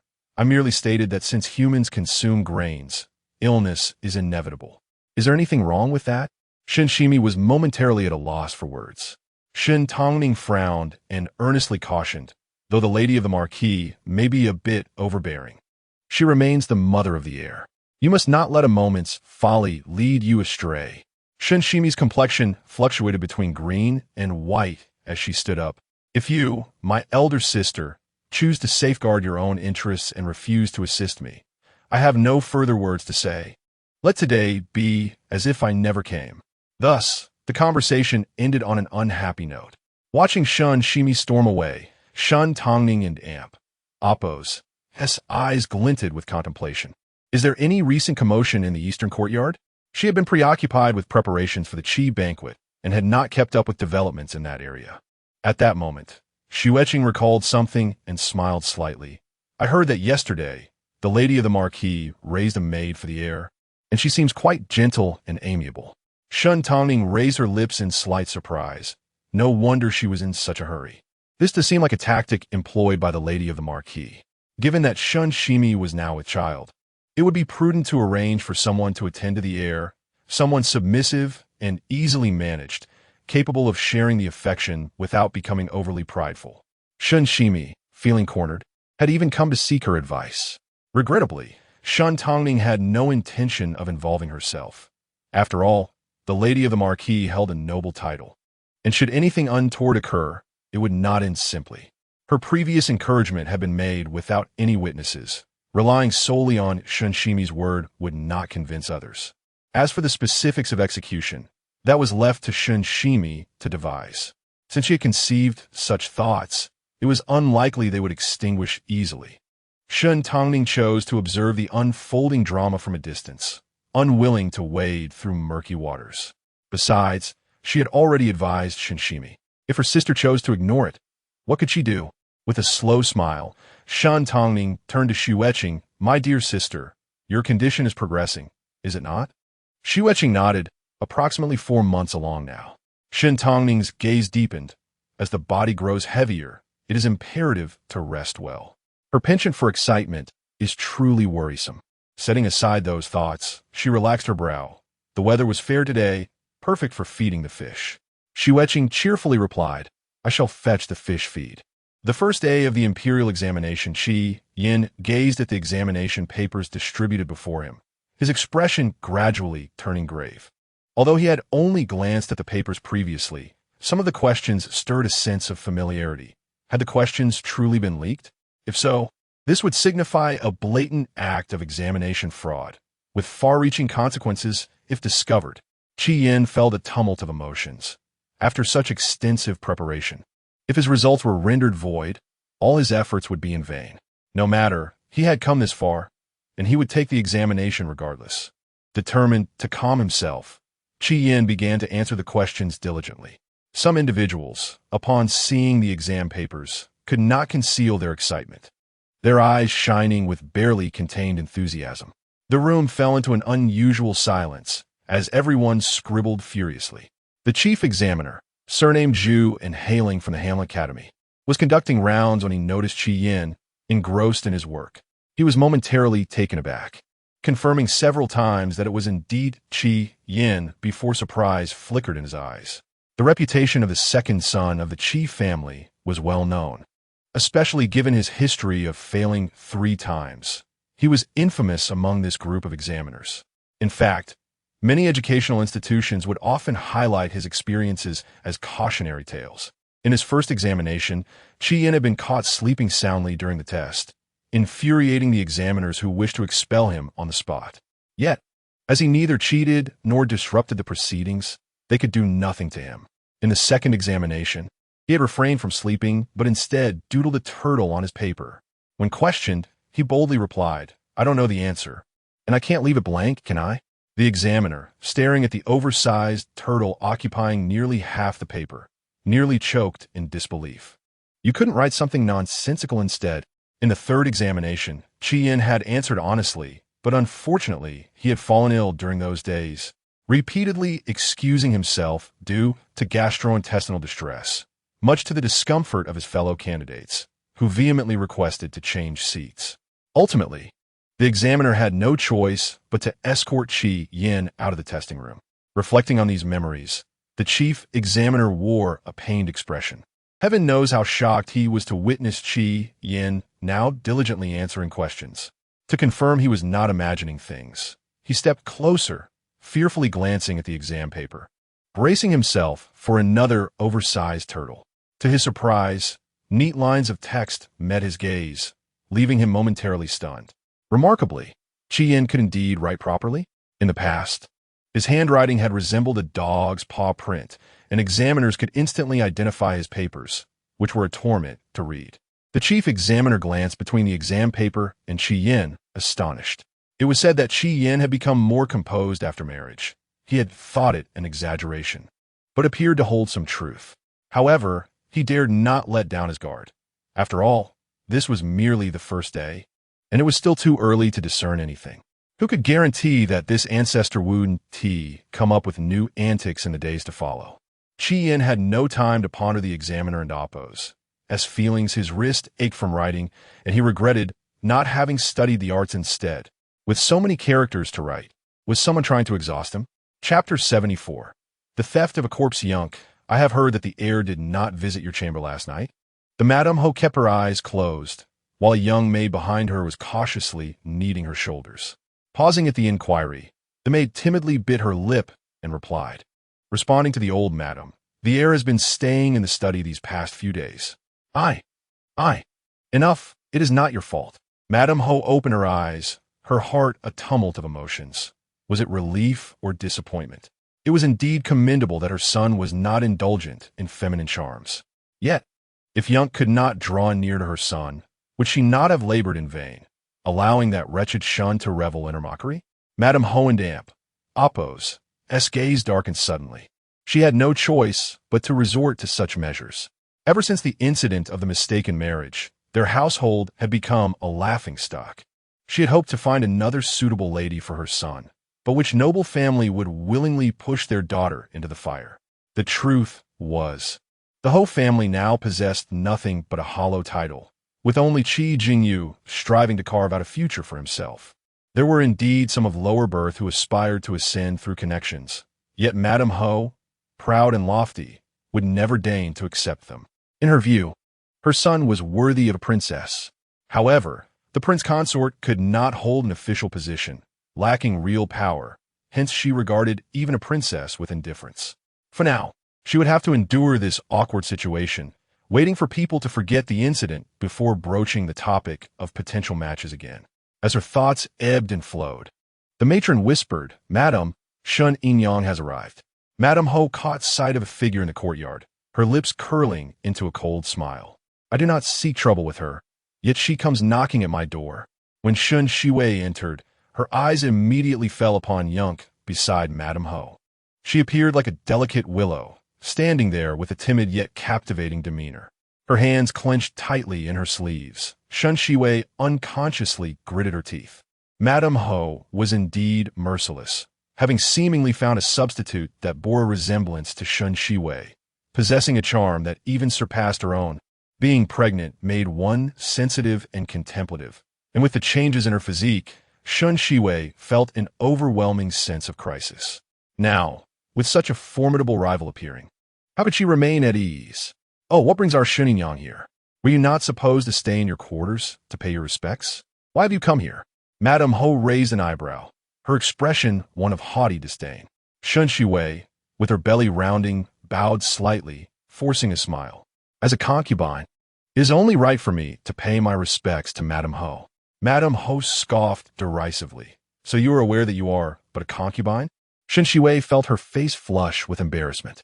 Despite her humble demeanor, the other party still refused to relent. "Prepare a seat for Shen Tangning. Otherwise, if any mishap occurs, it will be blamed on me." Madame Ho sneered, setting Shen Shiwei aside. "Yunk." Madame Ho grasped her hand, pulling her forward with a smile, leaving Yunk momentarily flustered. "What does the madam wish?" Madame Ho feigned reproach. "Look at you, so nervous. I see that you are clever and obedient, and I trust you to serve the heir well." As she spoke, she removed a bracelet from her wrist and placed it on Yunk. Yunk quickly shook her head, fearfully retracting her hand. "Madam, I cannot accept this. I am unworthy." Shen Shiwei and oppose, as pupils constricted in disbelief. For someone of Madame Ho's stature to bestow her own possessions upon a mere maid was a significant elevation. More importantly, she had received nothing on her wedding day. Madame Ho's gesture was clearly a slap in her face, indicating she was inferior to a mere chambermaid. Madame Ho observed Shen Shiwei's pale expression, her own irritation easing considerably. Her smile widened as she feigned reprimand. "If I give it to you, then you shall accept it. I say you are deserving. And who would dare dispute that?"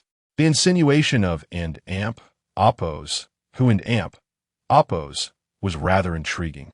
Shen Shiwei bit down hard on her teeth, barely managing to maintain her composure. Unable to refuse, Yunk accepted the gift, though she dared not show any signs of pride, her expression one of deference and submission. "Thank you for your generous gift, madam. I shall serve the heir diligently." Madame Ho was pleased with her perceptiveness and continued to converse with her for a while. Shen Shiwei left in a fury, feeling that Madame Ho's actions had clearly bolstered Yunk's position, making it all the more difficult for her to act against her. Shen Shiwei felt a growing unease, as Yuju quietly muttered that Yunk is simply acting like a seductress. Madame Ho is clearly targeting the young lady. Shen Shiwei's expression darkened. If Yunk was emulating her, then what did that make her? Yuju, oblivious to the tension, remarked, "But fortunately, the young lady is now carrying the heir's child, which provides some assurance. The heir will certainly not abandon her." "That is not necessarily true." Shen Shiwei's gaze dimmed. If she truly believed in a man's so-called sincerity, it would be the height of folly. Could a concubine retain a father's favor for many years solely based on affection? Certainly not. A father like him valued nothing above his own interests, having clawed his way from obscurity to power, ensnared in the abyss of ambition, deeply suspicious and sensitive. From a noble family, Xie was cold and domineering, never appreciating flattery. When they wed, the Xie family had greatly aided her father and Appo's rise, yet after achieving success, her father felt that the Xies looked down upon him from the depths of their hearts. Thus, the concubine learned to be gentle and accommodating, regaining his self-respect through flattery. Her father had little regard for overly intelligent women, So the concubine pretended to be naive and innocent, satisfying his need for control. For a time, her father had been enamored with a courtesan, yet due to his reputation, he could not take her in. The concubine practiced diligently, eventually acquiring a lovely singing voice. You see, men are fickle and ungrateful. Shen Shiwei rested her hand on her belly, her eyes flickering with uncertainty. Liu Yufu had just concluded a case and was exiting the Ministry of Justice when he happened to encounter Lord Liu, exchanging greetings. Lord Liu, what a coincidence! I was just about to seek you out. Liu Yufu halted, nodding slightly. Please, speak, Lord Liu. Despite the unpleasantness caused by the recent situation regarding Jinxi, he understood Lord Liu's predicament and had always maintained a clear boundary between public and private matters. Lord Liu appeared somewhat hesitant, glancing around before stepping closer. Seeing his demeanor, Liu Yufu instinctively adopted a more serious tone as Lord Liu whispered, "The corpse of Pingting has been stolen." Liu Yufu and Appo's eyes widened in astonishment. How could this happen? Lord Liu wore a perplexed expression. I find it equally strange. We had planned to bury her, but this incident occurred unexpectedly. If the perpetrator truly wished to conceal the evidence, they could have waited until we buried her and then exhumed the body. Why go to such lengths to steal it? It's quite redundant. Liu Yufu's eyes suddenly widened. Unless Pingting held significant importance to that individual. Perhaps they could not bear to see her hastily interred. Chapter 75. True Strength. As time swiftly passed, the final examination of the Autumn Imperial Examination approached. After several days of intense mental strain and restless nights, the candidates appeared somewhat wan. The subject of this examination was a question that, as anticipated, presented a familiar prompt to Qi Yin. Just 2 lines of poetry. The literary realm continues across 3 generations. The glory of the family rests upon one. This phrase ostensibly praised the legacy and continuity of family achievements. However, observing the recent policies and tendencies in the court over the past 2 years, it was clear that Emperor Chongda harbored dissatisfaction with the phenomenon of aristocratic offspring benefiting from ancestral privileges, inheriting titles through generations. In the current political landscape, the realm was still dominated by noble families who formed alliances to suppress and exclude officials of humble origins, staunchly safeguarding their own interests. Human nature is inherently self-serving. One must question whether those in power would willingly forsake their kin to allow outsiders a share of their benefits. While families like the Xie clan stood as a refreshing exception, their esteemed reputation among the populace, particularly scholars, rendered them a force to be reckoned with. How could the emperor not regard them with caution? Thus, mutual interests forged a natural alliance, and factional struggles became inevitable. Although the imperial examination provided a pathway for the children of lower status to enter officialdom, the absence of background or connections rendered success nearly insurmountable. Qi Yin deduced that Emperor Chongda had long harbored intentions to suppress the aristocracy, viewing the current examination as a test of loyalty and resolve. After much contemplation, he resolved to approach the topic from a novel perspective. As the examiner, Zhu, walked by and witnessed Qi Yan's pen moving with remarkable fluency, he was taken aback by the unexpected diligence. Having observed him for several days, Zhu had anticipated some mischief from Qi Yan, only to find him earnestly answering the questions without a hint of trickery. Could it be that the second young master of the Qi family had truly turned over a new leaf? Zhu, drawn by curiosity, leaned in to scrutinize Qi Yin and Appo's responses. Upon reading, he was thoroughly startled. The content was strikingly forthright. Such candor was permissible. He had invited open expression, yet Qi Yin had taken him at his word. Did he not value his own future? Zhu could not resist casting several incredulous glances at Qi Yin.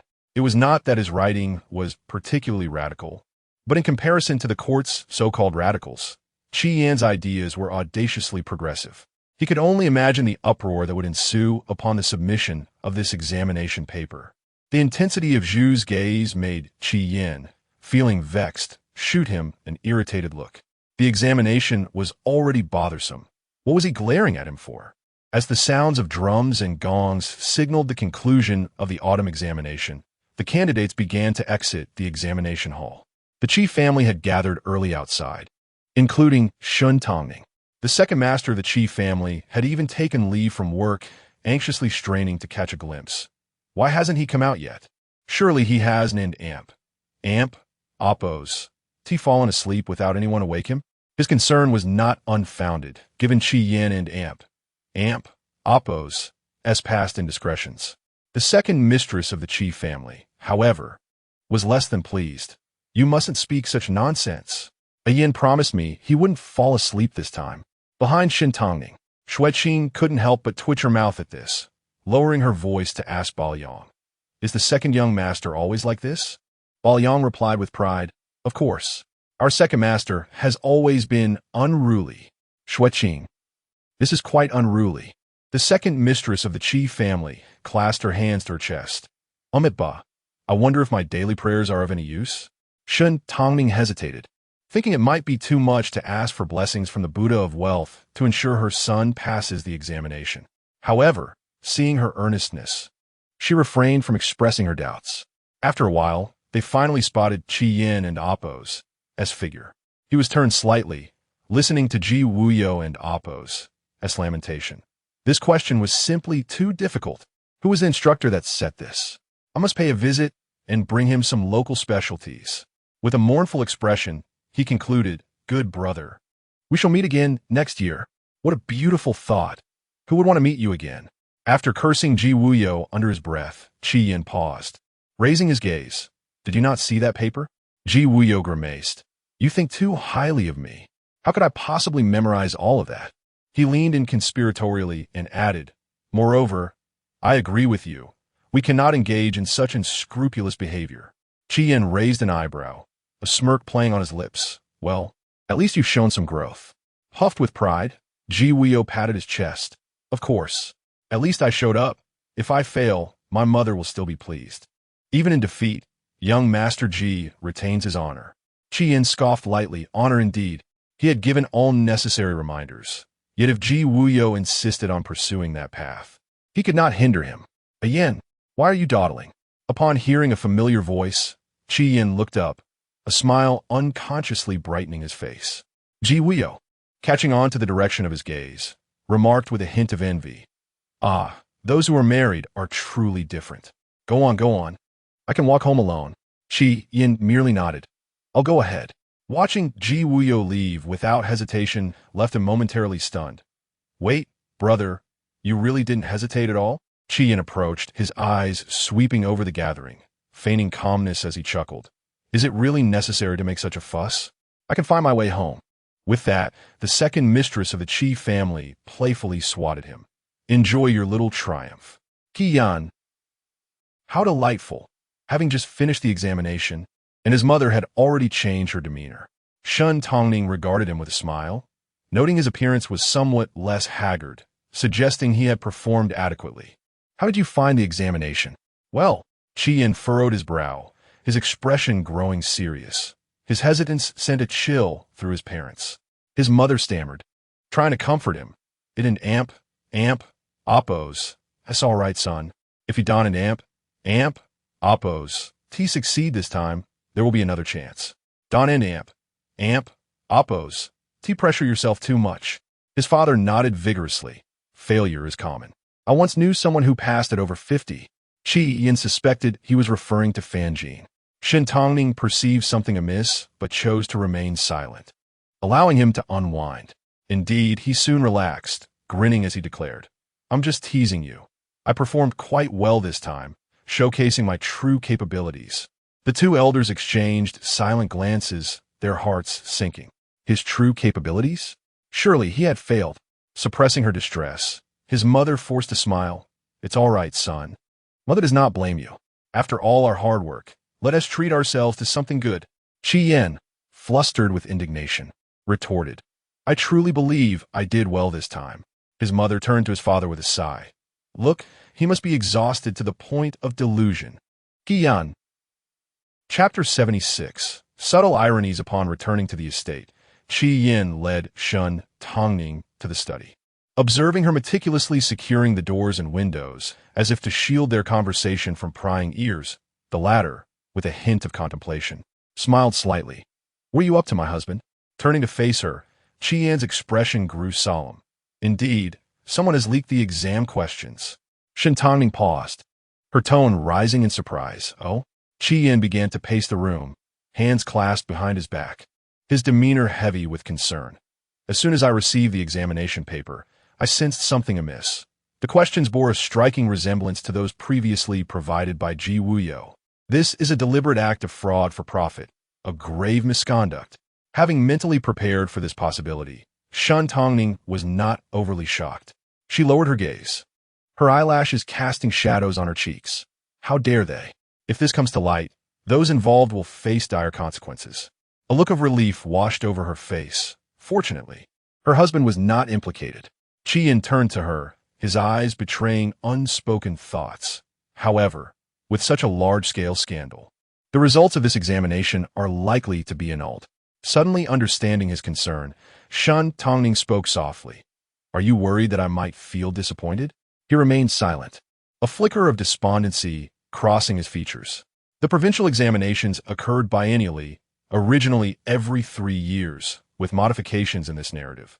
Missing this opportunity would mean a 2-year wait. All the effort put forth over the past 6 months would be in vain. Not only Shen Tangning, but he himself would find it hard to accept. Qian could not help but question whether he was inherently unfit for an official's role.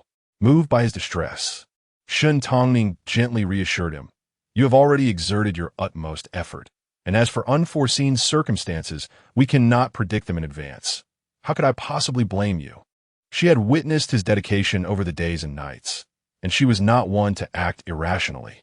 Initially, her intention for Qian to take the imperial examinations was not solely driven by the desire for him to become an official. After all, every individual's capabilities are limited. It was clear that Qian was not cut out for this. Would she force him into a role he was ill-suited for? She merely wished to provide Qian with some purpose, so he would not drift aimlessly through life. Furthermore, education cultivates wisdom. Perhaps Qian could avoid the calamities of his past life and embark on a dramatically different path. Gradually, she realized that Qian was not the incompetent dandy as rumored. He possessed remarkable intelligence, an astute understanding of human nature, and unique insights into state affairs. It would indeed be a pity if he did not pursue an official career, given his vast aspiration for the mountains, rivers, and the welfare of the people. Meeting her gaze, which sparkled with mirth, Qian found himself momentarily taken aback. His once restless heart inexplicably found tranquility. He pressed his lips together, a smile tugging at the corners of his mouth, his voice tinged with uncertainty. Do you not think it a waste of time to invest in a husband like me? Shen Tangning straightened her expression, her brows slightly furrowing. I do not consider you a waste, nor do I view my investment in you as a squandered effort. Therefore, Qian, do not belittle yourself. Had he truly been a hopeless case, she would have long since given up. It was precisely because she recognized his potential that she was willing to invest her time in refining him. Her tone was uncharacteristically serious, causing Qian to widen his eyes slightly, nodding absent-mindedly, his ears gradually warming with embarrassment. Shen Tangning rarely addressed him by name, yet when she did so earnestly, it resonated far more than when she referred to him as her husband. It was as though anyone could be her husband, but Qian was uniquely Qian. The provincial examination concluded, yet the wait for the results would stretch for at least half a month. This was a protracted period of anticipation. According to the second young master of the Qi family, after an examination, one ought to indulge in some leisure, right? As Qian prepared to step outside, he unexpectedly encountered Qi Jingyu, who called out to him first, "Second brother, are you heading out?" Now, pretending not to notice was no longer an option. Qian raised an eyebrow, feigning cordiality. "Indeed, would you care to join me, elder brother?" Qi Jingyu instinctively frowned, his gaze betraying his hesitance. "I have heard that the exam questions this time were quite challenging. Do you feel confident?" Qian pondered for a moment before nodding. "I believe I did reasonably well." Seeing him so self-assured, Qi Jingyu was left speechless. "Well, if this time does not go well, there will be another opportunity." A look of intrigue crossed Qian and Appo's face.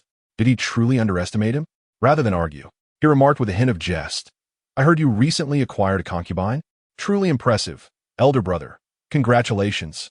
Qi Jingyu and Appo's expression darkened, sensing a subtle mockery in Qi Yan's words, yet unable to pinpoint what felt amiss. What was there to celebrate? He replied coolly. That concubine was forced upon me by our mother. I did not wish to offend her, so I reluctantly accepted. Even though he had not allowed anyone to approach him closely, he had been embroiled in a fierce argument with Shi Wei recently. The affairs of the court had already left him feeling frazzled, and returning home only to placate her had left him utterly drained. In contrast, Qi Yin seemed to thrive, and he had anticipated that someone as proud as Shen Tangning would create chaos in their household. Yet it appeared they managed a harmonious existence. A subtle discomfort stirred within him, and he casually remarked, "Brother, you are not too young anymore. You have been married for over half a year now. It is time to consider having an heir and maturing a bit." He paid no attention to the happenings of the second household, but certain rumors inevitably reached his ears, suggesting that the couple still slept apart. Qi Yin scoffed dismissively, lazily lifting his eyelids. "That is rather presumptuous of you, elder brother. Do you really think that someone who is not mature in thought will instantly become so upon having a child? One might think that children are some miraculous cure. To be born into such a family, how unfortunate would that child be?" Qi Jingyu frowned, initially displeased, but at a loss for how to counter. Qi Yin chuckled lightly. "Moreover, this matter cannot hinge solely on me. It ultimately depends on Tangning's wishes. The initiative lies with her. In truth, if Shen Tangning did not wish to bear children, he would have no objections. This was ancient times. Childbirth for women was akin to traversing the gates of hell, and he was not so presumptuous as to expect her to risk her life for him. Furthermore, they had not even held hands. Was it not premature to broach the subject? As he pondered, it dawned on him that Qi Jingyu was most likely trying to provoke him. Growing somewhat irritated, he raised an eyebrow, his tone playful. As the saying goes, the capable bear more burdens. Elder brother, if you wish to have children, go ahead and have as many as you like. May you deliver 8 at once. Perhaps then you might cease your incessant envy of others' fortunes. It is quite tiresome." With that, Qi Yin turned on his heel and left, not granting Qi Jingyu a moment to respond. Likely out of fear of retribution, his steps swift.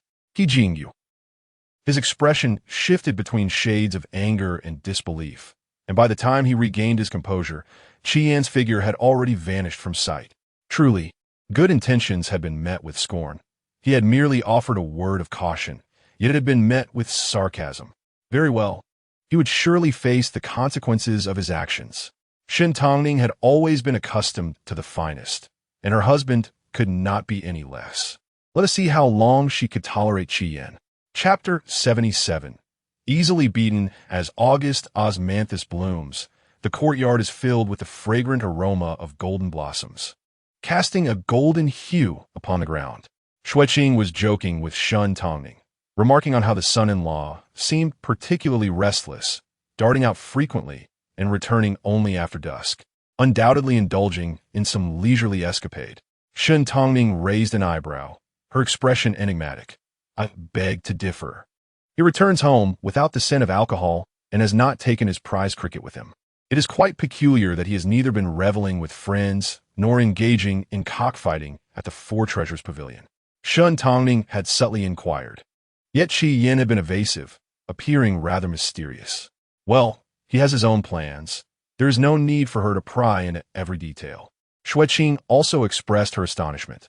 "That is indeed strange. Why did you summon me here? To settle a score, I presume?" Xiao Yu glowered at the person before him. Upon receiving an invitation from Qi Yin, he was taken aback, especially since he was instructed to come alone, without any companions. Instinctively, he interpreted this as a challenge. Qi Yin cast a glance at him, his tone dripping with disdain. "As if you could ever defeat me." Immediately, Xiao Yu erupted in indignation, rolling up his sleeves, ready to engage in a duel. "Who do you look down upon?" Qi Yin stepped forward, casually hooking his arm around Xiao Yu's neck, forcibly dragging him away. "No fighting today. I'm taking you to see something interesting." His movements were fluid and effortless. Xiao Yu, caught off guard, momentarily froze, his expression dazed. "Wait, when did my relationship with Qi Yin become this amicable?" Realizing this, he felt as though he had been ignited like a firecracker. Goosebumps prickling across his body as he stammered in frustration. "You can talk, but who gave you permission to be so familiar with me? Release me at once." "Oh no." Where did Qi Yin learn this tactic? He couldn't deny feeling slightly disgusted. Observing Xiao Yu's flushed face, Qi Yin found amusement brewing within him and was about to tease him further when a voice filled with righteous indignation called from behind. "Qi Yin, what are you doing behind my sister's back this time?" "Ah, the little brother-in-law?" He turned in surprise to see a youth dressed in splendid attire, striding toward them. Shen Xi's bright eyes ablaze with anger. From a distance, he had spotted Qi Yin with someone flamboyantly dressed, and he was instantly infuriated, knowing that Qi Yin was nothing but a source of trouble. As Shen Xiai approached, his fury began to dissipate. Oh, it turned out the flamboyant character was Xiao Yu, who typically dressed like a peacock, showcasing a rather unique sense of aesthetics. The act of catching someone in the act had devolved into a farce, leaving Shen Xiai feeling somewhat embarrassed. Then again, men shouldn't be so freely engaging in such intimate gestures. Considering the traditionally antagonistic relationship between Xiao Yu and Qi Yin, Shen Xi's gaze turned more scrutinous. "What is the nature of your relationship?" Qi Yin raised an eyebrow. "Can't you tell? We share a mutual disdain for one another." Shen Xiai, forgive his lack of insight. He truly could not see it. Simultaneously, Xiao Yu managed to wriggle free from Qi Yin's grasp, adjusting his clothing. His voice laced with barely restrained rage. "Qi Yin, if you don't provide me with a satisfactory explanation today, I will take your head and use it as a football." "Calm down, dear young master," Qi Yin replied lazily, casting him a sidelong glance. "Why rush? You'll find out soon enough." With that, he moved ahead. Skeptical yet compelled, Xiao Yu followed suit. Shen Xiai pondered the situation, fearing that Qi Yin might stir up more trouble, and thus decided to investigate further. And so, a rather comical scene unfolded, with the three of them crouching behind a street vendor, peering cautiously around. Shen Xiai expressed his dissatisfaction. "Must we be so sneaky?" Xiao Yu held a gaudy red artificial flower in front of his face, feeling equally vexed. "What on earth are you up to?" Qi Yin toyed with a folding fan, casting a sidelong glance. "Isn't it obvious? Who follows someone openly?" That logic was sound. Xiao Yu gritted his teeth, whispering, "But why are we tailing Tang Su? Isn't he your friend?" He felt he had unraveled the truth. Today, Qi Yin had set this elaborate trap, intending to ambush him with a group of people. How infuriating! He had genuinely fallen for Qi Yin's trickery, arriving alone for the rendezvous. Qi Yan, unaware of Xiao Yu's turbulent thoughts, observed Tang Su with a cold glint in his eyes. "You'll find out shortly." The vendor, feeling disgruntled, interjected, "Are you three going to buy something or not?" Qi Yin replied with confidence, "Can't we look if we don't buy?" Shen Xiai chimed in, equally righteous, "Exactly. Who says we must buy just because we look?" Xiao Yu surveyed the scene, astonished by the brazen audacity of the two. The vendor, feeling utterly wronged, lamented, "I sell items meant for ladies. Three grown men lurking here like perverts. Who would dare approach?" The trio, unable to endure the charade, Xiao Yu took the lead and pulled out money. "Here, take it. Just shut your mouth." Qi Yin paused for a moment before also producing silver. Selecting a hairpin from a stall, Shen Xiai, well, he had no money. The vendor, elated, exclaimed, "Great. Feel free to browse." Tang Su lingered for a moment at a bookstall before moving on. Qi Yin whispered, "Yes, leaving. Follow him." The three stealthily trailed behind, witnessing Tang Su meeting with another person. Before Qi Yin could speak, Xiao Yu exploded. Since when did Tang Su and Sun Air grow so close? The two appear to be sharing a jovial conversation. Sun Air, known as Sun Siyuan, was one of Xiao Yu and Amp, Oppo's dubious companions. Knowing full well of the animosity between him and Qi Yin, he had the audacity to meet with Qi Yan's friend in secret. This was nothing short of betrayal, and one could imagine just how furious Xiao Yu was. Grabbing something nearby, he crushed it fiercely, glaring at Qi Yin. "Did you instigate this? Did he bribe you? I knew you had ill intentions when you called me here today." The vendor, terrified, snatched back the crumpled lantern. "Young master, please have mercy. This is a small business." Xiao Yu glared at him menacingly. I have plenty of money. I can afford it. Qi Yin looked at him with a perplexed expression. His tone complicated. Did you have a high fever as a child? Xiao Yu was taken aback, his eyes narrowing in suspicion. How do you know? Qi Yin nodded. That explains a lot. Xiao Yu was increasingly baffled. What do you mean, Qi Yin? Don't try to change the subject. Shen Qi, reveling in the drama, chimed in gleefully. Can't you hear? He asked, saying your brain was fried. Qi Yin disapproved, glancing at him. Little brother-in-law, you should be so blunt next time. It hurts. It's easy to get beaten. Xiao Yu. Chapter 78. Strategize before acting. Xiao Yu clenched his teeth in frustration. You two are clearly in cahoots, aren't you? Shen Ci instinctively retorted. Who's in cahoots with him? Qi Yin, calm and composed, interjected. Isn't it obvious? If my little brother isn't with me, then he must be with you? Shen Qi. He shot a glare at Qi Yin, questioning his agreement. Seeing Xiao Yu on the verge of exploding, Qi Yin leisurely threw out a bait. If I truly had Tang Su bribe Sun Sion, why would I bring you along to witness this spectacle? And don't forget, the Sun family isn't short on money. Upon hearing this, Xiao Yu fell into contemplation, his gaze shifting unpredictably. Then why did Sun Heir betray me? Qi Yin's eyes darkened. I too wish to inquire why Tang Su would betray me. Xiao Yu's eyes flickered with shock, quickly replaced by a sense of schadenfreude. Perhaps it's the result of your own misdeeds. He felt an overwhelming rage of being backstabbed, yet the idea of shared misfortune made it somewhat more palatable. Shen Qi, with a tone dripping in sarcasm, remarked, by that logic, you've committed your fair share of misdeeds as well. Xiao Yu, unable to muster a smile. Qi Yin gave his little brother an approving glance and gently coaxed Xiao Yu. Think carefully. Each time you sought trouble with me, wasn't there someone inciting you? Like that incident with Kunshin Jade, or the night when Miss Pingting had her mishap. Xiao Yu began to reflect seriously, noticing subtle changes in his expression.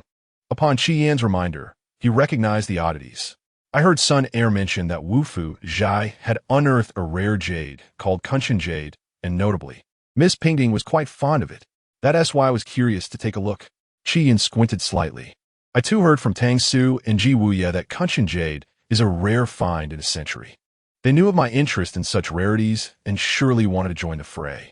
The distinction between Tang Su and Sun Sion lay in the former's subtlety. He never revealed himself directly, but rather incited Ji Wuya to stand in front of him while he remained in the shadows. Xiao Yu's eyes widened. On the night of Miss Pingting's incident, he suggested we go take a look, stating that you would definitely be there. As expected, he encountered Qi Yin by the lakeside, nearly leading to a confrontation. Qi Yin scoffed coldly. How could he know I'd definitely go? Someone must have tipped him off beforehand.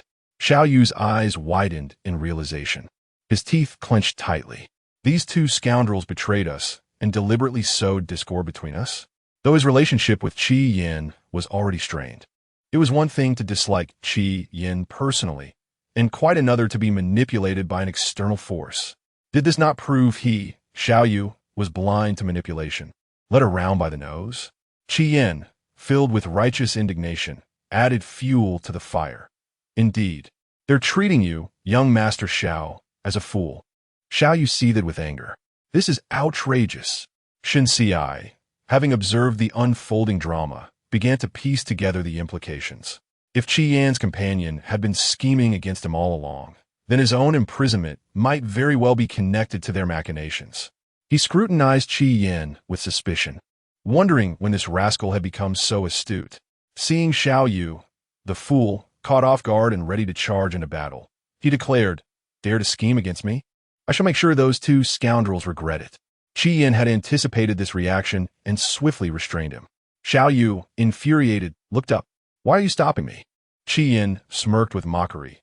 Do you think they would admit to anything if you confronted them without evidence? Street fighting would only lead to an invitation from the Jingzhou prefecture for tea. Beware, your father might break your legs first. Xiao Yu, furious, retorted. Are you suggesting I should simply swallow this grievance? Do you understand the concept of strategic retaliation? Qi Yin patted his shoulder. Xiao Yu paused, honestly shaking his head. I don't understand. Shen Ci covered his face in disbelief. With such a mindset, it was no wonder Qi Yin could play him like a fiddle. Qi Yin spoke earnestly. If you're seeking revenge, Merely beating them up won't suffice. You must destroy what they hold dear. Xiaoyu looked perplexed. How am I to know what they care about? Qian raised an eyebrow, a sly smile forming. Sun Air has a half-brother, whose talent and character surpass his own. This is what he values most, being overshadowed by his brother. He shifted his tone, adding layers of meaning. As for Tang Su, he craves success, fame, and fortune. After parting ways with Sun Xian, Tang Su prepared to return home. Just as he traversed a narrow alley, a sack fell from the sky, enveloping him and subjecting him to a barrage of blows. Tang Su, bewildered, exclaimed, "Who are you?" The assailants remained silent, focused solely on delivering an immersive beatdown before fleeing. Tang Su wriggled free from the sack, emerging battered and bruised, his teeth clenched in rage. He racked his brain, but could not recall having offended anyone recently. Xiaoyu laughed maniacally, nearly losing his breath. "Qian, didn't you say that violence isn't the best approach?" Qian, with a playful grin, replied, "But it is certainly satisfying." Xiaoyu shivered in disgust. "You have quite a dark heart. Fine, I'm leaving. Don't think today's events will mend our rift." Qian shrugged nonchalantly, watching him depart. Shen Tangning raised an eyebrow, scrutinizing him coldly. "Are you attempting to use others to do your dirty work?" Unlike Xiaoyu, he was not so easily deceived. Qian feigned innocence, stepping closer to him. "Little brother, let's not be so harsh. Get off me. Who's your little brother?" Shen Tangning frowned, pushing him away, his youthful features reflecting a mix of emotions. His tone somewhat awkward. "Don't say I didn't warn you." With Xiaoyu's dim-wittedness, whether he can pull this off is still in question. Qian, ever prepared, chuckled softly. "Rest assured, I have other plans." He exchanged knowing glances with Shen Tangning. "Your little brother is rather astute. Thank you for the warning." Shen Tangning grimaced, turning to leave. If not for his sister, he would have no interest in engaging with him. Qian suddenly smiled, realizing this little brother of his was quite different from Shen Tangning. Awkward yet proud, passionate yet sincere. Clearly, Shen Tangning had taken great care in protecting her brother. As Qian glanced at the sky, he strolled leisurely back, his thoughts swirling. Tang Su had repeatedly targeted him. Did he truly believe he would remain oblivious? Having mastered the art of using others as instruments, it was time for Tang Su to experience the same. If he wished to ascend, he must be prepared for a fall that would shatter him to pieces. Chapter 79. Understanding the essence. On the 9th day of September, the autumn examination results were announced. The students gathered early outside the Longhu Wall, anxiously awaiting the unveiling of the list. The street was bustling with people, a sea of emotions ranging from elation to despair. Qian arrived a bit late, and all the prime spots had been claimed. The crowd was overwhelming, making it difficult to push through. He decided against joining the throng and turned to his side, suggesting, "It seems we in damp. Oppos, V, arrived too late. Shall we find a place to sit for a while?" Shen Tangning's eyes sparkled with curiosity as she shook her head. "There is no need. Other places are likely just as crowded. We can afford to wait a little longer." Qian did not insist, subtly positioning himself to shield her from the crowd. Clearing his throat to feign calmness, he remarked, "I could have come alone. There is no need for you to exert yourself for my sake." He pondered the possibility of not receiving a favorable rank and the potential for a public dispute with Shen Tangning should that occur. "Not all," Shen Tangning replied, her eyes dancing with amusement. "I have only heard tales of the excitement surrounding the announcement day. Thanks to you, this is my first time witnessing it. And it is indeed quite lively." She observed the eager crowd, noting how everyone craned their necks in anticipation. Some had even hired others to queue early, all for the sake of learning their ranks at the first opportunity. Though she found such measures excessive, she understood the sentiment. After 10 years of hard work, the students' excitement was entirely warranted.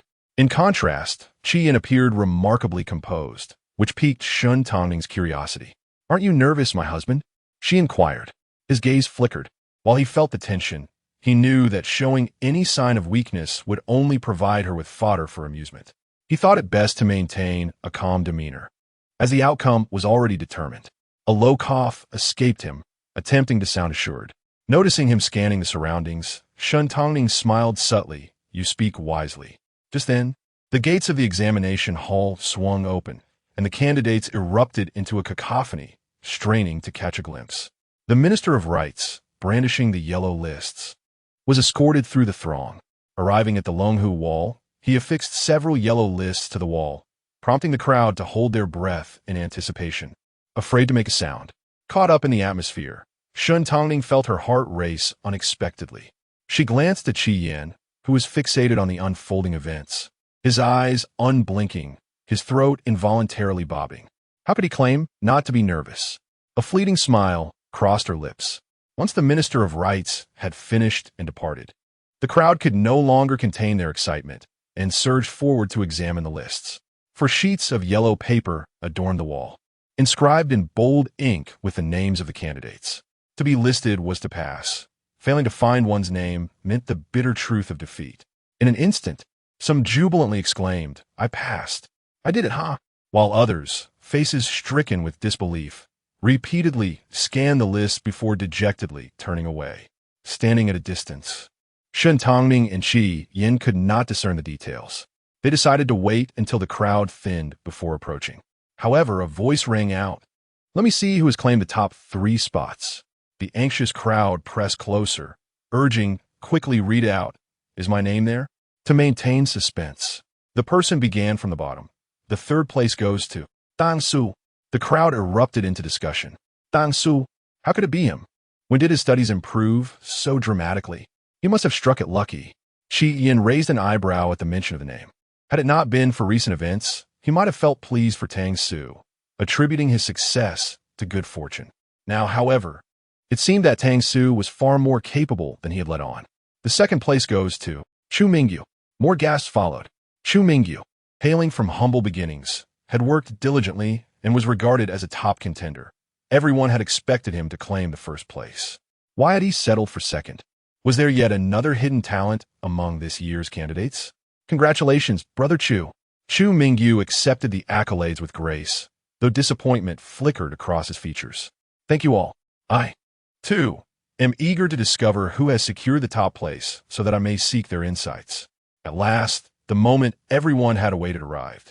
The name was read aloud, and the crowd held its breath. The top scholar is Qi Yan. Qi Yan himself was somewhat taken aback, although he had confidence. Being named the top scholar was still unexpected, especially considering he felt his answers had strayed from the preferences of the examiners. Shen Tangning's eyes widened momentarily before she broke into a smile, offering her heartfelt congratulations. "Congratulations, my husband. At last, your hard work has been rewarded." Before her words could fully settle, the crowd erupted in disbelief. "Qi Yan? Surely, you must be mistaken. How could it possibly be him?" Exactly. Qi Yan could hardly claim even the title of scholar. How could he possibly be the top candidate? The challenged individual bristled. "The name is clearly written here in black and white. How could I be mistaken?" This prompted confusion among the onlookers. Was there perhaps another Qi Yan? A moment of silence fell over the crowd before someone shouted, "It's a conspiracy. It must be. I refuse to believe he could rank 1st. Either he cheated, or he bribed the examiners. Indeed, we won't accept this. We're the examiners. They must come forward to answer our questions." Had it been anyone else, the crowd would not have reacted so vehemently. But Qi Yan and Appo's reputation as a lackluster student made their disbelief all the more intense. It was akin to a complete novice winning the highest honors. Sensing the escalating tension, Shen Tangning felt an unease wash over her. She tugged at Qi Yan's sleeve, urging, "My husband, we should leave for now. The crowd is too agitated. We must avoid causing a disturbance." Qi Yan hesitated for a brief moment, then nodded slowly, allowing Shen Tangning to guide him away from the throng. Once safely seated in the carriage heading home, Shen Tangning glanced at Qi Yan, who had lapsed into a heavy silence since their departure. She had complete faith in his integrity. One of his virtues was his straightforwardness. What he had done was done, and what he had not was equally clear. "My husband, do not take to heart the words of those people. The truth will prevail, and the authorities will investigate. The Ministry of Rights is not to be trifled with. If Qi Yan's position were unjust, the list would not have been displayed." Qi Yan offered a nonchalant smile, his usual carefree demeanor returning. "Fear not. I have grown accustomed to such remarks and will not let them trouble me." Shen Tangning remained silent, aware that words could wound deeply.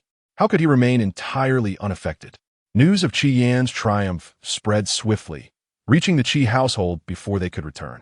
The reactions within the family varied widely, and little did they know, a storm was brewing ahead. Chapter 80. Sudden change of events. The second young master has achieved the rank of Jiyuan. A servant rushed back to the Qi residence with the news, causing ripples of surprise akin to a stone cast into a tranquil lake. Lady Ho abruptly rose, her expression filled with disbelief. "Are you certain you did not miss here?" The servant nodded eagerly, a look of joy upon his face. "Madam, it's being said all over the streets. It must be true. How could he possibly achieve the rank of Jiyuan?" Lady Ho's face darkened, and the servant gradually fell silent, anxiety etched on his features. Surely, the news of the second young master achieving Jiyuan should be a cause for celebration. Why did the lady appear so displeased? He had hurried back with this delightful news, hoping for a reward, but now it seemed that would not be forthcoming. Qiyu, standing nearby, furrowed her brows, skepticism evident in her eyes. With Qi Yan's abilities, can he truly have achieved Jiyuan? Could it be a result of cheating? Lady Ho paced back and forth, her expression growing colder at the remark. A good-for-nothing like him suddenly achieving Jiyuan? Is he not simply inviting suspicion upon us? The servant dared not speak. Lady Ho narrowed her eyes. "You go to the entrance and keep watch. When Qi Yan returns, summon him to the Fuyong courtyard." Meanwhile, in the western courtyard, the reaction was entirely different. Lady Qi covered her chest, looking dazed. "What did you say? I must have misheard." The maid, excited beyond measure, exclaimed, "Madam, you heard correctly. Our second young master has achieved Jiyuan." Lady Qi, still in disbelief, counted on her fingers, murmuring, "What rank is that again?" Xueqing covered her mouth, laughing softly. "Madam, Jiyuan is the highest rank." Lady Qi suddenly came to her senses, rising and taking a few steps, her joy visibly growing. "My son has achieved Jiyuan. This little rascal has truly brought honor to his mother." Realizing her lapse in decorum, she quickly covered her mouth but could not suppress her laughter. The servants in the room followed suit, chuckling along. Lady Qi, regaining her composure, waved her hand generously. "Rewards for everyone. All shall be generously rewarded." Everyone rejoiced, exclaiming, "Thank you, second madam." The smile on Lady Qi's face remained radiant. "Now let us go to the gate to welcome the young master and young madam." They estimated that the couple should be returning shortly. As Shen Tangning and Qi Yan alighted from the carriage, they spotted Lady Qi eagerly waiting at the entrance. Before they could compose themselves, she rushed forward, embracing Qi Yan and patting his back. "You scoundrel, you've truly brought me pride." Qi Yan, looking down, allowed a small smile to play at the corners of his lips. "It's fine, as long as I didn't embarrass myself." Lady Qi then embraced Shen Tangning warmly, her tone filled with appreciation. "Tangning, you've worked hard these days." Shen Tangning paused, then raised her hand to pat Lady Qi. "We are family, madam. You flatter me." Her emotions were somewhat conflicted. The rumors outside had not yet reached Lady Qi, allowing her to smile. What would happen if she heard those whispers? Lady Qi, pulling the two along, was beaming with joy. "Come, we must celebrate with a grand feast tonight."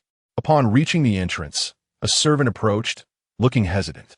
"Second madam, Lady Ho requests the second young master to visit the Fuyong courtyard." Shen Tangning instinctively exchanged glances with Qi Yan, finding the request rather intriguing. If it were a congratulatory visit, there would be no need to rush them to the elder lady without a moment's respite. However, Lady Qi saw no ulterior motives. Her face lit up. "Indeed, such joyous news should certainly be shared with your grandmother." Shen Tangning felt her mother-in-law was overly optimistic, but at that moment, she lacked the understanding to voice a warning. They could only take it one step at a time. Upon arriving at the Fuyong courtyard, they found the atmosphere far from jubilant, instead permeated with a sense of gravity. Realizing something was amiss, Lady Qi's smile gradually faded. Lady Ho was seated at the lower end of the elder lady's table, lifting her head at their arrival. Her gaze landed on Qi Yan, filled with ambiguous intent. "Oh, Yan, you've returned?" Qi Yan felt a chill run down his spine, as though her gaze was that of a predatory creature poised to seize upon his vulnerability. Seeing Qi Yan frozen in place, Shen Tangning noticed the change in his demeanor, which was far from his usual carefree self. There was an unmistakable coldness in his expression. Concerned, she reached out to tug at his sleeve, whispering, "Husband?" Only then did Qi Yin snap back to reality, suppressing his emotions as he stepped forward. Shen Tangning, too, quelled her unease and approached the elder lady to pay her respects. The elder lady did not immediately bid them to rise, narrowing her eyes as she scrutinized Qi Yin. "I hear you have achieved the rank of Jiyuan?" Her tone lacked any semblance of joy, sounding more like a biting interrogation. Shen Tangning and Appo's eyelids flickered, realizing that the visit was not one of goodwill. Just as the outside world doubted Qi Yin's capabilities, so too did they refuse to accept his success. Lady Qi was not foolish. She recalled the atmosphere in the household when Qi Jingyu had achieved his rank. Now, with her son's accomplishment, it was clear this was not a congratulatory visit, but an inquiry. Qi Yin stood tall and composed, responding respectfully, "Grandmother, I am fortunate to have received the blessings of our ancestors and have, against all odds, achieved Jiyuan." Fortunate? The elder lady found this utterly laughable. Her heart constricted as she slammed her hand on the table, anger flashing across her face. "Qi Yin, you are exceedingly bold. Do you understand the consequences of cheating in the imperial examinations? Are you attempting to drag the entire Qi household down with you?" The sudden harsh reprimand left Qi Yin no chance to defend himself. Lady Qi gasped, shock evident in her eyes as she turned to the elder lady. "Elder lady, do you have any evidence to prove that Yin has cheated? Such accusations cannot be made without proof." Lady Ho scoffed derisively. "If it were not for cheating, do you truly believe your son has the ability to achieve Jiyuan?" Lady Qi felt as though she had been pierced by a needle, her complexion paling. "Why not? Yin achieved his first rank at the age of 12. Lady Ho's gaze darkened as she attempted to console. "Sister-in-law, do not be too agitated. Mother is merely worried that Yin might be misled." Misled? This was clearly an accusation against her son. Shen Tangning furrowed her brow gently. "Grandmother, aunt, the examination lists are rigorously vetted by the Ministry of Rites before being published. If my husband had truly achieved this rank through improper means, the officials would not be easily deceived, would they?" The elder lady's expression darkened, momentarily at a loss for words. Lady Ho feigned curiosity. "I too am puzzled. Usually, those bringing good news would have arrived by now. Why the delay?" Shen Tangning's eyes trembled slightly. Chapter 81. Proposing a separation, Madame Qi continued to explain. "Perhaps they were delayed on the road, and Appo's. Possible. ISN and Appo's. It. However, Shen Tangning was acutely aware that the words of Madame Ho were not unfounded. Ordinarily, the top 3 candidates of the imperial examination would be greeted by special envoys sent by the government to deliver the good news, known as the victory report, as the host family would reward them handsomely. Many people vied for this task to ensure that the good news reached the recipients at the earliest opportunity. Their return was not particularly swift. The messenger, riding a swift steed, should have arrived by now.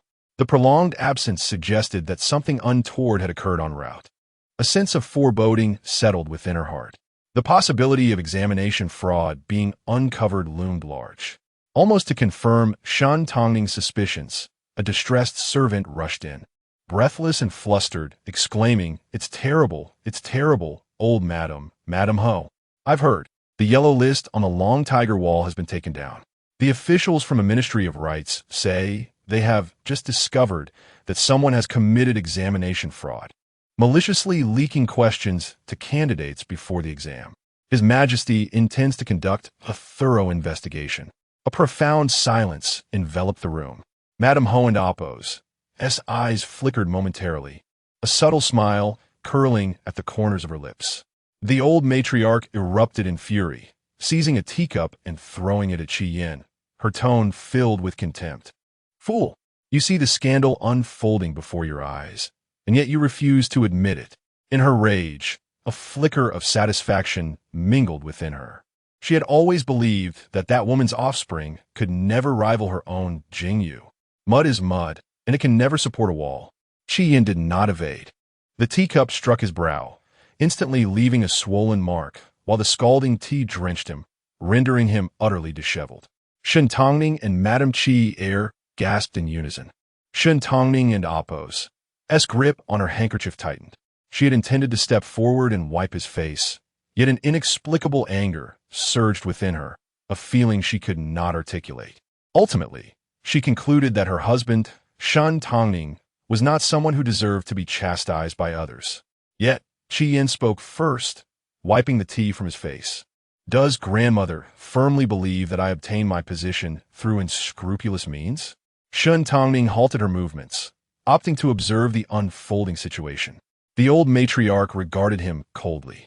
Are you suggesting that you merely guess your way through? Qian's lips curled into a faint smile, his eyes growing icy. Grandmother holds a prejudice against me. I have no words to defend myself. Unfilial wretch. How dare you speak to your elder in such a manner? The old matriarch's face turned ashen with rage. Suddenly, a voice echoed from outside. Old madam, the Marquis and second master have returned. The old matriarch gazed at the entrance where the second master stood, a mocking smile gracing her lips. Ah, you've returned at just the right moment, my ungrateful son. For such disgraceful acts, I shall expel this wretch from our family today. Do you have any objections? The second master appeared startled, his complexion paling.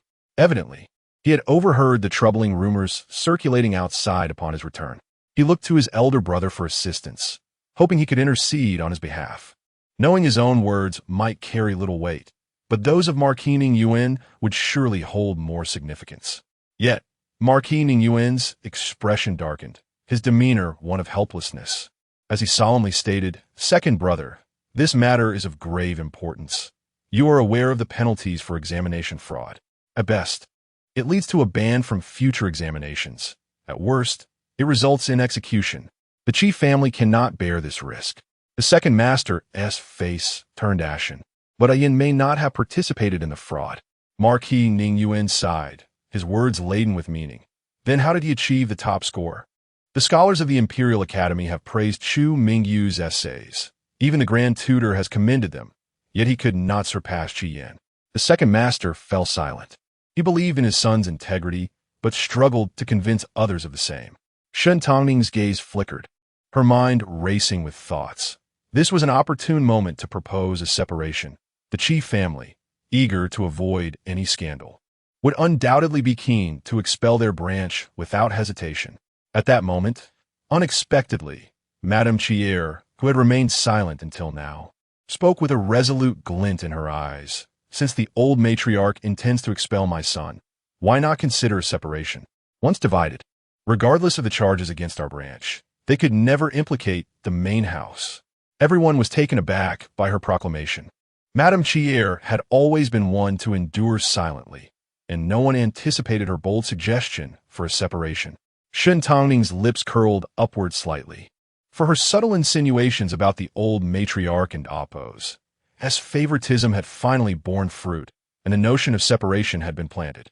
Initially, Madame Chier was shocked. After all, in the grand tradition of Deqing, filial piety dictated that families remain united as long as parents were alive. With the old matriarch still living, a separation would publicly declare familial discord, and for a younger generation to propose such a thing was considered an abominable act. She reminded Shen Tangning, "You may speak of this to your mother, but you must never let anyone else hear it. Otherwise, we would be the subjects of ridicule." Unbeknownst to her, perhaps due to Shen Tangning's persistent suggestions, Madame Chier had grown accustomed to the idea and began to entertain the thought of separation herself. Witnessing her son treated in such a manner, if she continued to endure, such injustices would only multiply in the future. Refusing to allow her branch to suffer this unfairness any longer, she finally stood tall and boldly proposed a separation. As the others snapped back to reality, the first to react was the old matriarch, who perceived Madame Chier's move as a direct challenge to her authority. "You wicked woman! How dare you plot for a separation while I still draw breath? What is your ulterior motive?" Her furious glare turned to the second master. "This is the virtuous woman you chose to marry." Madame Ho's expression shifted multiple times as she gently stirred the pot. "Sister-in-law, a separation is no trivial matter. Moreover, how would this reflect upon the chief family? Those unaware would think us at odds with each other. Mother, please calm your anger. The second master pressed his lips together, unusually refraining from his initial instinct to concede, as he wished to hear his wife and Apo's thoughts. Madame Chi appeared emboldened, striving to maintain her composure. Having married into the Chi family for decades, I, as a daughter-in-law, have always treated my mother-in-law with utmost respect. I am aware of my humble origins and have always kept a low profile, fearful of falling short in my duties. Though a flicker of resentment seeped through her eyes, she pondered, has my mother-in-law truly been just? Your son is not your own flesh and blood. While I can understand your lack of affection, every time misfortune strikes, your immediate response is to expel my son from the family. Do you not understand the heart of a parent? If the heir, your own grandson, faced such a fate, would you choose to abandon him without hesitation? The old matriarch widened her eyes, her breath quickening, her tone laced with indignation. You are outrageous. Are you accusing me of favoritism? Madame Chier took a deep breath, her gaze unwavering. Yes. If you could act justly, I would have no complaints. The old matriarch suddenly rose, trembling as she pointed a finger at her. Second brother, this is your wife's sentiment. I had no idea she harbored such resentment towards me. Today, I shall have you divorce this vile woman, yet you refuse to comply? The second master closed his eyes, stepping forward to kneel. Man Yang has done no wrong. I do not wish to divorce my wife. If you insist on expelling my son today, then let us all be cast out together. Chapter 82. Applying medicine. A hint of surprise flickered in Shen Tangning's eyes as she watched her father-in-law's departing figure. He had always been a man of few words, almost unnoticeable compared to her mother-in-law, who managed all the household affairs. She had not expected him to possess such fortitude. She's second madam bit her lip, tears welling in her eyes. As a daughter-in-law, her earlier actions had been rather audacious, yet her husband stood firmly by her side, deeply moving her. The usually taciturn Chi's second master had unexpectedly stood up for himself, openly contradicting the old madam, plunging the entire room into a deathly silence. After a long pause, the old madam trembled, clutching her chest in anger and collapsing back into her seat. Those around her rushed forward to support her. Are you all right, old madam? She shoved away the hands of the servants, her gaze filled with fury as she glared at her son. Very well. It's imperative that the world witnesses the kind of extraordinary individual we have in the Chi family, to defy one's own mother for the sake of his wife. Have your books been utterly wasted? An inscrutable expression flickered in Chi Yan's eyes. Such was the helplessness of this era, whether justified or not. The weight of filial piety could bring universal condemnation. He suddenly staggered, his voice laced with weak resignation. Father, there's no need to do this for your son. Chi's second master, who had been silent with his head lowered, straightened his spine upon hearing Chi Yan's words. His wife was already under immense pressure, with no way out. If he retreated, where would that leave her? How would Ian ever hold his head high again? As a man, if he couldn't protect his own wife and children, what kind of man was he? The Marquis of Ningyuan frowned, looking at him with disappointment. Second brother, how can you argue with mother? Quickly apologize to her, and this matter can be considered resolved. He had always seen his brother as meek and obedient, and he had no doubt that this time would be no different. However, he was mistaken. The moment Chi's second master had sought his help and been ignored, a change had occurred within him. His jaw was tight as he raised his head, his voice heavy. Mother is simply afraid that Ian will tarnish the Chi family's reputation and ruin its centuries of honor. If that's the case, what's wrong with separating the family?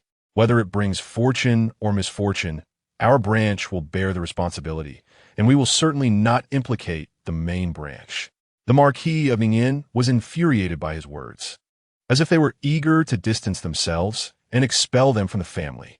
The Marchioness's expression shifted, secretly gritting her teeth. If the second branch remained under her control, she could still manipulate them. But once they were separated, there would be too many uncontrollable factors. Therefore, she pleaded, mother, second brother, and sister are just acting impulsively. However, the old madam was consumed by rage, laughing in fury. Since they insist on separating the family, then so be it. I want to see if they can stand on their own 2 feet in the capital without the protection of the Marquis's estate. The Marchioness's eyes changed, and she secretly bit her lip, Qi's second master and his wife were relieved, kowtowing several times. "Thank you for granting our wish, mother." Separating the family required inviting respected elders from the clan to witness the division, as well as making preparations beforehand, so it would take at least 2 days. The second branch returned to the west courtyard. Everyone was silent along the way. Once the doors were closed, Qi's second madam dared to ask her son's thoughts. "Ian, what do you think about your father and I suddenly suggesting a separation?" Qian abandoned his jesting manner, his expression serious. "I know that you did this for me. From a long-term perspective, separating the family is a wise move. Grandmother is biased, and Aunt harbors ill intentions, clearly not treating us as family. In that case, we're better off without such relatives." Qi's second master had been listening intently, but his eyelids twitched as his son became increasingly unrestrained. "Quiet, brat. How can you say such things?" However, he didn't refute his words. Deep down, Qi's second master had his own judgment. He was merely a son of a concubine, with little status. Since ancient times, the difference between the legitimate and the illegitimate was like an unbridgeable chasm. Even if he suffered unfair treatment, he could endure it. But he could tolerate it. But his son should not suffer such injustice. Shen Tangning couldn't help but smile. In any case, they wouldn't end Amp. Oppos, TF to participate in the troublesome affairs of the Marquis and Amp. Oppos, S estate after the separation.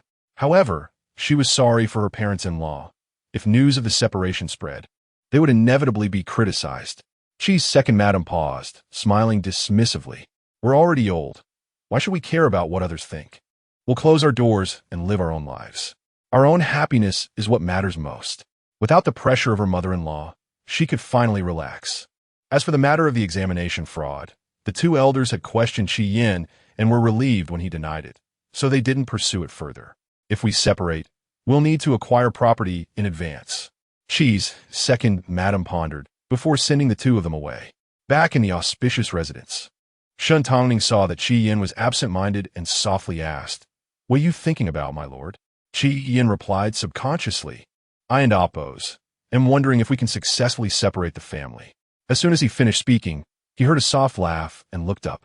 Shen Tangning was propping her chin up, gazing at him with amusement, her bright eyes filled with laughter. "So you were doing that on purpose at the Fortune and Prosperity courtyard?"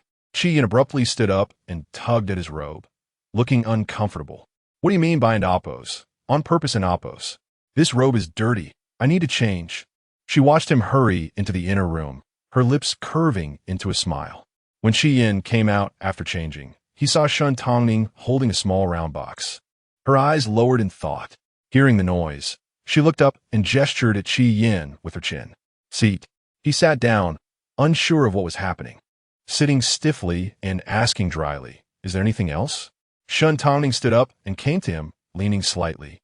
The distance between them narrowed, and Qi Yin could even feel her warm breath, with a faint fragrance lingering around his nose. His body immediately stiffened, his head slowly tilting back, arching his eyebrows strangely. Stammering in surprise, "What are you doing?" Shen Tangning slowly took a dab of white ointment from the round box, which landed on her fingertip. She looked up with innocent eyes. "Applying medicine for you." She had intended to ask Baoliang to come, but she couldn't find him. Xueqing, the little maid, refused to do it, so she had to do it herself. A false alarm. Qi Yan. "Oh." Shen Tangning gently applied the ointment to his reddened forehead, sighing as she spoke. "This time it was hot tea. If it's something else next time, are you not going to dodge, my lord?" Fortunately, the tea had cooled down a bit and wasn't too hot. Qi Yin remained stiff throughout, holding his breath, pausing at her words. "I'm not stupid." His eyelashes fluttered, his voice muffled. "Besides, didn't you also want to separate the family?" Shen Tangning paused, looking up at him. Chapter 83. Delving into the past as she gazed into the dark and clear depths of Qi Yin and Oppos. His eyes, Shen Tangning found herself momentarily taken aback. "How did you know?" He averted his gaze first, his thick eyelashes casting a shadow upon his eyelids. "What is so strange about it?" "I heard it from my mother." Although his mother did not directly mention the idea of separation, her words hinted at testing his resolve. Shen Tangning understood her well. Qi Mu's cautious and meticulous nature suggested that this was not a notion born of her own accord, but rather Shen Tangning's initiative. with a slow blink. Shen Tangning asked, "Do you not blame me?" The notion of a daughter-in-law urging her mother-in-law to separate seemed rather ill-intentioned. Without hesitation, Qian replied, "Why would I? You're not the only one who wishes for a separation. I've long been unable to endure them." He paused, then added, "We are indeed kindred spirits in this regard." Shen Tangning gazed at him wistfully, and he corrected himself, saying it was merely a case of heroes seeing eye to eye. Yes. A gentle smile graced Shen Tangning's lips, her eyes glimmering with playful mockery. "Your disposition is quite admirable." She hesitated before addressing Qi Yin's earlier concerns, reassuring him, "Do not worry. This family will certainly be divided." The scandal surrounding the imperial examination fraud escalated swiftly, igniting public outrage and calls for a thorough investigation and severe punishment for those involved. At the center of this storm was Qi Yin, with many questioning the legitimacy of his title as the top scholar, demanding the revocation of his honors. However, the Ministry of Rights responded that an investigation was still underway and no further actions have been taken as of yet.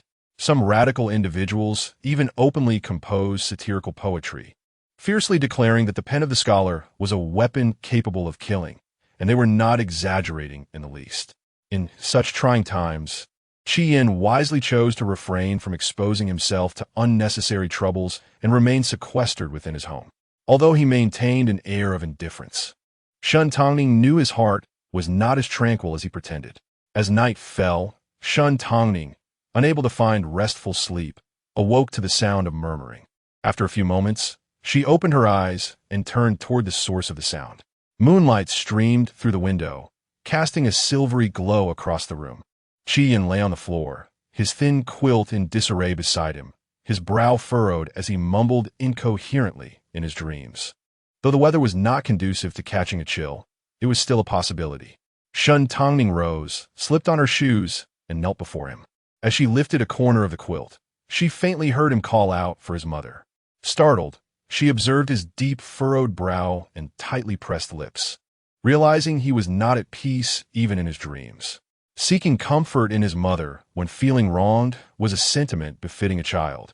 In a soft voice, she unconsciously smiled, adjusting the quilt carefully around him, when suddenly he trembled and uttered, "Mother, I no longer wish to compete, nor take the examination." What did he mean by no longer competing? Shen Tangning's gaze sharpened, and she scrutinized Qi Yin's expression in the moonlight. His features did not betray a sense of grievance, but rather seemed to reflect pain, struggle, and guilt. If he were truly entangled in the scandal of examination fraud, why would he feel guilt? Puzzled, Shen Tangning waited patiently by his side, but the murmurs did not return. Her confusion lingered, and seeing Qi Yin still frowning in distress, she almost instinctively raised her hand and gently smoothed his furrowed brow. Realizing her actions, she froze momentarily, quickly retracting her hand in a flustered manner. Rubbing her numb legs, she stood and pondered over Qi Yin for a long while. What secrets did he harbor? For the first time, Shen Tangning felt a deep curiosity to uncover the truth. The following morning, Shen Tangning concocted an excuse to send Qi Yin away and sought out Qi Mu alone.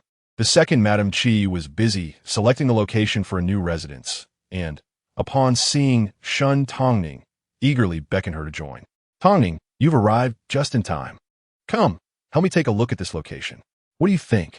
Though she had heard the gossips circulating outside, life must go on, and she needed to divert her attention. Shen Tangning glanced at the site and raised an eyebrow slightly. "Mother, this area is rather expensive." The vicinity of Zhuke Street was prime real estate, fit only for the nobility. Madame Qi laughed, her tone exuding confidence. "What is the issue? As long as it can be resolved with money, it's not a problem." This clearly illustrated the second Madame Qi's financial prowess. Shen Tangning's gaze flickered. While the second household was not lacking in wealth, residing in such a bustling area without the protection of the Marquis's estate was rather conspicuous. As the saying goes, wealth should not be flaunted, for it invites envy. Thus, Shen Tangning pointed to another location. "This area seems quite suitable, peaceful amidst the commotion, and the location is good. The previous site was too close to the marketplace and overly noisy. This alternative was also lively but less ostentatious, fitting within the norms." Madame Chi contemplated Shen Tangning's suggestion and found it reasonable. Very well, let us settle on this one. With a slight smile, Shen Tangning engaged in further conversation before seamlessly broaching a different topic. Mother, I'm somewhat curious about my husband's childhood. Could you share some stories with me? Upon hearing Shen Tangning express interest in her son, Madame Chi could hardly contain her delight. Of course. What would you like to know? Shen Tangning smiled softly. Was my husband quite mischievous as a child? After a moment of reflection, Madame Chi's face lit up with recollection. Boys will be boys, won't they? But Ian always knew his limits. I'm not boasting, but he was much easier to manage than other children and quite clever as well. His tutor has praised him on numerous occasions, stating that if he dedicated himself to his studies, he would surely become a remarkable figure in time. However, he disliked constraints and the rigid teaching methods, often coming up with imaginative ideas that left his tutor at a loss. Shen Tangning nodded thoughtfully, casually inquiring, "Did anything significant happen when he turned 12? Madame Chi hesitated, her lips pressing together as her expression grew somber. At 12, Yin passed the scholar examination. That was the turning point in his life. With a deep sigh, she continued, "They say that great talent often leads to suffering. I often wonder if I pushed him too hard." Her son was a prodigy, and Madame Chi was immensely proud. Yet joy turned to sorrow as her health declined day by day, confining her to her sickbed and signaling a limited time left. I held his hand, urging him to study diligently, but he reacted unexpectedly, crying and refusing to comply. Shen Tangning was taken aback, her brow furrowing tightly. "Did your mother's sudden illness come without any warning? What did the doctor say?" Madame Chi shook her head.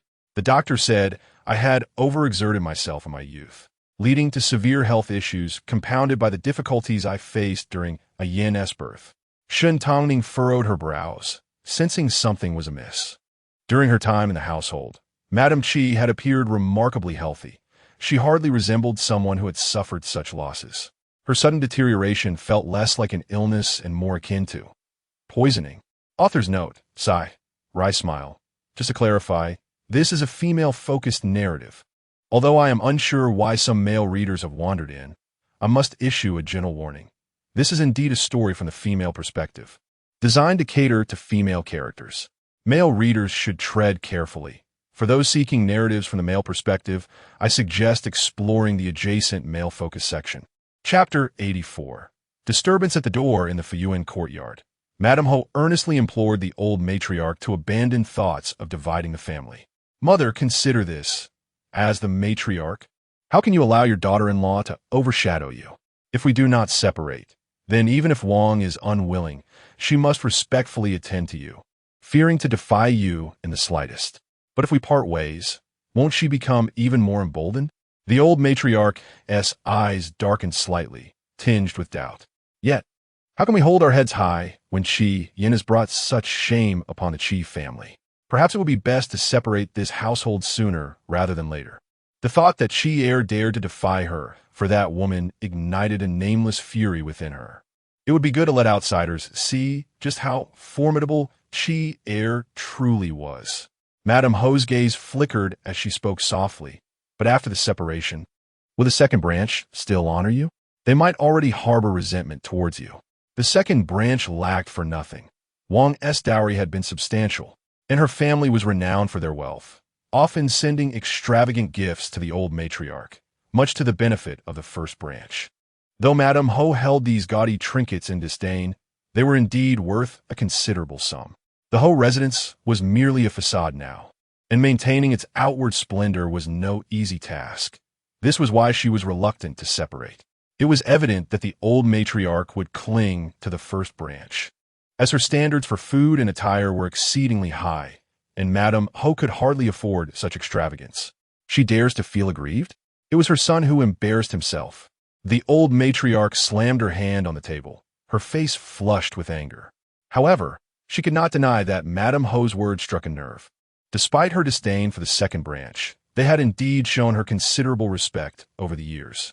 Each time she attended a banquet, she was the envy of many, which greatly satisfied her vanity. A sudden unease gripped the old matriarch.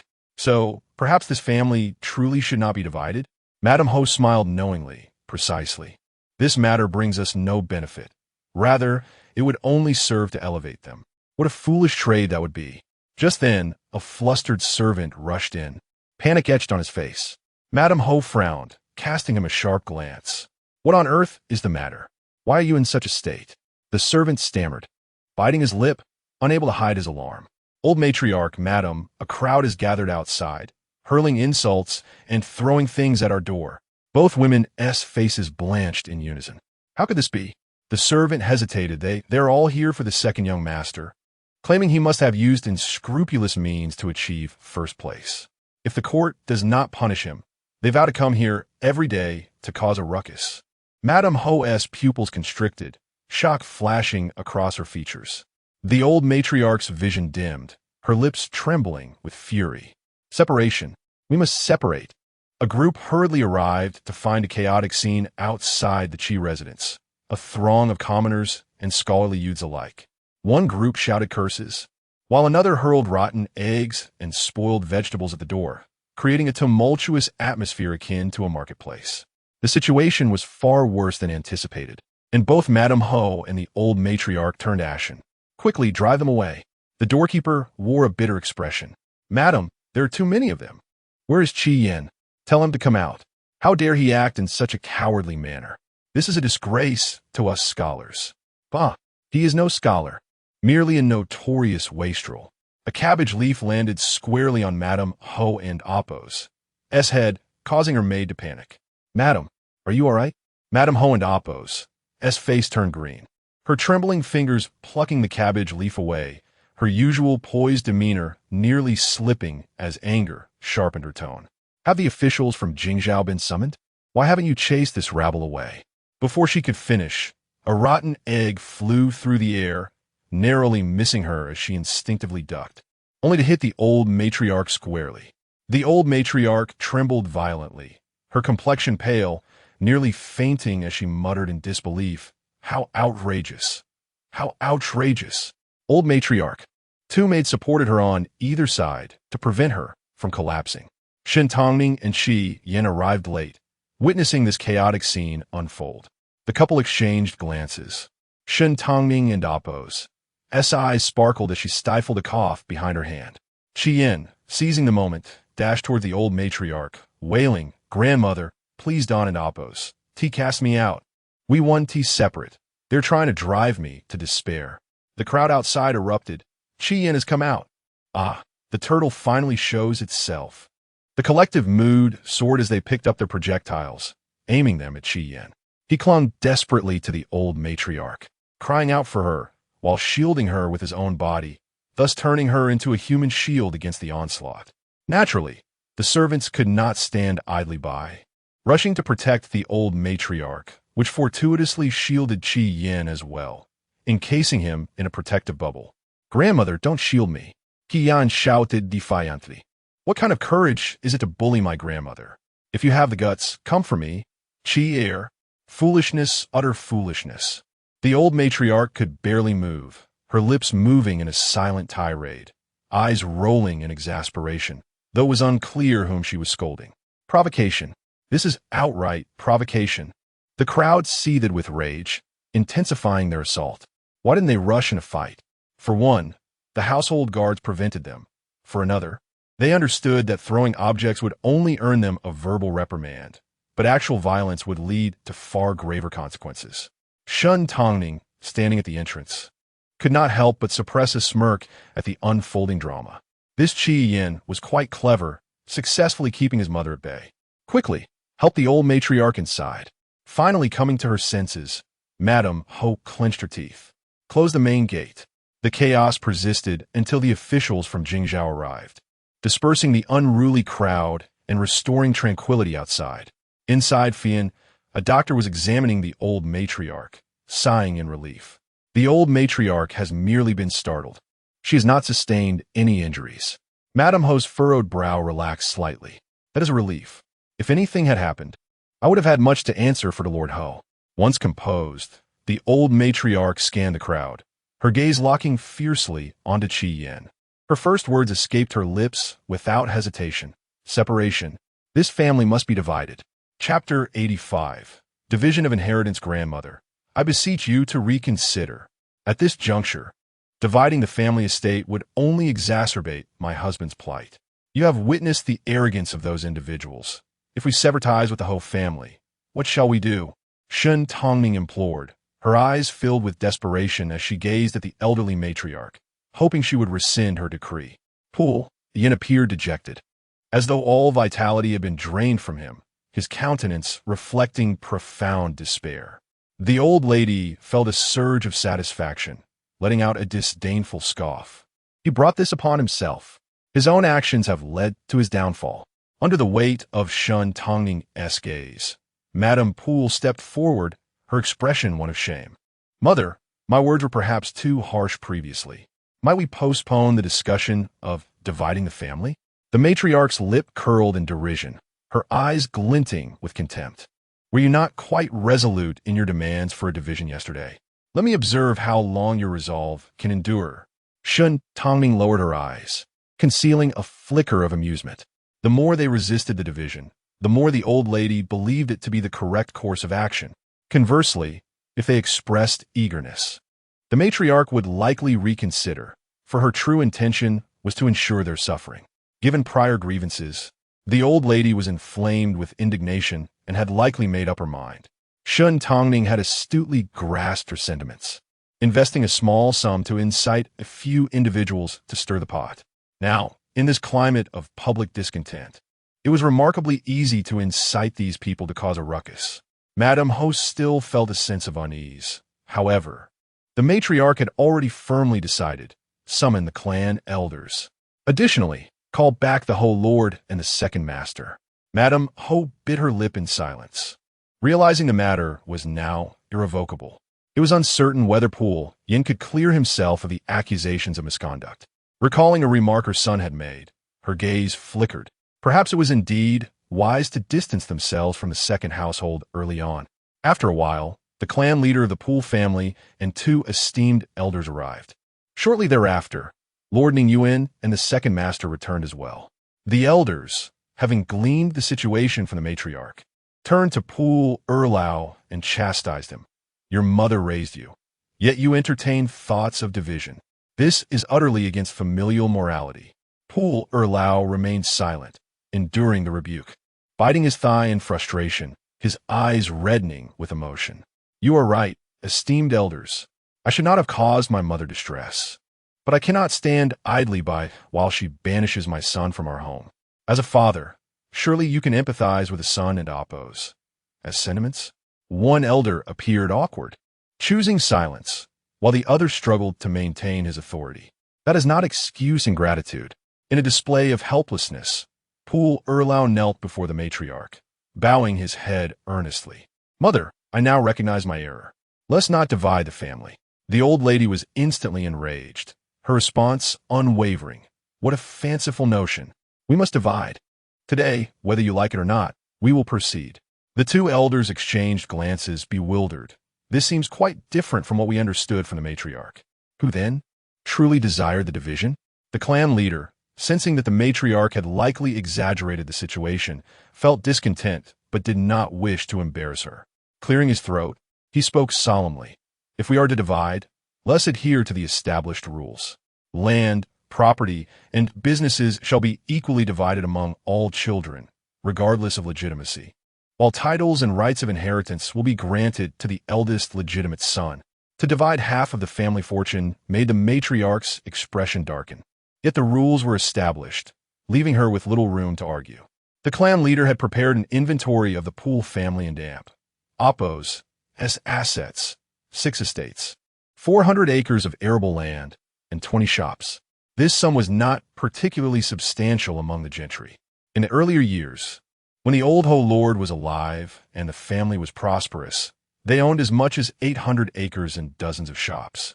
However, due to mismanagement over the years, they had to liquidate many assets to cover losses and maintain appearances. The remaining properties were largely unprofitable. After a moment and Oppos, as contemplation, the clan leader glanced at the two brothers of the Pool family, according to the matriarch's wishes. The shops on Yongning Street and Xingxing Street will belong to Lord Ho, while the rest will be allocated to you, Erlau. Madame Poole felt a sting of irony upon hearing this. Who did not know that the shops on Yongning Street and Xingxing Street were in prime locations with thriving businesses? The remaining shops were unlikely to yield profit, and it was a wonder if they could avoid having to supplement their income from their own pockets. Though it was termed a division, in truth, it meant the first household would only leave the scraps for them. Just yesterday, she had told Tangning that she would gladly forego her share if it meant a division was possible, as she was not in need of such trifles. Tangning had advised her, "What right do they have to take what is ours?" It appeared now that her words were entirely accurate. Madame Poole and Amp, Oppo's, eyes grew cold. If that was the case, she would claim every bit that belonged to the second household. She could overlook the shops. With a hesitant blink, Madame Poole spoke up.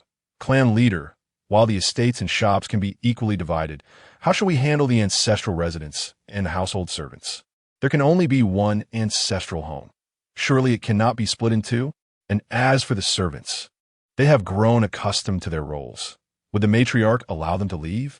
As anticipated, the old lady's expression soured, her voice laced with venom. "Are you suggesting that you wish to stake a claim on the ancestral home? I shall reside with the first household. The ancestral home rightfully belongs to them." Madame Ho's eyes flickered. She too concealed barbs beneath her words. "Sister-in-law, surely we cannot divide the residence in half? Where would mother reside? If we were to do so, outsiders would surely mock us." With a slight smile, she implied that while she was known for her meticulous nature, excessive scrutiny might lead others to perceive her as petty. This was a veiled jab at her merchant background, suggesting she was overly calculating. Shen Tangning, however, would not allow her mother-in-law to suffer in silence. With a gentle smile, she interjected, "Aunt, your point is well taken. The residence cannot possibly be divided. However, according to the law, upon division, all assets must be equally shared, and for any discrepancies, there shall be penalties." Madame Ho's smile froze, while the old lady and Amp, Oppo's, expression darkened abruptly. Shen Tangning feigned surprise, her expression one of concern. Such penalties are indeed severe. The clan leader and Amp, Oppo's, expression shifted, suddenly cautious. As he regarded her with scrutiny, "How do you propose we divide the assets?" Shen Tangning smiled gently. "We are all family. There is no need to be overly meticulous. We can forego the residents and the servants, but we must compensate ourselves from other assets, such as land and shops, valuing them accordingly." The assembly fell silent, contemplating her words. Chapter 86. Assisting with the move in an unavoidable turn of events, the clan leader was compelled to reorganize the family divisions. The elderly matriarch felt a sharp pain at her temples and decided to turn her head away, adopting an expression that suggested ignorance was bliss. The Lady Ho's face fluctuated between shades of green and white, her demeanor rigid as she silently cursed the second branch for their shallow-mindedness. To her astonishment, Shen Tangning, a noblewoman of esteemed lineage, had also adopted such a petty and calculative demeanor. Once the division of assets was concluded, the first branch, suppressing their grievances, signed the documents, while the second branch promptly left their handprints. The documents were then taken to the government office for authentication, thus formalizing the separation. The clan elders, sensing the tension in the atmosphere, lacked the desire to linger and politely declined the matriarch's invitation for a meal, hastily departing. Ning Yuan Ho saw them off and went to the government office to retrieve the documents, where he was treated with the utmost respect as they dared not delay him. Once the elders departed, the matriarch shed her pretense, glaring at them. "Since the separation is finalized, you must vacate the premises promptly. Should there be any recurrence of previous incidents, I shall have no choice but to force you out." Having achieved their objective, the second branch was quite agreeable. "Rest assured, Mother, we will move out at the earliest opportunity." The Lady Ho, harboring her own frustrations, casually remarked as she passed by the couple from the second branch. "In 2 days, your sister-in-law should be able to move out, right? I was considering demolishing the wall of the west courtyard to combine the 2 yards for storage." Expecting the second branch's wife to react with anger, she was taken aback when the latter smiled brightly in response. "Do not worry, elder sister-in-law. We will move at once." Witnessing the cheerful family depart, the Lady Ho was momentarily stunned. She had been convinced that 2 days was too brief a time for them to find a new residence, and thus had anticipated a challenge. To her surprise, they had acquiesced so readily. Had they possibly been preparing for this separation all along? The lady Ho and Appo's grip on her handkerchief tightened. Her face darkening with rage, she realized she had been outmaneuvered. With emotions swirling beneath the surface, she clenched her teeth, thinking, let them leave the protection of the Ho family. I wonder how long they can bask in their newfound freedom. The second branch and Appo's lady was decisive. Upon returning to the west courtyard, she immediately directed the movers to commence their work. Shen Tangning, curious, inquired, has mother already purchased the house we had previously looked at?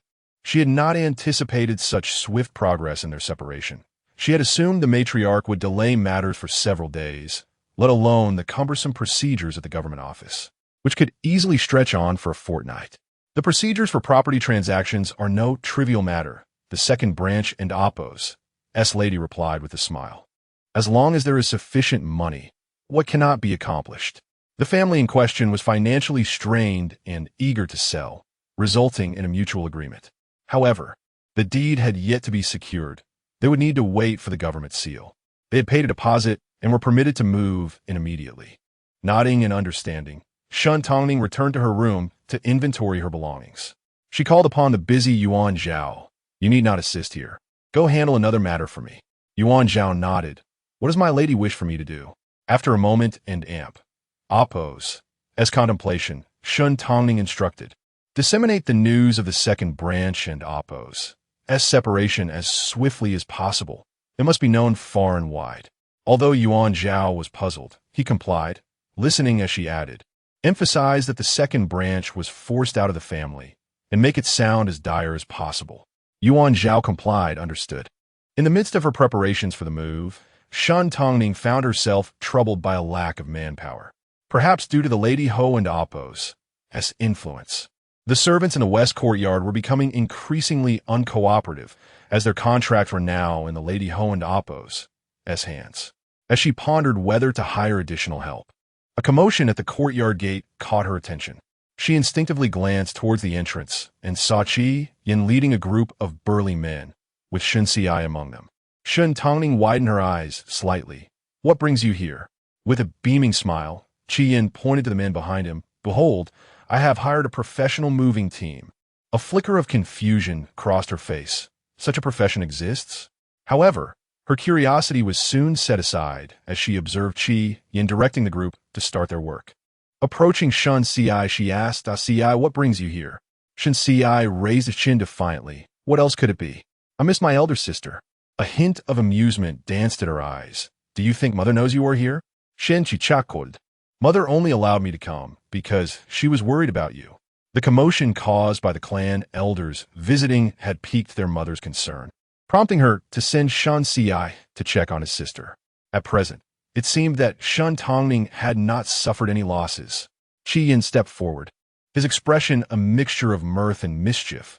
I must ask, dear brother-in-law, are you here to assist or merely to enjoy yourself? Shen Xiai bristled at the insinuation. Rolling up his sleeves with determination, let us move. Seeing this, Shen Tangning followed suit, eager to lend a hand.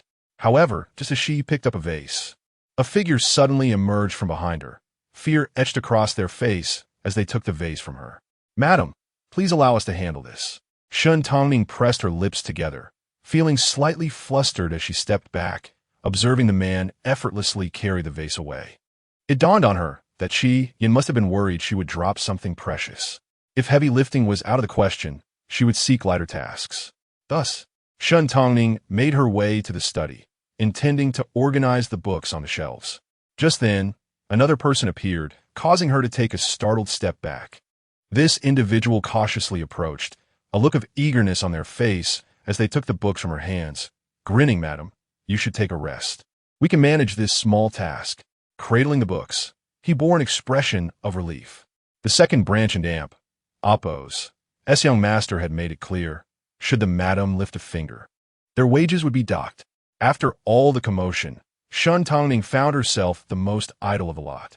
She sent Xue Qing and Granny Qing to prepare refreshing tea and snacks to replenish their energy once they grew weary. Observing Qi Yin and Shen Ci perspiring profusely, Shen Tangning suggested, "Why not take a moment to rest? There is no rush."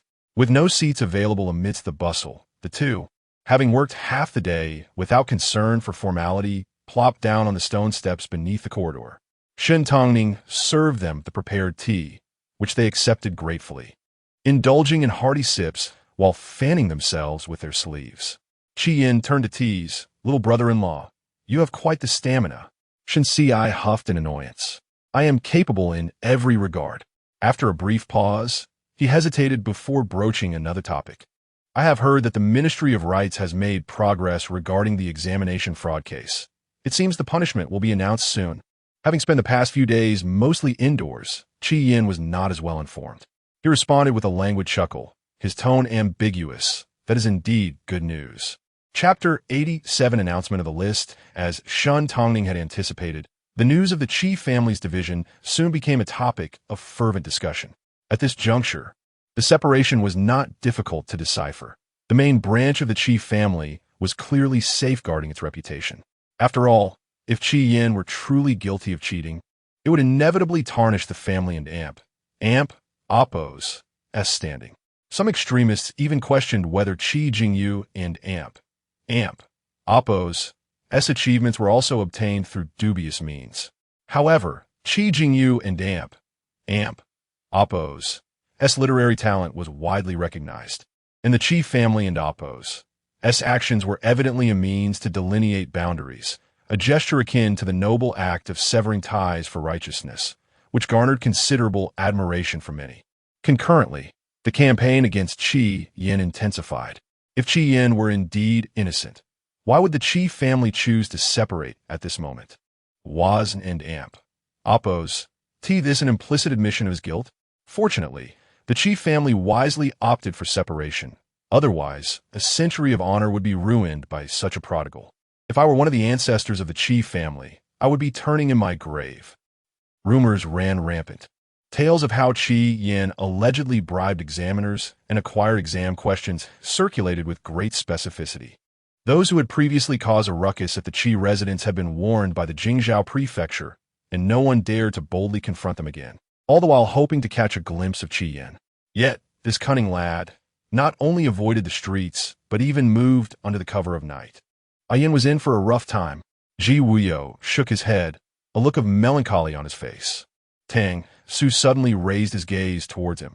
"Do you truly believe that Qi heir could score first without cheating?" Ji Wuyo paused, a flicker of anger crossing his features. "What do you mean by that, Tang Su? Where in Oppo's you the one who ranked third?" Tang Su was momentarily at a loss for words, shaking his head with a smile. "I'm merely engaging in discussion with you. Why the agitation?" Ji Wuyo sprang to his feet. "Your words imply suspicion. We are brothers. You know Qi Yin's character well, don't you?" "I have not doubted you." "So how can you doubt him?" Tang Su and Oppo's expression darkened. "Can I not harbor doubts? He consistently ranked at the bottom, and now, miraculously, he comes in first. Is he really a genius? Do you honestly believe that?" Ji Wuyo's eyes widened, as if he were seeing a stranger. Tang Su, realizing his faux pas, softened his tone. "I simply don't understand why you always take his side." Ji Wuyo's neck flushed red. "Because he is my brother, and I trust him, just as I trust you. But it seems you do not regard us as brothers." Tang Su was taken aback, about to offer an explanation when a commotion erupted from the crowd. "The Ministry of Rights has released the list. The names of those involved in the examination fraud are out. Hurry and take a look." The crowd surged forward, and Ji Wuyo, forgetting his quarrel with Tang Su, hurriedly squeezed into the throng. Tang Su bit his lip, his eyes dark as he followed. What a revelation. So many people implicated in cheating. Indeed, they are nothing but parasites. We toil for years, and they brazenly take shortcuts thanks to their family backgrounds. It's utterly shameless. Ji Wuyo finally squeezed to the front, anxiously scanning the densely packed names, realizing the extent of the scandal. He quickly searched for Qi Yin and Oppo's name, but after scouring the list from top to bottom, he found nothing. His tense heart finally relaxed. Could it be that Qi Yin truly did not cheat? His gaze fell to the bottom of the list, where an unexpected name caught his eye, and his pupils dilated. Tang Su, unable to push his way in, saw Ji Wuyo emerge from the crowd with a complex expression, his eyes flickering. So, is Qi Yin among them? Before Ji Wuyo could respond, someone nearby exclaimed, "Wait, why isn't Qi Yin on this list?" Tang Su and Amp Oppo's expression shifted, surprised that Qi Yin was absent. Ji Wuyo ground his teeth, shooting Tang Su a venomous glare, and sarcastically remarked, "I wondered why you were so adamant that Qi Yin cheated. Turns out you were the one who obtained your rank through deceit. How despicable, Tang Su. I truly look down on you." Tang Su felt as if struck by lightning. Disbelief etched on his face. "What did you say? I cheated?" He forced a smile. "Wuyo, you can't be venting your frustrations on me because of Qi Yin, can you? That is not a funny joke." Ji Wuyo rolled his eyes. "Who is joking with you? It's written in black and white. Go see for yourself. This is impossible." Tang Su and Oppo's face fell, and he hurriedly pushed his way back into the crowd. Sure enough, at the end of the list, he saw his own name. Shock washed over him, leaving him momentarily speechless. How could this be? There must be a mistake. Someone nearby noticed him and mockingly taunted, "Oh, isn't this our top scholar? Feeling guilty? I suppose you haven't slept soundly these past few nights?" Tang Su's face drained of color, his eyes narrowing with a fierce glare. "I did not cheat." The person jumped back, realizing the gravity of the situation. Cheating and yet so defiant. "Who do you think you're scaring?" "Exactly. I've never seen someone so shameless. Always looking so respectable. Who would have thought you'd turn out like this?" Under the scrutiny of the crowd, the color drained from Tang Su and Amp Oppo's face as he hurriedly covered his face and fled. Young master, my young master." Bao Yang rushed in, exclaiming cheerfully. Having just moved into a new home, Qi Yin was busy arranging the furnishings to replicate the layout of Rui residence, feeling quite exhausted. Annoyed by the interruption, he retorted, "What's all this fuss about?" Shen Tangning, who was arranging flower pots, also glanced over, smiling. "Bao Yang, what has you in such high spirits?" "Young madam." "Hee." Bao Yang stood upright, his eyes darting about. "Young master, this servant has both good news and bad news. Which would you like to hear first?" Qi Yin scoffed lightly, exchanging a glance with Shen Tangning. He is playing coy. Shen Tangning had a hunch about the news, and, seeing Bao Yang so elated, suspected it might pertain to the cheating scandal-esque conclusion. Qi Yin pondered for a moment. "Let us hear the good news first. Just now, the Ministry of Rights and the Ministry of Justice have collaborated to investigate, and the list of those involved in examination fraud has been released." Bao Yang winked mysteriously. "And you, young master, are not on it." Though this was anticipated, the confirmation brought relief to Shen Tangning. "Bao Yang, are you certain?" Bao Yang patted his chest. "Young madam, this servant witnessed it with his own eyes." Qi Yin raised an eyebrow. "Not bad. I'll begrudgingly accept that as good news. Now, what is the bad news?" "The bad news." Bao Yang's expression soured. The two exchanged a solemn glance.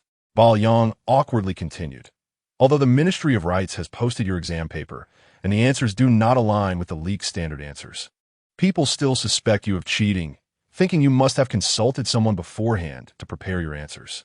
He took a deep breath. "Therefore, the Ministry of Rights has announced that you must retake this examination, with His Majesty personally overseeing it." Chapter 88. Factionalism and Self-Interest. Shen Tangning slowly blinked, meeting Qi Yin and Oppo's gaze with a smile in her tone. "ISN and Oppo's. This good news?" Qi Yin stroked his chin, lost in thought, a mix of amusement and disbelief on his face.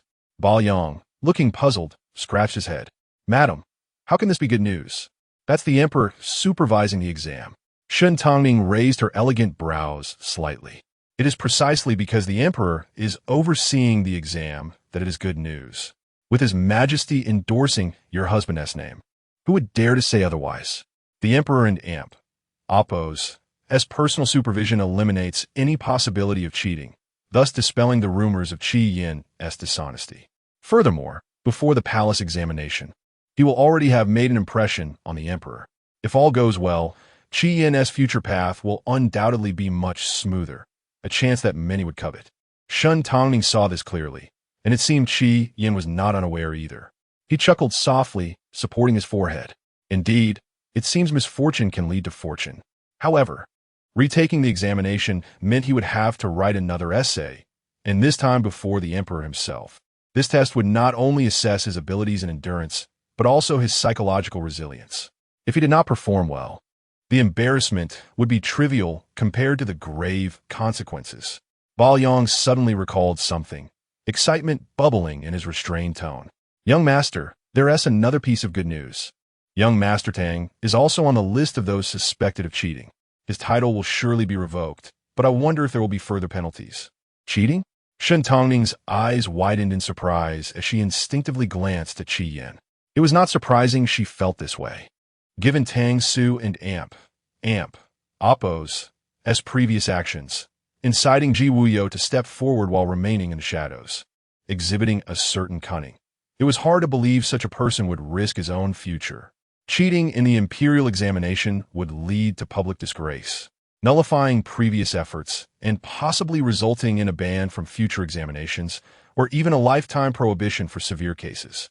The impact on a scholar was, without a doubt, devastating. Meeting her gaze, Qi Yin remained unruffled. He glanced around, and Bao Yang, displaying rare wit, signaled the servants to leave, creating space for the two of them. Once they were alone, Qi Yin nodded. It was I who did it. Shen Tangning quickly understood. Those days when Qi Yin had disappeared were likely spent orchestrating this matter. However, she was curious about how he had accomplished it. After all, mere words would not suffice to convince others. The Ministry of Rites would certainly conduct a thorough investigation, only making a determination with solid evidence.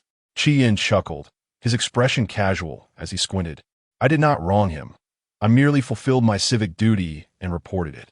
Shen Tangning gazed at him with bright eyes, clearly intrigued. He smirked, leading her to a chair to sit down, perhaps too engrossed. She did not notice anything amiss until he spoke. Do you know what an oppos by men and oppos is? Shen Tangning pondered briefly before nodding. I have heard of it. The term by men refers to an unsavory practice in the officialdom. Many candidates, prior to participating in the imperial examinations, would seek out influential officials, then distribute essays widely. If these essays caught the eye of a particular official, they would have the opportunity for a face-to-face meeting. Should they find common ground, a mentorship ceremony might follow, and perceptive candidates would offer some benefits to the officials, thereby combining genuine talent with connections, ensuring their success in the examinations. In this manner, candidates gained powerful backing, and officials cultivated new influence. A mutually beneficial arrangement, though it was not publicly acknowledged. Many scholars still sought to emulate it. Shen Tangning furrowed her brow in contemplation. However, since the late emperor and Appo's reign, this practice has been explicitly forbidden, as it only encourages factionalism and self-interest. Qi Yin and Appo's eyes sparkled with amusement. True, but who would want to take shortcuts? Everyone simply shifts from the open to the covert. Shen Tangning's expression became enlightened. Did Tang Su do the same? Qi Yin and Appo's lips curled into a smile, his gaze enigmatic. He has always been cautious in his actions. He could have relied on his genuine talent, yet he was too eager to ascend. In seeking security, he sought out a backer, believing he was all but guaranteed success, only to inadvertently lay the groundwork for his own downfall. Shen Tangning rested her chin on her hand, deep in thought. Under normal circumstances, such an incident might not have escalated to this severity, to the point of being considered cheating, but precisely. Tang Su was unfortunate enough to get caught in a cheating scandal, and the emperor, in his fury, ordered a thorough investigation. Naturally, those below would not dare to be negligent. At this juncture, someone reported Tang Su for allegedly bribing the examiners. Even if the circumstances were not severe, he would still face strict punishment. After contemplating, Shen Tangning realized the situation was intricately connected. She looked up at Qi Yin, her gaze suddenly laden with meaning. The cheating scandal. It was you who instigated it, wasn't it? Qi Yin was taken aback by her perceptiveness. Conversing with Shen Tangning required utmost caution. He had merely initiated the conversation, yet she could deduce so much more. He rubbed his nose. I merely had a casual chat with Minister Liu, who, to my surprise, was remarkably astute and diligent in his duties as an official. Haha. Shen Tangning's lips curled into a smile. Your counterattack, my husband, is indeed impressive. She realized that Qi Yin was far more astute than she had imagined, and his temperament suited the political arena well. Nevertheless, it was best not to dwell on it. Shen Tangning rose, her lips curving. Since the emperor is personally overseeing the examination, you should prepare thoroughly. She, too, needed to make some preparations. Perhaps this opportunity would be a good reason for her to visit the palace. Tang Su finally found the Minister of Rights, pushing through the guards to step forward. Sir, I cannot accept this. Please, I beseech you to intervene. The minister paused, looking at him with curiosity. Who are you? Tang Su Ziplit Solemni, Iam Tang Su. I swear I have never cheated. Might I ask, why am I included in the list of those suspected of cheating? Upon hearing his name, the minister and Appo's expression became contemplative. That is for you to ponder. You might reflect deeply on your own actions. Tang Su's eyes filled with uncertainty. Yet he maintained his composure, cupping his hands in a deep bow. I have a clear conscience. Please enlighten me. His demeanor was somewhat prideful, and under normal circumstances, the minister might have admired such resolve. However, at this moment, he had lost his patience. Tang Su, the court has explicitly forbidden Appo's by men and Appo's. I am merely acting according to the rules. Do not make a fuss. In an instant, Tang Su's face turned pale. He had never anticipated this. Seeing the minister preparing to leave, he hurriedly pursued him. Sir, surely my punishment is too severe? The minister turned back. Your title will be revoked, and you will be banned from examinations for 5 years. Tang Su, compared to others, this is already lenient. Tang Su and Appo's expression shifted, his spirit crumbling as he watched the carriage depart. Chapter 89. Meeting the Queen, there was much speculation in the streets regarding Qi Yan's re-examination. His Majesty would personally oversee the examination, crafting questions on site. There was no chance for Qi Yan to cheat. This time, the truth would be revealed. If His Majesty discovered that Qi Yan was merely a dullard, it would be tantamount to treason. Coupled with previous instances of misconduct, it would only compound his offenses. Some relished the misfortune, while others merely watched with interest. There were even those who openly placed bets. Come, place your bets. Will Qi Yan soar to great heights or revert to his true self? Let's wait and see. Upon hearing such remarks, Bao Yang spat in disdain. Is there truly such wickedness? He touched the silver in his pocket, stifling a laugh that revealed his teeth. Just wait and see. I want to let you all leave with even your undergarments. On this day, under the earnest counsel of the Qi couple, Shen Tangning and Qi Yin boarded a carriage to the palace. As Shen Tangning contemplated her visit to her aunt, Qi Yin cleared his throat. Slightly uncomfortable. You need not accompany me to the palace. It may draw unnecessary attention.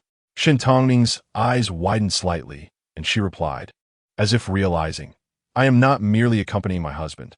I am specifically visiting Her Majesty the Queen, and I wish to inquire about the Crown Prince and Appo's injuries as well. Qi Yan. The Crown Prince? His smile faltered, a strange feeling stirring within him. The Crown Prince was her cousin. Her concern was entirely reasonable. Qi Yan, maintaining a serious demeanor, remarked, We are all family. It is indeed appropriate to show concern. Unaware of his inner turmoil, Shen Tangning nodded slightly. He could no longer contain himself and casually inquired. It is said that the Crown Prince is handsome, accomplished in both literature and martial arts, with a commendable reputation. She nodded in agreement.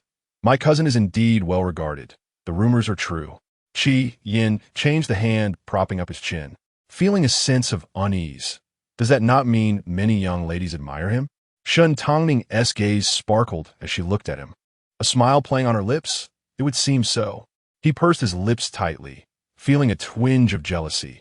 Shen Tangning had never praised him in such a manner. It appears that this Crown Prince is indeed a remarkable figure. Noticing the gravity on his face, Shen Tangning chose not to address it directly. Are you feeling a bit anxious about the upcoming audience with His Majesty? Qi Yin, momentarily taken aback. Feign nonchalance. Perhaps a little, but it should be manageable. No need to be overly anxious, but one must proceed with caution in the presence of the emperor. She shifted her tone, her words laden with meaning. Qian, are you certain this is meant to be comforting? Upon entering the palace gates, they disembarked the carriage to walk. Shen Tangning was headed to Cunning Palace, while Qian was bound for Bao Hall. Their paths diverged here. Shen Tangning glanced at Qian, a gentle smile gracing her lips. His Majesty is known for his benevolence. As long as you do not overstep, you may act according to your wishes. Qian nodded thoughtfully. I understand. She had previously advised him to tread carefully, yet now seemed to encourage him to act freely. This was clearly contradictory. Shen Tangning implied that accompanying the emperor was akin to walking alongside a tiger. Although the emperor's temperament was unpredictable, one could maintain their integrity without provoking him. Did she not fear he would misunderstand? Qian raised his gaze to the imperial guards and eunuchs nearby, a realization dawning upon him. They were likely under scrutiny from the moment they stepped through the palace gates. He silently reminded himself that this was the imperial palace. One must speak and act with utmost prudence.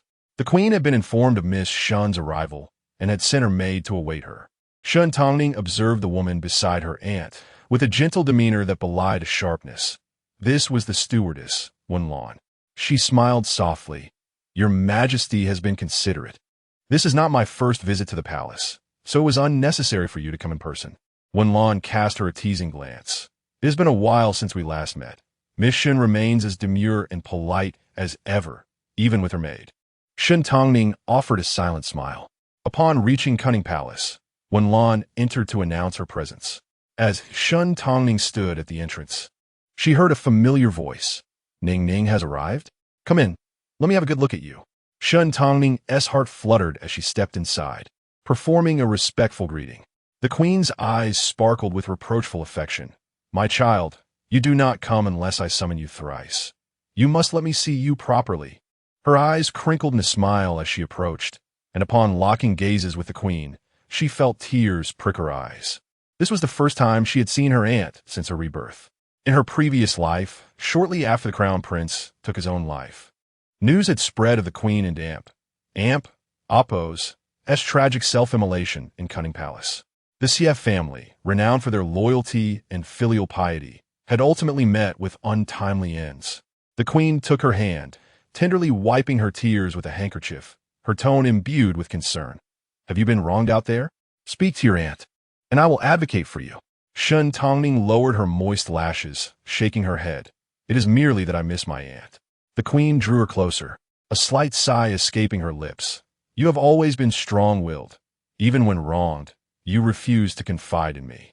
She straightened her posture, her expression turning serious. Tell me, how does that Qi family lad treat you? At the mention of Qian, Shen Tangning and Appo's lips curled into a slight smile. He treats me well. Observing her expression, the queen discerned something and smiled knowingly. It appears I've been overly concerned. Then, with a flicker of coldness in her eyes, she recalled, that Qi Jingyu. I was once deceived by the rumors, believing him to be a man of noble character, worthy of lifelong devotion. Alas, he turned out to be a fickle and insincere individual. Shen Tangning and Appo's gaze dimmed as she spoke softly. And that is all in the past. The queen and Appo's expression hardened, her tone resolute. It shall not be so easily forgotten. He is currently in favor, and I cannot act against him.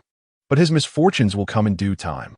As for your father, who favors his concubine over his wife. She glanced at Shen Tangning, noticing the flutter of her eyelashes, delicate and fragile as butterfly wings, evoking her sympathy. Ning Ning, I shall ensure that neither you nor your mother suffers in vain. Shen Tangning's shoulders trembled slightly as she looked up, her expression one of alarm. But he is still my father. What can we do? The queen's eyes were deep, her gaze wavering. If we could find a fault of his, perhaps your mother could seek a divorce. Shen Tangning and Appo's heart stirred. Her aunt and Appo's thoughts were aligned with her own. However, a divorce was no simple matter.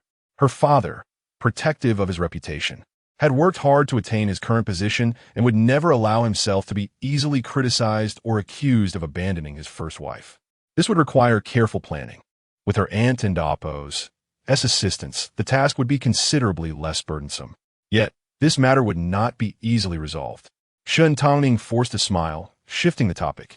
"Aunt, may I ask how my cousin is faring?" The queen suppressed her thoughts, a smile returning to her face. "He is now able to walk.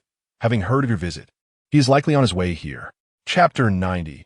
Mending relationships. The crown prince entered the palace, supported by someone, his head bowed low. His once vigorous demeanor now appeared frail, exuding a sickly aura, and the weak coughs that escaped him tugged at one's heartstrings. Shen Tangning furrowed her brow and stood up, greeting him with respect. "I have come to pay my respects to your highness. This son pays homage to the empress." Yin Huai raised his gaze, gentle smile gradually appearing on his face. "Ning, is that you?" Upon seeing his excessively pale cheeks, Shen Tangning could not help but frown slightly. "Cousin, how could your injuries be so severe? You should be seated at once." The empress glanced at the palace attendants with an impassive expression. "You may all leave." Yes, the attendants exited quietly. Wenlan paused for a moment before cheerfully saying, "It has been a long time since we last met. The crown prince and the empress must have much to discuss with Miss Shan. I shall wait by the entrance." Once the attendants were dismissed, the empress's cold demeanor softened slightly as she turned to Yin Huai, her voice slightly frosty. "Are you still taking that medicine?" Yin Huai lifted the corners of his lips. "Do not worry, mother. I have already stopped taking it." The empress and Apos' expression improved considerably. Shen Tangning, realizing the implication, could not help but ask, "What kind of medicine did you take, cousin? Could it harm your health?" To conceal the truth from the Imperial Medical Office and the Emperor, he must have paid a heavy price, and his current emaciated state suggested that the cost was indeed great. Yin Huai and Apos' dark eyes looked at her, holding a gentle warmth.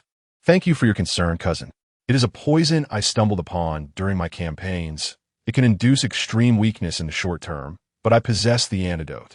As long as it is not taken for an extended period, it is not a grave issue." Shen Tangning breathed a sigh of relief, but noticed his brow furrowed with a serious expression. "But Ning, how did you know that father has long harbored suspicions about me?" The empress also turned her gaze toward her, her eyes inscrutable. In the depths of the harem, she realized that Shen Tangning had a clearer understanding of the situation than she did. It dawned on her that without the reminder from the younger woman, the crown prince's current predicament would likely be far more precarious. Their inquiries came as no surprise to Shen Tangning, who calmly replied after a moment of contemplation. "To be honest, aunt and cousin, I have encountered the eldest princess." At this revelation, both the empress and Yin Huai were taken aback. "You mean Mingy?" The empress and Apos' eyes flashed with surprise. Hearing her refer to the eldest princess by name stirred something in Shen Tangning.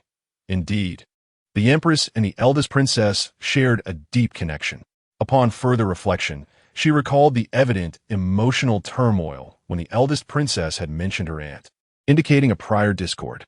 If she wished to persuade the eldest princess to support the crown prince, it was essential to first mend the relationship between the two women. Thus, with a glimmer in her eyes, Shen Tangning nodded. "It was by chance. I visited Putawa Temple to offer incense, and happened to see the third prince visiting the eldest princess." This was a small deception. She had not witnessed the third prince and Apos' visit firsthand, but she was confident that if her aunt and cousin wished to investigate, they could easily uncover the third prince and Apos' movements.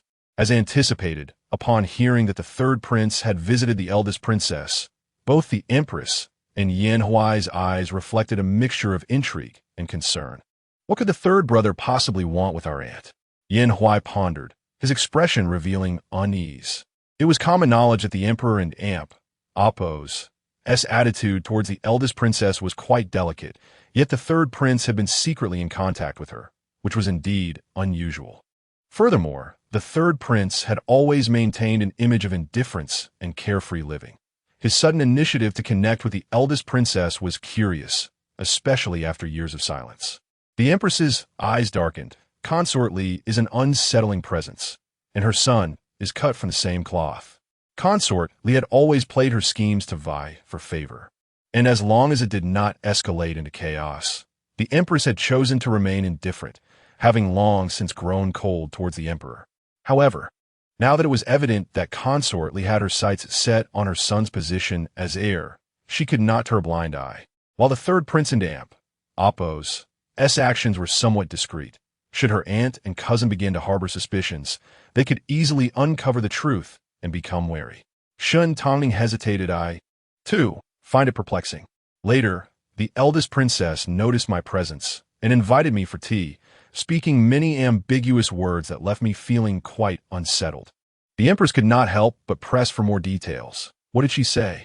Taking a deep breath, Shen Tangning appeared reluctant to speak, closing her eyes momentarily.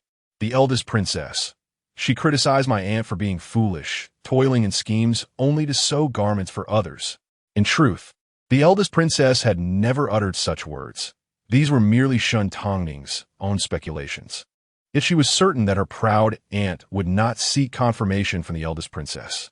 The Empress and Apos' gaze faltered, and she sank back in her seat, stiffened by the weight of those words.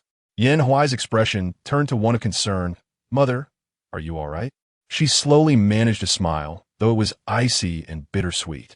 What she said is true. I've been foolish all these years, failing to see the true nature of those beside me. Mingyi resents me for not standing by her side back then. The Empress pressed her lips together, her eyes flickering with extinguished embers and then reigniting with resolve as she looked at Shen Tangning, taking her hand. Good child, I owe you my gratitude this time. Shen Tangning felt a twinge of guilt, but quickly dismissed her inner turmoil, realizing that those who achieve great things must overlook minor details. To achieve a noble purpose, a little white lie is inconsequential. It is far preferable to watch them march towards their demise while being powerless to intervene. Exiting kun nin pelas. Shen Tangning smiled. Aunt need not see me off. I can find my way. Wenlan smiled gently. I cannot treat her highness and Apos' orders with indifference. Shen Tangning glanced at the vermilion palace walls, their soaring eaves imposing, in the direction of Bao Hall. Wenlan understood. Mrs. concerned about young Master Qi? The examination will last for 3 days. It will not conclude anytime soon. The Empress has said that if you are truly worried, you may stay in the palace. Shen Tangning withdrew her gaze and smiled faintly. I cannot allow the Empress to be disturbed because of me. No sooner had she spoken than a sharp voice pierced the air. Incompetent fool. You cannot even manage such trivial matters. What use are you? Shen Tangning frowned slightly. Within the palace were the previous dynasty and Apos' path intertwined, who dared to be so audacious. Wenlan's expression turned cold as she looked over. Upon seeing the procession of Princess Yun and Apos', Shen Tangning was not surprised. Princess Yun and Apos' sat in her palanquin, delicately inspecting her freshly painted lips, her tone casual. Enough, Jinping. Do not let our mother wait too long. Let her kneel here and learn her lesson. She raised her gaze and spotted Shen Tangning ahead. A playful smile curling her lips. Iasin and Apos. This Miss Shen. Oh no, I should say, the young mistress of the Qi family now? Shen Tangning curtsied in greeting, her eyes inadvertently drifting to a certain spot, a flicker of surprise crossing her features. Chapter 91. The Empress challenged Princess Yun and performed her courtesy. Yet her gaze held a hint of sharpness. Upon catching sight of her, Princess Wenlan felt a wave of unease. It was indeed Princess Wenlan. I assume you have matters to attend to, so I shall not delay you further, as I must also pay my respects to my mother. She had initially intended to intimidate Shen Tangning, but the presence of the Queen's attendants made her think twice. Even in her arrogance, she dared not provoke the Queen's people. With a languid wave of her hand, Jinping understood the cue and directed an irate glare at the kneeling maidservant. What are you still standing there for? The princess is in good spirits today, so consider yourself fortunate. Hurry and follow. Shen Tangning watched as the maidservant hurriedly got to her feet, flustered and uncertain, unable to regain her composure. Princess Yunin and Apos' temperament was indeed becoming increasingly. Wenlan furrowed her brow, swallowing the words that had risen to her lips. Turning her attention to Shen Tangning, she noticed her unusual demeanor and asked, "What troubles you?" Shen Tangning averted her gaze, concealing the flicker of concern in her eyes. "It is nothing, merely that the maidservant punished by the princess seemed to possess an appearance that deviates from the norm." I was momentarily taken aback. Her thoughts drifted. The maid and Appo's face bore unevenness, suggesting not a congenital defect, but rather a result of some injury. It inevitably reminded her of a person mentioned by Yuan Zhao, who spoke of seeking a woman with a disfigured visage at the princess and Appo's residence. Could it be that very maidservant? In the bow hall, Qi Yin was not at ease either. This was his first audience with the emperor, and he felt a twinge of apprehension. Once led into the chamber, he dared not look around, only hearing a commanding voice from above. "You're Qi Yin?" Regaining his composure, Qi Yin stepped forward, bowing gracefully. "Your Majesty, I am but a humble subject, Qi Yin." Emperor Chengda's eyes glinted with scrutiny as he coldly commanded, "Lift your head." Ordinary folk would tremble at such a tone. Yet Qi Yin hesitated only briefly before complying. The emperor's countenance was stern, marked by lines of experience, and though he had once been a handsome youth, the passage of time had carved deep furrows into his brow. His dark, piercing eyes revealed no hint of emotion.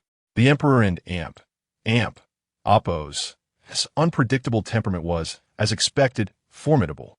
Qi Yin cast a fleeting glance before lowering his eyes again, allowing a natural curiosity to surface without appearing impudent. This air of unaffectedness seemed to please Emperor Chengda, who relaxed slightly, saying, "I hear you are the one who topped the examination. Let me see if you possess true talent, or if you are merely a charlatan. Should you be found deceiving the throne, do you comprehend the consequences you might face?" Qi Yin's lips curled slightly. "I am willing to accept your Majesty's scrutiny." The emperor raised an eyebrow, his gaze deepening. "Very well, let me witness your capabilities. Bring forth paper and ink." It appeared he intended to pose the questions himself. Qi Yin, taken aback, respectfully lowered his head in anticipation. Soon, Eunuch Fu entered with the emperor and Appo's writing, glancing at Qi Yin with a smile. "Young Master Qi, please rise and follow me." As Qi Yin stood, a young eunuch wheeled in a table laden with writing materials. Eunuch Fu guided him to sit and presented the emperor's questions. Qi Yin received them with both hands, glancing at the flowing script, an exquisite display of calligraphy.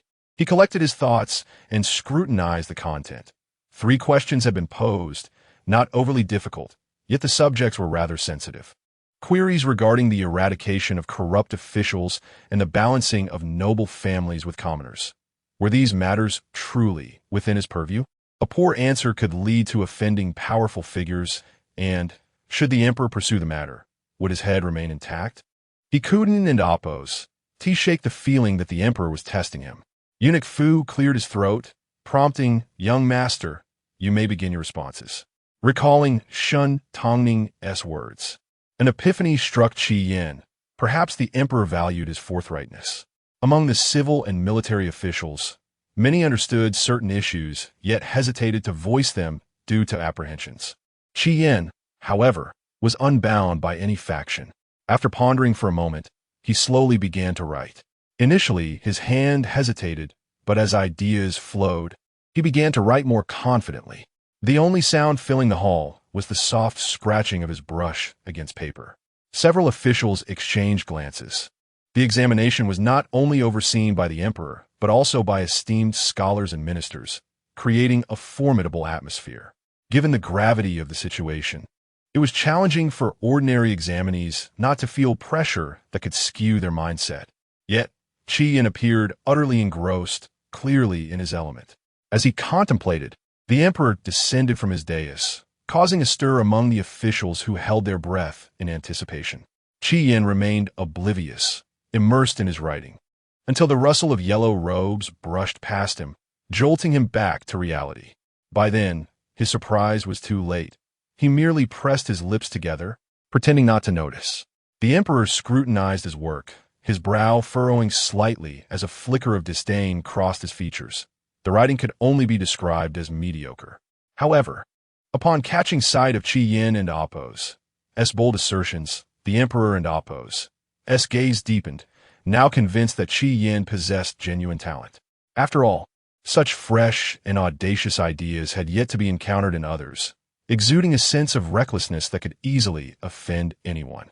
The corners of Emperor Chonda and Amp, Appo's mouth twitched slightly as he regarded the engrossed Qi Yin. Indeed, a fearless individual.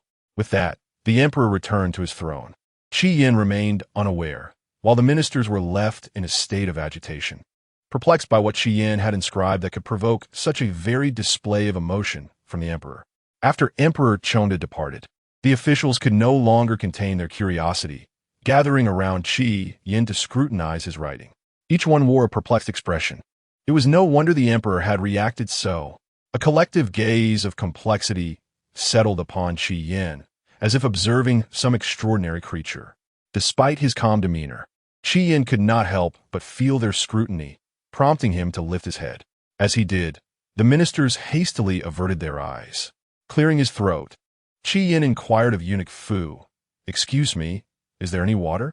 I find myself rather parched." His tone bore a hint of shyness. Eunuch Fu paused, then quickly replied, "Yes, we shall bring some immediately."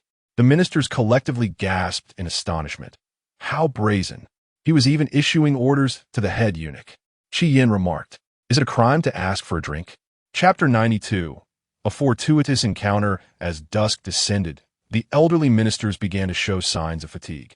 In stark contrast, Qi Yin remained vibrant and energetic, with a pile of scrolls accumulated at his feet. At this rate, while he held firm, it seemed the aged gentleman would succumb first. The chief minister rose, clearing his throat. "Qi Yin, perhaps we should conclude for today?" Qi Yin instinctively replied, "No need, I can endure a while longer." However, upon uttering these words, he sensed the silence around him and lifted his gaze, only to meet the resentful eyes of several ministers. "Qi Yan. Ahem. It appears I may be inadvertently subjecting the elderly to undue strain." He quickly pivoted, blinking with understanding. "In light of this, I suppose I am somewhat fatigued. Let us continue tomorrow." Instantly, the ministers and Appo's expressions softened, smiles gracing their faces as they exchanged farewells before exiting the hall. A palace servant approached to collect the answer sheets before Qi Yin stood to stretch his stiff limbs, catching sight of Eunuch Fu entering. He courteously inquired, "Eunuch, may I ask where I shall